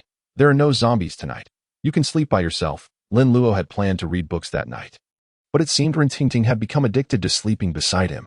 After slaying Rin Wei and subduing the ghostly Xiaoyu, Lin Luo's simplification points had now risen to 3543. He intended to see what else he could simplify to enhance his strength. The simplification system was indeed powerful, yet it required diligent practice. Despite his current ability to grow stronger through breathing and basking in the sun, he knew further training was essential. Yet one cannot become a plump individual in a single mouthful. Nor is the Great Wall erected in a day, particularly in the realm of Taoist cultivation. It is an endeavor built gradually, step by step towards immortality. It is rare to hear of anyone transforming from an ordinary person into a deity in an instant. Even Sun Yukong, born with divine attributes, required 20 years of cultivation under the tutelage of Bodhi Patriarch, unless, of course, one were to consume the elixir of immortality bestowed by the Old Lord. Therefore, the notion of suddenly becoming extraordinarily powerful never crossed Lin Luo's mind. He relished the gradual journey towards invincibility. In his leisure, Lin Luo could often be found engrossed in books, studying, practicing martial arts, or crafting paper figures. Rin Tingting, pouting in feigned grievance, exclaimed, You still insist on making me see what that female ghost looks like. How can I sleep alone now? With her eyes closed, all Rin Tingting could envision was the frightful visage of the ghostly Xiao Yu. It was simply terrifying. Upon hearing this, Lin Luo chuckled heartily. He had no foolish intention of gazing upon Dong Xiaoyu's face. The image of Dong Xiaoyu from the film was disconcerting enough, aware that the real world harbored far greater terrors than the cinematic realm. Lin Luo felt no curiosity about Xiaoyu's appearance. It appeared his choice was indeed prudent. Lin Luo smugly patted the gourd at his waist. What was there to fear? She was safely contained within. Unable to escape, that is still unacceptable. Rintingding shook her head vigorously, clinging tightly to Lin Luo without letting go. All right. 2 days. Lin Luo raised 2 fingers. What? It was only 1 day before. Rintingding protested with dissatisfaction. Why has the price suddenly gone up? Previously it was 1 day, but now the market conditions have changed.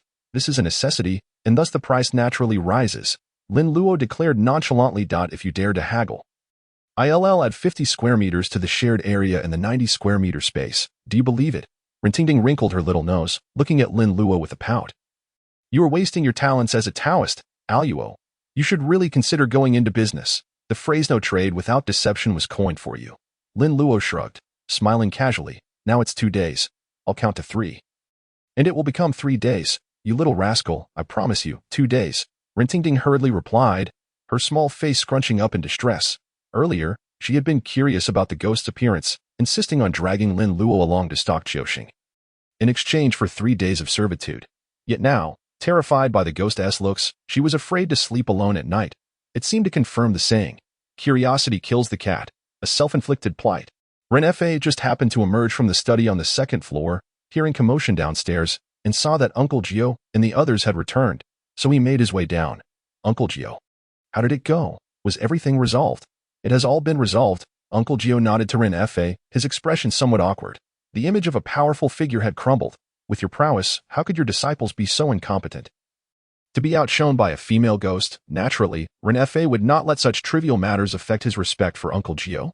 From the outset, he had perceived the capabilities of Uncle Gio's 3 disciples. Lin Luo was a prodigious talent, destined for limitless prospects. Qiuxin was young and vigorous, still useful. When Kai was suited only for the menial tasks of serving tea and water, incapable of achieving great things. It is getting late, Lord Ren. We shall not impose any further. Uncle Gio had intended to send Rintingding home and depart. Upon hearing this, Ren Fa immediately expressed his discontent, enthusiastically insisting, what do you mean by that? Uncle Gio? You said it's already so late. Let us not stir things up any longer. Please stay for the night. Yes, Uncle Gio, don't leave today. Let us wait until dawn to return. Rintingding chimed in. Then smiled sweetly, wrapping her arms around Lin Luo's. Tonight, I'll borrow Luo as my pillow. Ren Fa and Uncle Gio simultaneously turned their gazes toward Lin Luo, who wore an expression of helplessness. Shaking his head with a smile. After all, he was merely a 10-year-old. Who would have thought that Rintingding would take such a liking to him? Seeing Rintingding's insistence, Uncle Gio had no choice but to nod in agreement. Then I suppose we are intruding. What kind of talk is that? I have already prepared a room for you. I'll have a Bao and Ashing take you back to rest, Ren Fa said, calling for the household servants. Soon, a Bao and Ashing entered from outside, escorting Uncle Gio, Qiuxin, and Wen Kai to the guest room. Lin Luo, however, was dragged by Rintingding to her room. I've already promised to be your pillow. There is no need to hold on so tightly. I want to run away. Really? Indeed. I shall remain by your side at all times. Is that sufficient? Lin Luo replied, observing Rintingding clinging to his arm as if fearing he might flee. But Elder Lingling said one must keep their word. You said it yourself. Rintingding pouted, glancing down at the dirt on her clothes, contemplating, then whispered to Lin Luo, I'm so dirty. Lin Luo acknowledged with a hum. He too was covered in dirt. Did I want to take a bath? Go ahead. I need to wash up as well. Lin Luo nodded, smiling as he turned to leave, only to find Rintingding still not letting go of him. I'll take you. All right then. Rintingding tugged Lin Luo towards the inner room. Wait, Rintingding, how old are you? You can wash by yourself. No way. I'm scared. You can't leave. You must help me scrub my back. That is not permissible. Men and women should maintain a respectful distance. You little rascal, are you still shy? Hurry up. I'm wearing a swimsuit. It's not like you've never seen one. Oh, foolish girl. How can it be the same? The hot water is ready. Hurry and help me scrub my back. Lin Luo, helpless, took the brush, tears in his eyes as he capitulated. Who would have thought that I, Lin Luo, disciple of Elder Lingling, a prodigious talent of my generation, would be reduced to a mere bath attendant? What a shame. It's just scrubbing the back. Hold still. Lie down. Lower a bit. Gentle, please. No talking. After washing up. Ren Tingting comfortably drifted off to sleep. That it was unclear what dreams she had, but her eyes curved into crescent moons as she slept soundly. Watching Ren Tingting sleep so peacefully, Lin Luo took deep breaths. Practicing the Great Cave True Scripture to recover the energy expended in subduing Xiaoyu Qi. It can also be referred to as Qi. The innate Qi transforms from the acquired air when casting spells. It is called magical power. When circulating throughout the body, it manifests as the vital energy that nurtures all living beings. Taoism emphasizes the dual cultivation of life and nature, which refers to the comprehensive cultivation of body and mind. Aiming for the pinnacle of perfection. Nature signifies the internal path, encompassing character, thought, and spirit, as well as consciousness. Life indicates the external path, encompassing the body, life, energy, and matter. This distinction merely illustrates that a single entity can possess numerous names. And a single name may encompass many different aspects. There is no need to get caught up in the terminology of Qi and magical power. After all, they're all forms of energy, differentiated only by their intensity and application. Don't be misled by the fact that although Dong Xiaoyu was severely injured, she was weak at the time. Lin Luo's use of the ghost binding spell still consumed considerable energy.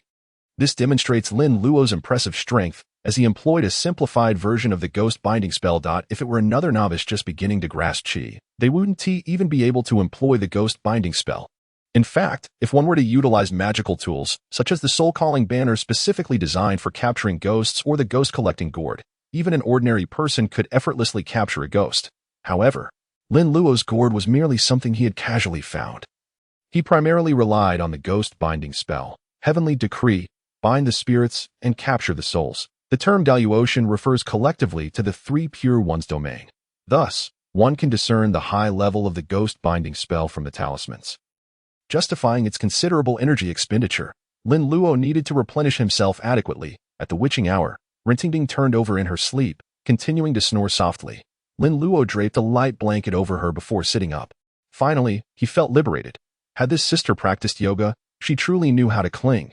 Lin Luo ceased his deep breathing and retrieved a thick stack of books from his spatial pouch. His keen, nocturnal eyes scanned the titles before finally settling on the 8 great spells transcribed by Uncle Gio.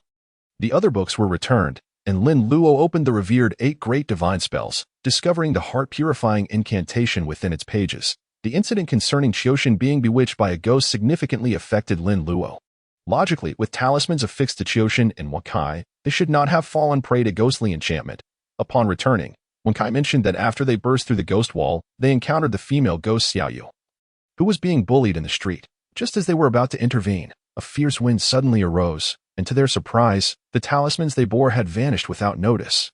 Uncle Gio concluded that the wind was conjured by the female ghost to strip them of their protective charms. This implies that the talismans indeed have considerable limitations. A single misstep could lead to being ensnared by a ghost's mental influence. What would happen then if they were to be consumed like mere mortals? At such a juncture, the heart-purifying incantation, regarded as the pinnacle of the 8 great divine spells, could prove invaluable. Practitioners of Taoism must, at the outset and throughout their studies of talisman crafting, purify body and mind, dispelling distractions to achieve tranquility. The heart-purifying incantation allows the mundane heart to enter a state of profound stillness, reflecting upon the Taoist essence, entering realms of serenity, and serves to safeguard the soul and spirit. Therefore, whether in ordinary cultivation or in resisting the allure of malevolent spirits and the invasion of inner demons, the heart-purifying incantation is indispensable. Previously, Lin Luo regarded the heart-purifying incantation merely as a mantra, a psychological suggestion to compel himself to focus, akin to silently counting sheep during sleepless nights. Its efficacy was rather lacking. Before the activation of the system, Lin Luo found it impossible to calm his mind. Now, he was determined to discover the true application of the heart-purifying incantation system. Simplify the heart-purifying incantation. Detection of the heart-purifying incantation complete. Supreme Celestial Star. Unceasing adaptability. Exorcise evil and bind spirits. Safeguard life and body. Wisdom is clear. Heart and mind at peace. The 3 souls eternal. The spirit unlost. Simplification requires 20,000 simplification points. Insufficient simplification points. Curse. How careless of me. Gazing at his mere 3,543 simplification points, Lin Luo helplessly closed his eyes and leaned back. By heavens, preparation for expenditure is in order. Upon checking his wallet, There was only a single coin.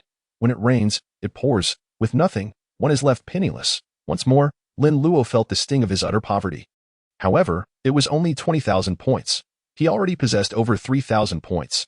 He could return to gather with his dear friends in the small room, and surely, they would generously contribute to the costs. Never mind, sleep it off. The crowing of roosters in the town grew increasingly absurd. One rooster crows, and soon all join in. The rooster vocal contest at Rinjia town has officially commenced. Lin Luo awoke from his slumber. Still a bit dazed. Something is amiss. This is not my room. Lin Luo had a sudden realization. Indeed, he had served as a night watchman for Rintingting. He had practiced sitting cross-legged and, unbeknownst to him, had fallen asleep. Casting a glance at the still slumbering Rintingting, Lin Luo shook his head in disbelief. She sleeps so soundly. Truly, she is well suited for guarding a mortuary. Lin Luo peered out the window. Although the day had brightened, it was still early. He tucked Rintingting's blanket in a bit, and then stealthily made his way outside to eye in the living room of the Rin family mansion. Uncle Gio was seated with Rin Fa, engaged in tea and conversation. It seemed the two were enjoying a pleasant chat, filled with laughter even at this early hour. Upon seeing Rin Fa, Lin Luo felt a twinge of embarrassment. Master, Uncle Rin, good morning. Lin Luo greeted them with utmost politeness. Hearing his voice, the two turned to look at him. Witnessing Lin Luo rise and greet them like a well-behaved child, both were filled with delight. What a splendid child, who wouldn't adore him? Rin Fa jovially inquired, Allo, why are you up so early? Don't you want to sleep a little longer? Young people are often fond of lazy mornings. He knew this well.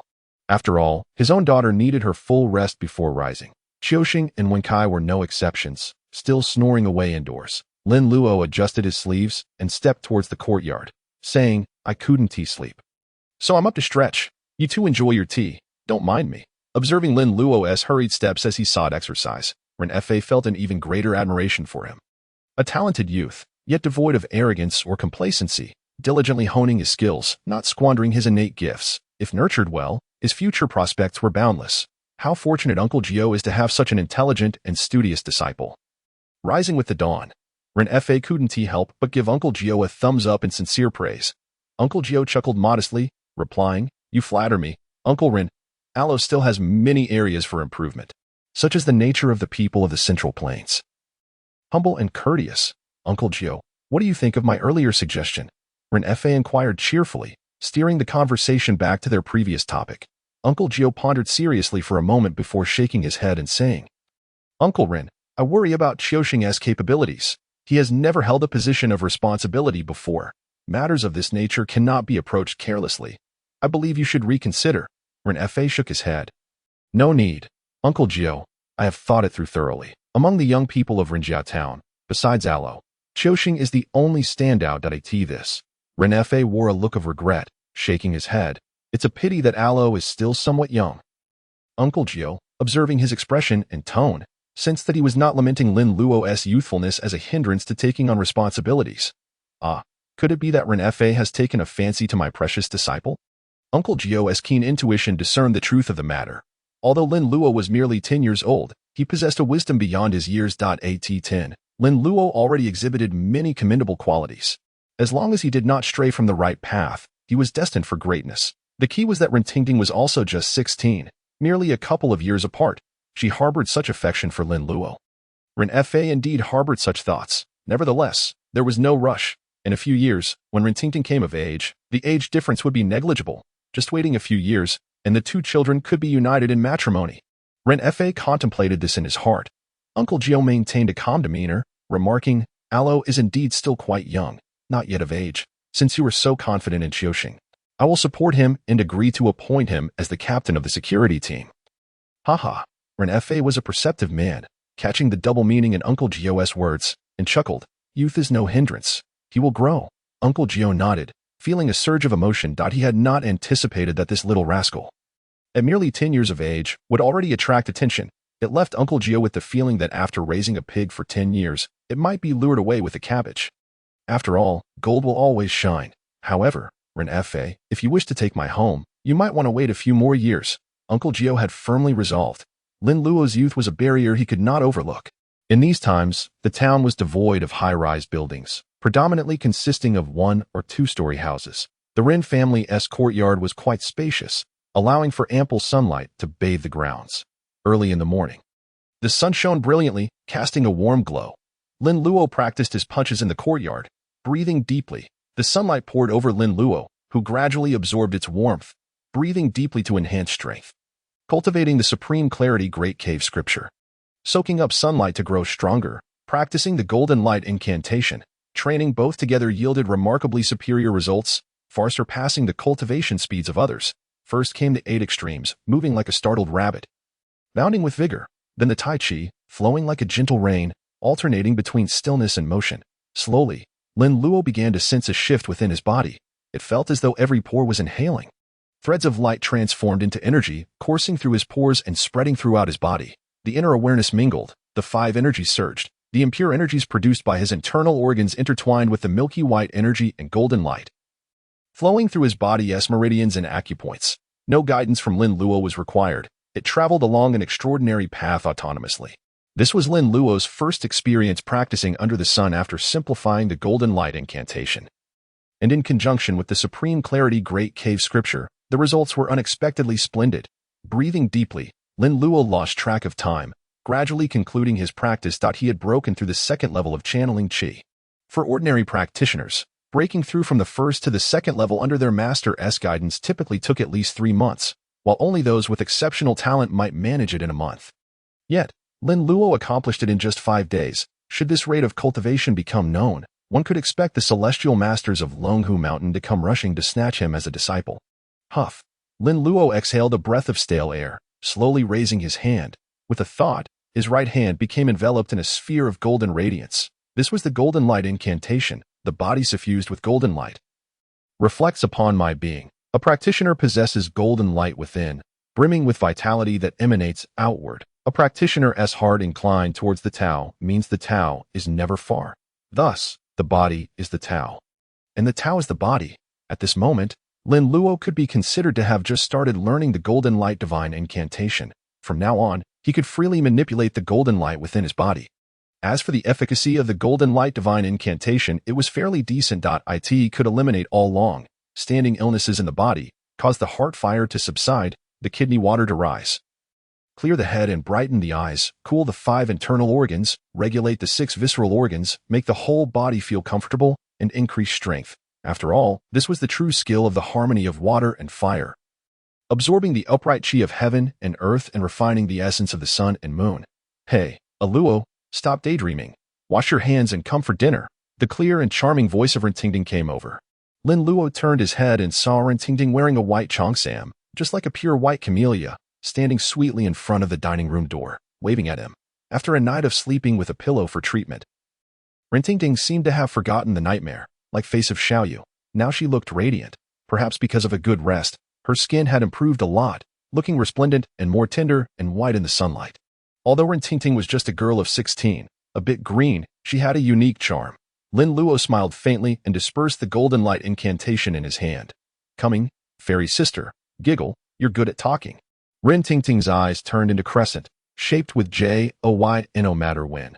Girls like to hear nice words. Well, Rintingting was overjoyed that a proud smile also appeared on Lin Luo's face. Having a fairy as his maid to serve tea, pour water, offer a knee, pillow, massage, and even warm the bed. Thinking about it this way, isn't it quite exciting? If you were a goddess, a saintess, or an empress, that would be even better, of course, for someone like Chow Chow. There was always only one bonus item. Hee. Lin Luo was pulled by Rintingting to the sink. After washing and drying, the two came to the dining table and sat down. At this time, Uncle Jiao, Ren Fa, Xiao Sheng, and Wen Kai were already seated. When they saw Rintingting and Lin Luo arrive, they all looked over. Xiao Sheng asked curiously, Senior brother, what were you doing outside just now? You stood there blankly for a long time and ignored anyone who called you. Yes, and Master didn't let us disturb you. Wen Kai also asked curiously.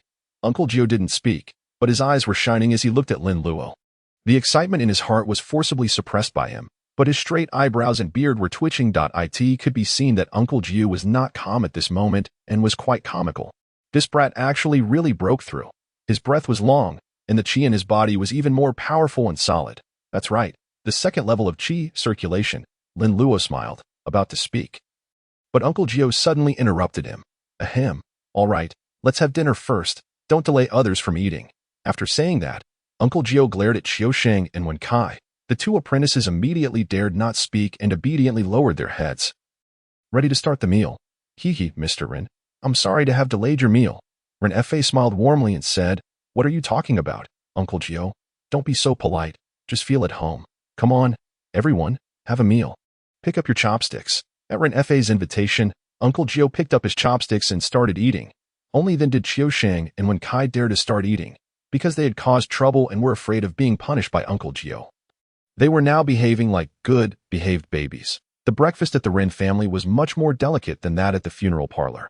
Although they were all ordinary ingredients, there were more dishes and the taste was better. Ren Tingting would occasionally pick up food for Lin Luo, and sometimes even feed it directly to Lin Luo's mouth. That it was as if she regarded Lin Luo as a precious treasure and took good care of him. The enthusiastic and attentive service made Qiu Sheng and Wen Kai envious. Senior brother is indeed senior brother. One word, amazing. Even Ren Fa felt a bit jealous. Does this girl like a Luo so much?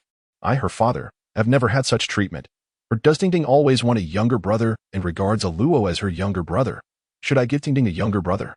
I wonder what Ren Fa would think if he knew that his daughter would act as Lin Luo's maid for 5 days to be like this. Lin Luo felt rather embarrassed during the meal. Although it felt good to be a useless young master, with food and drink being fed to his mouth automatically and served by a beautiful girl. But being stared at eagerly by his master and the beauty's father, he couldn't tell what the food tasted like. That it seemed that he should pay more attention to the occasion next time. After the meal, Uncle Gio proposed to leave. The matter at the Ren family had ended, and they should return to the funeral parlor. Ren Fa didn't try to persuade them to stay and, with a smile, saw Uncle Gio and his disciples to the door. Luo, your sister Ting Ting likes you so much. Come and play often in the future, Ren Fa said with a smile, inviting Lin Luo. Ren Ting Ting, who was originally a bit reluctant, immediately beamed with joy and said happily, That's right, little guy. Come and see me often in the future. Lin Luo waved to the two of them. Got it. Uncle Ren. Even if you don't say it, I will come to have meals often. Then Lin Luo said to Ren Ting Ting, Sister Ting Ting, don't forget our agreement. Lin Luo made a gesture of 5 with his right hand. I won't forget. Hurry up and go. Ren Ting Ting's pretty face turned slightly red, and she stamped her foot coquettishly. Isn't it just being a maid for 5 days, serving tea and pouring water? Do you think I'll renege on my debt? You're so petty. You're not big, and your heart is even smaller. Humph. Both Ren Fa and Uncle Gio stared blankly at Lin Luo's small hand. 5. What does it mean? Could it be 5 years? Is Ting Ting so shy? Could it be that the two have promised to marry each other in 5 years? Ren Fa looked at Lin Luo suspiciously, then at Ren Ting Ting. These two kids have secrets. Uncle Gio also thought of these things and inwardly praised Lin Luo. Good lad. The pupil surpasses the master. In terms of the ability to find a wife, the master admits that you're better than the master. Qiu Sheng and Wen Kai lowered their heads even deeper, and their expressions were dejected. Is there any justice? Senior brother is liked by a girl at such a young age. Qiu Sheng found a girlfriend, but she turned out to be a female ghost. Wen Kai felt so bitter. At least Qiu Sheng was liked by a female ghost. What about him? Not even a female ghost looked at him. What a failure. A failure among failures. Creak. The gate of the funeral parlor was pushed open, and the creaking sound of the hinges broke the death, like silence in the funeral parlor. Qiu Sheng and Wen Kai entered the funeral parlor with their heads down, and Uncle Gio and Lin Luo followed behind. Luo, close the door. Uncle Gio's voice was gloomy, and Qiu Sheng and Wen Kai immediately felt their scalps go numb all the way to their heels. Oh no, Master is going to get angry. Oh, Lin Luo replied, closed the gate of the funeral parlor again, and thoughtfully inserted the bolt. Master, I'll go back to my room to read books first. Go ahead, Uncle Gio said, with his hands behind his back. Lin Luo grinned, gave Qiu Sheng and Wen Kai a look that said good luck, then ran back to the mortuary with a clatter. Slap. Master, I was wrong. Master, spare me. Stop. You two brats, don't run. Only a fool wouldn't run. The courtyard was immediately in chaos. The sound of bamboo, stick, hitting, buttocks accompanied by Qiu Sheng and Wen Kai screams, wails, and pleas for mercy. Matching perfectly. Well, a kind master and filial disciples. Lin Luo entered the small room with a smile. While Uncle Gio was outside dealing with Qiu Sheng and Wen Kai, Lin Luo also wanted to have a reunion with his good friends. Haha, friends, I miss you so much. Oh no, the little devil is back again. Beast, spare me. Who can come and save me? Uncle Gio, come and discipline your disciple. I don't want to live anymore. Who can kill me? Jingling, jingling, for the cheers and shouts of these jars, Lin Luo was very pleased, and then took out the newly bought Sanqing bell. Come on, babies, everyone go. Jingling, jingling, jingling, jingling, come on. Draw a dragon on the left with me, and draw a rainbow on your right. Simplification points +6 +6 +8 +10 plus, with the new Sanqing bell and the lousy thing Lin Luo sang. Lin Luo successfully got 10,566 simplification points in an hour. Simplification points. 14,109. Not bad, not bad. Lin Luo satisfactorily picked out the paper balls and cotton balls from his ears. Thanks, everyone worked hard today. The jars, you're A. Well, I'm not stingy either. Lin Luo didn't care at all and, with a smile, took out a bunch of incense sticks from his portable space. Don't grab, use them slowly, as the incense was lit. Its subtle fragrance wafted through the air, instantly bringing a serene hush over the jars. That's just as it should be. I'm not taking advantage of you, Lin Luo remarked, methodically placing each stick of incense before the wine jars. Once he finished inserting the last stick, he brushed the ash from his hands. I'll return tonight. With a flourish, Lin Luo lifted the curtain and stepped outside. The jars murmured in response, "You little rascal." An hour may not be a specific time frame, but Lin Luo worried that if too much time passed, the spirits within the jars might not endure. He was well aware of the folly of overexploitation. Sustainability is the true path to enduring development. Moreover, these spirits were captured by Uncle Gio, who awaited the time needed to dissipate their malevolence, so that when their lifespans were up, they could be guided towards reincarnation. This was all a matter of virtuous merit. Once Uncle Gio passed on after a century, these merits would surely help him secure a position in the afterlife, with the added support of his elders. While his life might be arduous, his afterlife would undoubtedly be leisurely. If Lin Luo were to eliminate these spirits, he would certainly feel the sting of Uncle Gio's wrath. Uncle Gio entered from outside and, upon seeing Lin Luo engrossed in a book, wore a look of satisfaction. Luo. Having gathered enough simplified points, Lin Luo was perusing the talismans of Mao Shan. He had now mastered drawing talismans on yellow paper.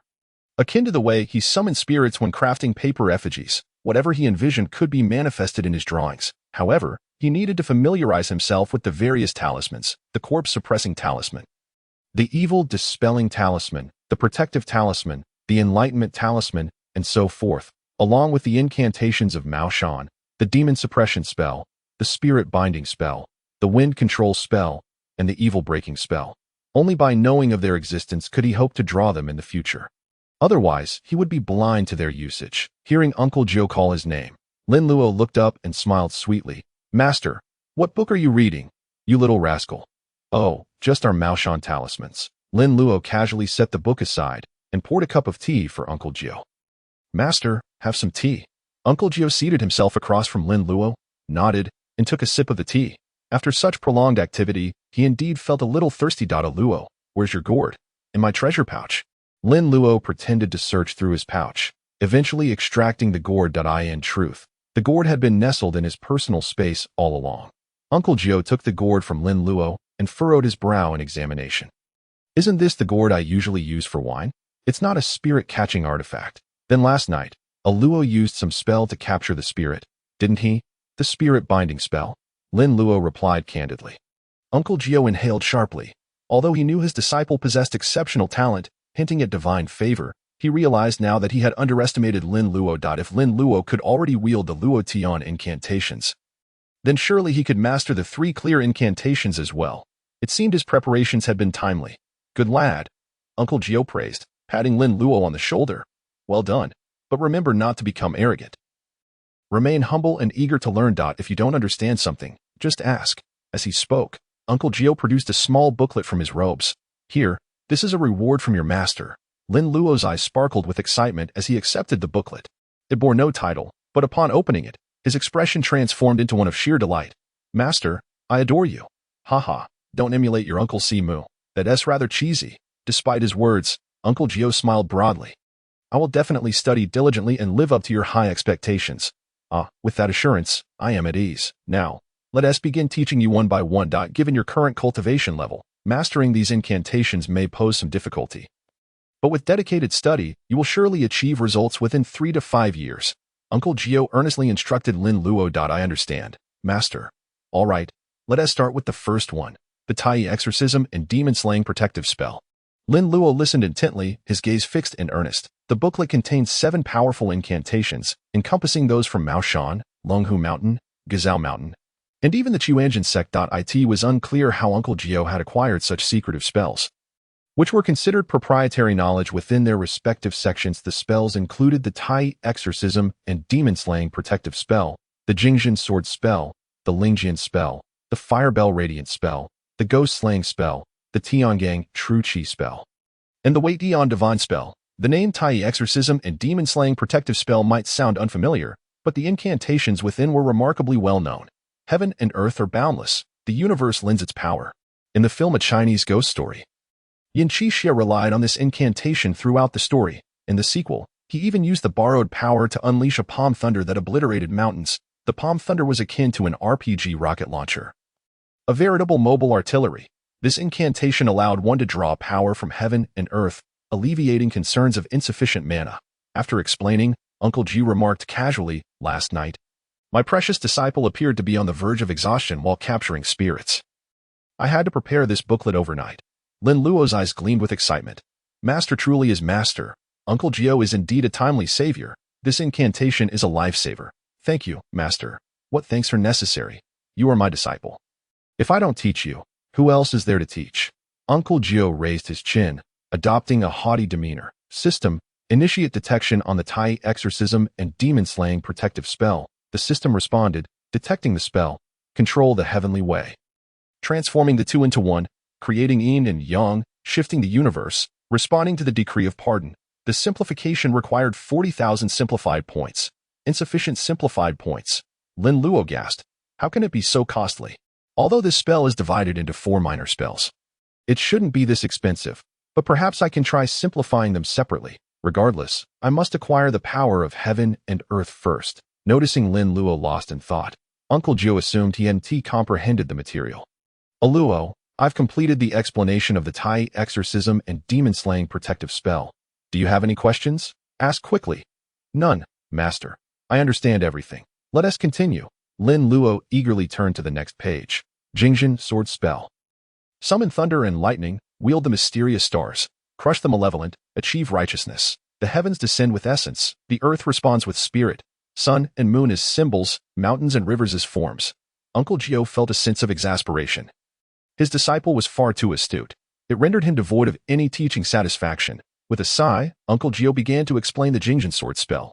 This spell was created by Maoshan's patriarch, Sima Qingjin, and originally paired with the Jingjin Divine Sword, which had unfortunately been lost, leaving only the spell behind. Lin Luo was familiar with the historical figures of Maoshan.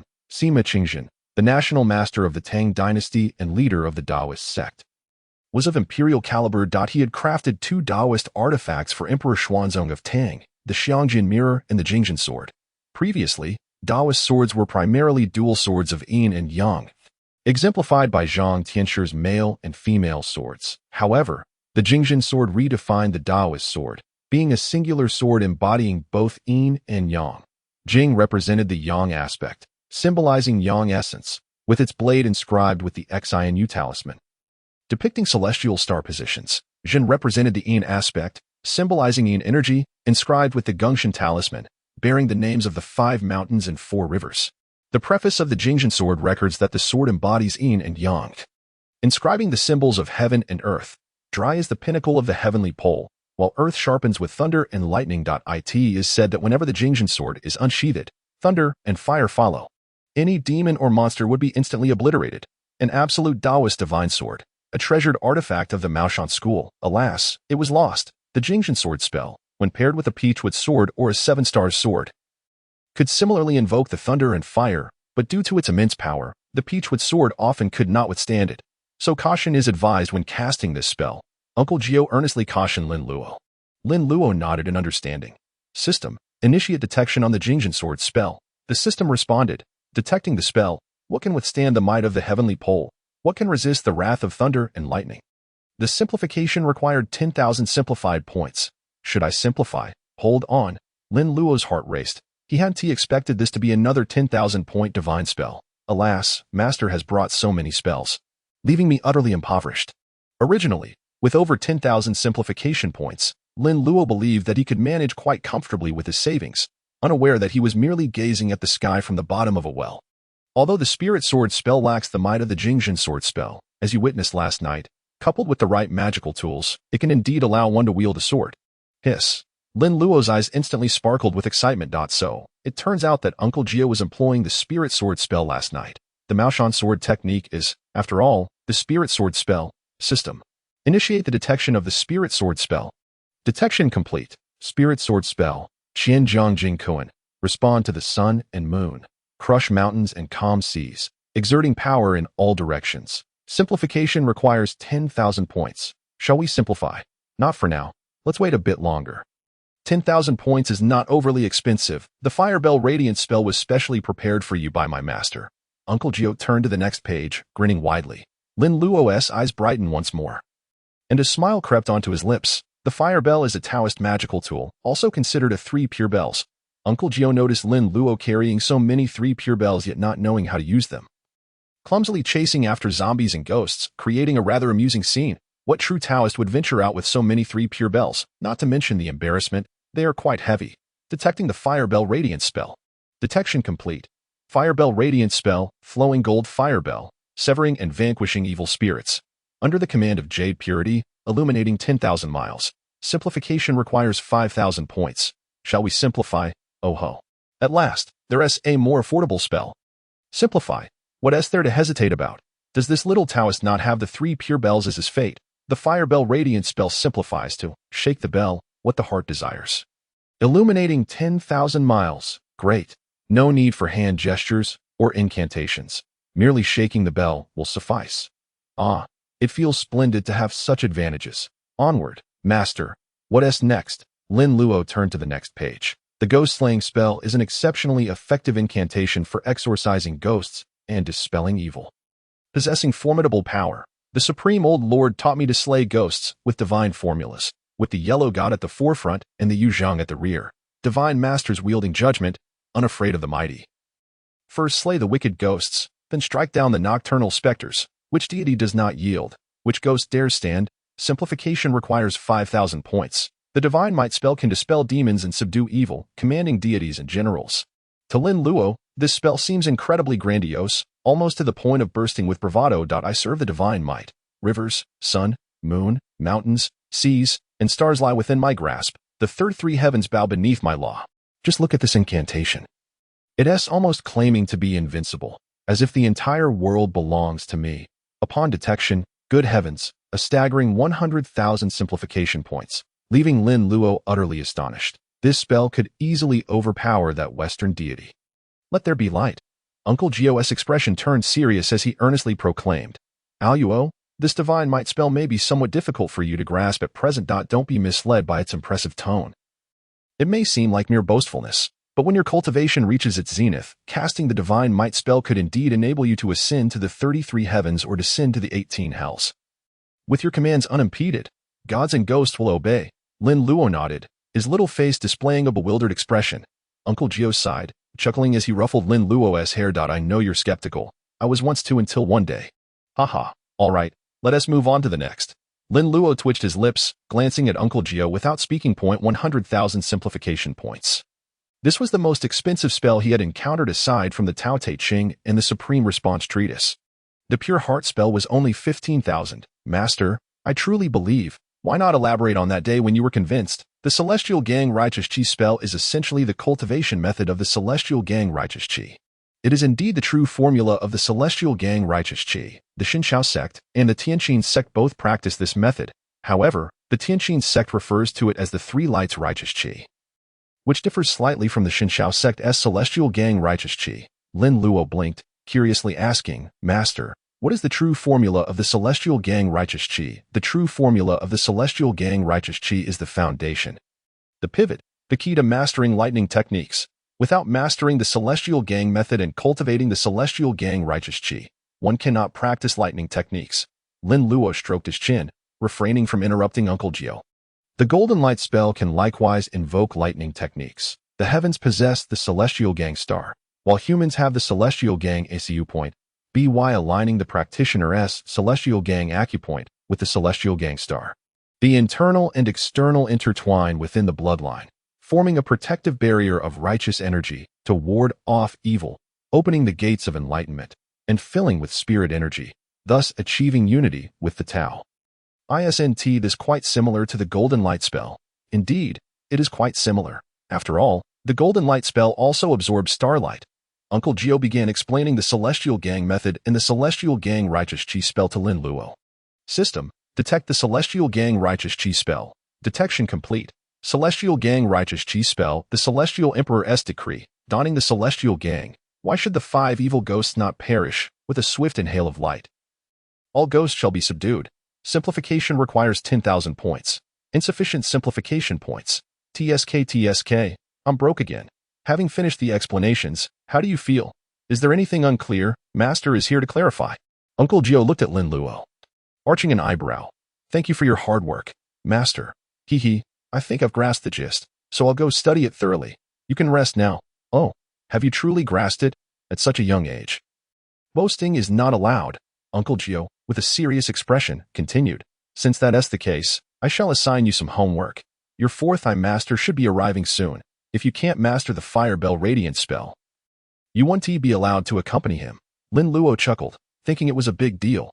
Should I shake the bell for you right now? All right, Master. The willingness was so immediate. Uncle Gio raised an eyebrow. This disciple has quite the confidence. Good lad. Should you fail to deliver, do not blame Master for being harsh. How could that be? Master is the best teacher in the world. I like you the most. Sweet words cost nothing. Uncle Gio maintained a stoic face, though inwardly he was overjoyed. You little rascal, only know how to speak sweetly to please others. No wonder you are so popular with the girls. All right, then study diligently. Master will not disturb you. Uncle Gio patted Lin Luo's shoulder, then quietly approached the door, peering outside. Lin Luo? What's up with Master? Sneaking around like a thief. Suddenly, with a bang, the door was flung open by Uncle Gio, who then strode out confidently. Oh ho! Lin Luo's eyes lit up, rushing to the doorway to take a look. A good show is about to unfold.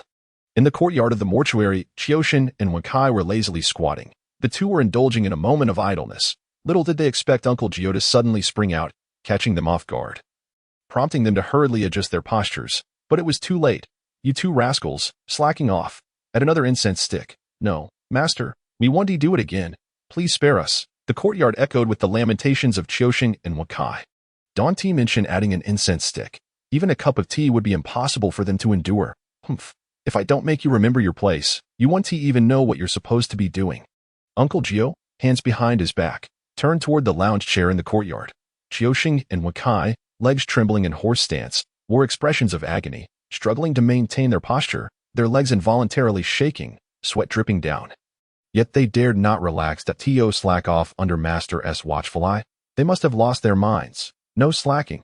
Hold your positions. After lying down, Uncle Gio took out his pipe, leisurely packing it with tobacco. With a strike, he lit a match, igniting the tobacco, savoring a puff and exhaling smoke. Wenkai, who had been contorting, abruptly returned to normal. Master, I wasn't slacking off? Oh, humph. Hold your position. If you slack off again, I'll arrange a French-style funeral for you. Wenkai's face instantly contorted in greater pain. As expected, Master holds a grudge about that.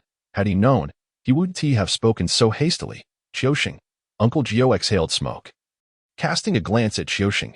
Qiuxin's legs trembled even more violently. Normally, he could manage 2 incense sticks without issue during horse stance, his lower body quite sturdy. However, the night before, he had been thoroughly drained, leaving him rather exhausted. 2 naps wouldn't suffice to recover. Master, I wasn't slacking off either.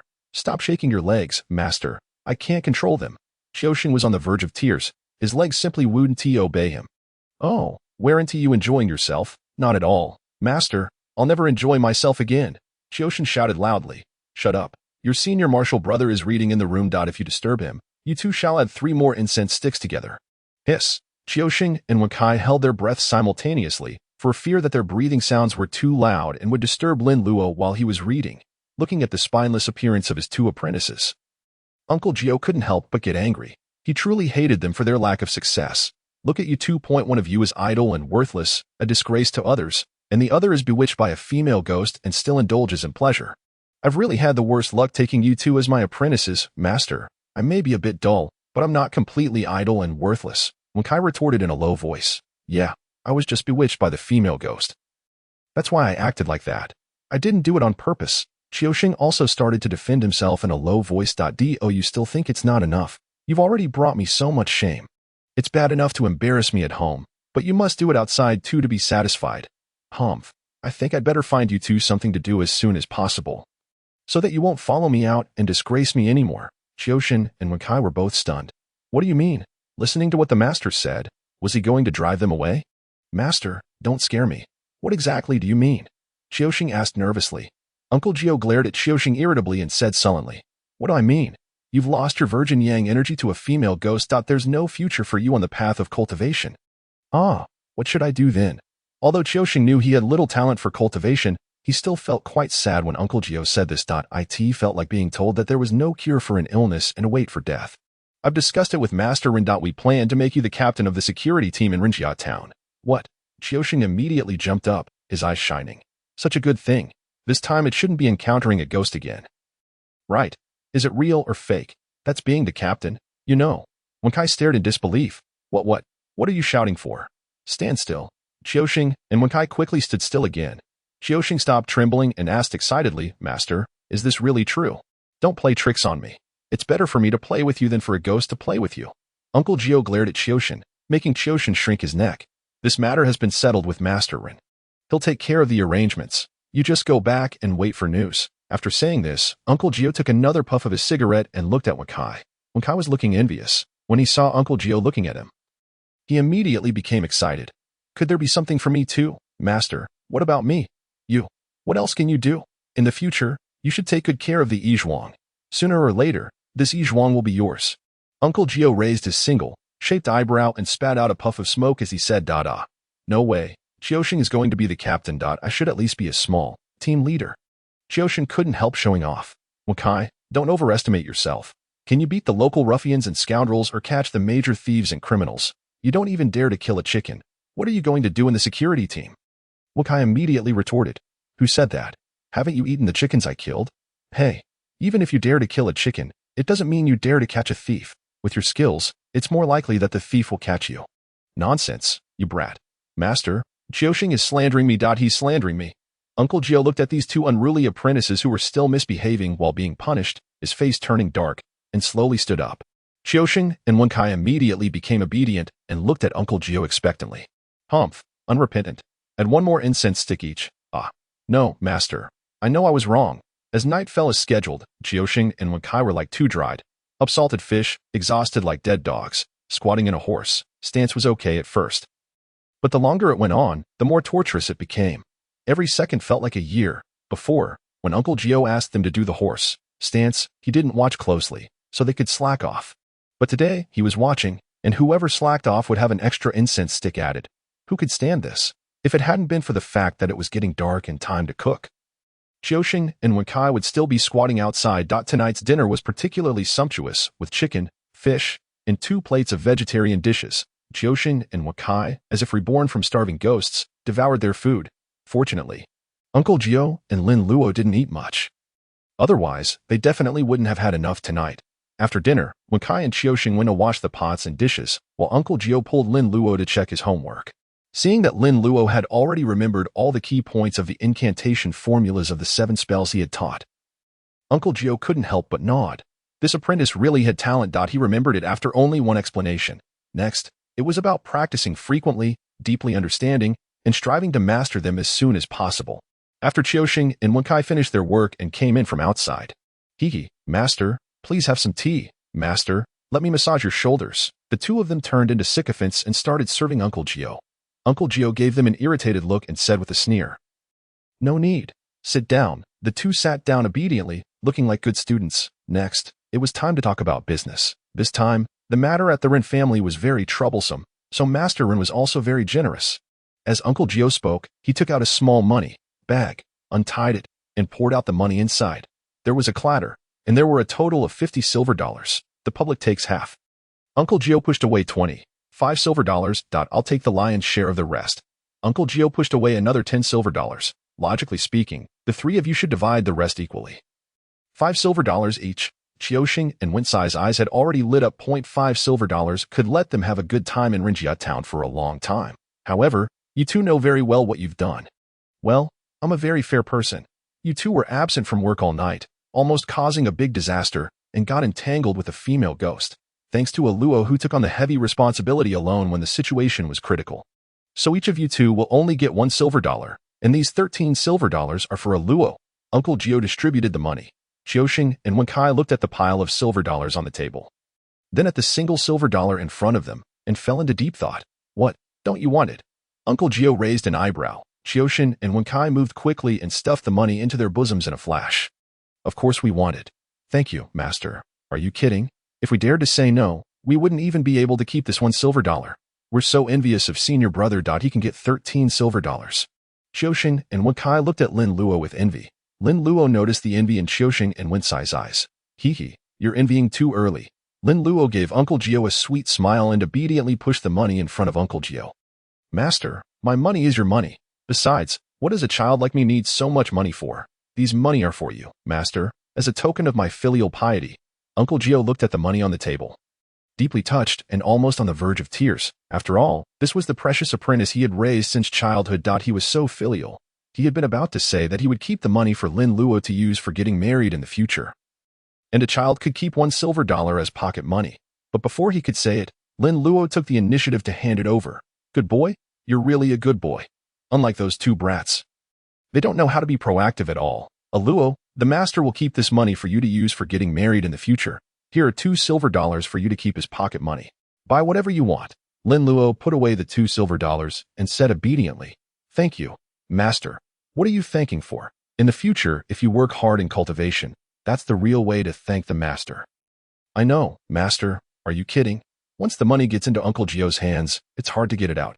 Do you think I haven't watched movies? A dozen or so silver dollars? At most he'll give me one. Now I hand it over and say some nice words. See? Now I've got $2 silver. This move.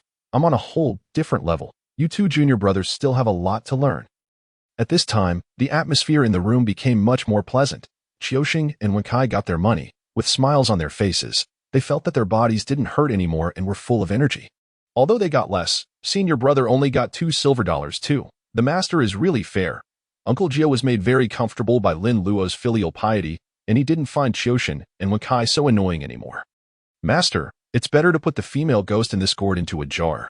Lin Luo fetched the gourd containing the female ghost Xiaoyu and said to Uncle Gio. Uncle Gio nodded in approval. Very well. Although the gourd can capture ghosts, if it is not made into a magical artifact, it is ultimately not as sturdy and durable as a wine jar. Over time, there is a high possibility that the ghost might escape from it. Qiuxing, save me, Qiuxing.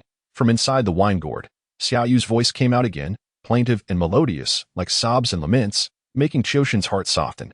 After all, she was his first woman, even though she was a ghost. He couldn't bring himself to be cruel. It's unknown what kind of reaction Qiuxing would have if he remembered Xiaoyu's true appearance. Uncle Gio glared and shouted sternly, Shut up. If you dare to make noise again, I'll make your soul scatter and you'll never be reborn. Xiaoyu inside the gourd immediately fell silent. Qiuxing's heart trembled, and feeling somewhat distressed, he couldn't help but say to Uncle Gio, Master, please don't. Although she's a female ghost, she hasn't done any evil or harmed anyone. Hey, Qiuxing, are you crazy? Wencai widened his eyes and looked at Qiuxing in disbelief, as this could not been punished enough today. Sigh, may the patriarchs bless. Master, punish this brat, but don't implicate me. Lin Luo also looked at Qiuxing in surprise. Could this guy have developed feelings after sleeping with her? Although men do have a special affection for their first woman, but she's a female ghost. Uncle Gio furrowed his brows and looked coldly at Qiuxing. What? Your skin is itching and needs to be loosened, is that it? No, master. Qiuxing shrank his neck and explained timidly in a low voice, I just think she died so young. It's already very pitiful. If we make her never be reborn, it would be too heartless. It would be better if we her and let her reincarnate. It would also be a meritorious deed. Humph. Better be. Uncle Gio looked coldly at the gourd and said to Xiaoyu inside. Frowning, humans and ghosts can't be together. If you pester him, you'll only harm him. If you're truly destined, after you reincarnate, you'll meet again. From inside the gourd came Xiaoyu's sobbing. Daozhong, I understand. Thank you. It's good that you understand. Uncle Gio said, looking at Lin Luo, a Luo, go get a wine jar. Lin Luo went to get a wine jar and spiritual talismans. Uncle Gio opened the gourd. let out Xiao Yu inside, and sealed her into the wine jar. Although Uncle Gio seemed to do it easily, just controlling the female ghost in the gourd was not something an ordinary person could do. Take it and put it in the house. The next time the ghost gate opens wide, I'll send her to reincarnate, Uncle Gio said as he handed the wine jar to Lin Luo. Xiaoxing heaved a sigh of relief, glad that Xiao Yu could reincarnate. After all, being human is better than being a ghost. Lin Luo's heart sank when he heard Uncle Gio's words. The ghost gate had already closed after the 15th day of the 7th lunar month. The next time it would open wide should be on the 8th day of the 1st lunar month. Master, will all the ghosts in the jars in the small house be sent to reincarnate? Those were all his good friends. If they all went to reincarnate, how could he earn money? How could he have fun with them in the future? Uncle Gio shook his head helplessly and said, Of course not. Some of them still have unexpired lifespan and can't reincarnate, so they can only stay here. He also wanted to send all these ghosts to reincarnate in one go. This would be a great merit. The Buddhist saying goes that saving one life is better than building a 7-story pagoda. A wandering ghost is also a meritorious deed, not to mention a whole room full of ghosts. Hearing Uncle Gio say this, Lin Luo felt relieved and cheerfully went up with the wine jar. Ding-ling-ling, the sound of the Sanqing bell was very clear and could travel far in the empty wilderness in the middle of the night. Lin Luo had just come out of the small house and, hearing this bell sound, thought he was hallucinating. How could there be a bell sound? Could it be that he had been having too much fun just now and was hallucinating? Because a new member had joined his group of good friends, Lin Luo's income for this 1 hour in the evening had once again exceeded 10,000. Xiao Yu. Thank you for listening to me. Simplified points, 10,975 points. Simplified points, 20,084. Plus the previous ones, there were a total of 20,000 simplified points. Lin Luo was just about to simplify the Jingxin Shenzhou. Ding-ling-ling, the sound of the Sanqing bell was getting closer. Lin Luo also realized that it should be Shu Simu who was coming back. In the movie Mr. Vampire, Daozhong Simu and his clients were very important supporting characters. Guangdong. Lin Luo pulled open the door latch and saw a faint light shining in the distance. Outside the Yizhuang, in the darkness, ding-ling-ling, as the Sanqing bell was shaken, clear bell sounds rang out. A row of black shadows jumped forward neatly. The person in the lead was wearing a bright yellow Taoist robe, carrying a command flag. There was an oil lamp hanging on the flagpole. His face couldn't be clearly seen in the dim light, but with this outfit, if an innocent passer-by encountered him on the road, it would definitely scare the pants off them. Luo, is that you? It's me, Shu. You're back. Lin Luo stood at the entrance of the Yizhuang and shouted with a smile. I knew it was you just by looking at that small figure. Daozhong Simu chuckled and shook the Sanqing bell again, accelerating his pace. Lin Luo pouted. He was only 10 years old, and being 1.6 meters tall wasn't short. Okay, in the past few days, Lin Luo had grown a lot in height. Fortunately, he had bought large-sized clothes before, otherwise they would have become ill-fitting again. Uncle Gio in the inner room heard Lin Luo's shout, put on his clothes, and came out. Seeing that it was Simu coming, he immediately greeted him. Senior brother, junior brother, come in quickly. Luo, you go and lead them in. Uncle Gio ordered Lin Luo. Daozhong Simu originally wanted to persist. Last time he came, Simu had said that Lin Luo was still young and not good at controlling corpses. However, when Simu took a closer look at the chi on Lin Luo's body, he was really startled. Goodness, he's reached the 2nd level of Tong Qi. The chi in the first acupoint is probably almost full at this cultivation speed. Did he take tonics? Even taking tonics wouldn't be this fast. Senior brother, Luo has reached the 2nd level of Tong Qi. Simu said, looking at Uncle Gio in surprise. Uncle Gio held his hands behind his back and nodded faintly. Yes, he just broke through today. Sigh, it's only been so long, and he's already broken through to the 2nd level. Daozhong Simu handed the Sanqing bell in his hand to Lin Luo, and his eyes kept sizing up Lin Luo. With Lin Luo's current cultivation, controlling corpses was a piece of cake. But what's this reaction from my senior brother? Does he have to pretend? With such an excellent disciple, he's still acting so calm. Daozhong Simu was extremely jealous now. Lin Luo smiled, shook the Sanqing bell, and led Daozhong Simu's clients into the morgue. At this time, in the room, Wen Kai was sleeping soundly. This guy was so carefree. Whatever happened passed quickly, and he could sleep soundly after eating his fill. Lin Luo settled these clients, offered incense, and with all this commotion, when I still didn't wake up, Uncle Gio's evaluation was really accurate. He sleeps like a pig, and this kind of person is most suitable for guarding the Yizhuang. Senior brother, you're lucky. Luo is such a promising kid and has broken through to the 2nd level of Tong Qi so quickly. Uncle Gio sat on the stool and smiled modestly. Thanks to the blessings of the patriarchs. What do you mean by lucky? Clearly, it's because I'm good at teaching. By the way, Luo has also successfully made a man puppet. What? Daohong Simu stared wide. Aiden couldn't help but exclaim. Uncle Joe poured him tea, a proud smile in his heart. He had long expected Simu to have this kind of reaction. Surprised. Right. My disciple is just that outstanding. Senior brother, you're not kidding me, are you? Did Luo really master the script paper, folding technique, and even make a man puppet?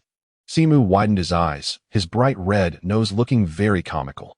Even he found it very difficult to make one using the script paper, folding technique. Mainly, the materials were really hard to gather. These days, materials were extremely difficult to obtain, running around everywhere, and the quantity was still small. Sometimes, it might not be possible to gather enough even after several years of accumulation, and the drawing of the script was also a troublesome matter. The reason why Simu gave this script paper, folding technique to Lin Luo was not that he expected Lin Luo to be able to make it right away, but at least it was a trump card. As Lin Luo grew up slowly, he could collect materials bit by bit in the future and surely make it someday. By then, this man puppet would be a helper. A trump card. When traveling the world and undergoing trials in the martial arts world in the future, this man puppet would be a great help, guarding against both people and ghosts. And also being able to do hard labor and assist. Who could have thought that not long after I left, Lin Luo managed to accomplish it quietly? Senior brother, did you step in to help? Taoist Simu suspected Taoist Jioshu and said, for the sake of face, attributing what one has done to one's apprentice, boasting to me, trying to make me envy you, right? Taoist Jioshu raised his eyebrows and curled his lips disdainfully, saying, what? Is senior brother such a person in your eyes? Simu didn't speak, but his eyes seemed to have answered Jioshu. Yes, you are such a person, humph. Later, I'll ask Luo to make a puppet for you to see. Hee, as Luo said, let you know what a surprise is. Taoist Simu pursed his lips and was a bit suspicious. Is it really true? Senior brother looks so confident, it doesn't seem like he's faking it. As they were talking about Lin Luo walked in from outside, holding a tray in his hand with some food on it. Taoist Simu came so late. Surely he hasn't eaten yet. Corpse carriers are like this, lying low during the day and emerging at night, with irregular meals and consecutive all-nighters. If it weren't for their cultivation, such people would easily go bald. Oh no, be prone to hair loss. In severe cases, they could even die suddenly. When they're young, they can endure it, but as they get a bit older, they'll age quickly and their physical condition will deteriorate. So it's essential to go to bed early and wake up early, and have regular meals. Be kind to yourself. Taoist Simu has cultivation, and his head isn't bald, but his hair is already a bit patchy. Even though he's not really old. Luo, you've come at the right time. Your master said you can already making puppets. Is it true? Taoist Simu asked straightforwardly when he saw Lin Luo coming. It's true. I've not only made a person, but also a horse. Sis, so many. How did you manage to do it? Luo? Taoist Simu stared in surprise, finding it incredible. Is the material that easy to obtain? Could it be that you've used up all the materials senior brother has accumulated over the years? Hey, senior brother is really generous to Luo. Materials are very expensive in the spiritual market. That's just how it's done. It's very simple. Even though Taoist Jioshu had already heard Lin Luo say such things, hearing it now still made him feel a bit annoyed. Needless to say about Taoist Simu. Sis, this brat can act more pretentious than his master. The pupil outdoes the master. Taoist Simu looked at Lin Luo, then turned to look at Jioshu, then turned back to look at Lin Luo, and finally looked at Jioshu again. Jioshu felt a bit creepy being stared at by Simu. Simu, what are you looking at? Simu's mouth twitched slightly. Then he grinned and said, I'm looking at how Luo doesn't look like you. But the way he says things to annoy people is exactly the same as you. Taoist Jioshu immediately glared. What kind of talk is that? Luo is my apprentice. If he doesn't take after his master, does he take after you, his uncle? Besides, where do I say things to annoy people? Simu, what do you mean? Luo is just telling the truth. How is it annoying? Telling the truth. The script paper crafting technique is very simple. You put your hand on your heart and say, is it really simple? Taoist Jioshu's eyes widened even more. Then he nodded. Yes, it's very simple. So what? So what? I don't believe it. You don't believe it. Fine. Luo. Show him. Let him see how simple it actually is. Watching his master and uncle bickering like two children, Lin Luo felt a sense of helplessness. The two of them, with their ages adding up to 70 or 80, are still squabbling. I'll do it. I want to see just how simple the Script paper, crafting technique is, Taoist Simu said unconvinced, and after that, he picked up the sword beside him. Luo, as long as you can make a puppet, see this. This sword of your uncle's will be yours. Taoist Jioshu's eyes lit up immediately. His junior brother's sword has quite a history. Simu, you said that. My apprentice doesn't have a decent magic weapon yet. Humph. I'm not like you. Asa master. You don't even prepare a few magic weapons for your apprentice. Taoist Simu raised his chin, looking as if he wanted to outdo Taoist Jioshu. Yes, I'm really an unsuccessful master. The apprentice I taught has only reached the second level of chi circulation until now. Sis, you're so unfair. Taoist Simu was almost fuming with anger. Lin Luo enthusiastically poured a glass of wine for Taoist Simu and quickly tried to soothe him. There are benefits. Then we should be more friendly. Uncle, the journey must have been tiring, right? Have a glass of wine first. I'll go get the materials. Humph, for the sake of Luo, my nephew, I won't argue with you. Taoist Simu picked up the wine glass and gulped it down in one go. After a glass of yellow rice wine, the fatigue on his body slightly subsided, and his anger also lessened a lot.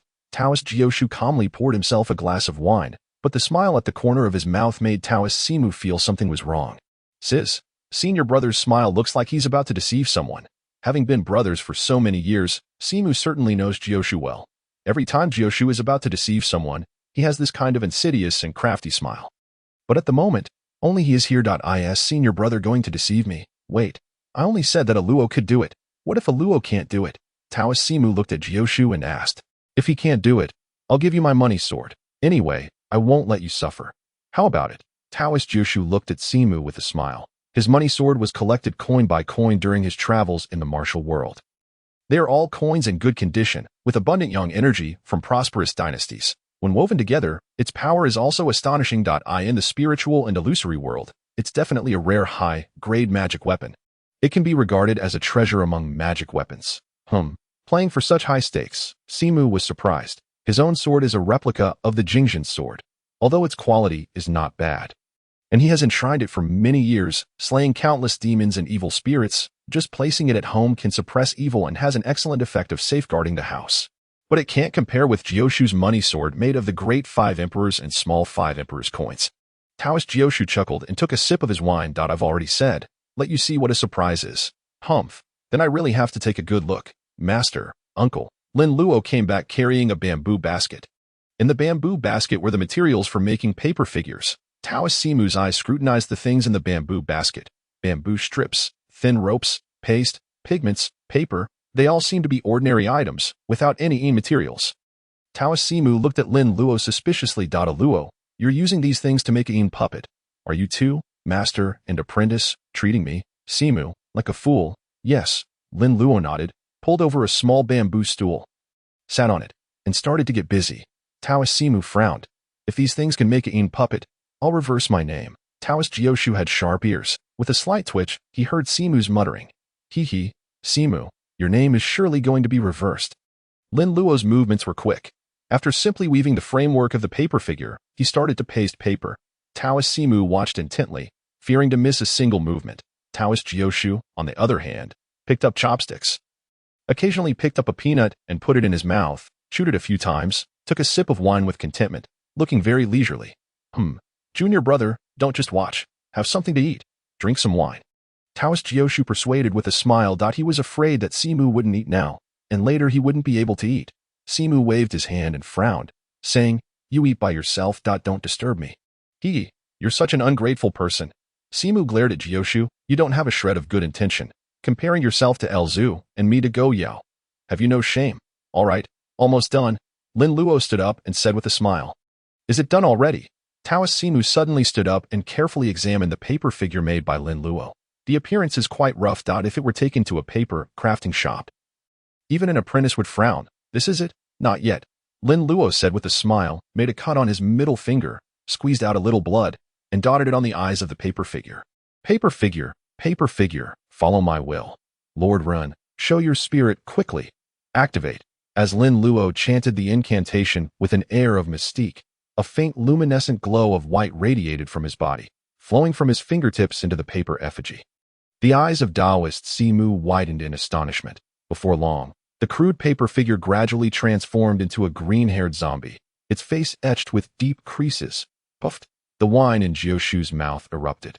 splattering Simu's face. This mischievous lad, how did he conjure Renwei Yong? Simu stood in a daze, utterly flabbergasted. Indeed, it had been accomplished. Wiping the wine from his face, Simu gazed incredulously at the zombie before him, exclaiming, "This is a zombie." The grotesque visage of the Yin puppet, adorned with green hair, had lifeless eyes and exposed fangs, unmistakably presenting as a fiercely dangerous zombie. "No, this is the Yin puppet I created," Lin Luo remarked, addressing the figure of Renwei Yong. "Don't be shy, come and dance for everyone." The paper zombie immediately began to move fluidly, performing a dance. This fellow would undoubtedly take the lead in any performance. Jiao Shu's expression was quite peculiar, and seeing Simu's stunned demeanor nearly made him burst into laughter. Simu, quickly, write the name backwards. Ren Fa. I truly thank you. I had no idea my father could dance. This is indeed a Yin puppet. Daoist Simu, questioning the very essence of his existence, stood up and took large strides towards the paper zombie for inspection. This had been produced right before his eyes. With its sharp fangs and claws, there was no doubt it resembled a zombie. Were it not for the absence of corpse energy, replaced by only a faint aura of Yin, Simu might truly struggle to differentiate between a zombie and a Yin puppet. "Master Uncle, you witnessed me create this. You can't cheat me." Lin Luo raised an eyebrow and declared. Simu's mouth twitched. "What kind of statement was that? I am your master uncle. Would I resort to deceit? This insolent boy, this sword is now yours." Daoist Simu retrieved his sword and presented it to Lin Luo. He appeared nonchalant and carefree, but internally, he was on the verge of tears. My Jingzhen sword. Lin Luo received the sword with both hands, weighing it thoughtfully. It felt quite comfortable. He then examined it closely. The sword was substantial, crafted from metal for both the sheath and hilt, seemingly made of brass mixed with other metals. Brass, being of the yang element, possesses the ability to repel evil and subdue malevolence. It is commonly used in the creation of Taoist talismans, compasses, and mirrors of yin-yang and 8 trigrams. The sheath was intricately engraved with the patterns of the Southern Dipper and the Northern Dipper. Due to Daoist Simu's frequent usage, the sword was remarkably smooth. It was evident that Simu often handled it. Lin Luo could hardly contain his excitement as he unsheathed the sword, only to discover inscriptions on the blade. The more he gazed, the more familiar it became. One side of the blade represented Jing Yang, while the other was for Jinin. The inscriptions on the Jing side were in seal script. Xian Yu Fu Ri Yu O Chun O Xia O Jio Chio O Dong Bei Do Qi Xing. The characters were adorned with 6 circles, each representing the wood star, fire star, earth star, metal star, and water star, corresponding to the 5 times, with water representing winter, marked by 2 circles, followed by the northern dipper. The Jin side bore the inscription, Gongshin Fu Wu Ji Dai Huai Hang Jiang Song He Hua Ji Hung Feng Yun Lei Dian. Wu Ji represents earth, while Dai Huai Hang Jiang Song He Hua Ji Hang symbolizes the 5 mountains and the 4 rivers, with wind, cloud, thunder, and lightning relating to thunder magic. Just as mentioned in the preface of Jingzhen, this sword harmonizes yin and yang, inscribing the forms of heaven and earth, encompassing celestial phenomena in the 5 mountains and 4 rivers. Master Uncle, this sword was forged in the likeness of the Jingzhen sword, wasn't it? Lin Luo's eyes sparkled as he gazed at Cmu. Simu nodded, appearing quite surprised. You know about the Jingzhen sword? Did your master tell you? Indeed. My master taught me the incantation for the Jingzhen sword. I didn't expect you to be so considerate, gifting me a Jingzhen sword, although it was a replica. When paired with the incantation, its efficacy would undoubtedly surpass that of ordinary talismans and peachwood swords. Moreover, even without invoking the incantation, the power of this sword was not to be underestimated.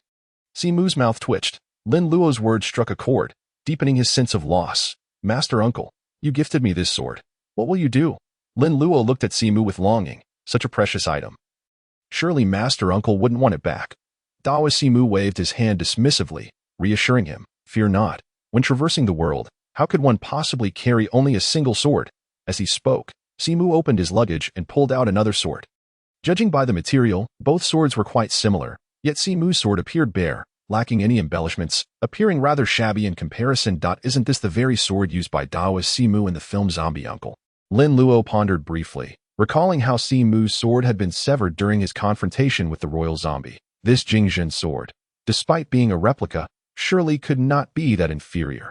The mystery had been uncovered. The Jingzhen sword had been gifted to him. When Simu battled the zombie, he had utilized that spare talisman sword, which was naturally much less potent. Then I must thank you, Master Uncle. Please sit. I shall fetch a jar of fine wine. Lin Luo exclaimed, and without waiting for Simu to respond, he dashed off with the sword in hand. The first orange tier item has been obtained. Time to skedaddle. If Lin Luo could possess a game attribute panel, it would likely resemble this. Jingjin Sword Replica, Orange. Skill. Treading Fire, Quenching Thunder background. Originating from the Maoshan sect. Daoist Simu crafted this talisman sword as a replica of the legendary Jingjin sword. Hey, that. Daoist Simu watched Lin Luo's retreating figure, then glanced at the ordinary talisman sword in his hand. His expression growing increasingly conflicted. Junior brother, enough of this and that. You've gifted everything, why hold back? Jioshu remained seated, exuding an air of tranquility, yet inwardly he was already bursting with joy. Look at you. Why must you be so stubborn? Tell me, when has brother ever deceived you? Now look, the sword is gone. Daoist Simu huffed, placing the sword back into his luggage and returning to his seat. Raising his wine cup to drink it all in one go, he now suspected Jioshu was setting a trap for him, yet he had no evidence. All right. I won't let you suffer any losses. Jioshu chuckled, pulling out a string of copper coins from his pocket. These 5 Emperor's coins were originally meant for a Luo, but since you, as the master uncle, have been so generous, gifting him a top-tier talisman. These coins have lost their significance. Keep them. Daoist Simu's nose nearly crinkled in irritation. What good are the 5 Emperor's coins? Where is your 5 Emperor's golden sword? Noticing that Simu was unimpressed by his 5 Emperor's coins, Jioshu raised an eyebrow, casually stating, but these are the great 5 Emperor's coins. Whoosh. Daoist Simu snatched them up in an instant, his speed leaving an afterimage. Why didn't you say so earlier? Brother, are you deliberately teasing your junior brother? This is too much. Daoist Simu beamed, delighted as he admired the great 5 Emperor's coins in his hand. Qinban Liang coins, Han Wuzhu coins. Tangkai Yuan Tong Bao, Song Yuan Tong Bao, Ming Yong Le Tong Bao. The coins minted during the peak of the 5 most powerful dynasties. The 5 emperors refer to the Eastern, Southern, Western, Northern, and Central Heavenly Emperors. Distributing the 5 colors and elements, metal, wood, water, fire, and earth, white, green, black, red, and yellow. Not only do they gather the energies of the 5 directions and elements, but having passed through countless hands, they also accumulate the lingering national fortune of those 5 dynasties. Their power is significantly greater than that of the lesser 5 emperors' coins. Furthermore, due to their ancient origins, gathering together these great 5 emperors' coins is an arduous task. Jioshu observed Simu's jubilant demeanor and smiled wryly. Were it not for Simu's Jingjin sword, Jioshu had intended to gift these great 5 emperors' coins to Lin Luo as a master. How could one not care for their disciple? Simu possessed only this one Jingjin sword. Having gifted it to Lin Luo, what would become of his disciple Jia Lu? Rather than jeopardize their brotherly bond over a sword, bestowing the great 5 emperors' coins upon Simu was the most prudent choice. So, are you no longer upset about your sword? What kind of talk is that? I said I would give it to a Luo. Why would I feel upset? Brother, you truly underestimate me. Simu retorted, still ensuring to tuck the great 5 emperors' coins safely into his pocket. Come, brother, let us toast. Jioshu chuckled lightly, casting a glance at his empty wine cup. Simu grinned, filling the wine jar to the brim. Brother, let me pour you some wine. Not bad. Simu, you certainly know how to handle matters. What Simu, brother? My name is Simu. Did you not say that if a Luo could create a puppet, your name would be read backwards? Brother, you must have misheard. What I said was that if a Luo could create a puppet, my name would be read vertically. Reading it vertically is still Simu. The Taoist master Simu showed no sign of blushing or short of breath. He chuckled and said, after all these years, you still remain the same. Of course, senior brother, you are no different. We're much of a muchness. The 2 fellow disciples looked at each other, laughed heartily, then picked up their wine cups and clinked them together. Inside the room, Master Jio and Taoist Master Simu were sipping wine, chatting about the past, and the atmosphere was rather lively. Lin Luo returned, carrying a small wine jar, along with 2 plates of stir-fried dishes. Uncle, I've cooked 2 dishes. Please have more. Taoist Master Simu looked at the stir-fried cured pork and stir-fried eggs on the table with a beaming smile and nodded. I never expected that, young as you are, a Luo, you have such culinary skills. Your uncle is in for a treat today. Master Jio smiled, cast a sidelong glance at Lin Luo, and began to tease him. You rascal, I never see you cooking for your master on normal days. I learned by watching Wakai cooked out. I don't know if it tastes good or not, since master and uncle are drinking today. Hot dishes are essential, so I gave it a try. Lin Luo grinned and, holding the wine jar, poured a cup of wine from Master Jio. Master, let me pour you some wine. Master Geo raised his eyebrows and chuckled. Luo, you're so thoughtful. Of course, I'm the most filial to my master. After saying that, Lin Luo commanded the paper, man zombie in the empty space of the room. Come here, from now on. Serve master and uncle while they drink. Obey their words. The paper, man zombie shuffled over and stood stiffly beside Master Geo and Taoist Master Simu. Master, uncle, let this fellow serve you. He can pour tea and wine without any problem. Lin Luo smiled and relinquished control of the paper. Man. Master Geo and Simu looked at the paper, man Rin Weiyong with its hideous and terrifying face, then at Lin Luo, who had an innocent and naive expression. Thinking of having such a thing serve at the drinking gathering, they thought, you truly live up to being a disciple of Mao Shan. All right, it's getting late. You can go back and rest. Master Geo waved his hand at Lin Luo. Hee, then I'll go to sleep. Master and uncle, drink slowly. Lin Luo left with a beaming smile. Master Geo and Simu exchanged a glance, both shaking their heads and smiling. You, go face the wall. Master Geo pointed to the wall and said to Rin Weiyong. The paper, man zombie then turned around and faced the wall. It's so ugly that even a Mao Shan disciple would lose their appetite upon seeing it. Lin Luo returned to the mortuary. In the cubicle, when Kai was sleeping soundly. Lin Luo wasn't sleepy yet, so he fetched a pile of materials for making paper. Men and started crafting again. In the battle with Lord Run, the paper, men away, and the paper, man's senior brother were both destroyed. The big guy Garen was still in the Rin family's warehouse, and Lin Luo intended to take it away. The paper, man Zhong Kuei was requested by Rin Fa to be left at home and was directly enshrined. Taoist Master Simu couldn't stay here for more than 2 days. He might leave tomorrow night. Lin Luo was definitely going to leave with Simu. Once he left, it was uncertain how long he would be gone. It could be 10 days, half a month, or even 2 or 3 months. To keep Rin Tingting from getting bored alone, Lin Luo planned to make a small paper man for her. This paper man was extremely delicate, with a tiny body, smooth pasted paper, and bright and orderly colors. After everything was done, Lin Luo pricked his finger and touched the paper. Man's eyes, activate. The next second, Lin Luo felt a trace of his qi depleting from his body. And then the small paper man's body glowed with a faint golden light. Moments later, the small paper man transformed into an adorable little girl. She had white hair, wore a peculiar crown, had a chubby little round face, and big, shiny eyes. She was dressed in a strange-looking white dress, white stockings, and small white boots. The little girl tilted her head and stared at Lin Luo eagerly. Hello there, Paimon. Lin Luo's eyes also sparkled. It was the first time he had created a character from the world. Before, he had only focused on people in the real world. He never expected that he could materialize a waifu from the world. If that was the case, couldn't he also create Natsumi the nurse, the Akazuki sisters, and housewife Masako? Lin Luo chuckled wickedly in his heart, while the paper man Paimon continued to tilt her head and look at Lin Luo cutely. Lin Luo came to his senses and felt a bit embarrassed by Paimon's cute and innocent eyes. It was really embarrassing to think those things in front of such an adorable little. Cough cough. It's a pity that you can't talk. Lin Luo rubbed Paimon's head and then put her into his portable space. Tomorrow when I see Rin Tingting, I'll let her experience what a surprise is. Now, it's time to sleep. The morning sunlight in July was extremely comfortable, and the gentle breeze was just right. It felt warm on the body, neither too cold nor too hot. Lin Luo was practicing boxing in the courtyard, his fists moving rapidly. After an hour of activity, he was sweating all over. After taking a bath, Wakai had prepared breakfast. Master, uncle, good morning. Wakai, good morning. Master Geo and Simu looked at Lin Luo, who was full of vitality, and both nodded with a smile. Master Geo said, hurry up and eat. After breakfast, go to the town with your uncle to buy some things. Okay, I happen to want to go to Rinjia town to see Dingting. Then eat quickly.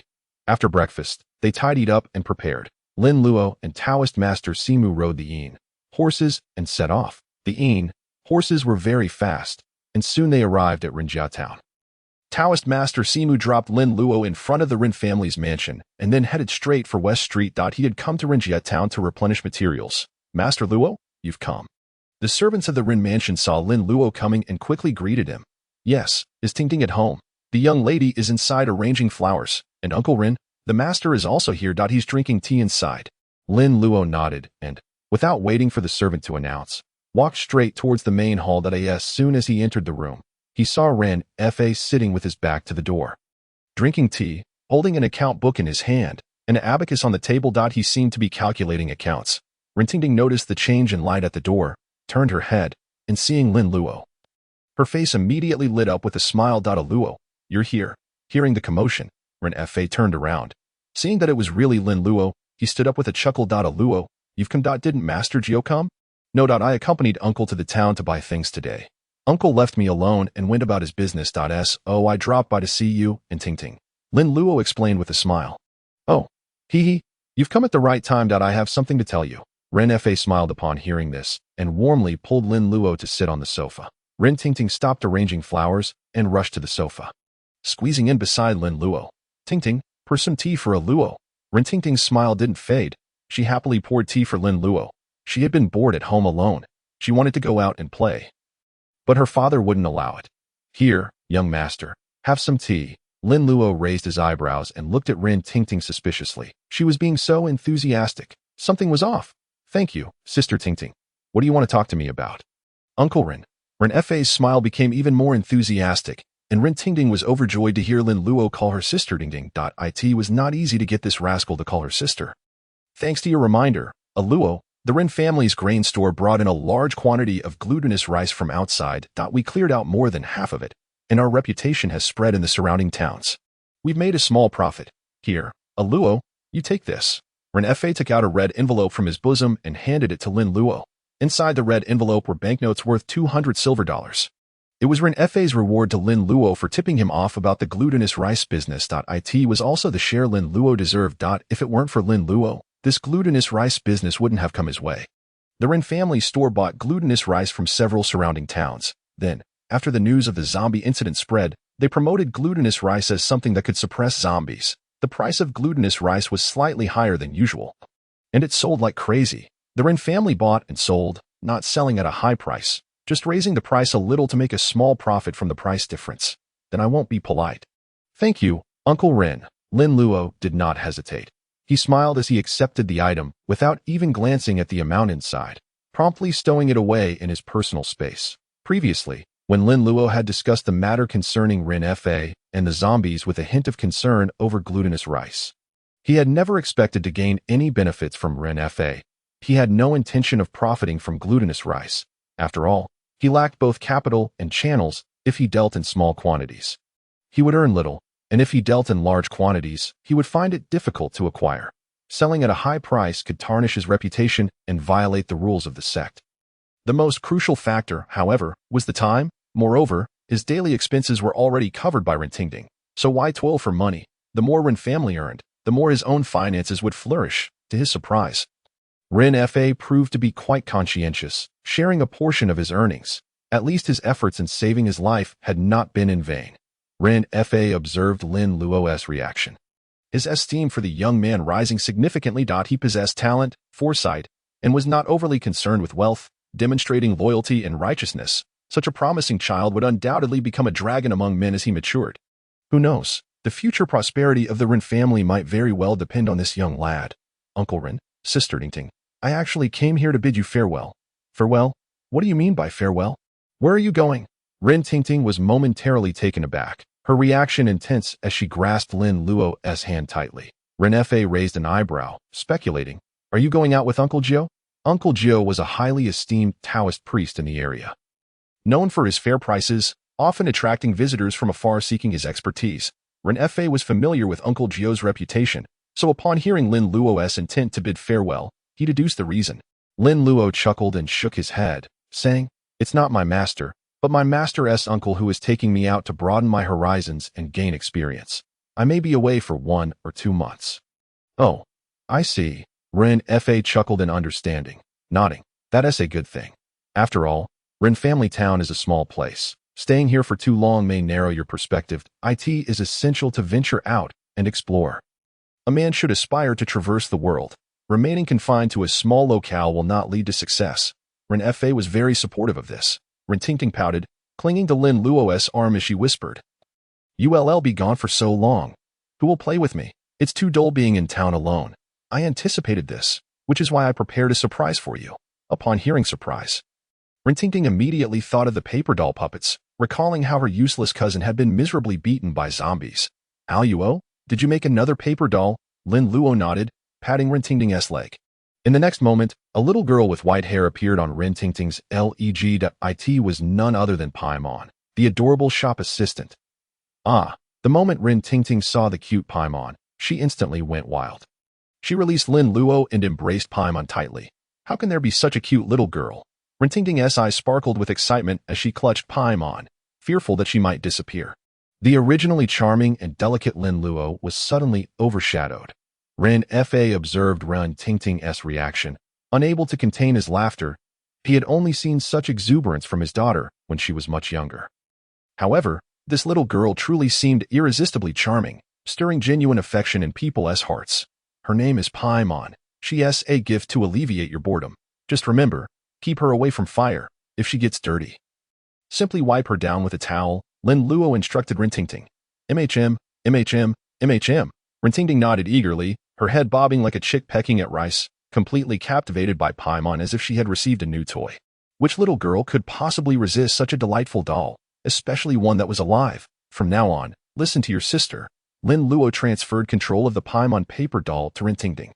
Paimon turned her big eyes back to Lin Luo before shifting her gaze to Rin Tingting, who was utterly enchanted. Moi. Rin Fa, watching with concern, cautioned, Tingting, take it easy, don't smother her. No way. Rin Tingting's movements froze. Nervously glancing at Lin Luo. Haha, slow down, it's all good. Lin Luo reassured her. A ghostly puppet doesn't break that easily. How could it become the recognized best fighter and steed? Then I can relax. Hee. Moi. With a smile, Lin Luo produced a stack of yellow talismans. Here, take these talismans. Whenever you see Paimon looking a bit tired, stick one on her. Rin Tingting accepted the spiritual talismans, noticing the drawings on them. Her eyebrows raising in curiosity. They resembled a small rectangular box with a cord attached, with the words charging inscribed below. She couldn't quite discern what it was, but modern people could understand this. It was essentially a power bank. This is a charging talisman. Just apply one every 10 days or so, similar to the offerings for Zhong Kuei at home. Both Rin Fa and Rin Tingting nodded in agreement, regarding the stack of spiritual talismans with utmost seriousness. These charging talismans had been hastily drawn by Lin Luo just before coming to Rin family town. Noticing the family's ghostly steeds appeared lethargic, Lin Luo sensed something was amiss and attempted to channel some of his energy into them. The moment the energy entered, the ghostly steeds perked up considerably. Subsequently, Lin Luo crafted these charging talismans to test their efficacy, which proved quite effective. He then realized that ghostly puppets also required energy replenishment.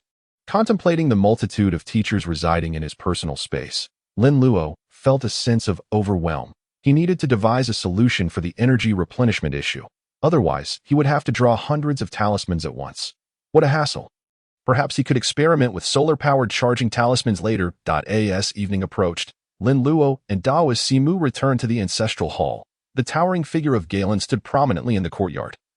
Wielding a great sword, various packages were piled on the table, indicating a substantial amount of purchases. Junior brother, stay a few more days. Why the hurry to return? Uncle Gio said to the bustling Simu.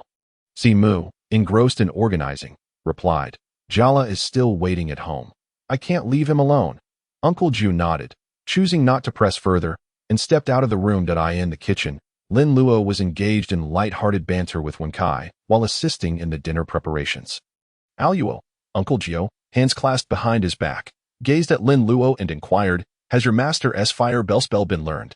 Oh, I mastered it long ago. Lin Luo proudly lifted his chin, exuding an air of self-satisfaction. You've learned it. Uncle Gio's eyes widened in surprise. It had been less than 2 days since he had introduced the spell to Lin Luo, and here he was claiming mastery. Indeed, I've learned it. It was quite simple, Lin Luo replied, retrieving a Sanqing bell from his treasure pouch. Master, is this how it's done? Flowing golden fire bell, severing evil spirits. By the decree of the Jade Pure. May there be light for miles. As Lin Luo gently shook the Sanqing bell, its clear and melodious chime filled the air, emanating a soft blue glow. In the next moment, a sphere of blue flames enveloped the bell. Under Lin Luo's mental control, the blue flames morphed into various shapes at his will, transforming into whips and swords. Wenkai was left dumbfounded. His senior brother, despite his tender age, could already wield spells, while he himself hadn't learned anything yet. This disparity was staggering. Should he perhaps start reading more? Uncle Gio's eyes widened in astonishment, his entire being electrified. Lin Luo's cultivation talent had once again exceeded Uncle Gio's expectations. This was a spell of the Sanqing level. Spells could be categorized into the Luo Tian spells, Sanqing spells, Shangqing, Yuqing, Taiqing, and ordinary spells. If it had been an ordinary spell, mastering it in a day or two wouldn't have been surprising. But this was a Sanqing spell. How long had it taken him to learn the fire bell spell back in the day? Half a month? Or was it a month? The incantations and hand gestures were intricate, requiring precise finger patterns corresponding to the spell, making the techniques challenging to master. Master, what do you think? Am I doing all right with this spell? Lin Luo inquired, smiling as he secured the Sanqing bell. Cough cough, not bad. Comparable to how I was at your age. I'll consider it a pass. When you go out with your master, remember to be obedient and refrain from causing trouble. Uncle Nine adjusted his expression, assumed the demeanor of a master, and admonished Lin Luo. Rest assured, master. Don't you know me well? I'm the most obedient one. Uncle Nine truly lived up to his reputation. I had to rely on some tricks to catch up with Uncle Nine's cultivation speed. He's really remarkable. Lin Luo didn't notice that Uncle Nine's expression was a bit off. He patted his chest to assure him as he spoke. Well, you two continue cooking. Uncle Nine waved his hand, exited the kitchen, and happened to see the big fellow in the courtyard, the paper man Garen, with a burly figure over 2 meters tall, a heavy sword as tall as a person, and wearing thick armor. Setting out with such a puppet, it seemed there would be no danger. Thinking of this, Uncle Nine laid aside his final worry. As for reluctance, although he felt a bit of it, Uncle Nine didn't care much. A fledgling eagle, when grown, will sooner or later go out to explore the world. Letting Lin Luo gain experience and broaden his horizons outside in advance is only beneficial to him. Moreover, he'll be back in a while. What's there to be reluctant about? After dinner, Taoist Simu changed into his Taoist robe and went to the morgue. Uncle Nine rummaged through the house and found a brand new piece of clothing. Then sought out Lin Luo. Luo, when you go on this long journey, listen to your shirshu, observe more, listen more, and talk less. This piece of clothing was prepared for you by your master. It's the Taoist robe worn by the disciples of Mao Shan. Lin Luo took it and put it on. The fabric was similar to Uncle Nine's Taoist robe, but it had no sleeves. It was a bright yellow sleeveless waistcoat, like Taoist garment. Lin Luo put it on, and it fit him perfectly. Thank you, master, Lin Luo said with a beaming smile. He fiddled with the clothes a few times, looking quite pleased. What are you thanking for? Be careful when you go out. Don't get too carried away with playing. Remember to practice cultivation diligently and read more books. Uncle Nine exhorted Lin Luo, much like a doting mother. Lin Luo chuckled and nodded continuously, uttering and ah from time to time. Ding, ling ling. The bells of the 3 pure ones rang in the courtyard. Taoist Simu had already let out all his clients. The Luo, it's time to set off. Coming, coming. Lin Luo ran out of the room. His luggage had been prepared long ago and was hung on the horse. Uncle Nine and Wakai also came to the courtyard, watching as Taoist Simu led the clients out of the Yizhuang.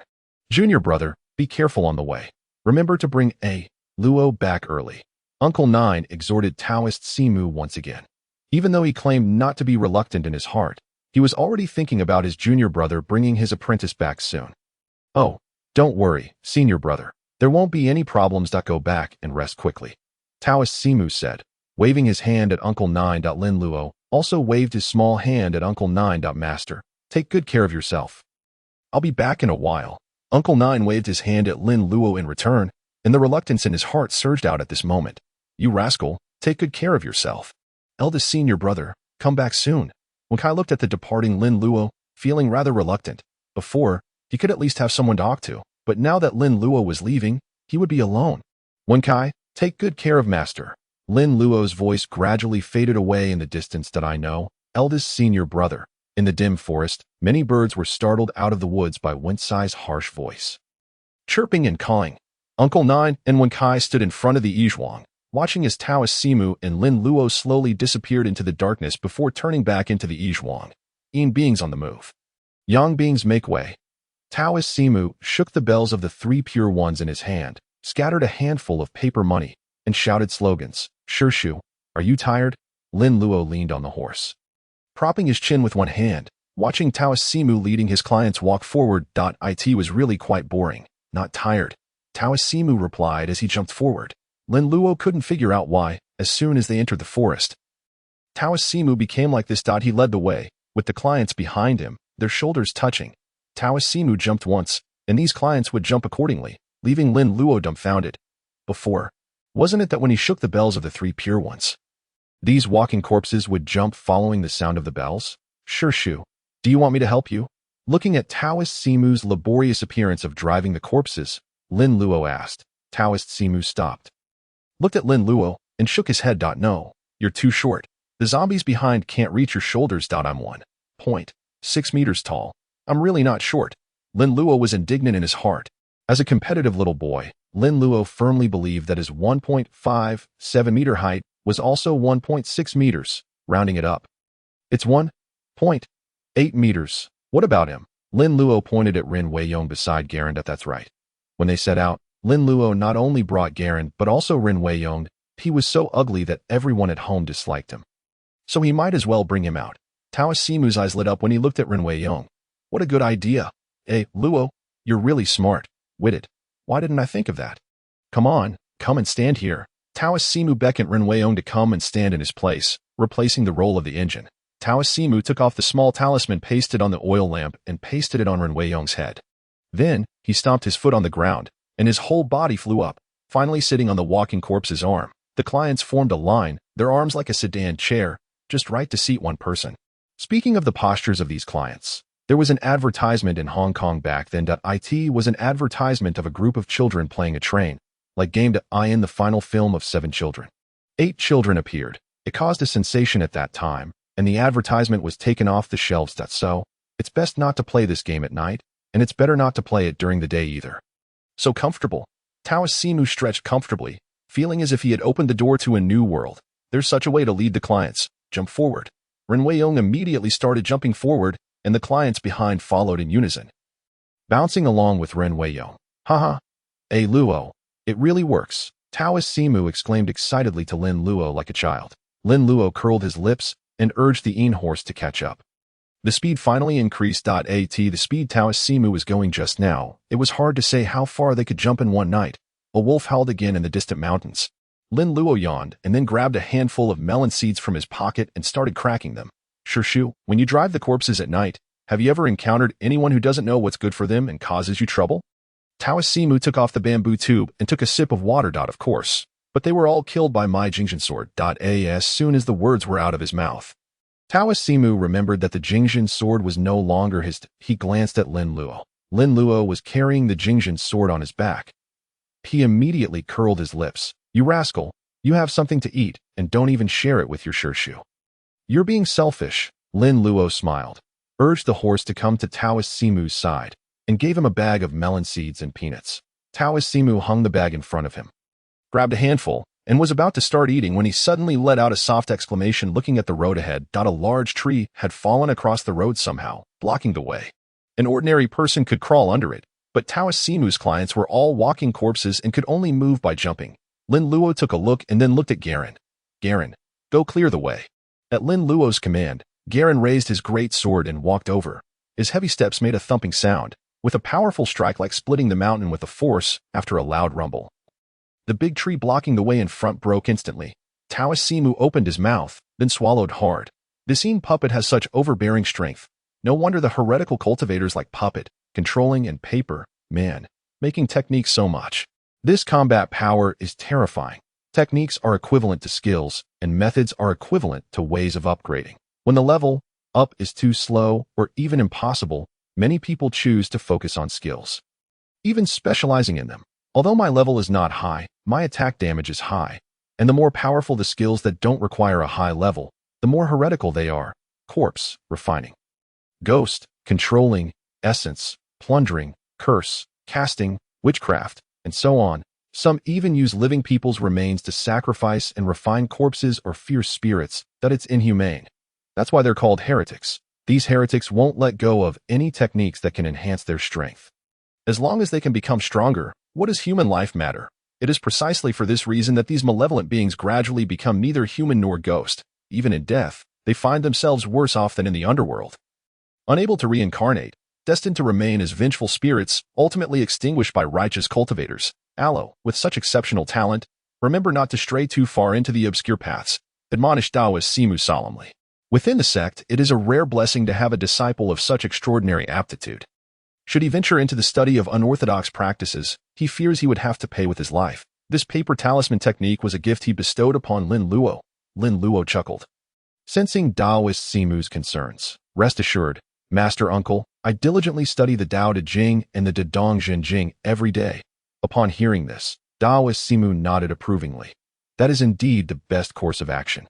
The Tao Te Ching merits thorough study. In these times, cultivation is arduous, and the path is long and fraught with obstacles, but that applies to others. Lin Luo now cultivates effortlessly, breathing deeply, basking in the sun, the moon, and even the stars, steadily growing stronger. The only aspect requiring attention is his state of mind. Speaking of which, Lin Luo recalled his pure heart incantation. System, simplify the pure heart incantation. The system detected the pure heart incantation.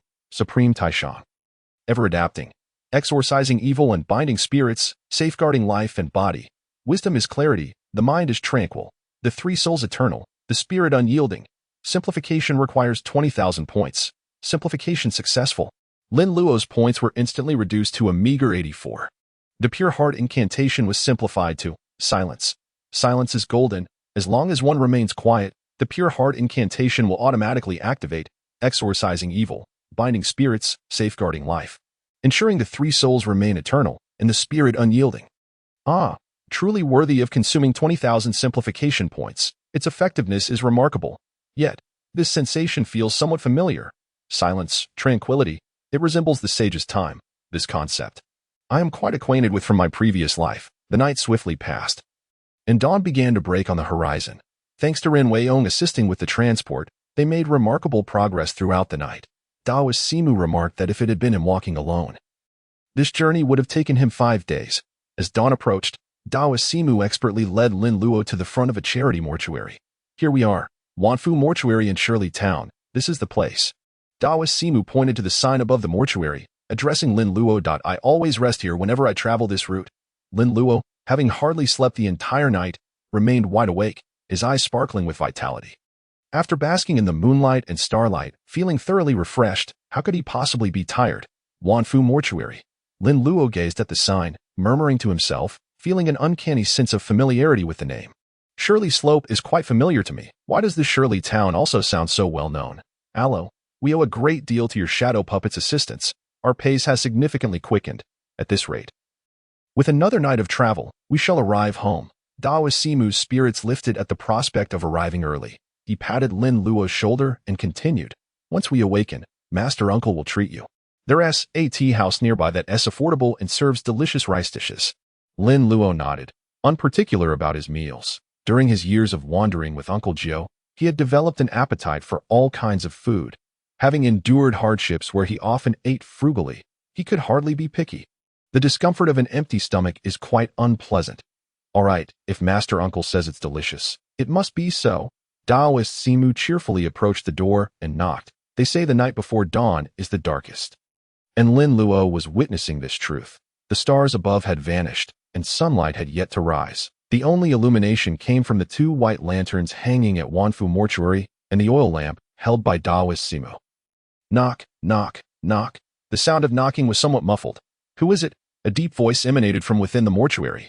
Truly, one could sense the eerie aura of the mortuary from that voice. It's me, Simu, coming. Upon recognizing Simu's voice, the figure inside promptly approached to open the door. The entrance creaked as it swung open, revealing a lean man with a sparse mustache. He appeared relatively young, in his 30s, holding a water pipe and dressed in a tattered blue Taoist robe. With visible rips in several places, he looked at Taoist Simu with a hint of surprise. Senior brother, why have you arrived so swiftly this time? I thought it would take you some time. Haha. This time I owe it all to my disciple. Our travel speed has improved considerably. Taoist Simu proudly patted Lin Luo's shoulder. The man's gaze shifted to Lin Luo, and they locked eyes. Lin Luo could finally see the man's face clearly, and he was taken aback by how closely it resembled Taoist Qianhe, about 70 to 80% alike. Junior brother, you may not recognize him. This little fellow is my senior brother Lin's eldest disciple. Lin Luo. Senior brother Lin, is that Uncle Jiu? Haha, precisely. Taoist Simu chuckled, introducing Lin Luo. Aloe, this is your master Uncle Feiya. Disciple Lin Luo pays respects to Master Uncle Feiya. Lin Luo performed a respectful bow, secretly pondering whether this man might be Taoist Qianhe's brother. They share a striking resemblance, and the names are rather similar. It seems likely. Wonderful, come inside. Master Uncle Feiha smiled at Lin Luo, then swung open the doors of the mortuary, allowing Daoist Simu and his companions to enter. Jump in. Daoist Simu commanded Ren Weiyong. Immediately, Ren Weiyong hopped along with the group into the mortuary, leaving Master Uncle Feiha momentarily stunned. The leading figure was a zombie. Goodness. Who would think to employ a real zombie to lead a corpse retrieval? Aren't they worried about it spreading the infection, causing living corpses to turn into zombies? However, upon closer inspection, Master Uncle Feiha noticed something was amiss. This zombie exuded neither the aura of a corpse nor malevolence. Merely a faint trace of energy. Senior brother, what is this? Feiha inquired, pointing at Ren Weiyong with uncertainty. Haha, this is Alo's creation, a shadow puppet. Quite lifelike, I assentee it. Daoist Simu chuckled, brimming with pride. Galen, lead the horse inside. The paper figure Galen led the shadow horse into the mortuary as well. The doors of the mortuary creaked shut, and Feiha guided the group into the mortuary's main room. This Wanfu mortuary was somewhat smaller than the one in Rinjia town. With only a single mortuary room within the courtyard, lacking any partitions, even Master Uncle Feiha had to sleep beside the coffin, making it look quite rudimentary. Nevertheless, Daoist Simu did not mind. At least it had a roof and walls to shield them from the wind and rain. For a corpse retriever, not having to camp in the wilderness was already a significant advantage. Feiha continued to scrutinize Galen and Ren Weiyong, realizing both were shadow puppets. Is it truly so easy to procure materials these days?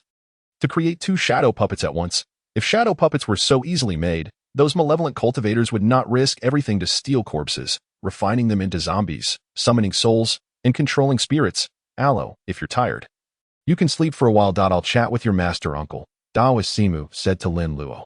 Understood, Master Uncle, Lin Luo replied, casually finding a wooden plank, using his bundle as a pillow, and lying down. Having traveled with Uncle Gio since childhood and living in the mortuary for years, sleeping on a coffin board posed no issue for him whatsoever. Daoist Simu and Master Uncle Feiha sat together, smoking and engaging in conversation. After listening for a while, Lin Luo learned that Master Uncle Feiha was actually from the Maoshan school of tattered robes. Though from different lineages, they were of the same ancestry, thus establishing brotherhood with Uncle Gio and Daoist Simu. Lin Luo held no interest in Master Uncle Feiha's techniques. The tattered robe method was one that required practitioners to refrain from marriage and procreation, leading to extinction. He was looking forward to expanding the Lin family. After 3 to 5 years of cultivation, once he came of age, he would undoubtedly become a renowned young man in the surrounding regions. How could he not have countless beautiful girls lining up to marry him from Rinjia town to Shirley town? Good days lay ahead. There was no need for despair. After a while of conversation, Daoist Simu, hearing Lin Luo snore, sought a place to rest as well. Having not slept all night, he too needed to catch up on sleep. Lin Luo slept soundly until the first rays of sunlight illuminated the sky. The sun already high overhead. When Lin Luo woke up, Simu was still sleeping, snoring thunderously, while the Taoist priest Feiha had vanished, presumably having gone out for some matter. Lin Luo didn't disturb Simu but left the Yizhuang funeral parlor and practiced several sets of boxing in the open space outside to stretch his muscles and bones. The sun was shining brightly. After Lin Luo absorbed some sunlight, he felt a warm glow in his body, an indescribable sense of comfort. He wasn't sure how long he had been practicing. Just as Lin Luo was about to start another set of boxing, he saw someone approaching from afar. Lin Luo had excellent eyesight and recognized it was Taoist priest Feiha. Taoist priest Feiha also saw Lin Luo and called out to him from a distance, then quickened his pace. Luo, Uncle Feiha, where have you been? You've rushed back all covered in dust. Lin Luo stepped forward with a smile and asked Do. There was a funeral in the town, and they invited me to take a look. Seeing you two sleeping soundly, I didn't want to disturb you. Feiha came to Lin Luo's side. Seeing Lin Luo sweating from his practice, Feiha had an even better impression of this nephew, with good talent and a willingness to work hard.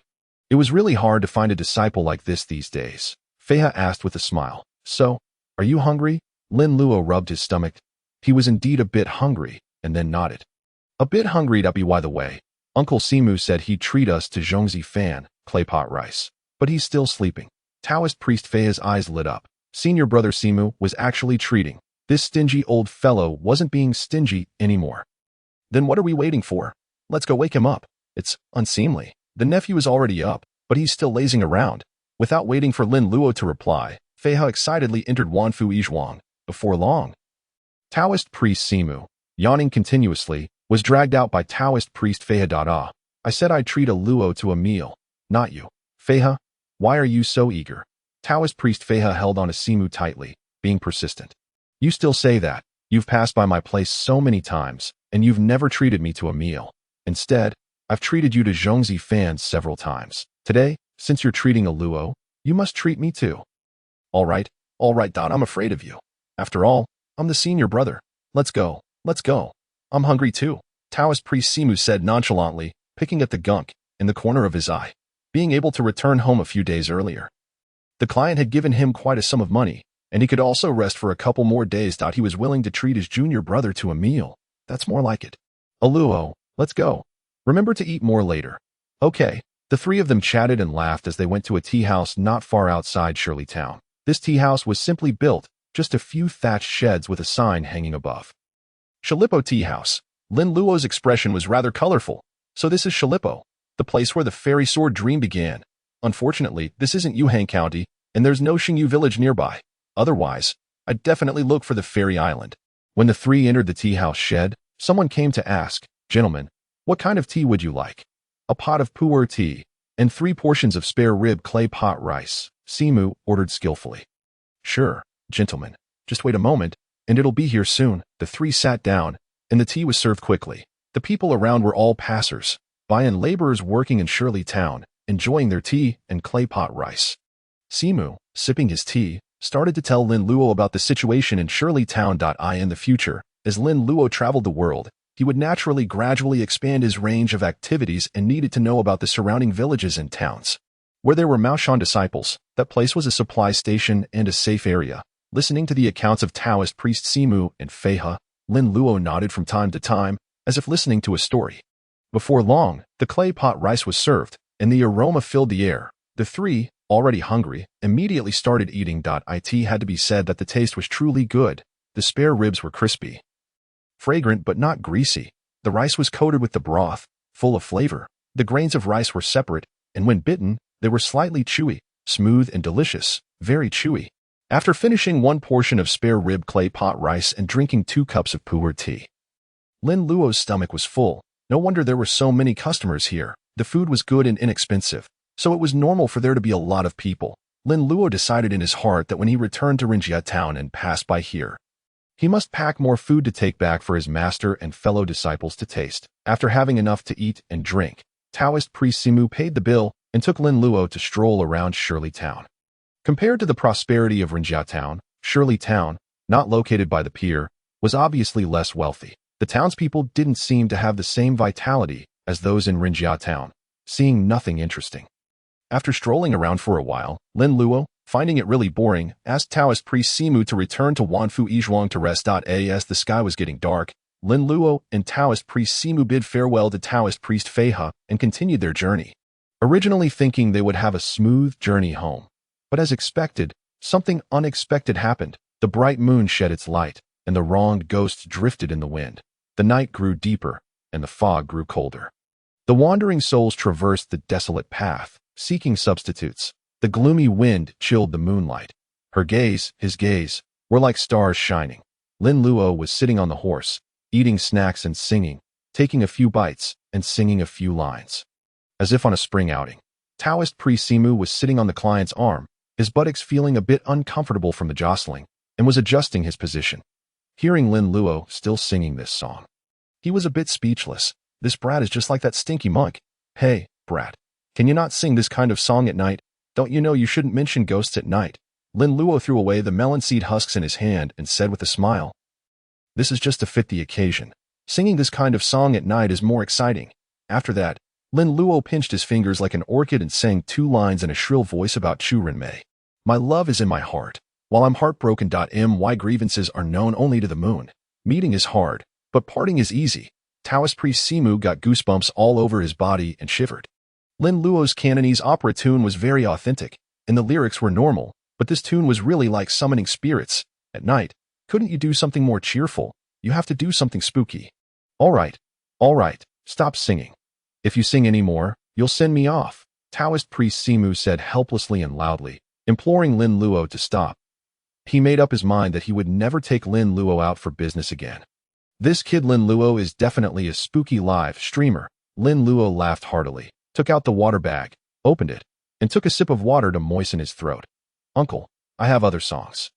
If this one doesn't work, we can change to another one. Taoist priest Simu rolled his eyes so much that his whites almost popped out. You brat, stop. In the still and deep night facing the bright moon. The bright moon shines brightly, traveling all over the world, leaving my homeland. Brat, you're really at it again. Shut up, shut up. Taoist priest Simu was on the verge of collapse. It sounded good, but it made him feel creepy. Always feeling that something had to happen to match this tune. Ha! Seeing the collapsed look of Uncle Simu, Lin Luo laughed even more heartily, traveling at night with no mobile phone to play with. He was so bored. Teasing Taoist priest Simu was quite fun. Just then, there was a sudden rustling sound in the forest, as if something was quickly passing through it.I in the quiet night, apart from Lin Luo's shameless laughter. There were only some chirping of insects and birds. This rustling sound was clearly audible. Taoist priest Simu immediately noticed the abnormal situation and looked over with sharp eyes. Luo, be careful. Something's wrong. Taoist priest Simu warned in a serious tone. The laziness on Lin Luo's body disappeared instantly. The smile was still there, but it became eerie. A pair of eyes also sparkled with excited cold light. He had been bored to death, and finally, something interesting was coming. After simplifying his qi, watching technique, Lin Luo could see the yang with his left eye and the yin with his right eye. At this moment, Lin Luo closed his left eye and looked around with his right eye, but saw nothing. Then he looked around with his left eye. This time, he saw some remaining evil qi in the forest on both sides. The yang, seeing I could see living things, while the yin, seeing I could see dead things. He didn't see corpse qi or yin qi, nor the violent demon qi mentioned in the books. Lin Luo judged that this qi belonged to the demon qi of some kind of spirit or monster. Could it be a fox spirit? In the movie, On the Way Back Home with the Client, Taoist priest Simu encountered a fox spirit stealing a corpse in the chaos. I don't know what a fox spirit would do with a stolen corpse. Could it be sucking the yang qi of the dead? Just as Lin Luo was recollecting the plot, a beam of white light suddenly darted out from the forest at an astonishing speed. Shua Simu watched as the white light flashed over his head. And then, that unlucky fellow at the end of his client's team was carried into the air. Astonishment, bewilderment, shock, and anger. Taoist Simu's expressions shifted wildly. He couldn't believe that such a thing could happen to him. In broad daylight, stealing my corpse. Taoist Simu shouted furiously. He pressed down on the client's head, and his body shot up. Then, with a step on the client's head, he chased after it at great speed. As swift as a gust of wind. Lin Luo blinked his eyes, and then broke into a hearty laugh. The expressions on Taoist Simu's face just now were so amusing, changing 8 times in a second. Even professional face changers couldn't be this fluent, and that last expression reminded Lin Luo of Tian Wenjing. Ma Guocheng, Tian Wenjing, damn it. Fox spirits can't fly.at most. They can use their demonic aura to glide in mid-air for a certain distance. Now that it's carrying a corpse, the gliding distance is even shorter. The fox spirit, lacking momentum, landed helplessly on a large tree. Yet there's an adjective extremely heavy that it said that a corpse becomes heavy after a person dies. In fact, it's not true. Someone has tested that a corpse loses 30 grams after death. There's a legend that the human soul weighs 30 grams. It's just that after a person dies, the whole body relaxes, and there's no leverage point when carrying it, making it seem extremely heavy. It's the same reason why 1 or 2 people can't carry a person who's dead drunk. Taoist Simu was so angry that his eyes seemed to shoot fire, brazenly coming to steal my client. What do you take me, Simu, for? And it's right in front of my nephew, along the way. Taoist Simu had boasted a great deal about his high strength, saying that ghosts and spirits didn't dare to provoke him. Now, it's a blatant humiliation. Taoist Simu's figure moved rapidly, stepping in the U-step, walking the astral path, and limped after it. When he reached the tree, with a leap, he forcefully yanked the zombie hanging on the tree down. Bastard, how dare you steal my corpse? I'll make you an idiot. The fox spirit glared furiously and let out a strange shriek. Strangely, the shriek made one's bones go soft. It sounded like a woman's coquettish shout, charming yet lascivious. Stinky Taoist, you have so many corpses. What's wrong with giving me one? Why be so stingy? Since you want to fight, then let's fight. Because of their limited brain capacity, sometimes these demons seem rather crazy. For example, those who ask for a grant of status. You stop people from passing. Asking for a grant of status is fine. Cultivating into a human by borrowing luck is also fine. But if it fails, you take it out on them. Isn't that being unreasonable? And they aren't smart. Just deal with them like Daoist Simu does. Damn it. Stop screaming. I'll beat you until you can't scream. Daoist Simu drew out the magic sword on his back, soared into the air, and slashed at the fox spirit. The fox spirit swung her arms, and her sleeves fluttered. The soft sleeve belts easily curled around the magic sword, deflecting its direction. Their figures intersected after the man and the fox landed. They engaged in another battle. Daoist Simu's swordsmanship was exquisite, his figure even more agile and swift, and the sword was covered with magic power, filled with righteous aura. Especially effective against evil spirits. He easily forced the fox spirit into a defensive position. With no chance to strike back, Daoist Simu missed a stab. A cold glint flashed in his eyes. His figure turned, and the sword in his hand struck faster and faster. The sword tip pierced through the air rapidly, glinting with cold light, and let out sword cries, scaring the fox spirit out of her wits and causing her to turn pale. She wanted to retreat. Trying to run, Daoist Simu shouted coldly and lashed out with a fierce kick. With a bang, he directly kicked the fox spirit flying. "Ah, good, uncle, you're so skillful." Lin Luo clapped his hands and loudly praised. "There's an exciting show at night. It's really worth staying up all night with Daoist Simu." After waiting for so long, he finally saw this fox spirit getting beaten. Yesterday, when he saw the tree blocking the way, Lin Luo thought the fox spirit was coming, but it was a false alarm. Today, she finally showed up. The fox spirit let out a shrill scream and fell to the ground. Her flustered and charming fox eyes turned towards Lin Luo, who was sitting on the horse, watching the show and cheering. "Humph, if you want to kill me, I'll kill this little Taoist." The fox spirit's pretty face turned cold. Then, her body turned into a white light and flashed over, arriving beside Lin Luo almost instantly. Daoist Simu was startled by the fox spirit's actions. "You little demon, how dare you hurt my nephew? No way. If you have the guts, come at me. What kind of hero are you hurting my nephew?" "Luo, be careful." A fragrant breeze blew towards Lin Luo. He heard Daoist Simu's words, and the next second, he felt his face being hit by something soft and plump. Then his body flew up. "Woo, softer than Tingting's." Lin Luo exclaimed in his heart. "Bastard, let go of my nephew." Daoist Simu rushed over. Seeing Lin Luo being held hostage, he was furious and a bit flustered. "Uncle, save me quickly. I can't breathe." Lin Luo rubbed his face and shouted for help to Daoist Simu. Hearing Lin Luo's muffled cries for help, Daoist Simu felt a slight panic in his heart. It seems he's really suffocating. I can barely hear his voice. "Luo, don't be afraid. Uncle will save you." The fox spirit held Lin Luo with one hand and pressed his head with the other. Her fox eyes stared fiercely at Simu. It took her a long time to shout out a word in a strange and halting tone. Well, she shouted the word 3 times. "Fine, I'll step back. Let go of my nephew." Daoist Simu stepped back 2 steps and shouted sternly. Seeing that she had successfully intimidated Daoist Simu, the fox spirit became complacent. She pinched Lin Luo's face, and the tender little face instantly took the shape she wanted. "This little Taoist is quite good looking. It might be nice to take him back as a pet." Lin Luo was pinched into his smiling face and gave the fox spirit a roll of his eyes. "Come on, seduce me. Tempt me. Torture me. Play with me. Damn it. Others are seduced when they see a fox spirit, but you just make faces at me. Is this how you test people? Which person can't withstand such a test?" The next second, Lin Luo in the fox spirit's arms was dazzling with golden light. The fox spirit felt that the little Taoist in her arms suddenly became extremely hot, so hot that she almost died of pain. A simplified and added 20. The fox spirit let out a shrill scream, threw Lin Luo away, and frantically retreated. Daoist Simu's eyes bulged in surprise. He was shocked. He was both and relieved in his heart. Damn, this young man. It's actually the Golden Light Divine Incantation. How could it be the Golden Light Divine Incantation? How old is Luo? Could it be that his master gave him a Golden Light Talisman? But that's not right either. It seems like an instant. Cast Golden Light Incantation. Lin Luo landed safely. Looking at the fox spirit who was screaming in pain from the burn, he shook his head. "I gave you a chance, but you're useless." Daoist Simu quickly came to Lin Luo's side, squinted his eyes, and patted Lin Luo. "This Golden Light Divine Incantation is too bright." Lin Luo retracted the Golden Light Incantation and grinned.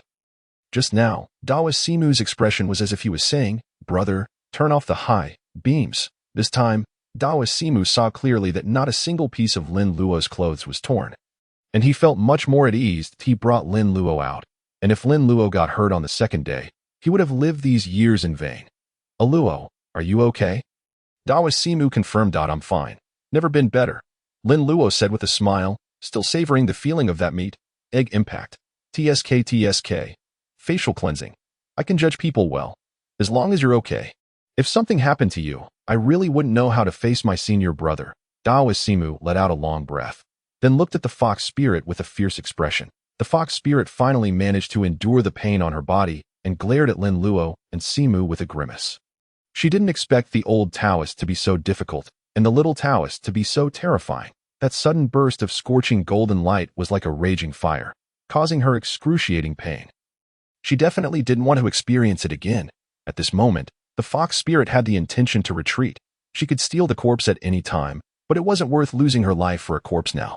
The fox spirit's charming fox eyes turned slightly, staring at Lin Luo and Simu. She made up her mind to escape.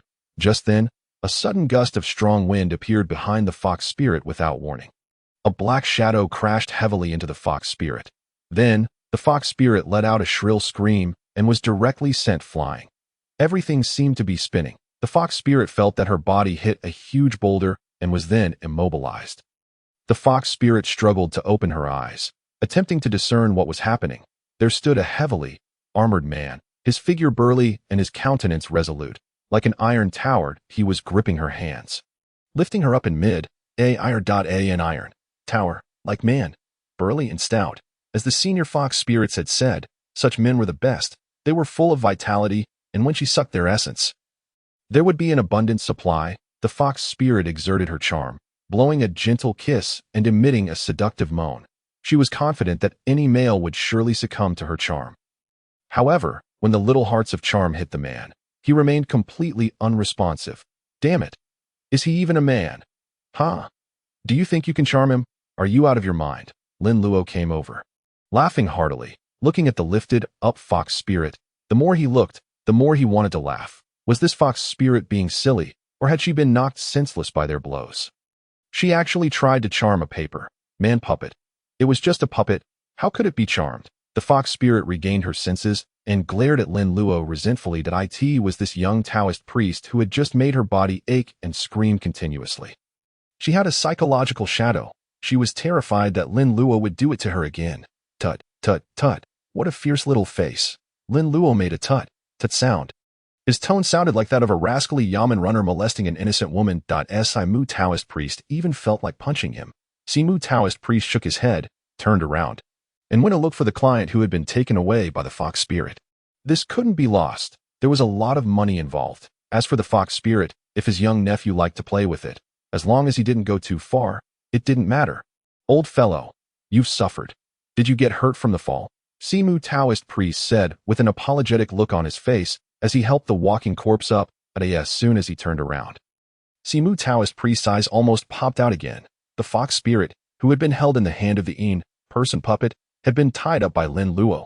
The ropes were interwoven and hooked together in a wonderful way, restraining the fox spirit.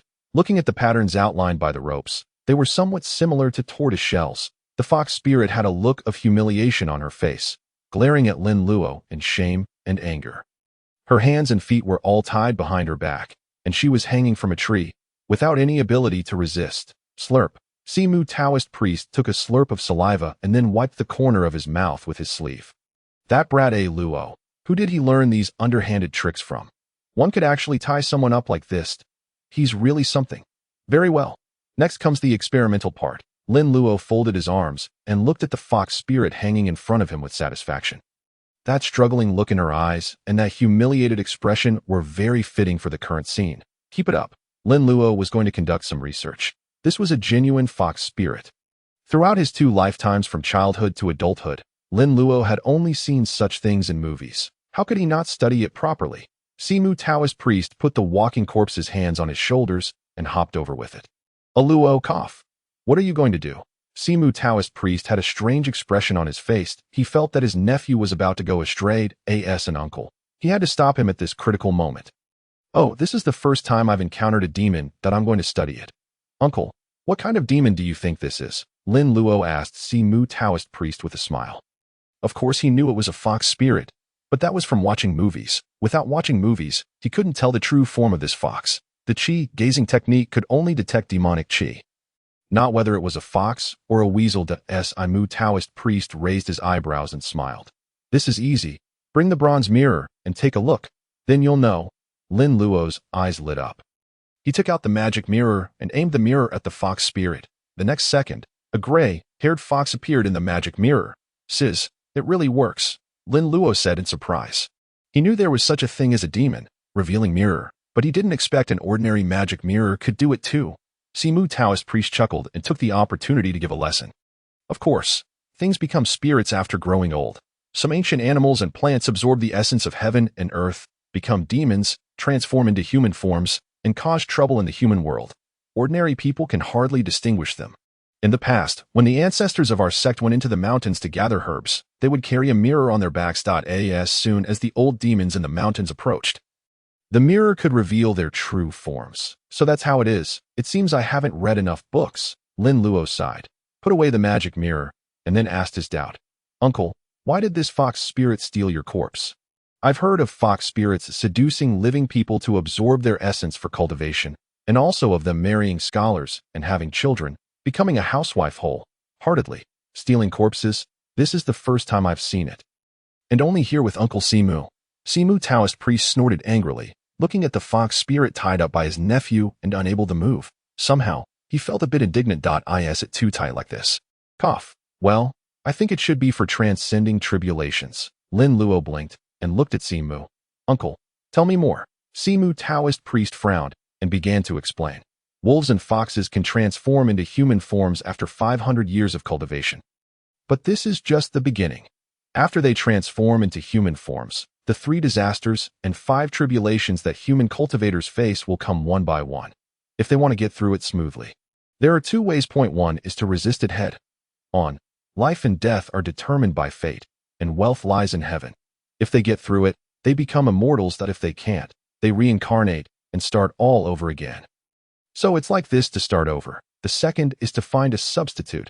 Use a substitute to resist the heavenly tribulation. A corpse that has just died not long ago is the best substitute for these demons to resist the heavenly tribulation. So that's how it is. Lin Luo suddenly understood. No wonder a fox spirit didn't stop men on the road to seduce them for yang energy, but instead stole a corpse. With Imu Taoist priest's explanation, it made sense. Luo, since this is a fox spirit, I think you'd better just kill it. This kind of thing is very evil. Imu Taoist priest said in a loud voice. Don't be in a hurry. Uncle, let's study it. What do you want to study? Imu Taoist priest always felt that what his nephew said about studying wasn't quite proper. Galen, come here and squat down. Hold the heavy sword horizontally. Lin Luo called the paper man Galen to his side. Holding his heavy sword horizontally, it immediately turned into a long table. Under the gaze of Imu Taoist priest, Lin Luo took out talismans, brushes, and ink from his portable treasure bag. I want to see if I can control her with a talisman, Lin Luo said, and picked up the pen to draw a collar on the talisman. Next to the collar, there was a rope, and wrote the words beast control below. Oh, beast control. Imu Taoist priest looked at the talisman drawn by Lin Luo. His expression gradually became blank. And then 3 thick black question marks slowly appeared on his head. What is this? Is this even a talisman? Both those who can draw talismans and those who can't are speechless. All right, it's done. Lin Luo put down the pen and picked up the talisman with a smile. Nephew, don't mess around. Is this even a talisman? If the ancestors saw this, they would surely come up from below to spank your butt. Imu Taoist priest said helplessly. Drawing talismans is such a sacred and serious thing, and you're just fooling around. Fortunately, you're young. If it were me, I would really be taught a lesson by the ancestors. However, the next second, Lin Luo pasted the talisman on the fox spirit's forehead. Lin Luo's beast control talisman faintly flickered with a red light. Blessings of the boundless heavenly Lord. Did I see it wrong? Is this crappy thing really a talisman? Imu Taoist priest was shouting wildly in his heart. His Taoist heart was about to collapse. It wasn't that Imu Taoist priest was making a big fuss. This matter was really against metaphysics. Everyone has to abide by the rules of drawing talismans when drawing them. The slightest mistake will lead to failure. This is like a theorem in mathematics. It's like others use the Pythagorean theorem to calculate a triangle, and you use the circumference of a circle, and it still gets the right answer. This is just outrageous. The method of talismans has been passed down from generation to generation by the predecessors of the sect. Not to mention taking a bath and purifying oneself before drawing a talisman. There are also 10 commandments and 8 taboos for drawing talismans. A drawn talisman should have a talisman head, the main god or Buddha, a talisman abdomen, a talisman gallbladder, and a talisman foot. What does this talisman of Lin Luo have? It has none. No, it actually has one thing. A circle. One thing. And below it is written beast control. And this is a talisman? I'm really convinced. Suddenly, Simu Taoist priest's mouth twitched, thinking of a dog. Leash, isn't this what he drew? A dog. Leash.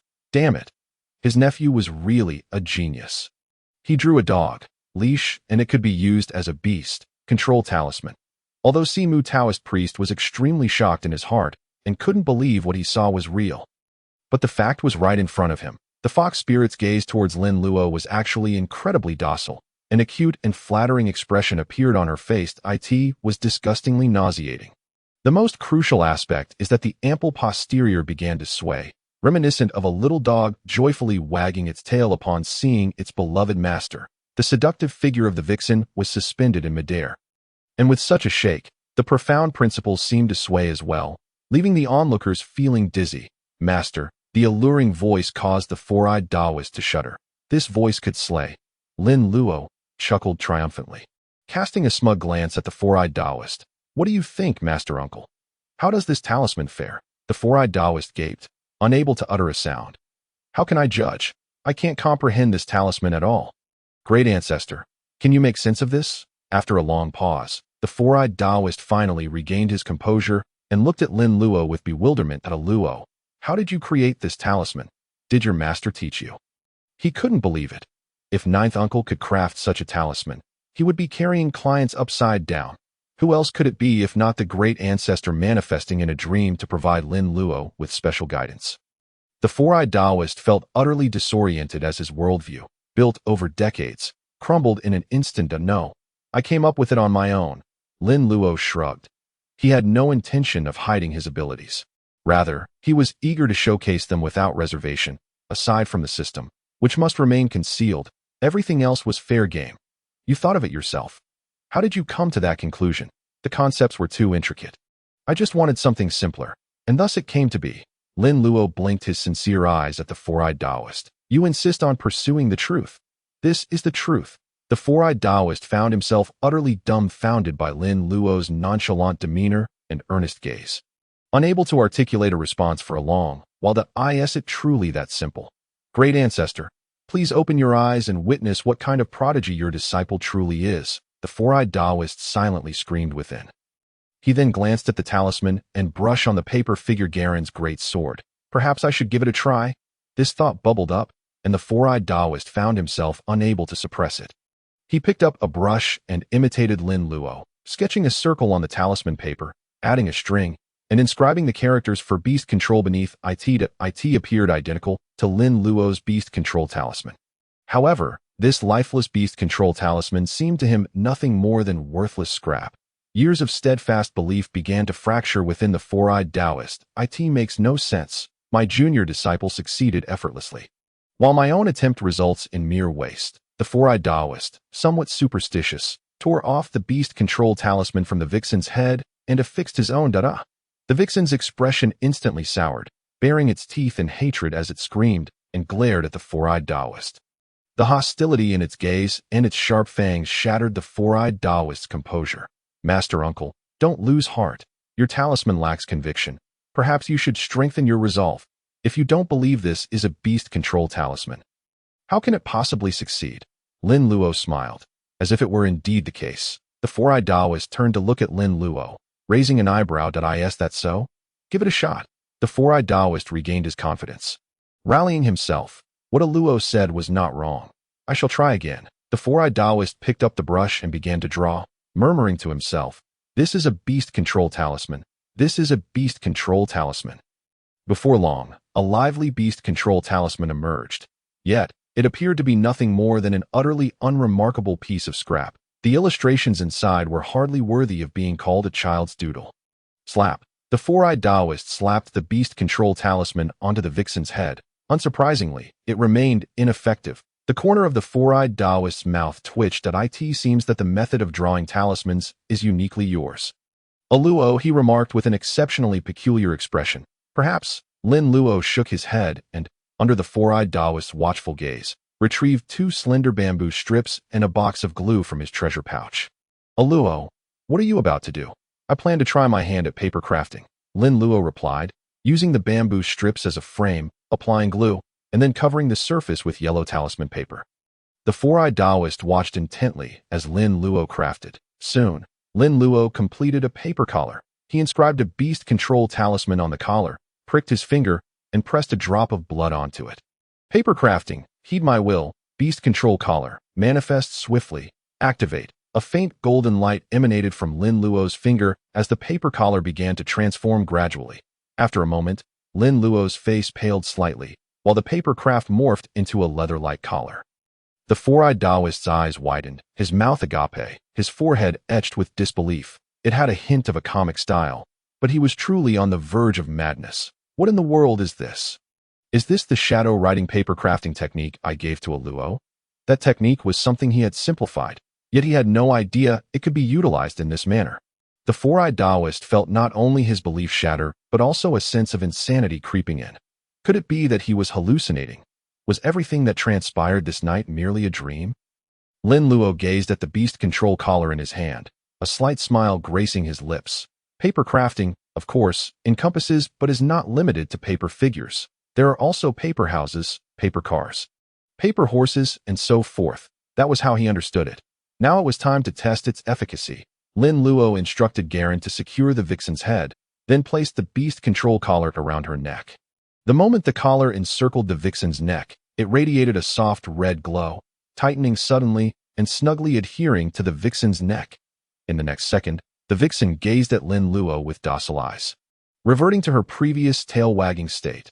TSK, this swaying tail is far more vigorous than that of any female streamer. Master Uncle, what's wrong? Lin Luo turned to see the four-eyed Taoist in a daze and poked him gently. The four-eyed Taoist suddenly snapped back to reality, his expression exceedingly strange to Luo. I've realized that you truly are a genius. The four-eyed Yunlong raised his thumb in loud praise. Lin Luo chuckled, quickly waving his hands. Master Uncle, you flatter me. I'm merely a bit talented, thanks to the great ancestor's generous provisions. The corner of the four-eyed Taoist's mouth twitched. This is not the great ancestor's generosity. This is the great ancestor fearing you might not eat well, specially preparing to stuff you with it. Your talismans, your paper crafting techniques. Are those things something an ordinary person could achieve? The four-eyed Taoist silently recited the purifying heart mantra to stabilize his beliefs. He couldn't let it truly collapse. All right, since you've managed to control this fox demon, what are your plans now? The four-eyed Taoist inquired of Lin Luo. For now, let her recuperate. If she misbehaves, we can sever her tail and release her. Lin Luo replied nonchalantly. The fox demon's tail is particularly significant, as it is the focal point of her demonic power. It is said that with each period of cultivation, the fox demon condenses a tail. The more tails, the longer the time taken to condense them, with a maximum of 9. Each time a fox demon perishes, she loses a tail, equivalent to sacrificing her cultivation for her life.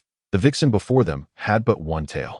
If severed, it would mean her powers were rendered useless. In that case, she would revert to her true form, losing centuries of cultivation in an instant. However, losing a tail may preserve her life and allow a fresh start, which is preferable to what the four-eyed Taoist suggested about starting from scratch. Taoism emphasizes balance and moderation, suggesting one should not pursue matters to their absolute conclusion, leaving room for survival. Nonetheless, it is advisable to eradicate mortal enemies completely, leaving no roots behind. The four-eyed Taoist frowned and cautioned. Luo, spending too long in the company of demons can lead to corruption by demonic energy. Rest assured, Master Uncle, I have the golden light mantra to protect me. Demonic energy cannot penetrate.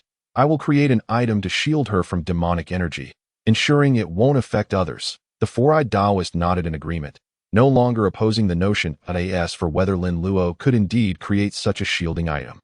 He chose not to dwell on it. If one could control beasts with a mere leash, what more could one desire? With that, they tidied up and continued on their journey, soon approaching home. All right, Lin Luo cheerfully instructed the paper figure Garen to release the vixen.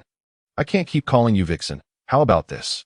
Given your pure white appearance, I'll call you by Rongrong. By Rongrong's voice was sultry and melodious. Woo, master. The four-eyed Taoist chuckled and shook his head. The name by Rongrong is rather ordinary. Though the fox may be fluffy, her true form is that of a gray-furred fox. How could she be called by Rongrong? Of course, the four-eyed Taoist had no inkling of Lin Luo's thoughts.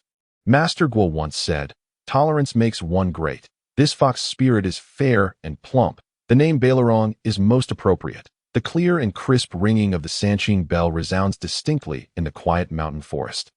Audible even from a great distance, Ren Weiyong diligently and tirelessly hops forward, leading the way, and the walking corpses behind naturally follow, hopping along. Taoist Simu is sitting on the arms of the clients and has already started yawning. He takes out a bamboo cup, takes a sip of water to refresh himself, then turns his head to look at Lin Luo. Luo. "We'll be home soon, and you can sleep right away." Taoist Simu's words halt halfway.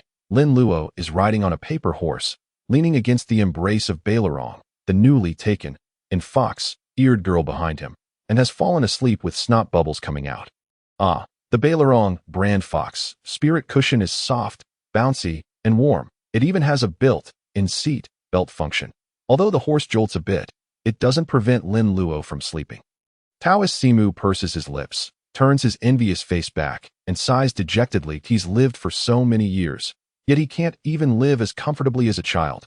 What a waste of life. After traveling for another half an hour or so, they finally arrive at the place. The moon is still hanging in the sky, and the sky is dim. The stars all over the sky seem particularly clear in the mountains. There is a kind of stunning beauty. However, even the most beautiful scenery can cause aesthetic fatigue after being seen for a long time. Taoist Simu isn't in the mood to look at the stars right now. After ordering Ren Weiyong to stop, he rolls off the walking corpse. Finally,